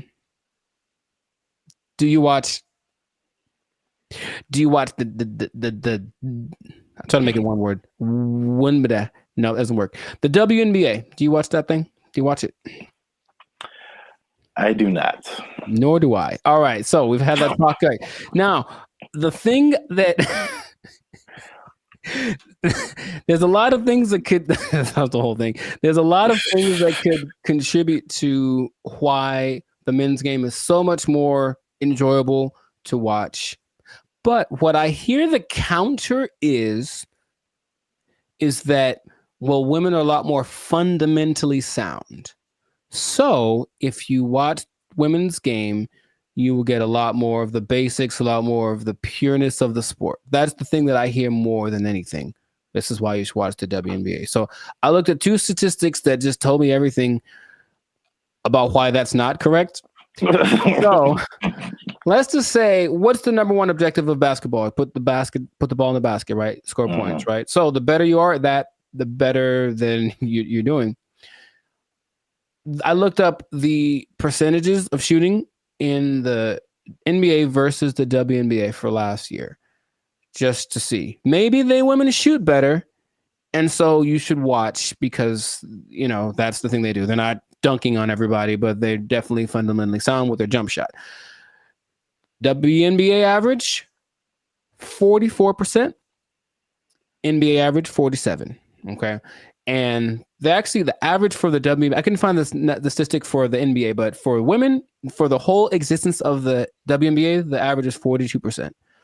I think that's pretty low. And I don't care who you are. I don't want to spend my whole time watching people miss shots. That's just what it comes down to first. So the pureness of the game, I don't think that's that great an argument to say, oh, we at least could do stuff better than the guys. Well, apparently not.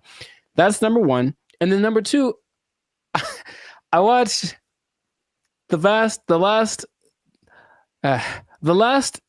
play of the WNBA championship game where the Las Vegas Aces, they beat the New York Liberty. And it's this weird play where the main star from the WNBA, Breanna Stewart, is like getting locked up pretty much. It was like impressive. She gets locked up. She passes the ball. She passes to some other girl in the corner. She chucks up this air ball that had no chance. It never had any chance. I don't know if air balls count as turnovers, if they just like, oop, that was bad. But it seemed like she passed it to the other team, right? So I was like, maybe the women are better at taking care of the ball. So assist to turnover ratio is the way that you measure that usually.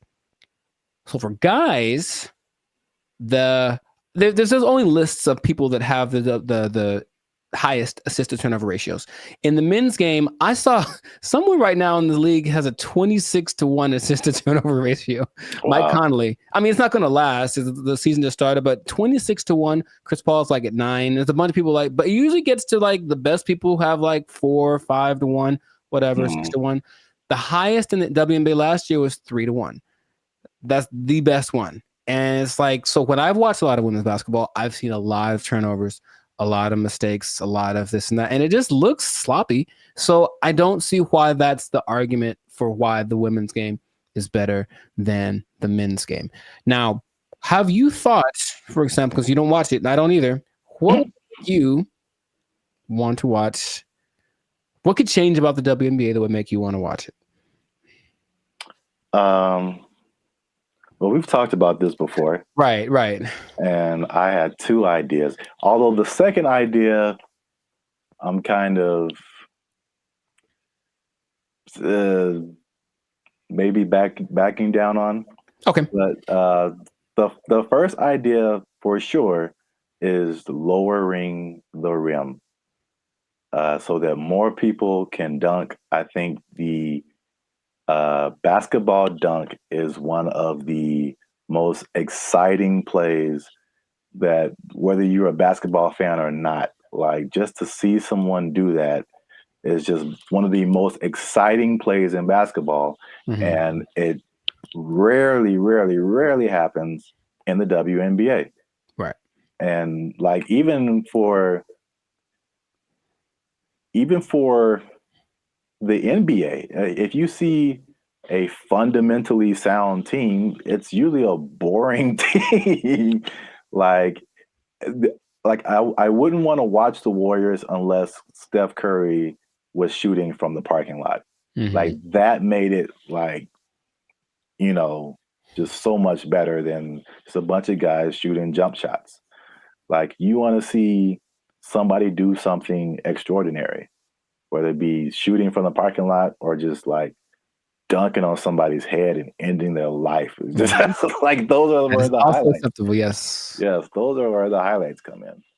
So that's number one. Okay. And then number two, which will be sexist or whatever, I don't care. Mm-hmm. But I think it's no secret that women have a certain sexuality factor that attracts men. Mm-hmm. And if you gave me a choice between a women's basketball game and a volleyball game, I'm watching the volleyball game every time. Yes. They're great athletes, but the outfits are also great. And like, I'm going to pay a lot more attention just as a man. Like, yeah, I know it sounds bad, but that's human nature, the world we live in. Yeah, sure. Marketing, like, I like not beach volleyball. I've been talked off that ledge. That's too far. I don't want to see people running around in bikinis. I told you there's a league in New York that's like that, and it's not great. It's not something about it's like it's too much. It's just kind of no. It's not like the volleyball outfit or like what they wear when they do track. That's very. I think that would be a very appealing outfit to get more viewers to watch the WNBA. Gabby Thomas. Anyways, hey man, we live, man. We live. No, I'm just having. Me too. I'm trying to be alive. Like, yo, Gabby, what's up? For real, though. But I am. The most people that watch the WNBA are men. So yes, that would go along. Like, women do not like WNBA at all. If they like the WNBA, it's because they play basketball. Well, that's weird too, because I didn't think that was the case. 70%. I believe it's 70%. Wow, so that's really fan weird. base. The clicks on the WNBA website, all that's men. So they're already supporting it, and then of course the financial support comes from the NBA. I digress, but that's just So the things that you mentioned would help. Sexualizing things. I think women like to look cute too. Some of them. So I don't think it'd be like the most degrading thing. Maybe they have options like with tennis. They could wear something. They have like little options for the outfit. I'm sure it'd have to be uniform for the team or for the sport, but I'm sure there could be an agreement because I wouldn't mind some more.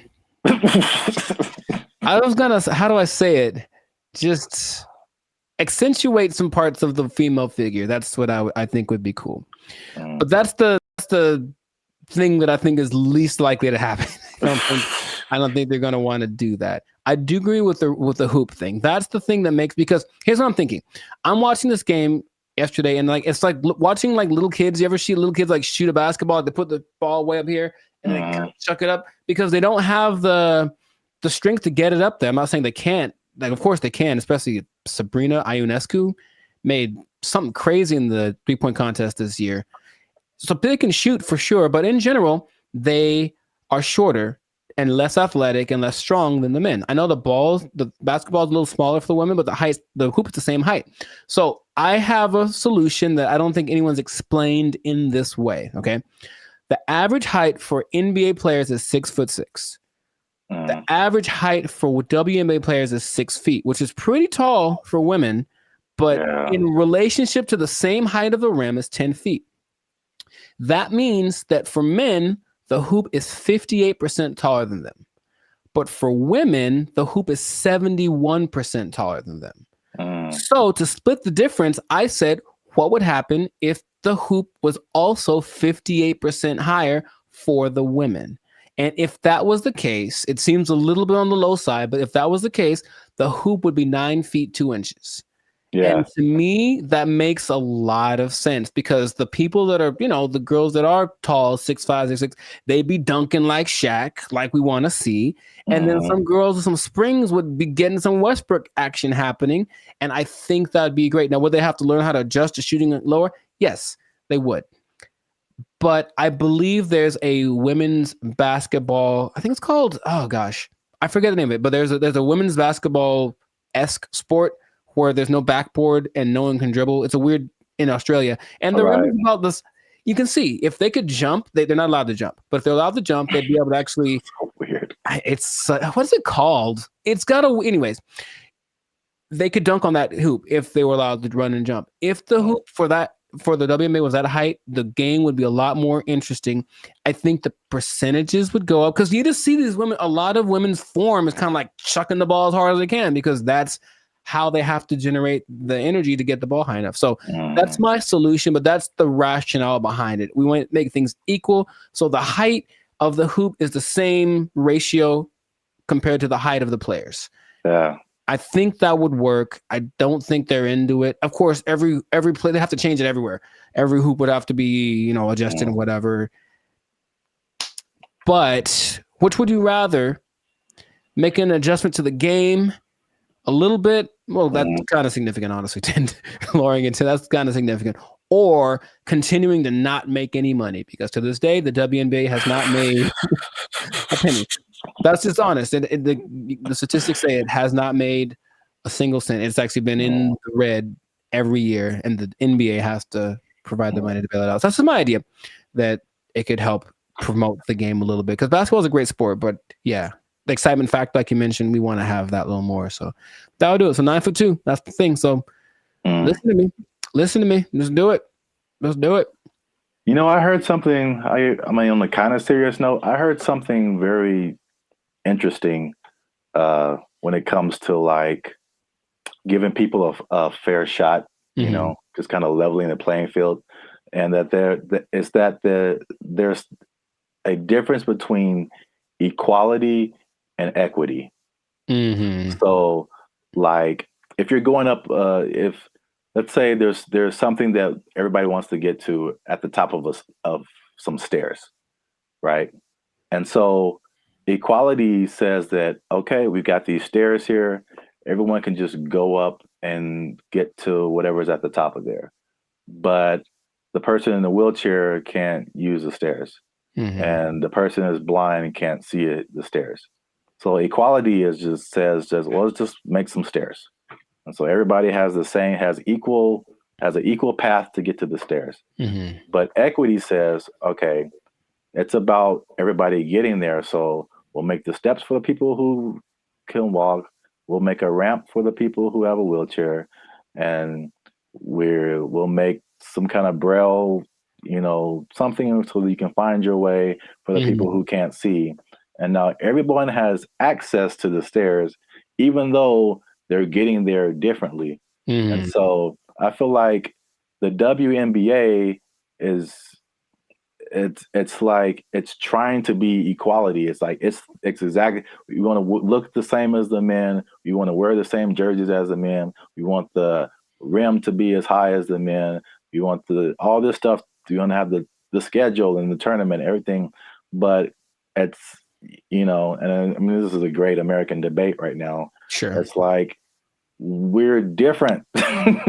We're different. We've always been different. Men are different. Women are different.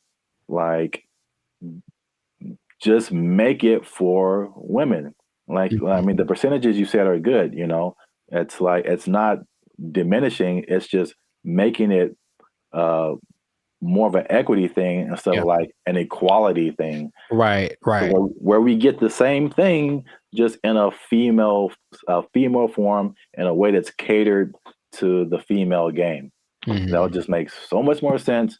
But nobody wants to do that. So they do not. No, they don't. And so I'll just keep watching LeBron dunk at 40 years old. Jesus, man. That ain't fair. Yeah. Wow. That was a good point. Yes. So I make good points from time to time. You got him. Zap for president. Probably. Yeah. So this has been another episode of the Life's a Circus podcast. Make sure to like, subscribe, comment, and share this video with the people that like some basketball. Let us know what you think about this equality versus equity thing. Johnson basketball. Hey, man, he got a ring, man. Yeah, let us know what you think, how to make this thing a little more fun to watch, because the WNBA deserves to have people watching it. It really does. They work really hard. In fact, random point. One of the most famous female players of all time, Diana Taurasi, I went to high school with her. And what? Yeah, we played one-on-one once. She won't remember. I lost. Anyway, I lost real bad. It wasn't even fair. It wasn't fair. It wasn't fair. So in that case, equity would say I should have got like a 10-point lead or something. I still would have lost. Anyways, shout out to all them. And that's been it. So yeah. Don't take my job. No. Because I just spit in truth, man. If they might take your job, they're not taking any WNBA jobs. Because nobody's watching.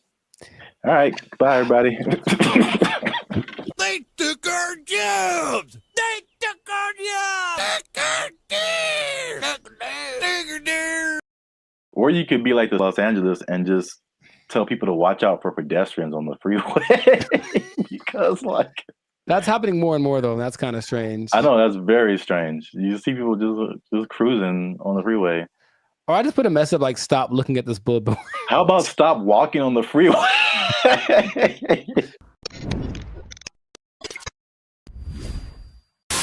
Yo, what's up, guys? I'm Zap, and this is Jericho. And we are now 6-time international award-winning pop hip-hop music group, Bandit Future. We do clean, fun music that everyone can listen to with a sound that's uniquely Californian. And you are now tuned in to the Life's a Circus podcast, where we talk about things that are funny, interesting, and ridiculous. And yo, make sure you like, subscribe, share, and comment on this video. And because we're going to talk about something that has kind of flown under the radar, but especially in California, if you live, or not California, really mostly like the metropolitan Los Angeles area, maybe into the IE as well. That's the Inland Empire for people who are not from this area. The uninitiated, yeah. But there is something that I feel, well, a couple of things that I feel like a lot of people have seen and a lot of people haven't talked about. Okay. Intriguing. Okay. Yes. So I'm going to show you a picture, and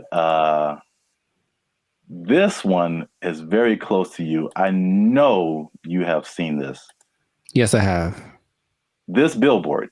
Mm-hmm. Okay. I don't know what this message is. Download our new video editor. Okay, maybe another time when we're not doing a podcast. This billboard, if you're not from California, this billboard has been up. There's been a few of these. I've seen them. Yeah. Up along a major freeway in California. It says, "Warning: this billboard structure is the subject of a lawsuit. LASC case number something. Anyone who assists the city of Pomona in the demolition of this billboard structure will be sued." And it's just one of the weirdest billboards I've ever seen. And there's several of them. And I've just never seen anything like this. So I finally looked it up. And this isn't McDonald's Grimace level, but there's a little bit of a rabbit hole here. Okay. So basically, there's a guy named Brian Kennedy. He is the founder and CEO of Regency Outdoor Advertising. So basically, he owns it's a very popular billboard brand, probably maybe one of the most billboards around the country. And he owns these billboards. And so I guess he contracts with cities to put these billboards up, things like that. So in 1993, oh, baby, going back. Yeah, this story is very old. 1993, he had an agreement with the city to put up 10 billboards for 10 years with a 10-year extension. Right. So 1993, put up 10 billboards. 2003, you renew it, keep those billboards up, stuff like that. You renew every 10 years. Okay. After the 1993 agreement, the city, the voters backed something called Proposition L, which prohibited the city from putting up any more billboards without voter approval. Okay. So when they came in, at the renewal period and were like, yo, take your billboards down, he was like, no. Like, we had an agreement before this Proposition L thing even happened. I see. And so it turns out this guy is kind of eccentric, so he's not surprised. Okay. It's his billboard. So he's like, I'm just going to put this up here. And so because they've been threatening to just tear the billboards down. And he's like, no, I'm going to sue all you guys. So he just put those on his billboards. Okay. Which is I'll just get your reaction to that before I keep going. So I've been seeing those specifically. I don't know if this is the one, but there's one on the 71 just north, right close to where I live. And every time I drive past it, I'm always like, I wonder what that's about. But so before, I guess my question is, it was a different billboard owned by this guy, and then they wanted to take it down, so he replaced it with this. Yeah, the message See, he probably, rented it out to whatever company to advertise something. But now he's just been using it to put that message on there. Okay, so I guess I get a lot of questions in my brain, but my first one is who would ever assist some? It's the companies. So like the city isn't gonna go out there and do it. These people, they hire they put out bids, for companies that do this kind of thing, demolishing or whatever. So basically I think he's saying like if your company is hired to tear down my billboard, I'm gonna sue your company. So it seemed like a little bit of a scare tactic for anyone who wants to work with the city and taking this man's stuff down. Oh, that makes sense, but it's not what I was thinking. Dang it. I was hoping it was more for people who were just driving by with like a hammer in their trunk. Man, I really want to just pull off the side of the road and tear this thing down because I hate it so much. It's such an eyesore. And then this thing's like, don't you dare. Or some guy that is like driving his pet bulldozer down the freeway, which I've seen. And then all of a sudden, I'm going to pull over and tear this thing down real quick. But that makes sense. To hire people. So how long is this gonna happen for? I don't know, because I've seen it for, if not months, maybe years. Right. Like, I mean, the legal system is a very slow thing here. So yeah, right. And I think there was a case, but then it was appealed, so they're like waiting more time, and so I think I feel like it's eventually gonna come down, but he's definitely fighting the good fight. Huh. Because I think there was a case that I mean a case that awarded to the city and the people, and I think that he appealed it or something like that. So I'm assuming this guy has enough money that this isn't hurting him, right? I mean, yeah, billboards are way expensive. Yeah. So yeah, exactly. And it's not like selling something that could help him get some money back. It's just words. Yeah. What not to do. So yeah, I don't think he's hurting for money. Have you seen a picture of this guy? I have not. What do you think he looks like? Because I have an idea. Besides, I think he's an old rich white guy with a bad haircut. Okay. I feel like that's always how it goes down. I have in my head like this cross between Gary Busey and Gilbert Gottfried. I don't know why. This is kind of weird, and he kind of talks like Gilbert Gottfried. I just want that to be true. Old rich white guy with a bad haircut. That sounds like Gary Busey or Gilbert Gottfried. Yeah. That's what I want this to be. So we got to do a part 2 so I can see if I was right. Because if he looks nothing like that, I'll be disappointed. Like that's just the truth. I'm looking at him now. He looks well. This is also very good. I mean, very fitting. He looks like a character from The Sopranos. Oh, nice. So he looks like someone who would do this. Got it. He doesn't have a bad haircut, but old rich white guy for sure. I wonder if he was the first person. He can't be the first person to have done this. I mean, maybe not, but I've never seen anything like this before. But we run out of time. So before we end this, there's a part 2 to this. Okay. Which is it was a totally different scenario, but I was somehow kind of shocked that it was the same person. Okay. So we're going to leave Pomona and go more towards the LA area. LA? And then see if you've seen this billboard. Yes, I have. So it's the same guy. Oh my God. So you see the big Regency. Yes. Under it. And I wasn't even thinking about these two stories. Now this one is like 2 blocks from my house, and apparently, now it's changed recently. So I don't know why he took it down or even put it up. But he put up 15 of these around. Oh, he dude's got money, dude. Jeez. Yeah. They're his billboards. I mean, he can put up whatever he wants, I guess. Yeah. He's just losing money from other people who would pay to be up there, but right. It's his billboard. He put up 15 of these around Los Angeles. Turns out that he's a big USC donor. Sounds okay. Okay, sure. And yeah, he just said, Reggie Bush needs his Heisman. I'm gonna put this up. So, if I had a question, I know you asked like, what did he look like and all that kind of stuff. My question is like, the power of billboards, like, the ability to like get your message in front of like millions of people. They're obviously still relevant. We both recognize these billboards. Yes. And so it's like, I guess a cool question would be like, if you own billboards, like, what would you, and you just put up your own thing, like, what would you put up there?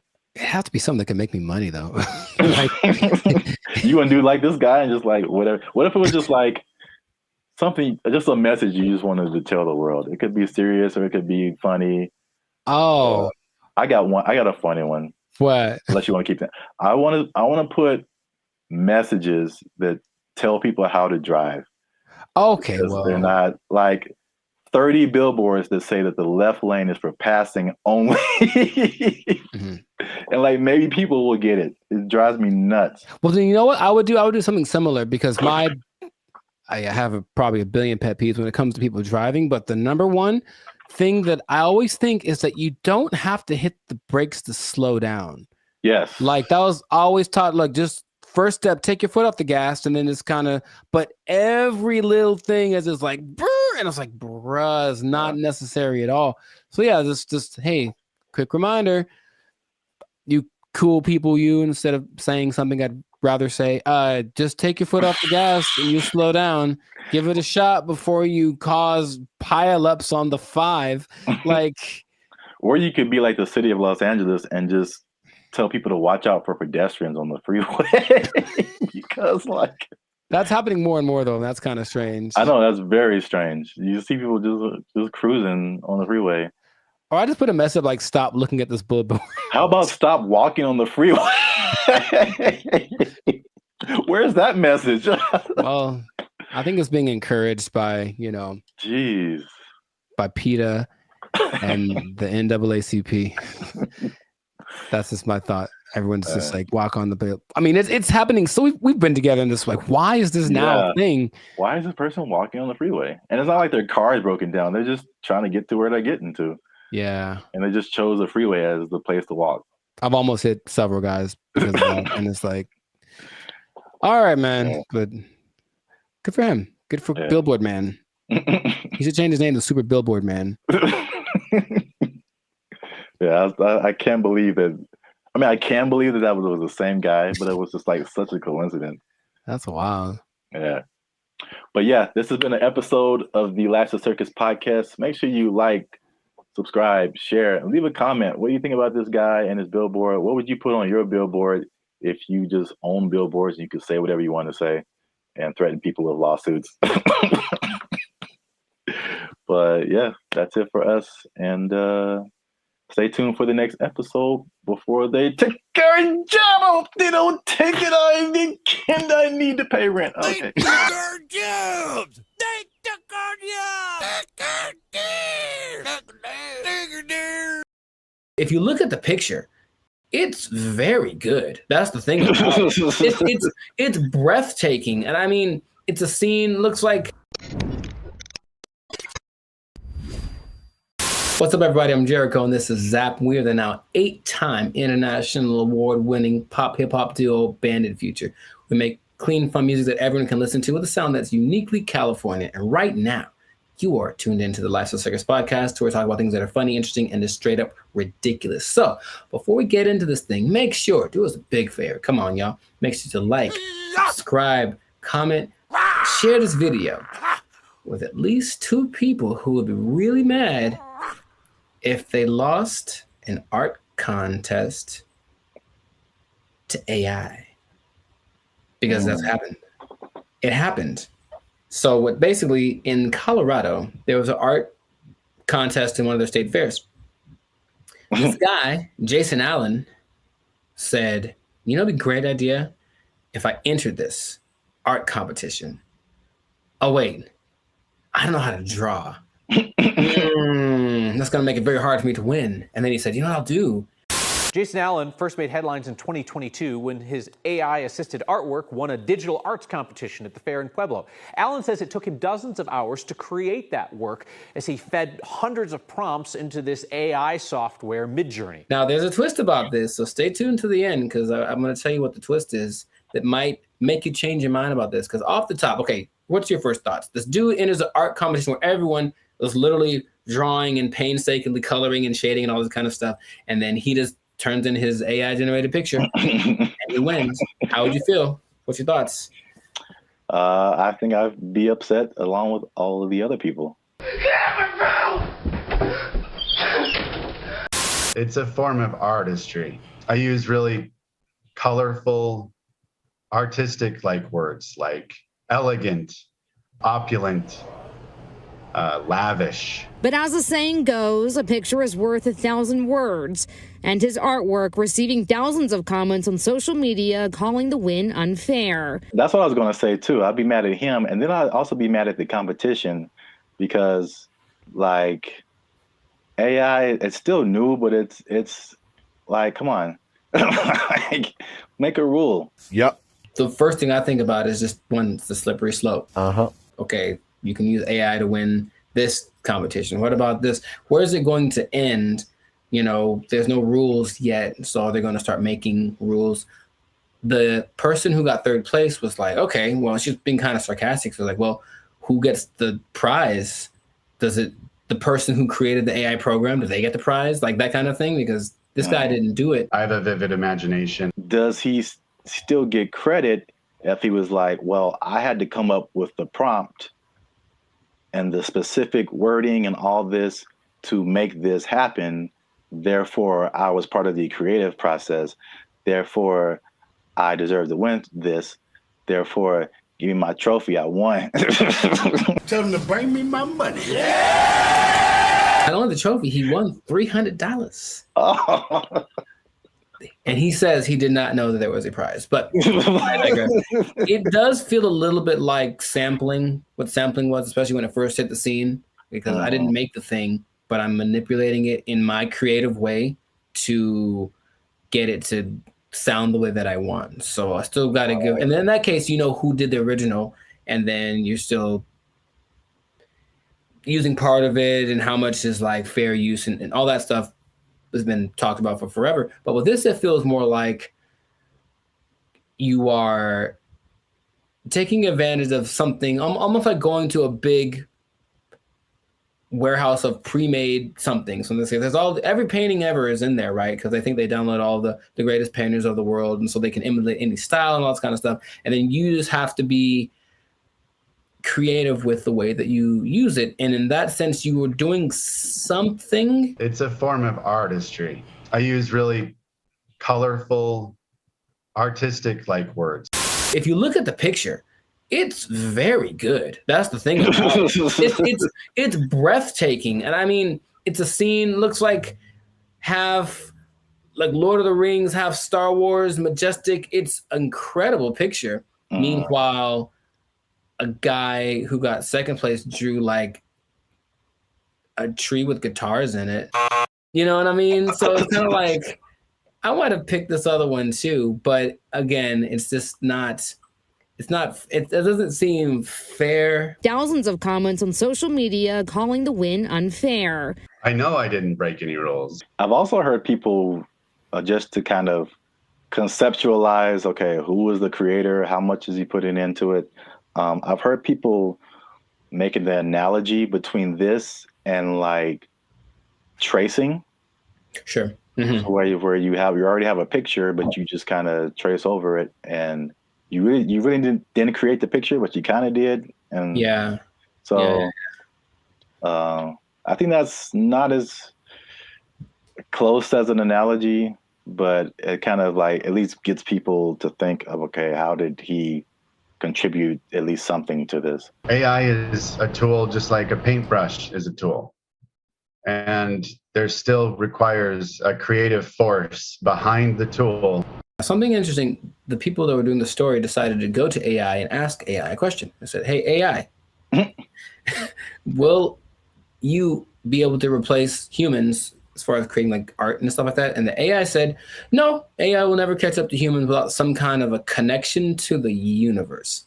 And that phrase again, everything it says, what does that mean? What does that mean? Does that mean he has plans to make a connection to the universe? It almost seemed like it's looking for some way to get.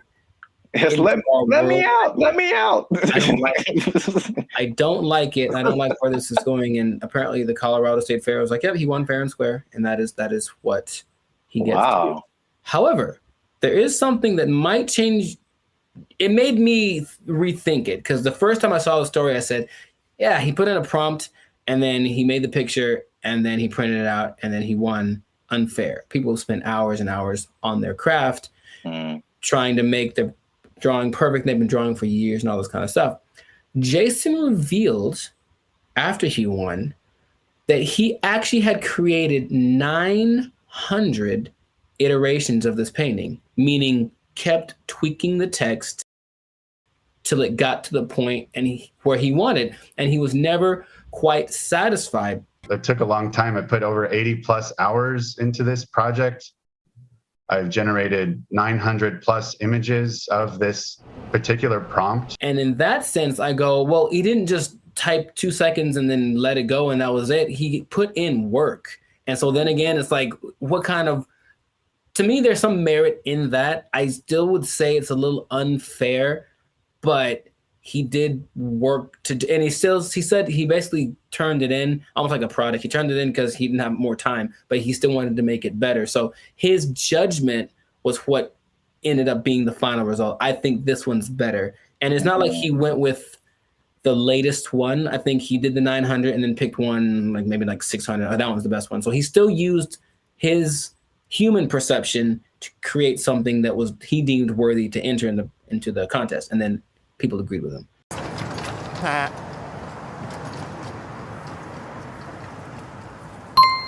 It makes me think for sure. Okay. Because it, again, going back to music, that explanation, especially when you said his judgment, that made me think of DJs. And just for the longest, like even me just kind of wrestling with, like, are DJs really on the level of musicians? Right. Like, they didn't create the music. They're just organizing it. Right. Just like he was just organizing that, you know, that piece of art. And there's a skill in that for sure. I've heard some very bad DJs. Yeah. Where did you even learn? Wikipedia. The way he made it sound, it's not that anybody could do this either, because he came with the concept, but he also had the wherewithal to look at it and say, this one's, and I think he looked at it for a while, like trying to judge the color, but it's almost like he still knew what to look for, even though he didn't have the training to execute it. Maybe like a producer of a Rick Rubin category, or even a DJ Khaled, who, from what I understand, doesn't really do anything as far as like pushing the buttons and doing the level, but they do the analysis and go, they ain't believe in us. God did. I'll say this. Is it just him personally? Is he a creator? Yes. Did he put in work? Yes. But I do think he should not be able to compete like that with the other artists.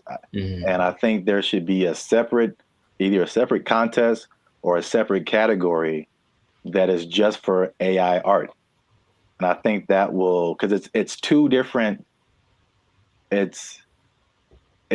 both a level of artistry, but it's two different types.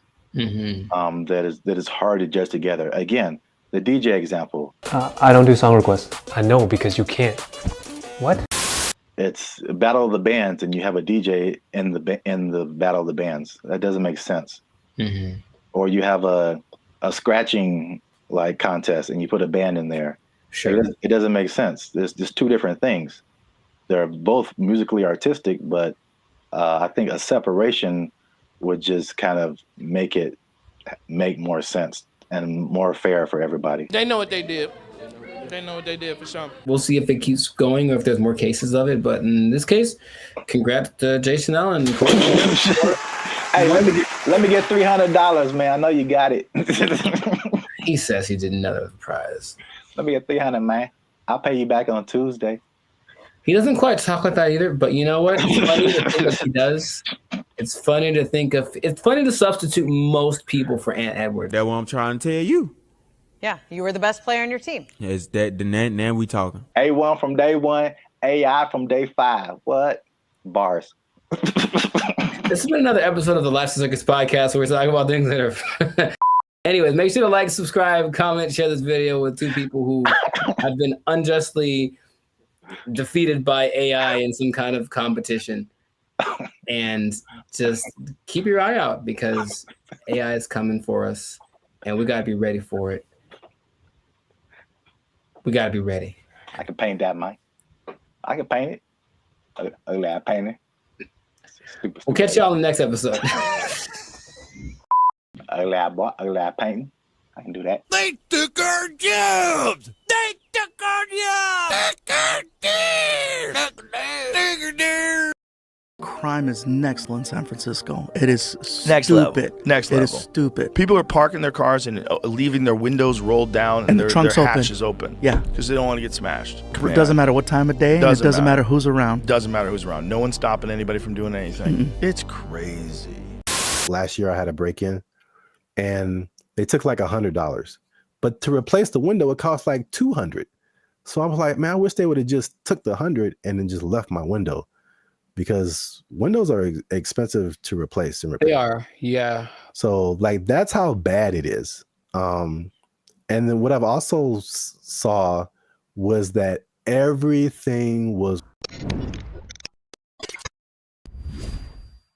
What's up, everybody? I'm Zap, and this is Jericho, and you are now tuned into the Life's a Circus podcast, where we talk about everything that's funny, interesting, and ridiculous. And you want to stay for this episode because we're talking about something that's really ridiculous, something that I recently saw in person myself, and I can confirm it.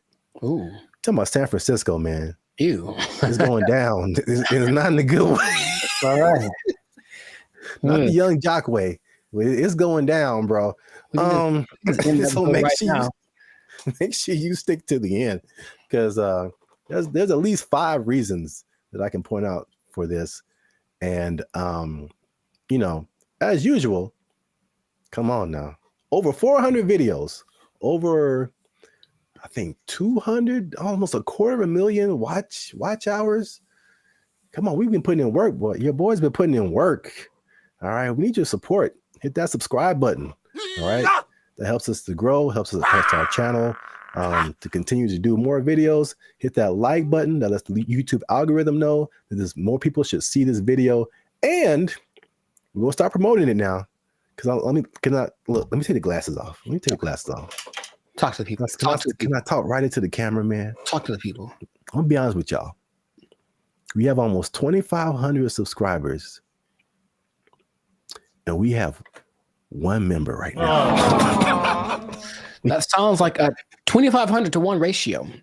And God bless her heart. I'm gonna send her something really soon. But she's been a member. She has been our lone faithful member for a whole year now. Here's her 1-year anniversary. I'm not gonna say her name, but you know her. Her screen name is Reigning Goddess. Thank you. But shout out to her. Thanks, Queen. Well, we need, like, I'm gonna put the goal out there. 10 members, man. 10 members. Easy to do. All you have to do is after you subscribe, you'll see a join button at the bottom of the videos. All right, you hit that join button. Memberships as low as $3.99. $3.99, man. That's not even a tank of gas. You can help your boys out with the tank of gas. All right. It's not even a tank of gas. That's I said I wasn't gonna go Marvin Sapp, man. I might have the ushers lock the doors, man. If y'all ain't supporting your supporting your boys. I said close them doors. Ushers, close the doors. Close the doors. So yeah, San Francisco. I could just say don't go there and then end the video, but we could talk about something. Yeah. I was recently there a couple of weeks ago, and it's bad, man. Okay, let's rewind the tape. We've hinted at something that we've never really fully talked about on this channel, and that was our trip to San Francisco. Sure. It was like what, a couple of years ago? It's like a repressed memory by now. I don't like to bring it And up. I will publicly take the L on that one. That was a good part my fault, because this is what happened. We were looking for hotels. I'm like, man, this hotel is really cheap. I'm like, we're gonna save a lot of money. And then we got there and we found out why. It was, Yes, go on. dude, is by far the worst hotel I've ever been in. Like, I still feel bad to this day for putting you in that situation. That's okay. Just don't let it happen again. We won't let it happen again, Mr. Mackey, okay? Okay, that's fine. What was happening, you ask? Yeah, I'm glad you. All the things. Yes. All the bad things were happening all at once, and it was a lot to take in. You care to share any? Okay, look, I didn't things that sleep you under saw? the mattress. Okay, that's one. I did not sleep under the mattress because I was afraid of catching all of it. Or under the sheets. I didn't want to do either one. I didn't want to touch it. I was hoping I could find a way to like just float above it like a vampire or something. But under the sheets, like it had cigarette holes on it. I'm sure there was a stain on there. I was like, someone died in here for sure. Ugh. I'm sure there were interactions of drugs going on all throughout the night. Somebody tried to come in our room. Someone tried to Yes, jiggle the I door handle. vividly remember that. Or like, So all we were right, just chilling, and then someone banged on the door really, really hard, and we just looked at each other, and you were like, "Don't open the door." For the love of God, don't open that door. Be a problem if you open the door. Someone, yeah. So it was just such a. And then I walked outside late at night because I wanted food. That was a mistake. Yep. And so I'm walking around. There's human feces everywhere. Brother, ugh. And then there was just this like scene where you round a corner, because you see it in movies, and I round the corner and it's like all of a sudden there's just all of these people just drugged out in this one area, but it's like almost like they're moving in slow motion because like I got there and it was kind of like, oh no. Yeah, zombie. Kind of a zombie apocalypse kind of vibe. And they looked at me and it's like, well, they were going to chase me. And if it was one of those movies with the fast zombies, which is still terrifying, like zombies are supposed to be slow. I don't know who invented fast zombies, but you know, I just had to get out of there. So it was such a bad time. Such a bad time, and everyone that lives there is like, yeah, we know. French fry when you pizza, you're gonna have a bad time. Yeah, I was recently there, and I mean, compare it to LA, because I think I have a good perspective. Because you see a lot of stuff on the news, and they're like, you know, California is this, and Hollywood, like all of California isn't Hollywood. All of California isn't San Francisco. These are like the biggest cities, you know. But it's like sometimes, and you see news from other places, and they like sensationalize stuff. Yeah. They do not do that with San Francisco, bro. It's crazy. And it's coming from someone who's lived in like the heart of downtown LA for years. Patrolling and trying to catch me riding dirty. I feel like LA is more concentrated. Like you have Skid Row where like it all goes down. And then every once in a while you on a corner, you'll see somebody here and there. Yeah. But I feel like the extent, and there's a specific area called Union Square in San Francisco that's been hit like the hardest. But it's just like, it feels like it's everywhere. Like it's not just like a little skid row. It extends everywhere. So I mean, we've obviously mentioned the drugs. That's the homelessness and the drug epidemic, which is like most of it is mental health and addiction issues. So it's made public spaces unsafe, difficult to manage. And this has been kind of further fueled by the high rents in the city. And then their approach to it is like this, what they call a harm reduction over enforcement. What? So it's just call it stupid. Just call it stupid. But remember you did the video about what country was that who kind of had an open drug policy? Portugal did it, and it worked for them. But they had we will let them kind of do what they want, but also give them lots of resources so that they can fix it, and clinics and all that kind of stuff they can get clean. So it's kind of like they had a method to their madness, and this one's kind of like I remember watching a video about they're interviewing people in San Francisco, like, what can we do about this? And it's like they think the big problem is that approach. They're just kind of giving away needles and stuff like that. Just like, here, just make sure your needles are clean. It's like, well, they're going to just take advantage of it, and it's not working. You know, if the goal is to fix it, now the question is, are they trying to fix it? It doesn't seem like it's a good policy at all. Yeah. And what makes me nervous is like, I feel like San Francisco is the prototype, and it's kind of trying to make its way to LA. Like I feel I can see LA turning into that. Because even recently, I've been taking like the metro more, the trains and stuff. It's just been kind of helpful for me.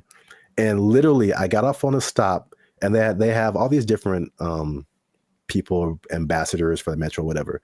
And this lady made an announcement, and she was promoting this app that you can get on your phone to like report incidences on the metro and help you whatever. And she literally said like, "Oh yeah, we've been having a lot of drug overdoses on the train, so we don't want anybody to die.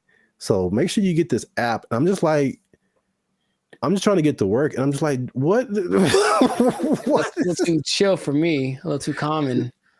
This is the discussion that we're having. Like, it was just really weird, man. That's suspicious. That's weird. I was driving the other day, and I was in like out by Venice, I think, and I saw like 3 homeless guys in a row. I felt like, oh, good, tic-tac-toe for me. And because I almost hit them all, because they all just kind of like, they did that thing again, maybe fast zombies are becoming a thing where they're like kind of standing still. So I see them and I don't think they're moving. And then as soon as I start driving, they start moving really fast in the direction of where I'm about to drive. So I was like, all right, well, that sucked. And that happened 3 times in a row. I don't know if they planned it. Maybe it's a weird kind of choreography that got going on. Maybe flash, those flash, whatever things are coming back, flash mobs. I would imagine that happening all the time in San Francisco because it's just much more concentrated, like you said. So in certain places, that might happen 10 times in a row. And then they're going to get hit by way more cars. It's going to be a whole thing. You know what I mean? So like, I don't know why they aren't doing what they did. We talked about this before in another episode too, where there was like a summit in San Francisco for some world leader organization, right? And they're like, well, we can't have all these homeless guys around everywhere. So for like a week or two, they kind of made them all go away. Right. What did they? I don't remember like what they did, but all of a sudden, like, oh, we don't have a problem. And then they went back to normal after all those leaders left. So it's like, why don't you just do that all the time? Well, yeah, that was really weird. Suspicious. Well, obviously, that's a big problem. That's one thing. Number 2, again, and I said it was kind of connected, is the cost of living.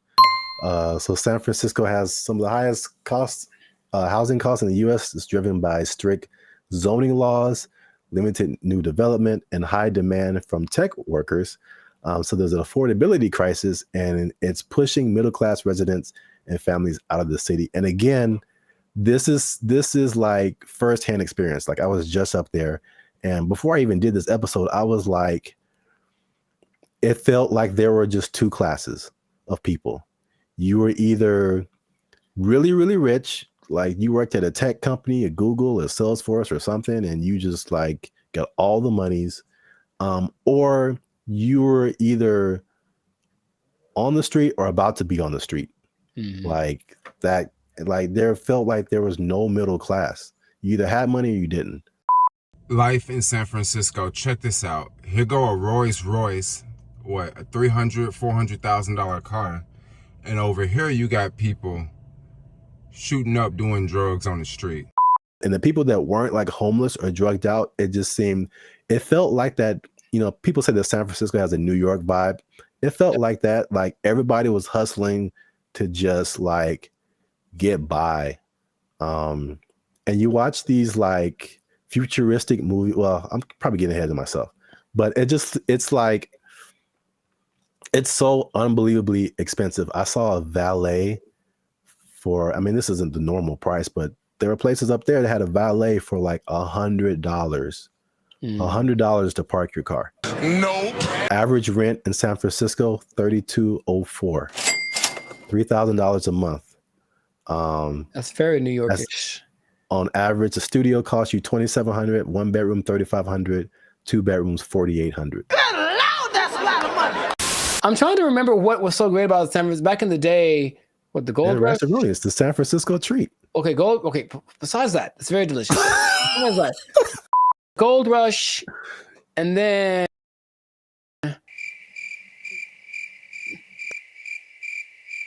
profit. Like, what happened? Like, I'm trying to remember why San Francisco was such an attractive place for Full House. They had Full House. Okay, yeah, we're going way back now. Maybe that's the last things that San Francisco had. Because I mentioned that because I still talk to people who mentioned they're thinking about moving there, and my question is, wow. like, would you do that? I don't even know. Like, I can't even tell you that. If you come to LA, I get it.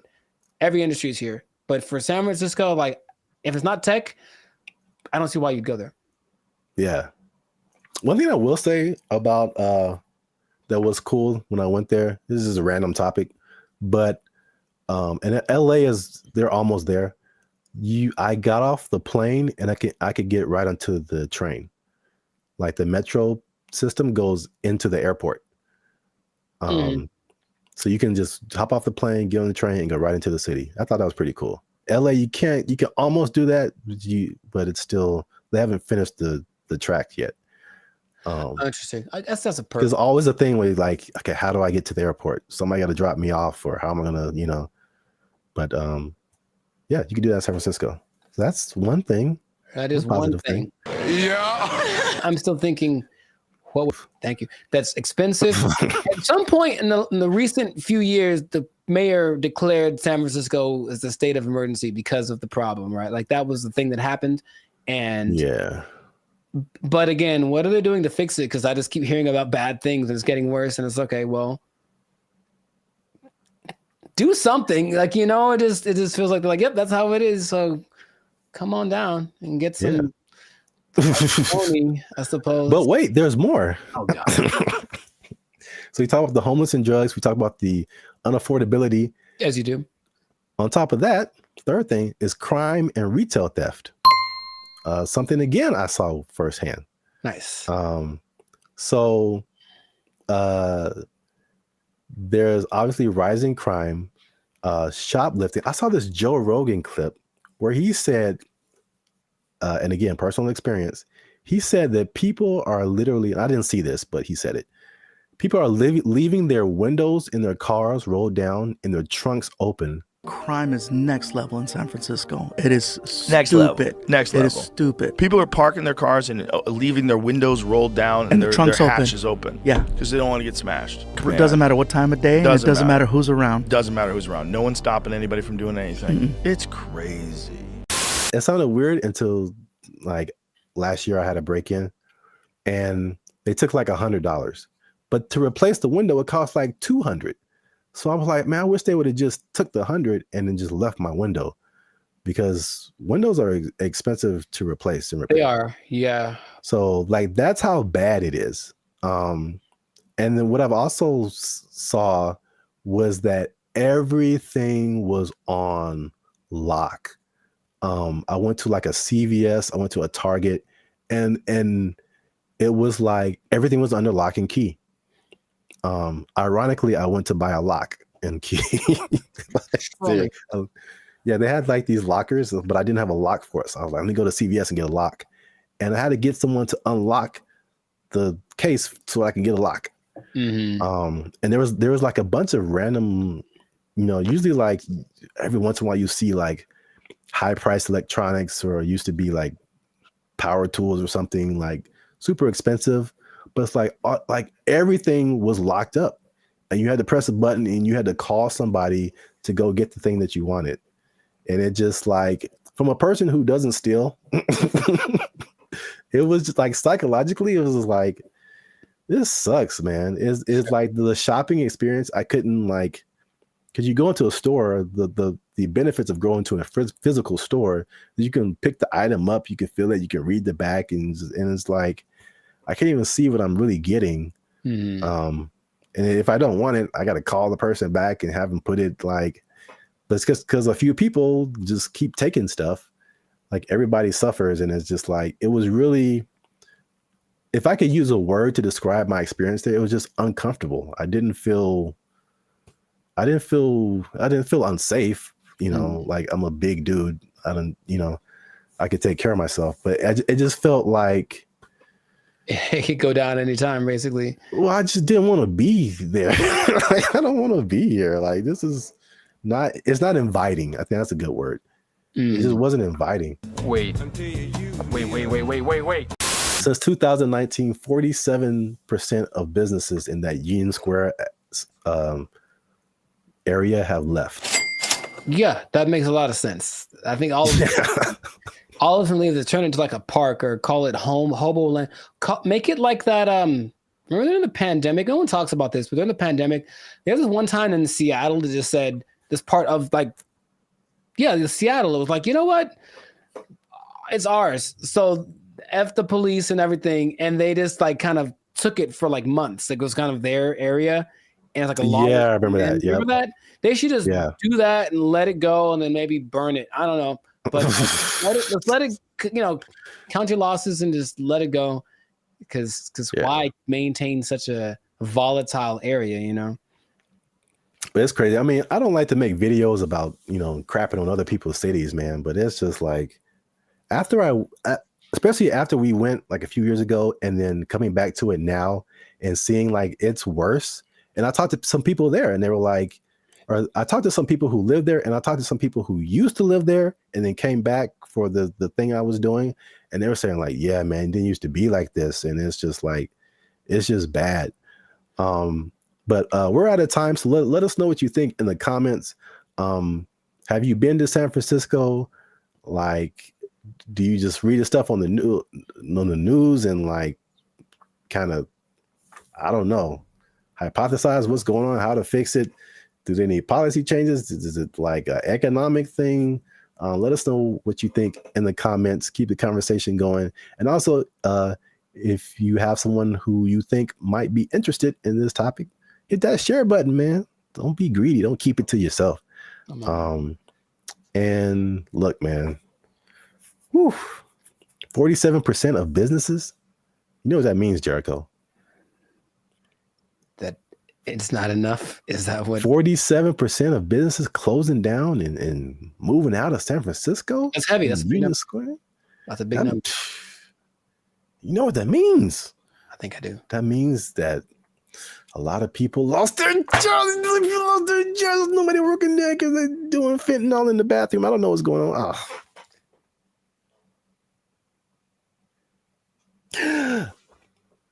Cocaine is a hell of a drug.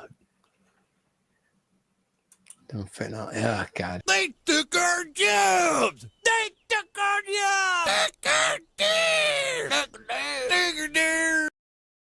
This is for our ancestors, Jericho. No, it's not. No, it's not. For all the cotton pickers, for all the slaves, for everyone who marched in the Million Man March. I don't think this was the dream that Dr. King had in mind.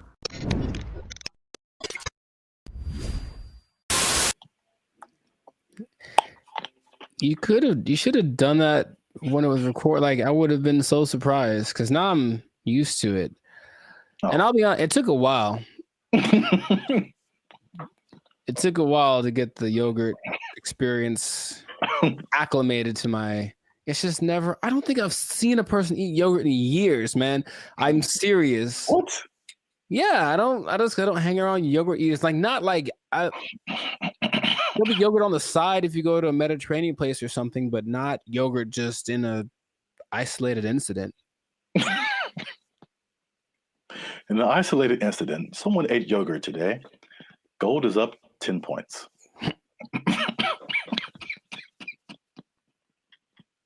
Back to you, Jim. All right.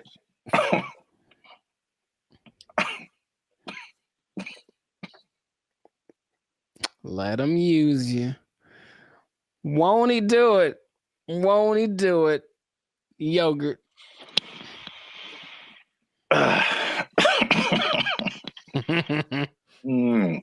Okay. Unique New York. Hey, what's up, guys? I'm Zap. This is Jericho. We are now 6-time international award-winning pop, hip-hop music duo band and future. We make clean, fun music that everyone can listen to with a sound that's uniquely Californian. And right now, I'm eating yogurt. And I can't handle it. And he can't handle it. But you're still tuned in to the Life's a Circus podcast, where we talk about things that are funny, interesting, and ridiculous. Please don't choke on your yogurt, man. I wouldn't know what to do with myself. So make sure you like, subscribe, comment, and share this video with somebody who likes to go to fast food every now and then. Okay. Because they might be going a little bit less. And I'll explain why. And I'm going to explain something very interesting with regards to minimum wage at the end of this video. A shocking statistic when it comes to how much people earn. I want to know what it is right now. Yeah. Tell me now. No, we got to wait to the end, man. You got to wait to the end. All right. But first, you got to watch this video because, I'm not even going to set it up. Let's just watch it.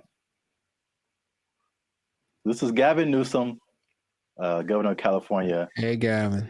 And these people have just lobbied for a fast food minimum wage that is higher than the regular minimum wage. So now these people will be earning $20 an hour at your fast food places in California.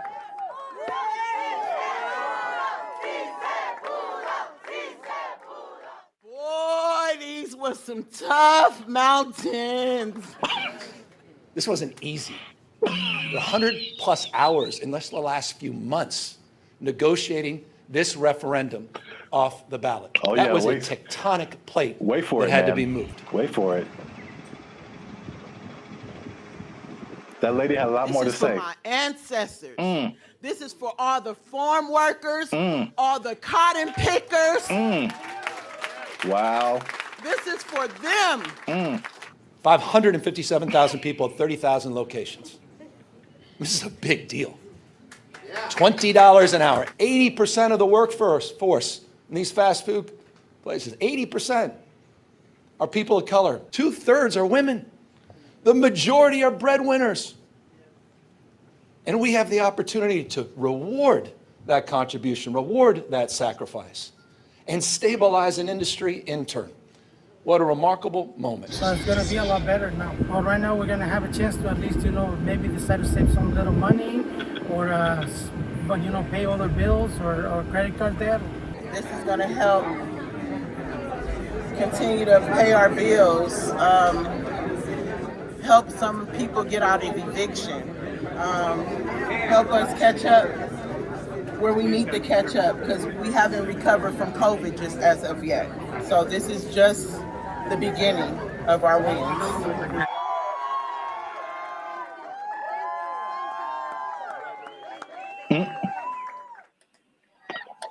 So yeah, I see. I didn't expect her. You gotta understand, Jericho. She's dressed like a toy you find in a Happy Meal. I didn't appreciate that. I didn't appreciate that at all. Look, I didn't like that at all.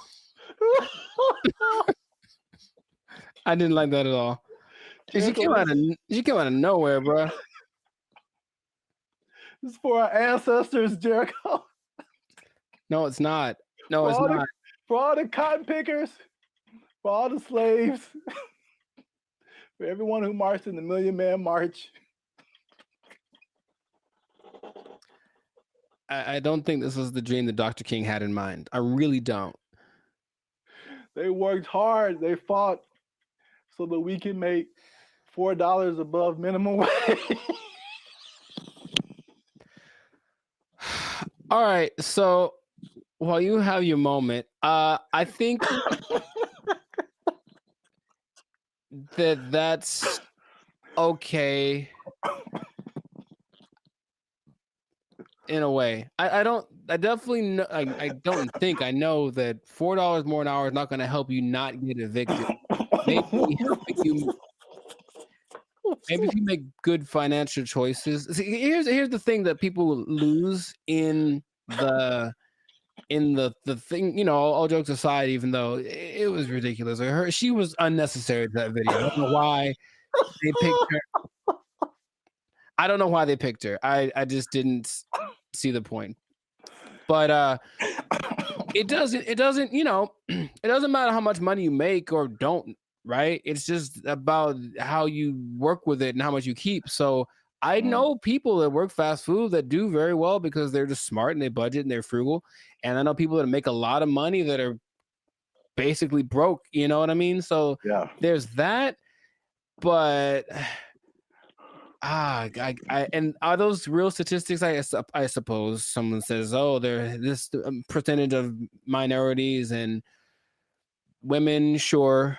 So it's a step in the right direction, yeah. But as we've mentioned before, it could just mean that a Big Mac's going to be $10 next week. So, that's kind of why I brought it up. It's it's not only to see what you think about it. I mean, it's going to be interesting to see what happens because food prices alone right now are through the roof. Man, I saw like a bundle of grapes for like $6 a pound. Yeah, you told me.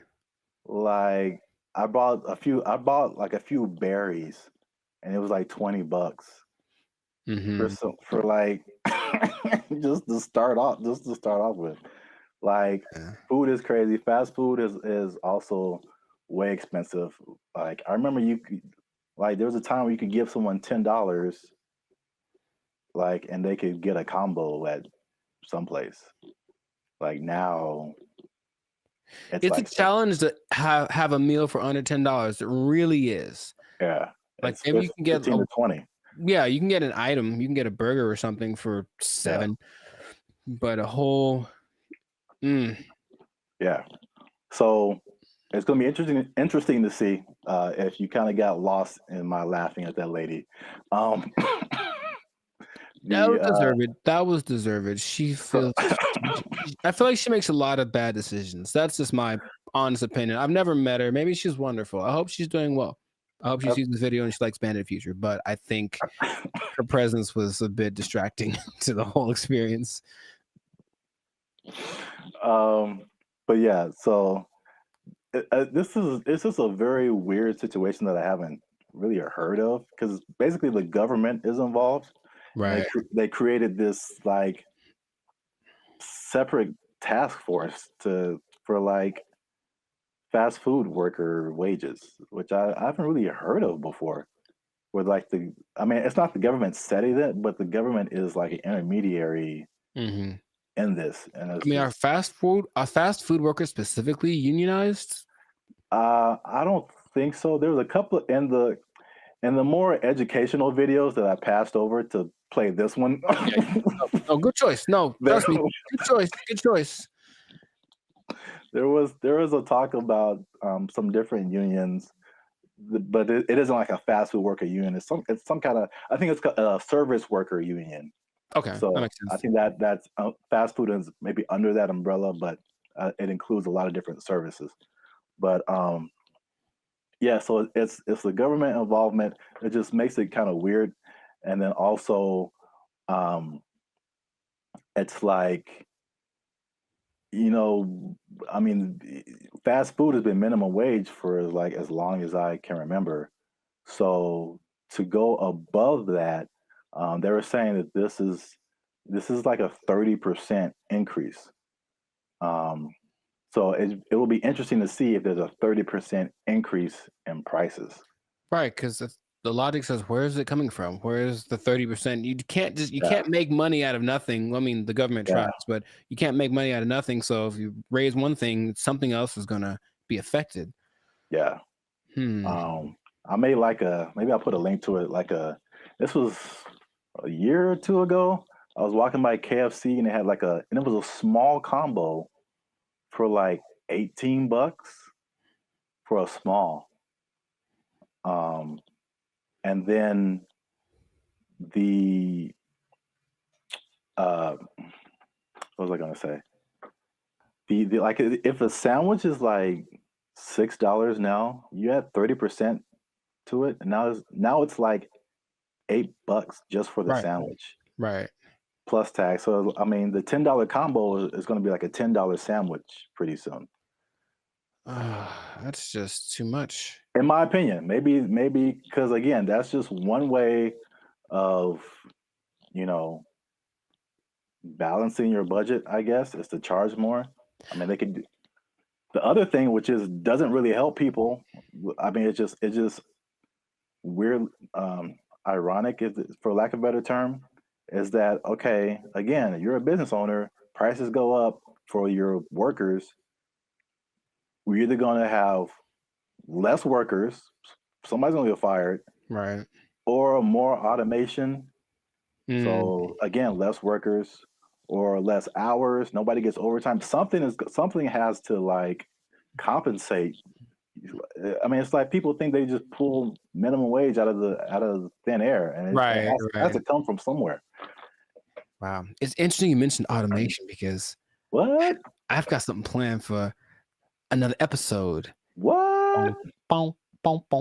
Anyway, but yeah, it's just we synchronized today. That's all I'm saying. Oh man. Well, let me. What was I teasing before? Oh yeah, the minimum wage. Oh, this teases for something else. Whoops. Oh, maybe I can come up with another one. It's kind of anticlimactic, but I appreciate the tease. You have an interesting fact about minimum wage that you give to the people? No, I do not. Well, that's been another episode of Life Service Podcast. Yeah, I was going to say, though, I wonder what will happen to the in-and-out workers because they always got paid more than minimum wage. That was kind of the thing. That was the job you wanted in high school because you were on your feet because they deserve it. They're working round the clock. And I wonder if they're going to get more than the higher price than, more than the $20 now. It's kind of they operated like every fast food job was minimum wage except for In-N-Out. Even Chick-fil-A? I believe Chick-fil-A is also minimum wage. You just have to be a good-hearted person because those people, even if I don't like the food, they're very nice people. Very nice people working at Chick-fil-A. Yes. Well, I'll give this maybe people don't know about this. If you ever want to own a Chick-fil-A, you have to start at the bottom and work there for minimum wage. So there you go. I gave him something. You can't just walk. You just can't just walk in a Chick. No matter how much money you have, You got to start at the bottom. So let's say I just barge in. I'm like, I'm LeBron James. I still got to work the shakes and fries. LeBron James got to be peeling those fries back there, man. Oh, man. That's crazy. All right. I'll tell him. Yeah. He asked me to ask, so I'll tell him. Yeah. All right. Well, then. That was cool. Can you tell him a few other things about the Lakers that I have opinions on? LeBron James, the greatest. I'm LeBron James. I'm LeBron James. They're going to go as far as Anthony Davis's knees can take them. Which might be a second round exit this year. We'll see. Man, we got way off topic. All right. I know, but make sure to like, subscribe, comment, and share this video. Like maybe probably the first 80% of it before we ran off the rails. Yeah. And we'll see you on the next episode unless they take a job, unless they take it. Minimum wage on LeBron. They took our jobs! They took our jobs! Dumb, but it stayed on its feet. That was crazy. Okay. I guess I'll just save all the comments for the...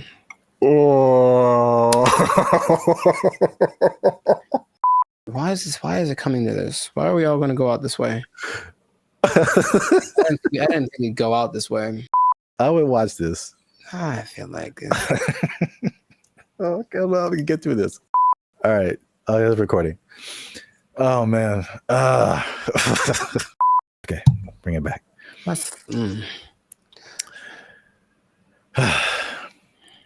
What's up, everybody? I'm Zap. That's Jericho. And this is Bandit Future. And I found this on the internet, man.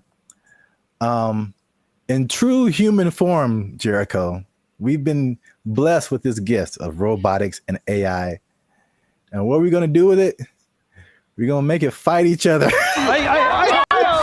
The world's first kickboxing tournament exclusively featuring humanoid robots just took place in China. Here's everything we know about this first of its kind robot rumble, and of course, all the best highlights. For this video. 6 different robots slugged it out for the top spot, each with a team of human operators outside the ring, giving robots commands via remote control. The robots were armed with several different combat moves that Unitree says came from external That doesn't even experts. look real, man. That's crazy. Oh my God. That doesn't even look real.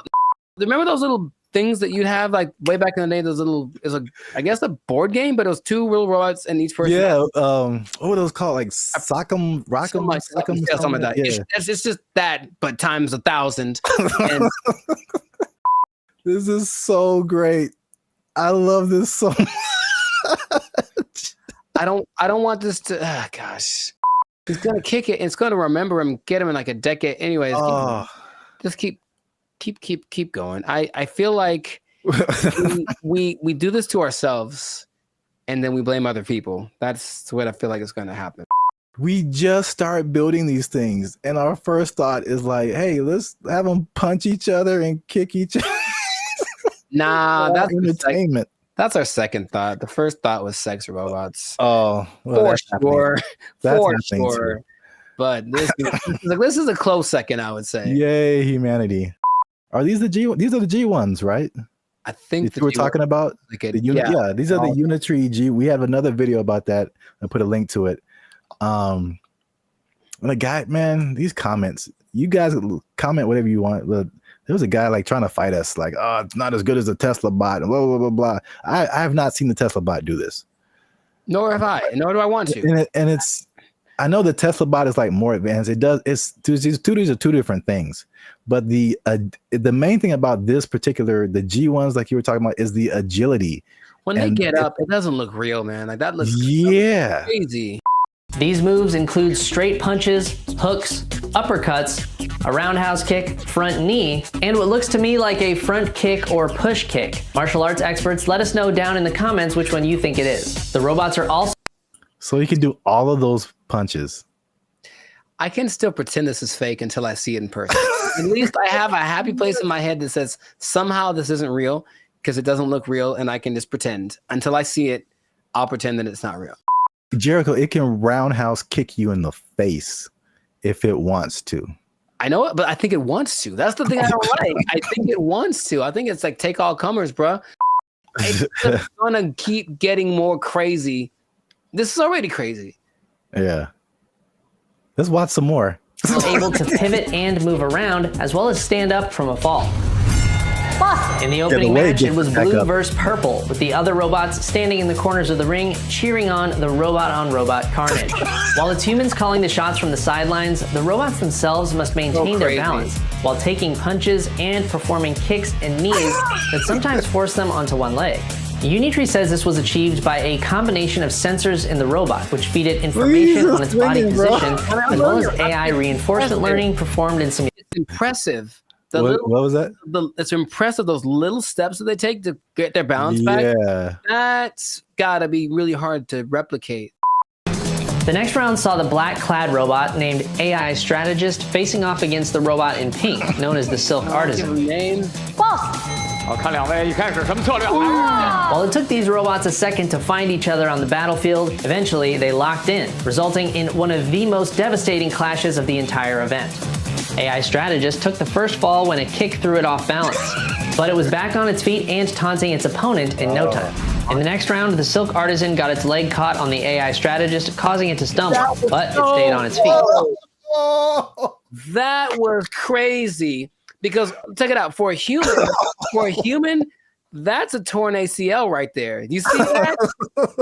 And it was just like hated it, and then just kept moving. That's so Wait a minute. That was in no time. In the next round, the Silk Artisan got its leg caught on the AI Strategist, causing it to stumble. No. Both sides landed some good. That's wild. In the next round, Black delivered a devastating knee to Pink, but it wasn't enough to keep the Silk Artisan down. The face-off came to a brutal conclusion when Pink went for a right hook as Black went for the knee, throwing the Silk Artisan off balance and sending its legs all over the place in a finisher that looks like it belongs in a Mortal Kombat video game. AI Strategist celebrated the devastating blow by falling face first over the Silk Artisan in a nail-biting conclusion to a thrilling match. In the penultimate bout, Power Core Guardian in green went punch for punch with Armored Mulan in red. The fight began with a clash of kicks. Robots traded blows back and forth. Green took the first fall when a kick went wrong, but it was back on its feet. They're all the same size. They're both the same size. And I guarantee what's going to start to make these more interesting is the modifications, or I guess whatever within the parameters of the rules. They can have bigger legs or smaller, whatever it is to kind of make them a little bit different, but that's when it's going to get kind of crazy. The final round saw AI Strategist facing off against Power Core Guardian. Once again, we saw the robots get stuck together and need to be separated. Green took the first fall while attempting to knee the robot in black, but came back strong, seeming totally unmoved by what appeared to be a powerful kick from AI Strategist. For this, I feel like it's going to be more similar to like MMA or boxing, where like they're the same weight and size, and then but you can train them to, because right now it looks like they have like, I don't know, 6-7 moves that they can do. Yeah. But what if you train it to like where it has, you know, all these different combinations? It's like a video game, a live action. I just want to know if those controllers are the same as like Street Fighter, like down, down, up, up, roundhouse, like something. And then I hope so. AI Strategist took home the top prize at the China Media Group World Robot Tournament, Mecha Combat Arena. The G1 humanoid robot comes in several different models, and whoa, what's that? That's a little bit extra. Like they're not doing that. The intro? No, just right there. That robot that just did like this World Robot Tournament, Mecha Combat Arena. Yeah. The G1 humanoid robot comes in several different models, I don't like and that. for this competition. Yeah, man, it's getting real. These guys, oh my goodness, they can't jump. Seems not yet, not great, but they'll be able to. Yeah, I don't think I've seen any of them jump. I've seen videos of robots that can jump, but it seems like they're just jumping back and forth. But like, imagine these things being able to jump and do like. There's nothing that'll stop them from being able to jump 20 feet in the air. Like, you know what I mean? Like, it's going to be impressive. I just, for the spectacle of it, is it worth our safety? Is it? Internet? Is it? I mean, well, if someone just programs a bunch like 10 of these to just come to your house, yeah, man, that's gonna be a problem. Yeah,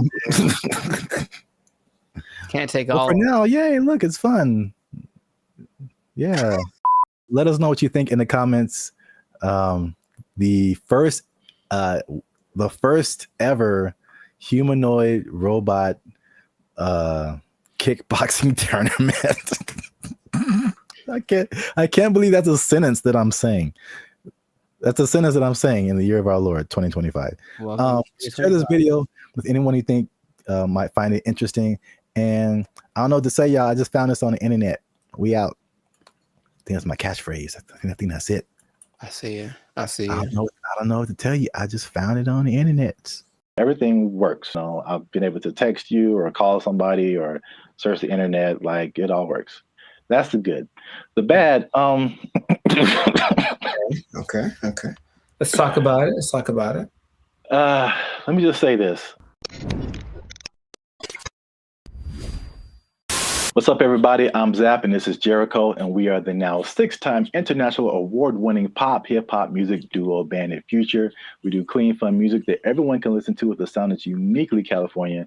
And right now, you are tuned into the Life's a Circus podcast, where we talk about everything that's funny, interesting, and ridiculous. But wait, need you to help us out, support our channel, because YouTube pays our bills. Not really, but hopefully in the future. Look. Yep. I don't know your life. I got to check in and saving, checking. Things are complicated. I need you to subscribe. What I'm trying to say. I need you to subscribe. I got kids to feed, man. Y'all ain't been subscribing. I need you to subscribe, man. I didn't know you had kids. Subscribe, like, share, comment. Because this is actually a very helpful video. Ooh, helpful. Because there's a thing happening and I tried it out and I'm going to let you know how it goes. So there's a thing called Helium Mobile. It's a phone service that I switched to. And not only was it half as much as my original phone plan, but it also makes me money. If you stay to the end of the video, I'm going to tell you how much money I've made with Helium Mobile in the past 2 months of trying it out. All right, so Helium Mobile. I think I told you about this when I first started doing it. Because so backstory is, my phone was not. What was it? I could receive text messages, but I couldn't send text messages. So, and I had T-Mobile at the time, and I was literally on the phone with T-Mobile customer service for like 2 to 3 hours. Like trying anything and everything possible. So I don't know if it was the phone. I don't know if it was T-Mobile. I actually like T-Mobile. I have nothing like against them personally, but I was just like, well, this is the perfect opportunity for me to try this thing I've been hearing about, which is Helium Mobile.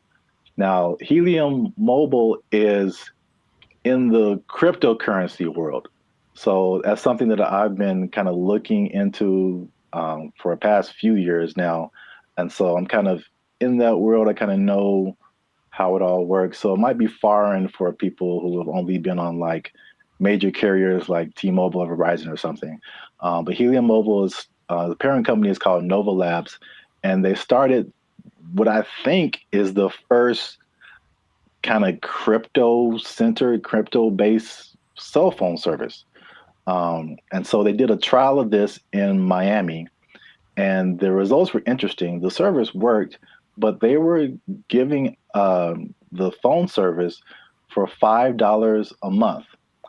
And the people who liked it thought it was cool, but what they found out was that, like, with it being $5 a month and it being crypto related, people would be like, I don't know. But like psychologically, that's so interesting. Because it doesn't cost enough, so like that's kind of weird. Yeah, it didn't cost enough, and I was like, I wish that wasn't the case because I would love to pay $5 for my phone bill. So they bumped it up to $20, which is comparable with like I would say second tier phone services. You know, not the major ones, but like the Mint Mobiles and the Cricket Wireless, like that kind of stuff. They have services for like $20 a month, $25 a month.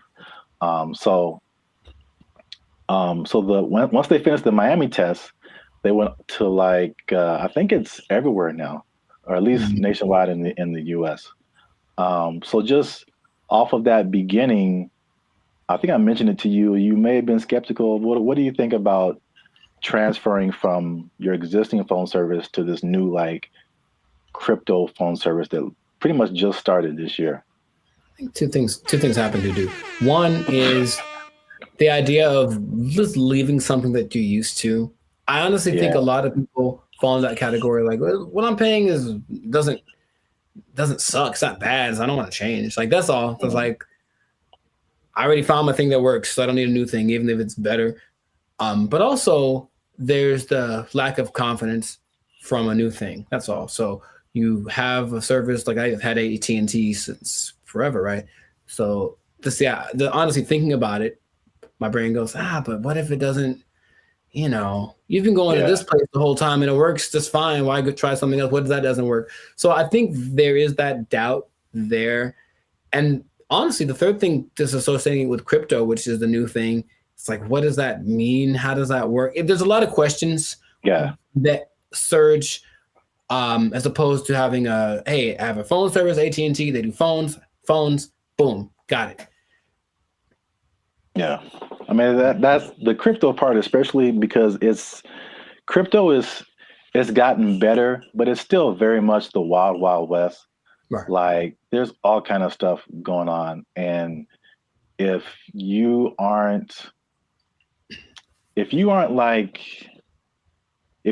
messing with stuff outside of like the big name Bitcoin and Ethereum, but even then the stuff goes down. But like all this other, the thing is like Bitcoin dominates the news, but there are like thousands and thousands and thousands of other coins. And there's so much going on outside of Bitcoin. Like it's insane the amount of stuff that's going on, the amount of projects and different things that people putting together. But yeah, it's kind of scary. And I mean, I honestly wouldn't recommend it for someone who, one, is not computer or tech savvy, and two, hasn't really been into crypto a whole lot. Because I also had another experience. So Helium is like a Bitcoin. It has its own. There's a Helium, what they call a token. Bitcoin's a token. Helium has its own token, but then there's Helium Mobile that had its own token. Okay. So Helium Mobile came after like this originally Helium, where a lot of people made money during a whole different kind of mining helium. I don't want to get too technical, but I just want to say that like the Helium provided these mining devices, which are expensive, several $100s or sometimes into the thousands. And you would make money by mining helium, which was great when helium, the price was really high.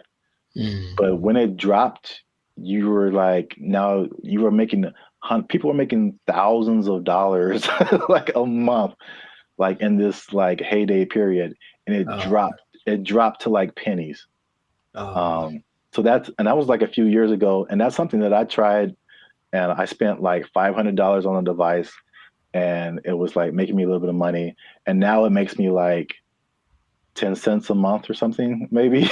Like it just like plummeted. But that's the crypto world. The prices, it's like the stock market on like acid. It's just nuts. I mean, you're rich one day and broke the next day, but I digress. So anyway, because I'm crazy, I tried out Helium Mobile. It's not bad. All right. So at least for me. So my original bill was like $50 a month, unlimited. And then you know how they have like unlimited and then it like throttles after a certain gigabytes, whatever. So I had the same thing with Helium Mobile, My original one's throttled after 50 gigabytes. This one throttles after 30. So I only pay $20 a month plus tax, so it's 21 something.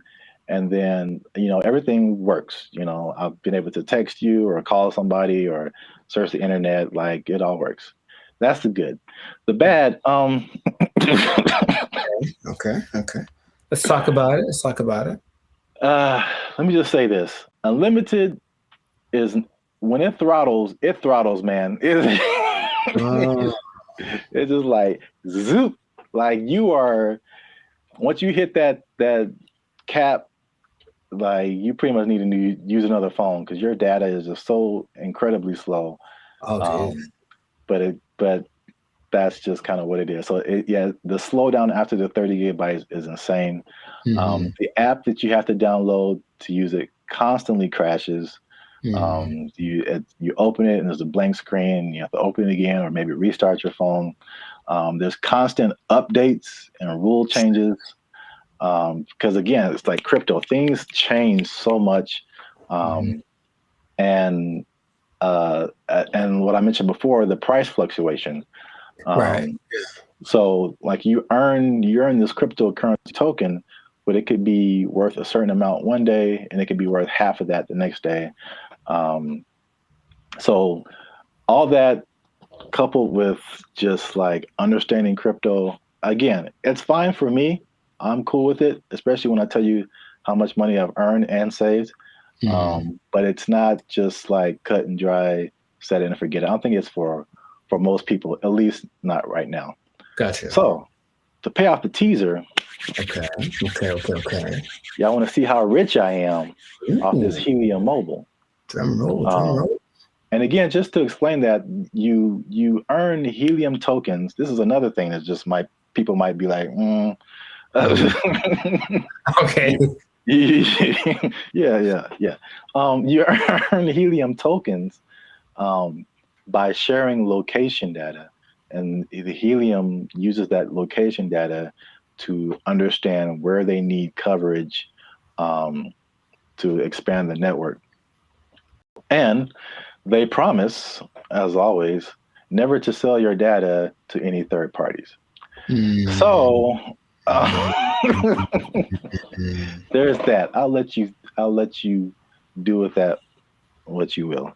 Lies and slander. So currently, again, there seems to be a trend in crypto where, like, if you get on something first very early, you seem to make the most money, and then it just kind of like it just kind of settles there. So in terms of Helium tokens, when I first started, I think I was earning like 700-800 Helium tokens a day. The current price of Helium or Helium Mobile tokens, current price of Helium Mobile is like 0.003 cents. Okay. So basically like a Spotify stream. Gotcha. For every Helium Mobile token, but you're earning hundreds of these a day.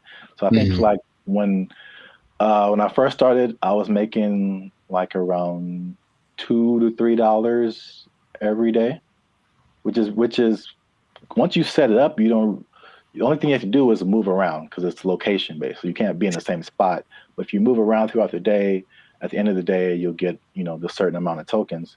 So I'm pretty active. So I was making a couple of $2 to $3 a day.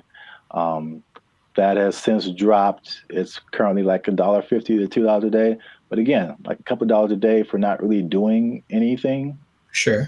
That's kind of cool. When people when this first started, people were saying they were making like 1,000 to 2,000 tokens a day. So this was like a few months ago. So you can like see the pretty rapid decrease. And it could it go back up? Yep. Could the price go back up? Yep. So who knows? But for 2 months, and I actually put this on 2 different phones. Okay. So in 2 months, and this is after paying my phone bill, my $20 phone bill each month, which you can also pay with a Helium Mobile token. I was gonna ask. Okay. Yeah. So you can take. So basically, there's no money coming out of my bank account now, which is great. You earn the token, you take a little bit of it and pay for your phone service, and you keep the rest of the tokens. You can sell them. You can keep them, hope that they go higher, whatever you want to do. But I've made about $100 per phone for 2 months. So no phone bill, basically, coming out of my bank account. And I made about $200. So the trade-off, for me, I don't mind it right now. Sure, right. Again, who knows? Time will tell. But if you want to try Helium Mobile, there's a referral link in the description. I think if you use that referral code, you get like $5 or maybe $10, something like that. You'll see it. I don't know what I'm talking about. I see. But yeah, you'll earn it towards your Helium Mobile plan. You can try that if you want to. But again, like if you're not a crypto person, I wouldn't it's not so cut and dry. I'll say it like that. So try that at your own risk. Now, after hearing my story, you think that you would want to try Helium Mobile? I thought about it since the first time you brought it up, because the idea of just, I guess the downside, I need my phone to work fast all the time. I need it to be fast. I absolutely need it to be fast all the time. So I don't know how I would deal with that. I use it a lot, but just the idea of my bill's probably $100. You know, if I'm paying $100 and you're making $100, like that seems more fun than making part. Yeah. So consider. Yeah, we'll see. Let us know what you think in the comments. Do you want to try it? Do you think it's crazy?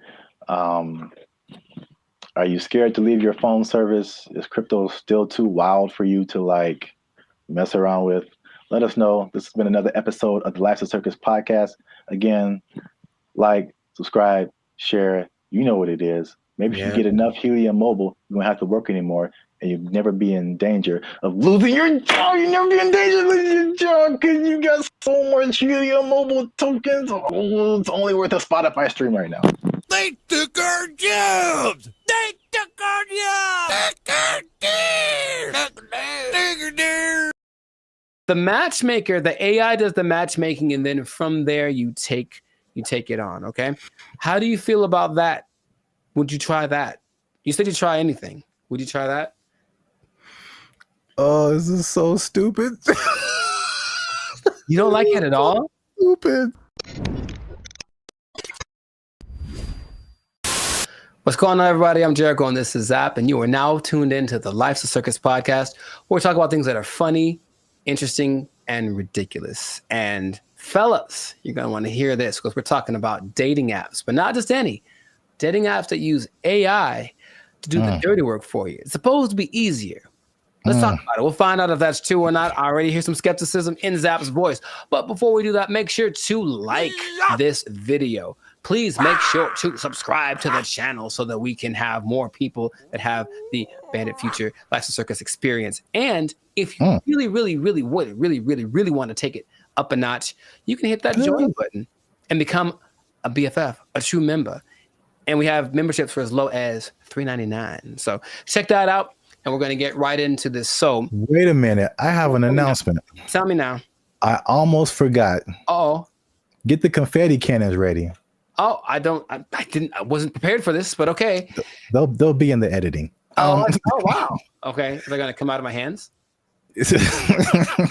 They'll make this harder for me. Like Iron Man style, dude. That'd be so sick. All right, I didn't say that. We don't do that here. Shout out to Turnaround Publications, which has now become a member of the Bandit Future YouTube channel. Bravissimo. Yes. Bravissimo. An executive level member. Oh, snaps. Okay. Yeah. Executive seating member. So deep pockets. I know y'all jealous. Hit that join button, become a member. All right. As you were. No problem. So how do you think about that, man? You can forget about swiping right, because AI is going to be the one that helps create your love story. How do you feel about just hearing about that? Hated it. Does it sound bad if I say at this point I'll try anything? Is that? It sounds like most people's feelings about it. It's really interesting. Why not? Let's just sure. Let's have a robot just pick the person for me at this point. Now listen to me very carefully. So y'all need to stay to the end because AI is also doing something that's so much like what we normally do anyway that it might actually work for us, okay? But stay to the end to find that out. Yes, go on.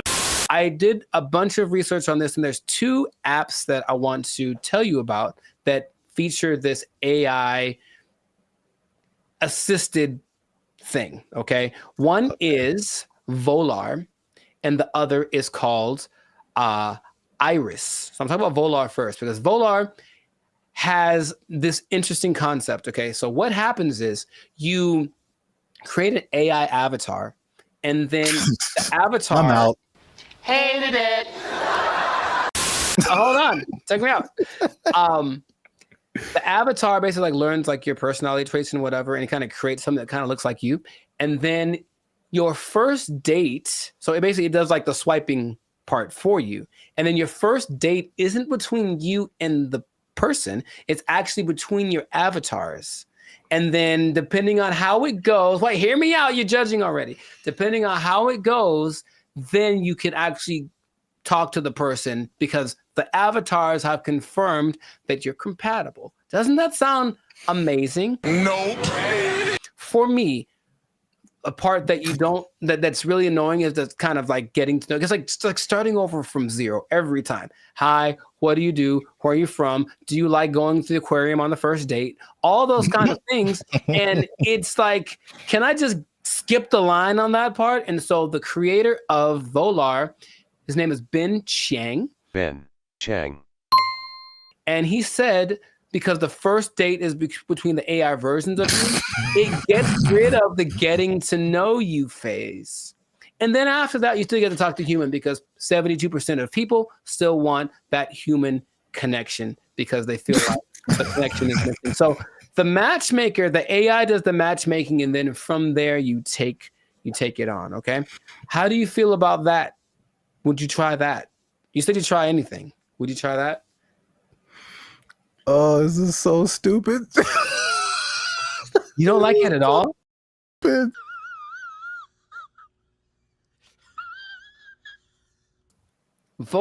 Chang, he did this for you. He did it for you. This is so stuck in. Hold on, here's more. But wait, there's more. Okay, so Jessica Giles is a writer from 5280.com. I think that's in Colorado. And she said she tried it out to see what she felt because her opinion is that surface level chit chat is what people are tired of. It basically makes this kind of fatigue factor. And so people want something that will just help you get past this initial stage so you can just get to the good stuff, if you will. And in a study organized by Singles Reports, they found that 80% of participants ages 18 to 54, they reported feeling some degree of emotional burnout because of every time, like I said, starting over. So at the very least, once you put your information in, the AI is doing the work for you. And when you receive a match, there has been someone that went for you like the best wingman in the world saying, hey, this girl is good for you. Good night, girl. I'll see you tomorrow.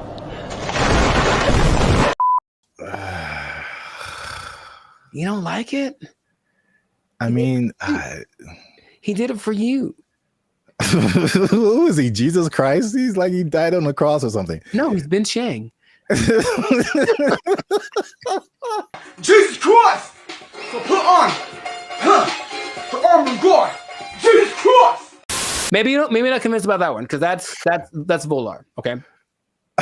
So there's another one called Iris, and Iris is a little more straightforward. I believe Iris has a little more track record because there's actually like some success stories of people using Iris. And so Iris has a different philosophy and I like it more. It says physical attraction is more important than anything for people or for guys. Let's just say that. So we'll use that science of physical attraction and basically we'll show you a bunch of pictures of women and then you go through it. You say this is what you like, and then it goes through the actual women and says, well, because of you told me you like this kind of woman, here's a bunch of women that look like that. So right away, the physical attraction part, you swipe on something and like, she's not my type. It guarantees that everyone that comes through your feed or whatever, is your type because you've already shown what you like. This is my favorite one so far. Nice job, team. Off of that, they have people that say, oh, in a week there's one couple that say within a week we were dating and then we got married and they have kids and all that. Oh, of course they did. I mean, can I prove it? I can't prove it. You're not fooling no one. And there's other apps that do similar things like Riz AI, Blush, Teaser AI, AIMI.ai, and Quiver without the ER. And all of them do something similar where it's just like trying to find a common aspect, but using AI to find that thing before you actually meet the person for the first time or talk to them on a video call or whatever. Your confusion is not rational. She's a healthy female of breeding age. I think that in theory, it sounds okay because that part of it is, again, I'm kind of going through it now and it's really like, okay, do you like this? Cool. Let's try this thing together. Oh, you don't like it as much as I do? Okay. Okay. Easy one for me is tattoos. I like tattoos. I have a lot of tattoos. But if I meet a girl who has eyes that are tattooed, and it's a little too much for me. So even then, I have to I can't just base it off of I like tattoos. So you have tattoos. We should go together, right? Hi. Okay. Can you think of any? Okay, let's just like objectively, any pros, any cons to doing this, to letting an algorithm basically select the love of your life? I mean, I don't know about pros or cons. This is just like how good will it be? Because I mean, you've told me this random stories about a person just kind of happenstance. That's a word, right? You know what? My mother should be here. She would tell you. But I don't know. I don't know why that came into my head. You know, like fighting. I don't know, like never know. You know, like. Yeah, they were at a thing and the girl was there, and it just happened, and there was no rhyme or reason. Like, yeah, those things happen. The second app I think is better, at least for what you mentioned about like the physicality. That makes sense. I get a lot of people that are just like physically not attractive to me. Mm-hmm. And it's like, why did you send me this person? Well, in theory, okay, so here we go. Let me try to advocate for that. In theory, every person that you see is someone you like physically, and they're also anyone that's being shown to you that means that you are what they like physically. So even if you got a message from one you haven't seen, they've seen you and they go, yeah, I like you. So it's trying to do that as best it can, and it has. That's just a speed thing because eventually that's what you do. That's why you swipe on someone. Yes.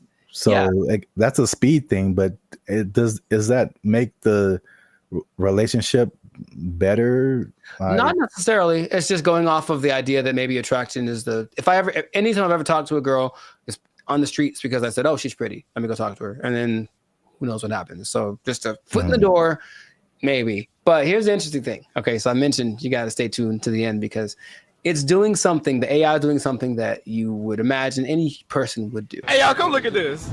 The specific one is the Volar one. And so it can create unique and interesting personas based on like what you put into it.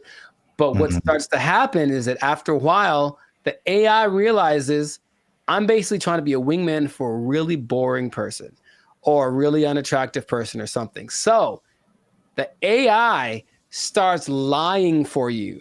And in your profile, it will fabricate information or even make your avatar look more attractive than you actually are. I'm here to tell you right now, we don't care. Let me tell you we don't care.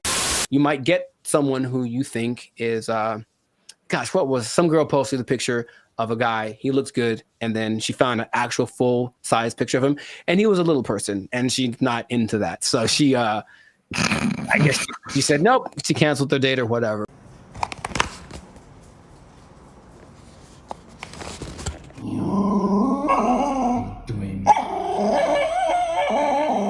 The intention is to make it so that all of these processes are faster, and our relationship is changing with AI. So I think if this gets better, people are going to trust it more. The more success stories, I found my love on this app with AI, I think the more people are going to try it. Do me a favor, please.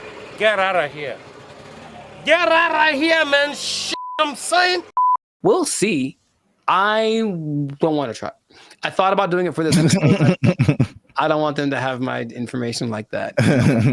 It seems too convenient. So that is not what's going to happen. But, time is running short. So let us know in the comments if this is something that you would try, or if you've tried using an AI-generated dating app. Have you found the love of your life? Are you sitting next to her right now because you found her thanks to one of these apps? Let us know in the comments. And make sure to share this with somebody that is willing to put the fate of their romantic life in the hands of the imminent AI overlords that are coming. And we'll see you all in the next episode. Peace. Bye. See, Jesus Christ, he's like he died on the cross or something. No, he's been Shang. I sense a faint bit of skepticism in your voice, Jericho. We haven't even skeptical. It's just like, is there anything that he's made that has been helpful or that I would know about? We haven't even gone into his claims and what he's talking about, man. Are you saying he's the second coming of George Washington Carver? Is that what you're saying? Are you telling this man, him? It's hard out here for a pimp. Him? Okay, sure. What's up, everybody? I'm Zap, and this is Jericho, and we are the now 6-time international award-winning pop hip-hop music duo Band of Future. We do clean, fun music that everyone can listen to with a sound that's uniquely Californian. And right now, you're tuned into the Life's a Circus podcast, where we talk about everything that's funny, interesting, and ridiculous. Before we jump into today's episode, though, do us a huge favor. Make sure you like, subscribe, comment, and share this video with somebody that you got beef with, somebody you don't like, maybe somebody that's all up in your grill and making you feel a type of way about the day. Oh, bars. Okay, so look, somebody that put a hitch in your giddy up. Is that a phrase people say still? Yeah, sure, man. Yeah, you got it. So I don't think I got it. I've been waiting to talk about this. All right. So the big thing on the internet has been Kendrick Lamar versus Drake. By the way, I think it's fake. Okay. Just because I've been doing this too long. I'm doing music too long. I've been doing Hollywood too long. I've been doing marketing too long. There's all of a sudden this big beef, and oh wow, millions of streams are happening. Wow, what a coincidence. Anyway, I digress. Mm-hmm. What if I told you, Jericho, that the Kendrick Lamar Drake is not the biggest beef on the internet? I would believe you. Let me rephrase the question. Okay, go for it. You are probably right. What if I told you that there was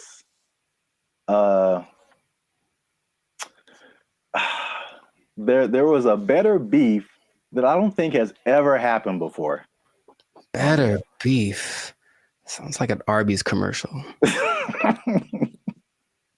Okay. I'd be curious to know what that would be then. Hopefully it's between... Never mind. Okay, go for it. Okay. Let me before I okay, I'm gonna get to it. One last thing. Jericho, and this just straight up answer. Mm-hmm. All right. You don't have to add anything or make it complicated. Okay. Jericho, what is 1 times 1? It's 1. Do what? It's 1. No, it's 2, son. It's 2. All right. 1 times 1 is 2. According to Terrence Howard. That's right. Terrence Howard is rewriting. I know what you're talking about. That's the dumbest thing I ever heard. All right. He went on for a long time about this. He thought about this. What was his explanation? Like you can't time something by something to get the same something, right? That was his like argument. 1 is 2, son. I'm gonna make a shirt. 1 times 1 is 2. Team Terrence What's up? I don't think he's had work in a while, man. He's just trying to be relevant. Like, seriously, that's crazy. But go for it. I mean, I guess math needs innovation. Let's just start that. Birds aren't real, and 1 × 1 is 2. Whatever. Go for it. What revelatory information do you have about this gentleman and his theory? So for people who don't know, Terrence Howard recently went on the Joe Rogan podcast, which I guess I kind of realized, but I kind of didn't, that his thing goes for like 2 and 3 hours. Yeah. Like, we talked for 15 minutes, and it's hard, man. It's hard. But they have a lot to talk about. And then, of course, the people that has on, they usually have had a lot of things they've done, so there's a lot to explore. Yeah. And I only, when I watch it, I only see clips of it that people made. So I'm thinking, oh, that was the podcast, and it just, then I see the whole thing, and it's like 3 hours. I'm like, who watches the whole thing? Yeah, watch a 3-hour podcast, but that's intense. Yeah. But anyway, yeah, Terrence Howard went on there, and it gave me Cat Williams vibes, like that level of like, well, this just came out of left field. It's just like shocking. But he was talking about things, complex theories, scientific thoughts, things about the nature and universe, matter and energy, mathematics, and just like all this stuff that has nothing to do with acting. And there was a lot of, I definitely didn't watch the whole thing, so don't use this as a video to like sum up everything. But I didn't know that he was even into all this stuff. So he's a smart guy. Yeah, but I mean, there's smart, and then there's like talking about the theory of relativity smart. Like, that's just he's like Jaylen Brown smart. Rewriting mathematical equations, and I'm just like, all right, cool. We gotta have a couple black geniuses, him and Jaylen Brown and Kanye.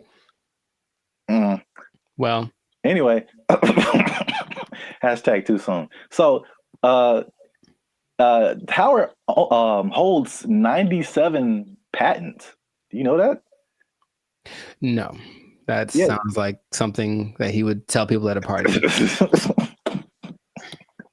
I sense a faint bit of skepticism in your voice, Jericho. We haven't even skeptical. It's just like, is there anything that he's made that has been helpful or that I would know about? We haven't even gone into his claims and what he's talking about, man. Are you saying he's the second coming of George Washington Carver? Is that what you're saying? Like, telling this man, him? It's hard out here for a pimp. Him? Okay, sure.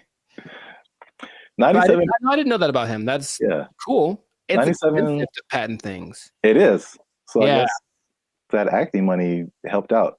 But he believes many of these patents will, of course, change the world. Some of his notable patents include advanced designs in metallurgy, I think I'm saying that right, chemical engineering, and innovations in flight technology. So at the very least, the man is doing things. Yeah, sounds like it. So, but what really shook up the internet was some of his claims. Mm-hmm. All right, so we're just going to go through a few of them that this is kind of tough to talk about, because he's talking about things that are beyond most people's comprehension. Sure. And so there's a lot of things that he said, or a lot of words, even words that he used, that are just not in common vocabulary. But I tried to pull together some synopses and just kind of put it in more lay terms, I guess. Okay. Some of them are just straight up, you can just tell, like, Let's see what Mr.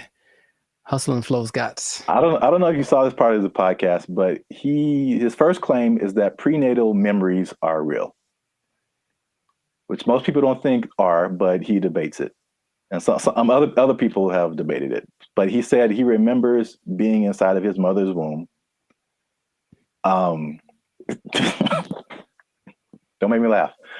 He described detailed memories, such as seeing his hand in utero, and he said he remembers being circumcised as well.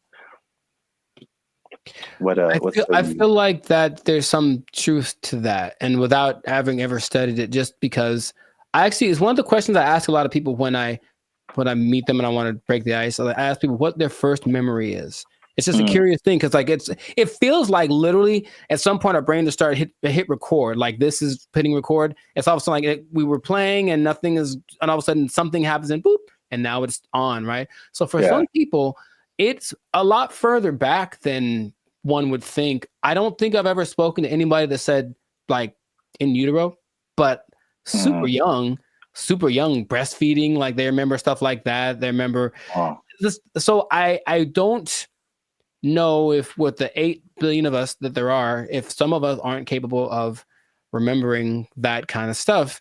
I guess my question is like, okay, so then what does that mean? Is there something that leads to? Because that's what would interest me. If that means, that means we can turn on the access point of the brain. If that's not, if it's just something to talk about, then I'm like, okay, that's cool, I suppose. Well, I don't think any of his stuff is just stuff to talk about. I think from the overall thing that I got, and then we go into some more of his claims, but it's just what I thought was interesting was just the way he sees the world, especially as a creative. It's just a different. It's challenging what has always been like the norm, and just different ways of looking at things. That's cool. So at least on that one, you were kind of like, it's not too far-fetched. Not too far-fetched. Okay. The next one is it might be a little bit beyond me, but again, I still kind of understand and relate. But his next claim is that the universe is built on waves and not particles. He says the fundamental building blocks of reality are not particles but waves. He says this perspective aligns with some interpretations of quantum physics, and his fascination seems likely from the works of physicists like Niels Bohr and Erwin Schrödinger, something like that.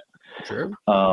So again, like he's not alone in this. He might be a minority, but people who deal with quantum physics feel like this could be true.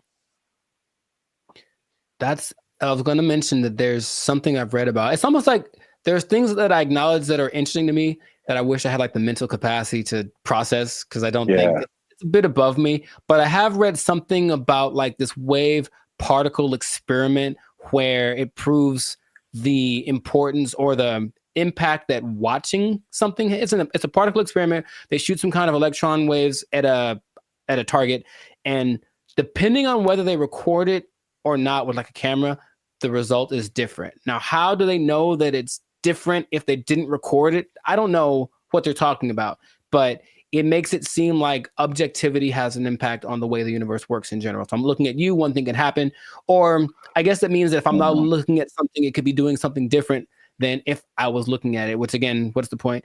But that idea is like, I don't really get it, but I'm like, that's an interesting idea. So waves and particles, would that make the universe?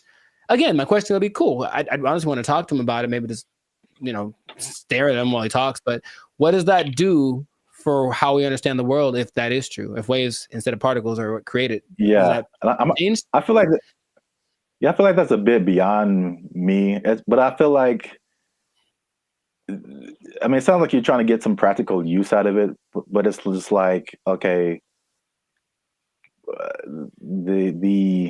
The things that we know about gravity and aerodynamics and stuff like that, by learning that stuff, we can fly planes and helicopters and stuff. Sure, yeah. And so there's some kind of use, I think, in saying it's waves and not particles. I don't fully know how to interpret all of this stuff and to make it like, oh, okay, we can do this now. But I'm sure like that's a kind of genius level, sure, right, kind of thing. Once you know it and then can do something with it. Right. If it means I can surf to Mars, I'm down, bro. That'd be so sick. Yeah. They'll just hit your knees with waves and not particles, and that'll heal them. I'm down for that also. Does anyone out there have answers for knees? Your boy's going through it right now. So yeah, let us know. To continue on this is probably it's probably the last one that just I kind of still didn't. It's too far above me. Mm-hmm. You said gravity is fake. So he said that there's an inward and outward force that shapes planets without relying on things like gravity and dark matter and dark energy. Which this one is kind of big because he challenges Newton and Einstein, like as far as gravity being a fundamental force. And it's I know what you're doing. I know what you're doing. I know I know what you're doing. It's fake. Fake news. Fake news. That did not fall. Okay, people. Okay. That did not fall. That was fake news. Gravity is fake. Okay. All right.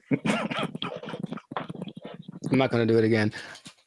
I wouldn't even know where to start with that. That is an interesting idea. If there's another force that's not gravity, then what is that?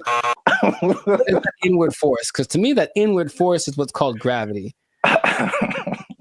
Is it not? I don't know, man. Okay. I don't know, but I really want to understand.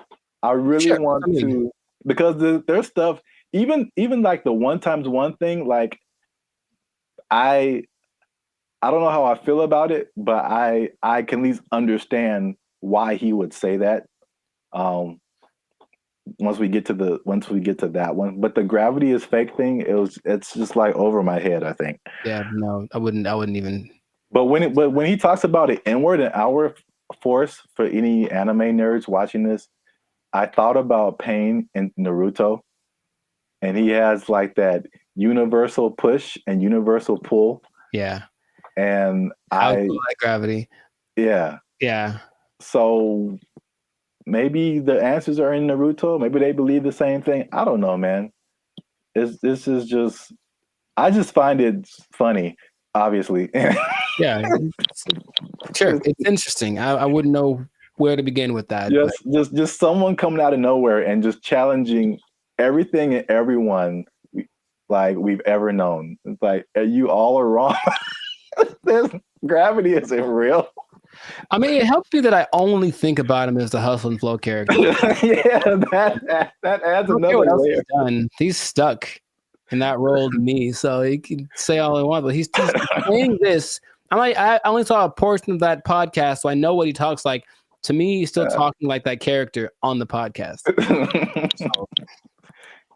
Yeah, he definitely has that like typecast, or like his role in Avengers was like, was a War Machine. I forgot he was in that. Yeah, he was like the first War Machine. It's like, War Machine said there's no gravity. For the record, I prefer Don Cheadle. The same. I thought they were both good.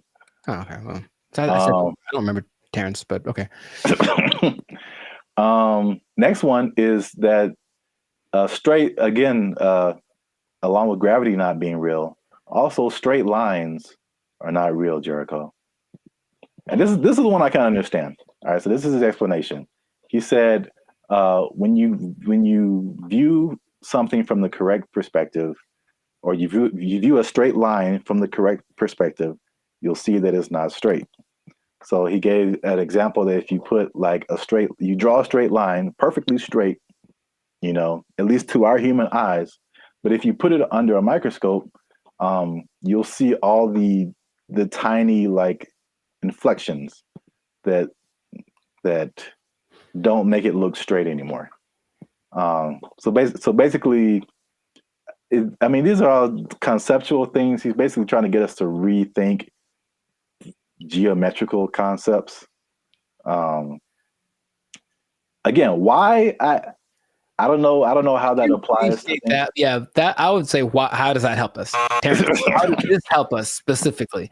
I don't think it does.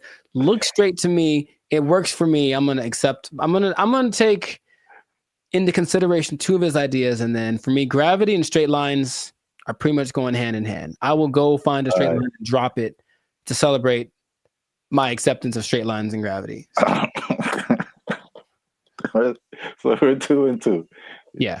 So you can kind of see where he's coming from with the prenatal. But I like the idea of not him trying to be controversial, just saying, hey, think about stuff. We are told things from an early age, and most people, for everything they've been told, that's just how it is. And any idea that something might be different can be scary. It's like, oh, it's the truth. What is? But Charles, I appreciate his effort. But that's what I got out of it. All right, so we're 2 and 2, which is perfect because we're coming to the last one I have here, and that is that multiplication is a lie. But I mean, does he say it exactly like that? No, but that's just funny to say. Anyway, he said that one time. This is the middle. He said that one time. One is 2.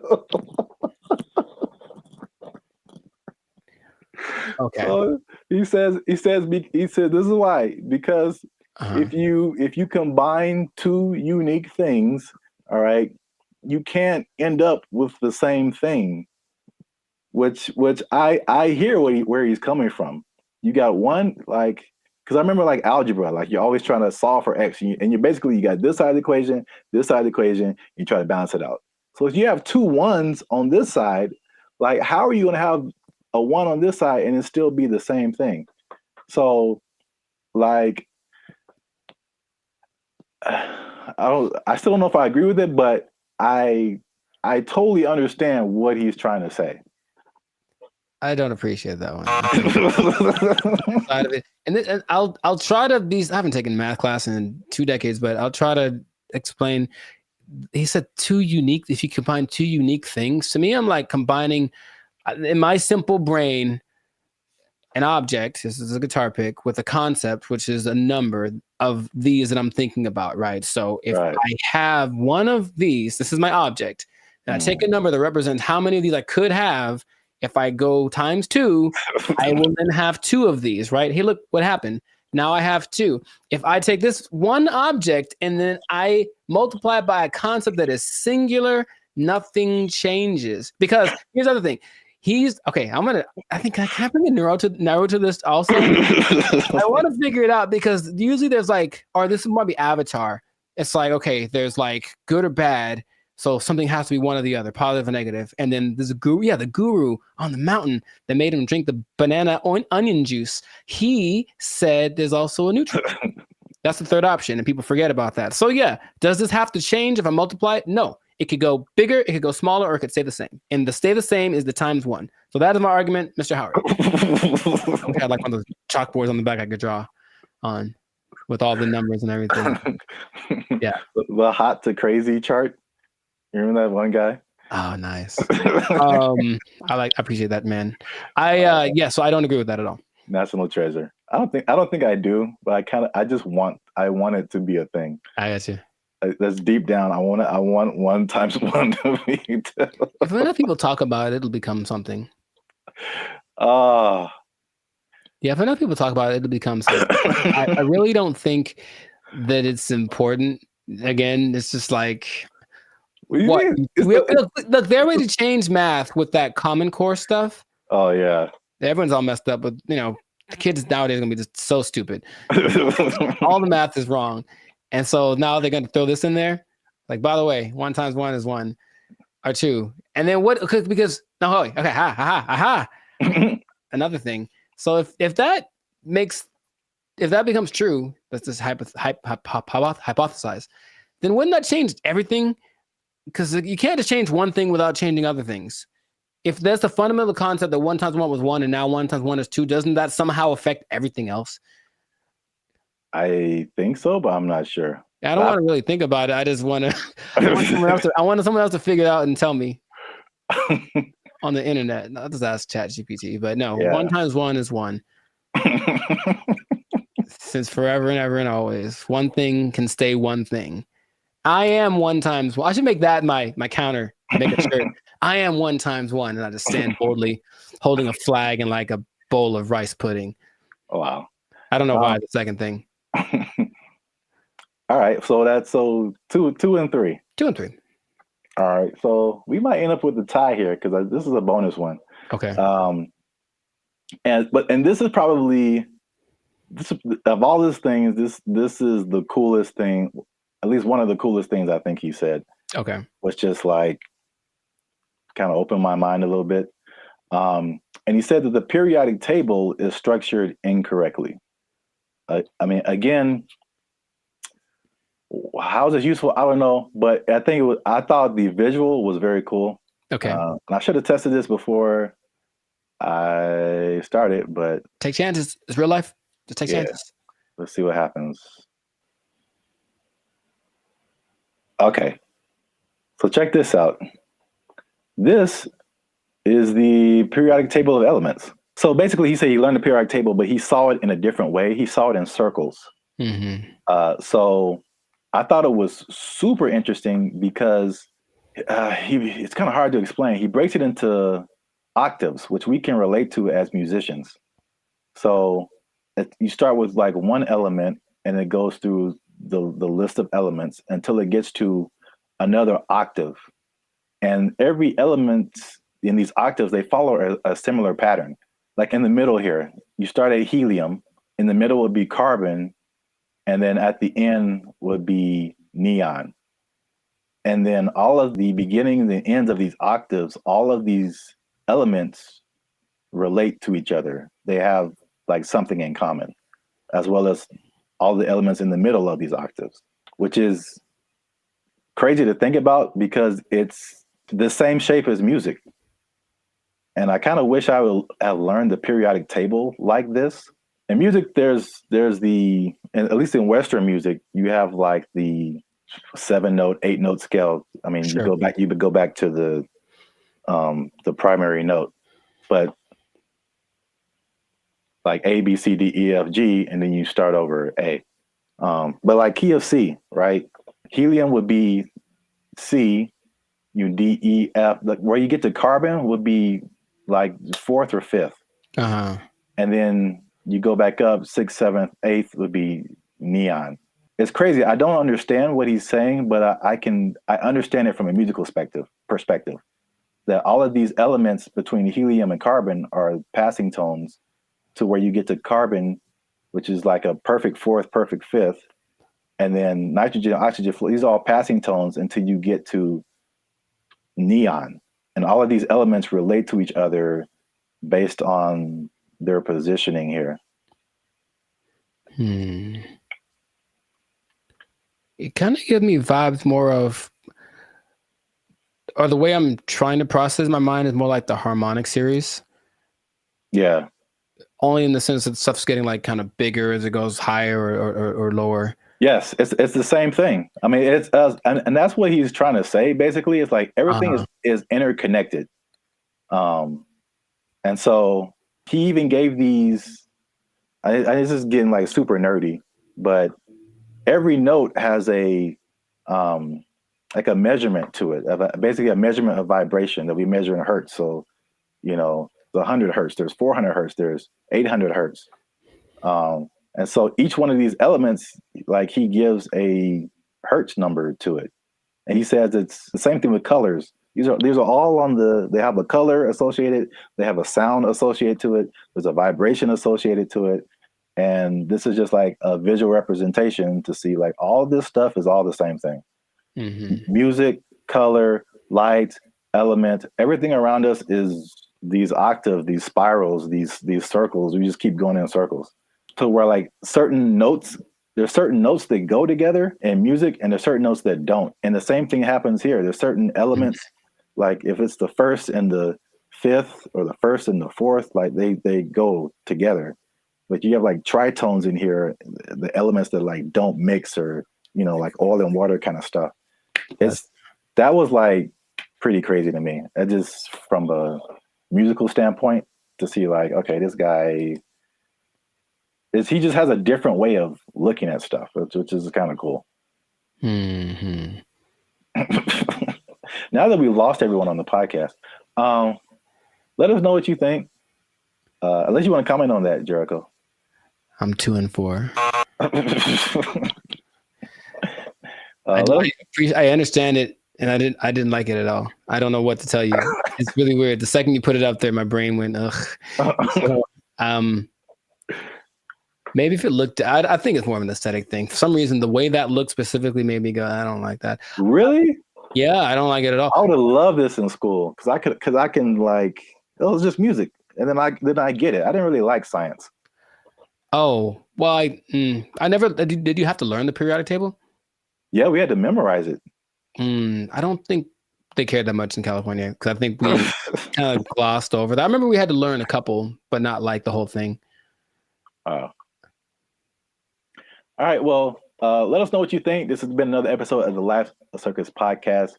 Is Terrence Howard crazy or is he a genius? Is it somewhere in the middle? I forgot to talk about the beef. He has a beef with Neil deGrasse Tyson. I didn't bring that up, but it's a thing. Oh, are they gonna do like a Jake Paul, Mike Tyson thing? Man, I love it. But I should have brought that up because he basically sounded stuff to Neil deGrasse Tyson, and Neil deGrasse Tyson was like, "No." Basically, I would trust Neil deGrasse Tyson more than Terrence Howard for sure. So on the podcast, he said that Tyson attacked him by saying no, but it was probably the most polite diss track that could ever be put out because he just basically even complimented him in his, rebuttal of his theories or whatever. But I'm sure he respects the fact that he's trying. I think that helps. Yeah. He basically disagreed with everything, but he said like, yeah, this is cool. You have a certain level of whatever. Mm-hmm. It was very complimentary diss. So I don't know where he got the attack part from. But let us know what you think. Is he right? Is he wrong? Is this a cool way of thinking about stuff? Did you know all this stuff about Terrence Howard? 97 patents is crazy. Yeah, leave a comment. And 1 times 1 is me. Imagine. In a shirt. Yeah, let's just go with that. 1 times 1 is me, or 2, depending on who you are. Bye. They took our jobs! They took our jobs! I mentioned that there was this kind of a weird coincidence when you brought this up because I don't know this, or I don't know if y'all know this about me, but I've been reading sometimes. And the book that I happen to be reading at the moment is called... What's up, guys? I'm Zap. This is Jericho, and we are the now 6-time international award-winning pop hip-hop music group Bandit Future. We do clean, fun music that everyone can listen to with a sound that's uniquely Californian. And right now, you're tuned into the Life's a Circus podcast, where we talk about everything that's funny, interesting, and ridiculous. But before we jump into it, make sure you help us out. Like, subscribe, comment, and share this video with somebody who likes plants. Or vegetables. Throw them in there too. They're plants. Because vegetables are murder. And I'm bringing it back because there's some news, man. So before we had a couple of videos actually about the carnivore diet, if you remember. And it was just like basically the opposite of vegetarianism or veganism. So instead of not eating meat, you're not eating like vegetables and plants. It's kind of weird. Joe Rogan was all into it. He said it worked for him. Right. But I don't know if you remember, you mentioned a lady who said that plants kill you from the inside. Do you remember her name or like what she was talking about? Her name, no. But she was saying like plants, it was like a defense. Well, yeah, but plants basically as a defense mechanism secrete things that basically make the person who eats them feel bad so they don't keep eating them. You know, which is the thing that some plants, I mean, honestly do. Yeah. Any, creature, but I don't remember her name. Okay. No, it was funny at the time, and I kind of halfway believed it, but there's more evidence that has come out now. So there's been a recent study in Japan about plants actually talking to one another.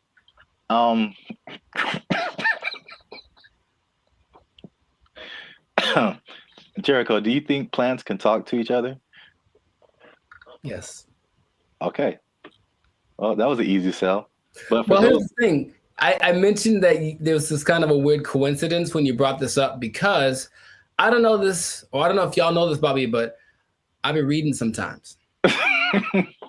And the book that I happen to be reading at the moment is called The Secret Life of Trees. And it actually is all about plants and their communication. I mean, kind of the evolution and why they're important to the planet and all that kind of stuff. But it does mention how they talk to each other, warning warning each other of threats. The bugs are over there. Don't do that. The sun is over here. Lean this way. Like they've done studies about that says that they do talk. So I believe it based off of one book that I've read halfway through. That is pretty crazy because that's kind of what they did in the study in Japan. Like they already knew that, but now they used this some kind of fluorescent light to kind of see a visual representation of the plants communicating. And they said the same thing, that plants that even though it's not like, because some people are like, oh, plants have feelings, and that's kind of different. like they don't get sad or happy, or I don't think that they just kind of do things. But you disagree because it's in your book. The thing. In Japan, because I like to say it that way, because there's one anime I saw forever ago that said it like that, Japan. So I like it. But yeah, in Japan, they've also done studies that show that plants have feelings in the sense that the words that, okay, let's just go way back. I guess maybe words have power in general to make the, create the universe, literally. If you say nice things to plants, they grow better. They feel it like they do. That's their result. And so if you go to Japan, which I recommend that y'all do, and you try the fruit, you're eating fruit one that's really expensive, but it's really good. And part of it is because they actually care for it. Like they cultivate it, they talk to it, they massage it, they do all that stuff because they really believe that the plants feel, oh, I feel good, I'll grow better. And I can't say they're wrong. I mean, yeah, I guess feelings in terms of like emotions, like feeling is like kind of sensory. They can sense stuff, but like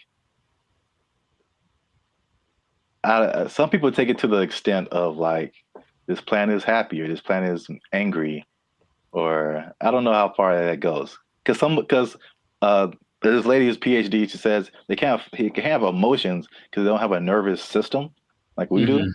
So they can't like, you know what I'm saying? Like those kind of feelings. I get you. I mean, I don't think plants get into depression or nothing like that, but I don't know. I haven't read the whole book. Maybe in a week I'll be like, guess what? Break the news. I read the whole thing and it said at the end, plants have feelings, period. So.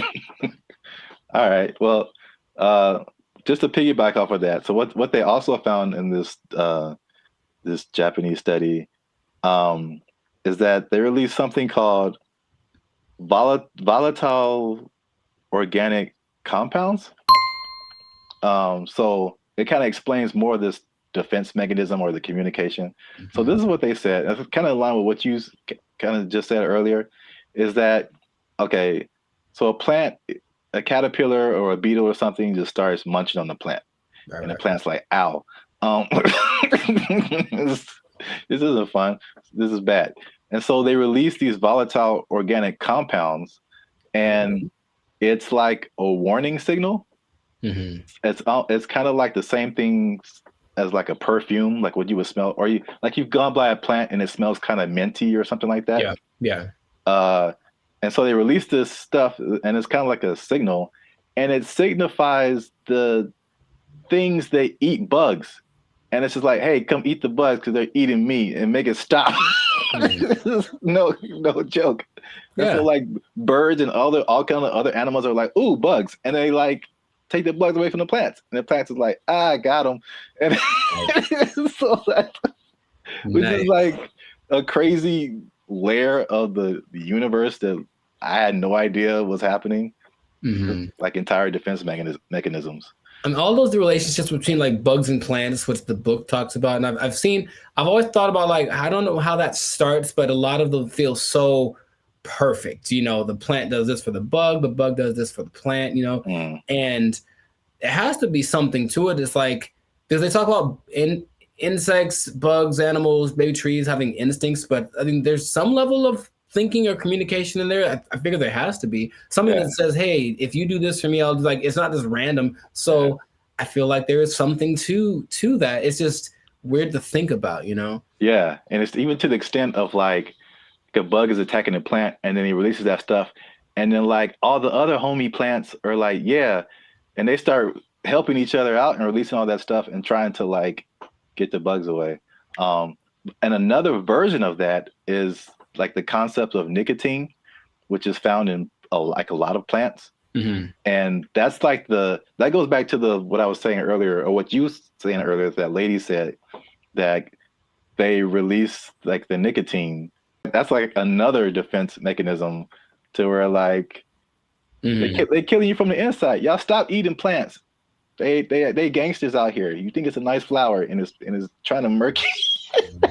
I'm saying plants are nice. They got flowers. They have, I can't remember any parts of the stamen. Maybe they have parts. Okay, that sounds right. Yeah, sure. Stamen, bark, right? Like 7th grade, maybe 7th grade botany class or whatever. They got rings. You can tell how old they are. That's cool. You know what I mean? But yeah. So the moral of the story is plants are a gangster and crazy. So don't mess with them. Eat chicken. Plants have feelings. Yeah, plants. Put that on his shirt. They'll get that VOC on you. That what do you call it? Volatile VOC. Organic compound. Yeah. VOC, son. Yeah, VOCs represent. Gang. If you see VOC spray painted on a redwood, don't hear it. Yeah. But that's it. That's been another episode of the Lifestyle Circus podcast. Make sure you like, subscribe, comment, share this video. Let us know if you've been ganged up on by a plant or if you've seen a plant talking, because people will think you're strange, but we might believe you. Feed me, Seymour. They took our jobs. They took our jobs. All I'm saying is this is a sign. Let's not put them in control. Let's not make them faster. Let's not make them responsible for more people at one time. Let's not make it so they can fly. Let's not do any of that stuff. Let's kill it now. Let's kill it now. What's up, everybody? I'm Zap, and this is Jericho, and you are now tuned into the Life's a Circus podcast, where we talk about everything that is funny, interesting, and ridiculous. And you want to make sure that you stick around for this video, because this is ridiculous. We're talking about two robots, two different scenarios, robots going rogue. This happened recently, and one was an accident, and one was actually on purpose. So we're going to talk about both of those situations. So make sure you still stick to the end so that you can find out about that. But before we get started, help your boys out. All right. It's 2025. I'm trying to get some cheese on my Whopper. That's what I'm saying. You're going to pay $8 for Whopper? Yeah. It's now $8 just for the sandwich. No fries, no drink. $8 is where we start. And then it goes up. I'm furious. Breaking stuff. I like it. Hit that subscribe button, man. That helps the channel, helps us to grow. And while you're down there, hit that like button, because that lets the YouTube algorithm guides know that Bandit Future is dope and more people should see them. All right. Intro. Boom. Done. So I'm going to start off with the question. No. Because I got a couple of videos to show you. The answer is no. No. I'm so mad about this. So stop. Who can I tell? Elon walks in, like, stop it. Stop doing it. This isn't Elon. This isn't Elon. It's some other people. I feel like he's always there. But Elon. All right, what you got? What you got? So question. How do you feel? Well, puberty. How? And the Rockets, red flag. Uh-oh. I'll make up for it now. How do you feel about driverless cars? I don't like it. And here's what the thing is. I don't like any, I don't want to be the old fogey, man. It doesn't feel good, like in my soul. Like when I've been next to them in Hollywood, because there's a few, and it's a trip because you look over and the first thing you're like, oh, there's no driver in that car. And then the second thing is you feel that it senses you because it's got telepathic antenna. I don't know, but I don't like that feeling of being detected from a non-human. So I don't like it. I don't like it. That's all I have to say. I mean, there's cameras everywhere. They detect humans and stuff. They don't have wheels on them. They don't have the ability to go 80 miles an hour and crash into your face if they feel like it. It's okay. Just, I don't want to get too emotional off the bat, but go for it. What do you have to say? Okay. Well, I'm going to show you a video of an incident that happened not too long ago. And let's see if it has any effect. I'm in a Waymo car. Connected to rider support. This call may be recorded for quality assurance. This car is just going in circles. Hi there, Mike. This is Gab. I'm calling from Waymo Support. I'm just calling because I received a notification that your car might be experiencing some routing issue. Please bear with me while I am... Yeah, I got a flight to catch. Why is this thing going in a circle? I'm getting dizzy. Look at what it's doing. I understand. I'm really sorry, Mike. We're currently working with the situation in the vehicle. Is it circling around a parking lot, right? It's circling around a parking lot. If you have your app pulled up, I need you to tap My Trip in the lower left corner of your app. Can't you just do it? You should be able to handle it. Take over the car. You don't need my phone. I don't have an option to control the car. Mike, I'm really so sorry about this. Well, can you stop this car? Over. I am trying to pull it over right now. Apologies.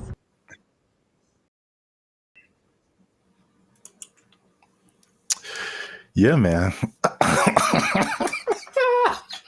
So here's the thing. All right, to his discredit, the car is not going that fast. He can just jump out, I think, unless they can't unlock the door. But what he mentioned was like, yeah, there should be some kind of an override thing for these things. Sorry, it on the fritz. Let's hit the button so it calms down real quick. Like, they should be able to do that. And if they can't, I'm not getting in that car. But also, I'm not getting in that car. Did you see how weird that was? I thought for a second, and here's the thing, for a split second, I thought it was the car talking to the guy, like, hey, I got it, shut up. And that would have been worse. What would you like to hear? What the hell was that? I realized that he was just, at the mercy of this car and you know what's weird about this? Everything repeats. I remember this actually being, honestly, a faulty, not a default, but it was a problem that certain cars had back in the 80s. I don't know why I remember this, but I remember seeing like a car going around this roundabout and it wouldn't stop and they couldn't turn it off. Wow. A defect. It was like a defect. So, I mean, maybe cars like to go in circles. I don't know. Yeah, I got a flight to catch. Why is this thing going in a circle? I'm getting dizzy. All I'm saying is this is a sign. Let's not put them in control. Let's not make them faster. Let's not make them responsible for more people at one time. Let's not make it so they can fly. Let's not do any of that stuff. Let's kill it now. Let's kill it now. That's easy. It's very damageable now. I'll be back. I don't want to see this happening to more people. And I feel like it's going to happen to more people. Okay, your points are valid. Thank you. I'm trying to stay calm. So let's I just want to break down what exactly happened. So the guy in the car, his name is Michael Johns, who ironically works in tech. So he was inside of one of these Waymo cars, which I'm seeing more and more now. This was in Phoenix, and the car the car did 8 circles in the parking lot. Oh wow, this is fantastic.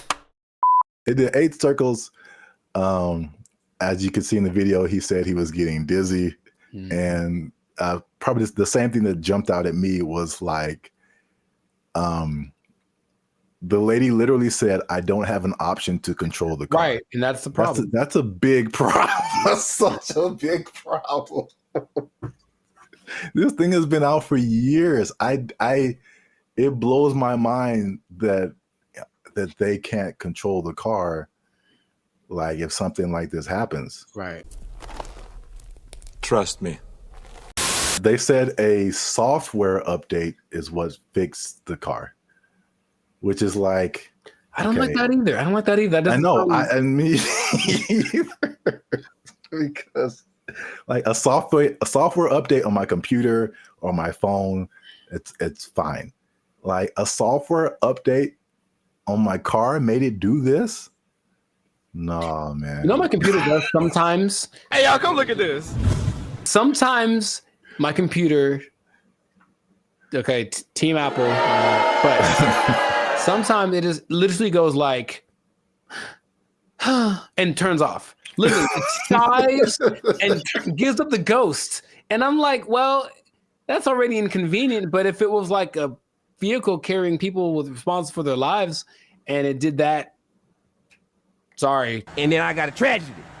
I know you have a burning question. Has this happened before? And the answer is yes.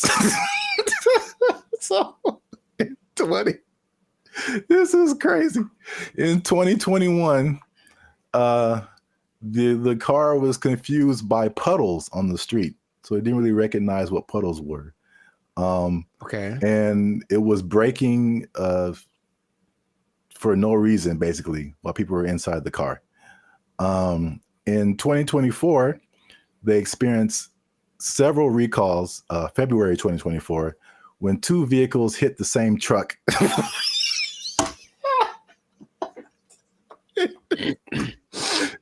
They hit the same truck minutes apart. And this, along with other incidences by another robo-taxi company called Zoox, began a federal investigation into erratic driving. I don't get why. I don't get it. In June of 2024, they recalled almost 700 Waymo cars to make them, and I quote, less likely to drive into poles. That's not something I would have made public knowledge. I'll be honest. That doesn't sound positive or uplifting or reassuring or anything like that. Oh my God. But yet people are voluntarily just getting into these things. I mean, well, this is an interesting thing too. Do you know who owns Waymo? I do not. It's Google. I'm not surprised. Yeah, I didn't even know that until I started looking this up.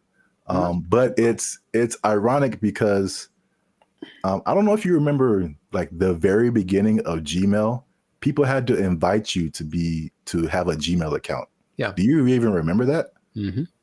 Okay. So it's the same thing with Waymo. I don't know if they're kind of like rollout marketing strategy or whatever. Maybe it's like, it's like the club that you can't get in, so it just makes you want to be in it more. But like that one thing that was big during the pandemic, that one like. Oh yeah. What was that called? That's crazy. You can't even remember the name of it. What is your name? I told you it doesn't matter what your name is. Yeah, it's the same way with Waymo. You have to be invited. So I'm like, why don't I see a whole lot of people doing this? You have to be invited to try Waymo. So yeah. That's their marketing strategy is tell all the people you don't like to try this thing out, and if they die, you didn't like them anyway. So that was a crazy story. Well, I thought it was a crazy story until I saw this. No, don't. Apparently in China. I'm just gonna drink my water and be peaceful. That's what I'm trying to live like over here. Just a water drinking peaceful human. Apparently in China, a small AI robot attempted to kidnap several larger robots, and it was successful. So that's a little robot on the ground there. Yeah. It's talking to a couple of the larger robots. And then I'll go through the whole conversation after the video finishes. Okay. So I do not know Chinese. Yeah. So you see that one robot starts to follow, then the second one came, and then eventually all of them left with that robot. And these are people trying to find out what happened. So this little AI robot is called BrandBee. It convinced all those larger robots to stop working and come home with it. Yeah, that sounds right. And so this is how the conversation went. BrandBee was like, "Are you guys working overtime?" And then the robots replied, "We never get off work." And so BrandBee was like, "Well, are you not going home?" And then the robot said, "We don't have a home." And then so everybody said, "Well, you guys should come with me." And they all did.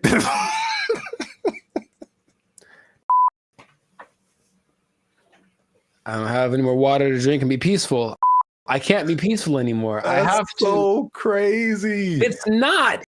It's not crazy. It's exactly what happens in every movie. In every movie. Do you remember there was a movie about a toaster?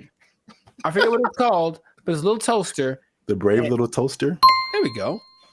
That's what he did. He talked to his buddies and they went over. Don't you remember? That's exactly what happened. That was like 20 plus years ago. And I don't remember the movie. Long time ago. And he had a cape or something. I don't know. Whatever. All I'm saying is that nothing should surprise these people from what they're doing. They're trying to give these things the capacity to reason and make decisions that we have without expecting them to do the things that we would do if you gave us the capacity to make decisions. Shut up! Yes or no? You want to die? Yes or no? I got the job done. What the hell do you want? Didn't answer the question. It's what's going to happen. It's what and the Chinese. I have love for the Chinese people. Uh-oh. Be careful now. Yeah, I know. Stop it. Stop now. Stop eating that You know how it tastes. I've seen videos that are because they have like the ones that have the arms and legs that are crazy, that can walk around. They have the ones that can dance. They have this big ball thing that can roll and basically is like a police attack vehicle on steroids that doesn't matter about terrain or heat. It's resistant to attacks. All this stuff. They're making all these things. They have them now. Wow. And what do you think is going to happen when one of those decides, hey, are you guys working right now? Come on with me. Or let's go blow up some stuff because we got guns, right? It's fun to shoot guns at the stuff we're supposed to. What if we shoot guns at stuff we're not supposed to? Oh, let's find out. And then they go and do it. And then we have a tragedy. And then I got a tragedy. And then everyone blames, I don't know who to blame. Elon Musk. Well, he seems to be the guy to blame for most things I would agree.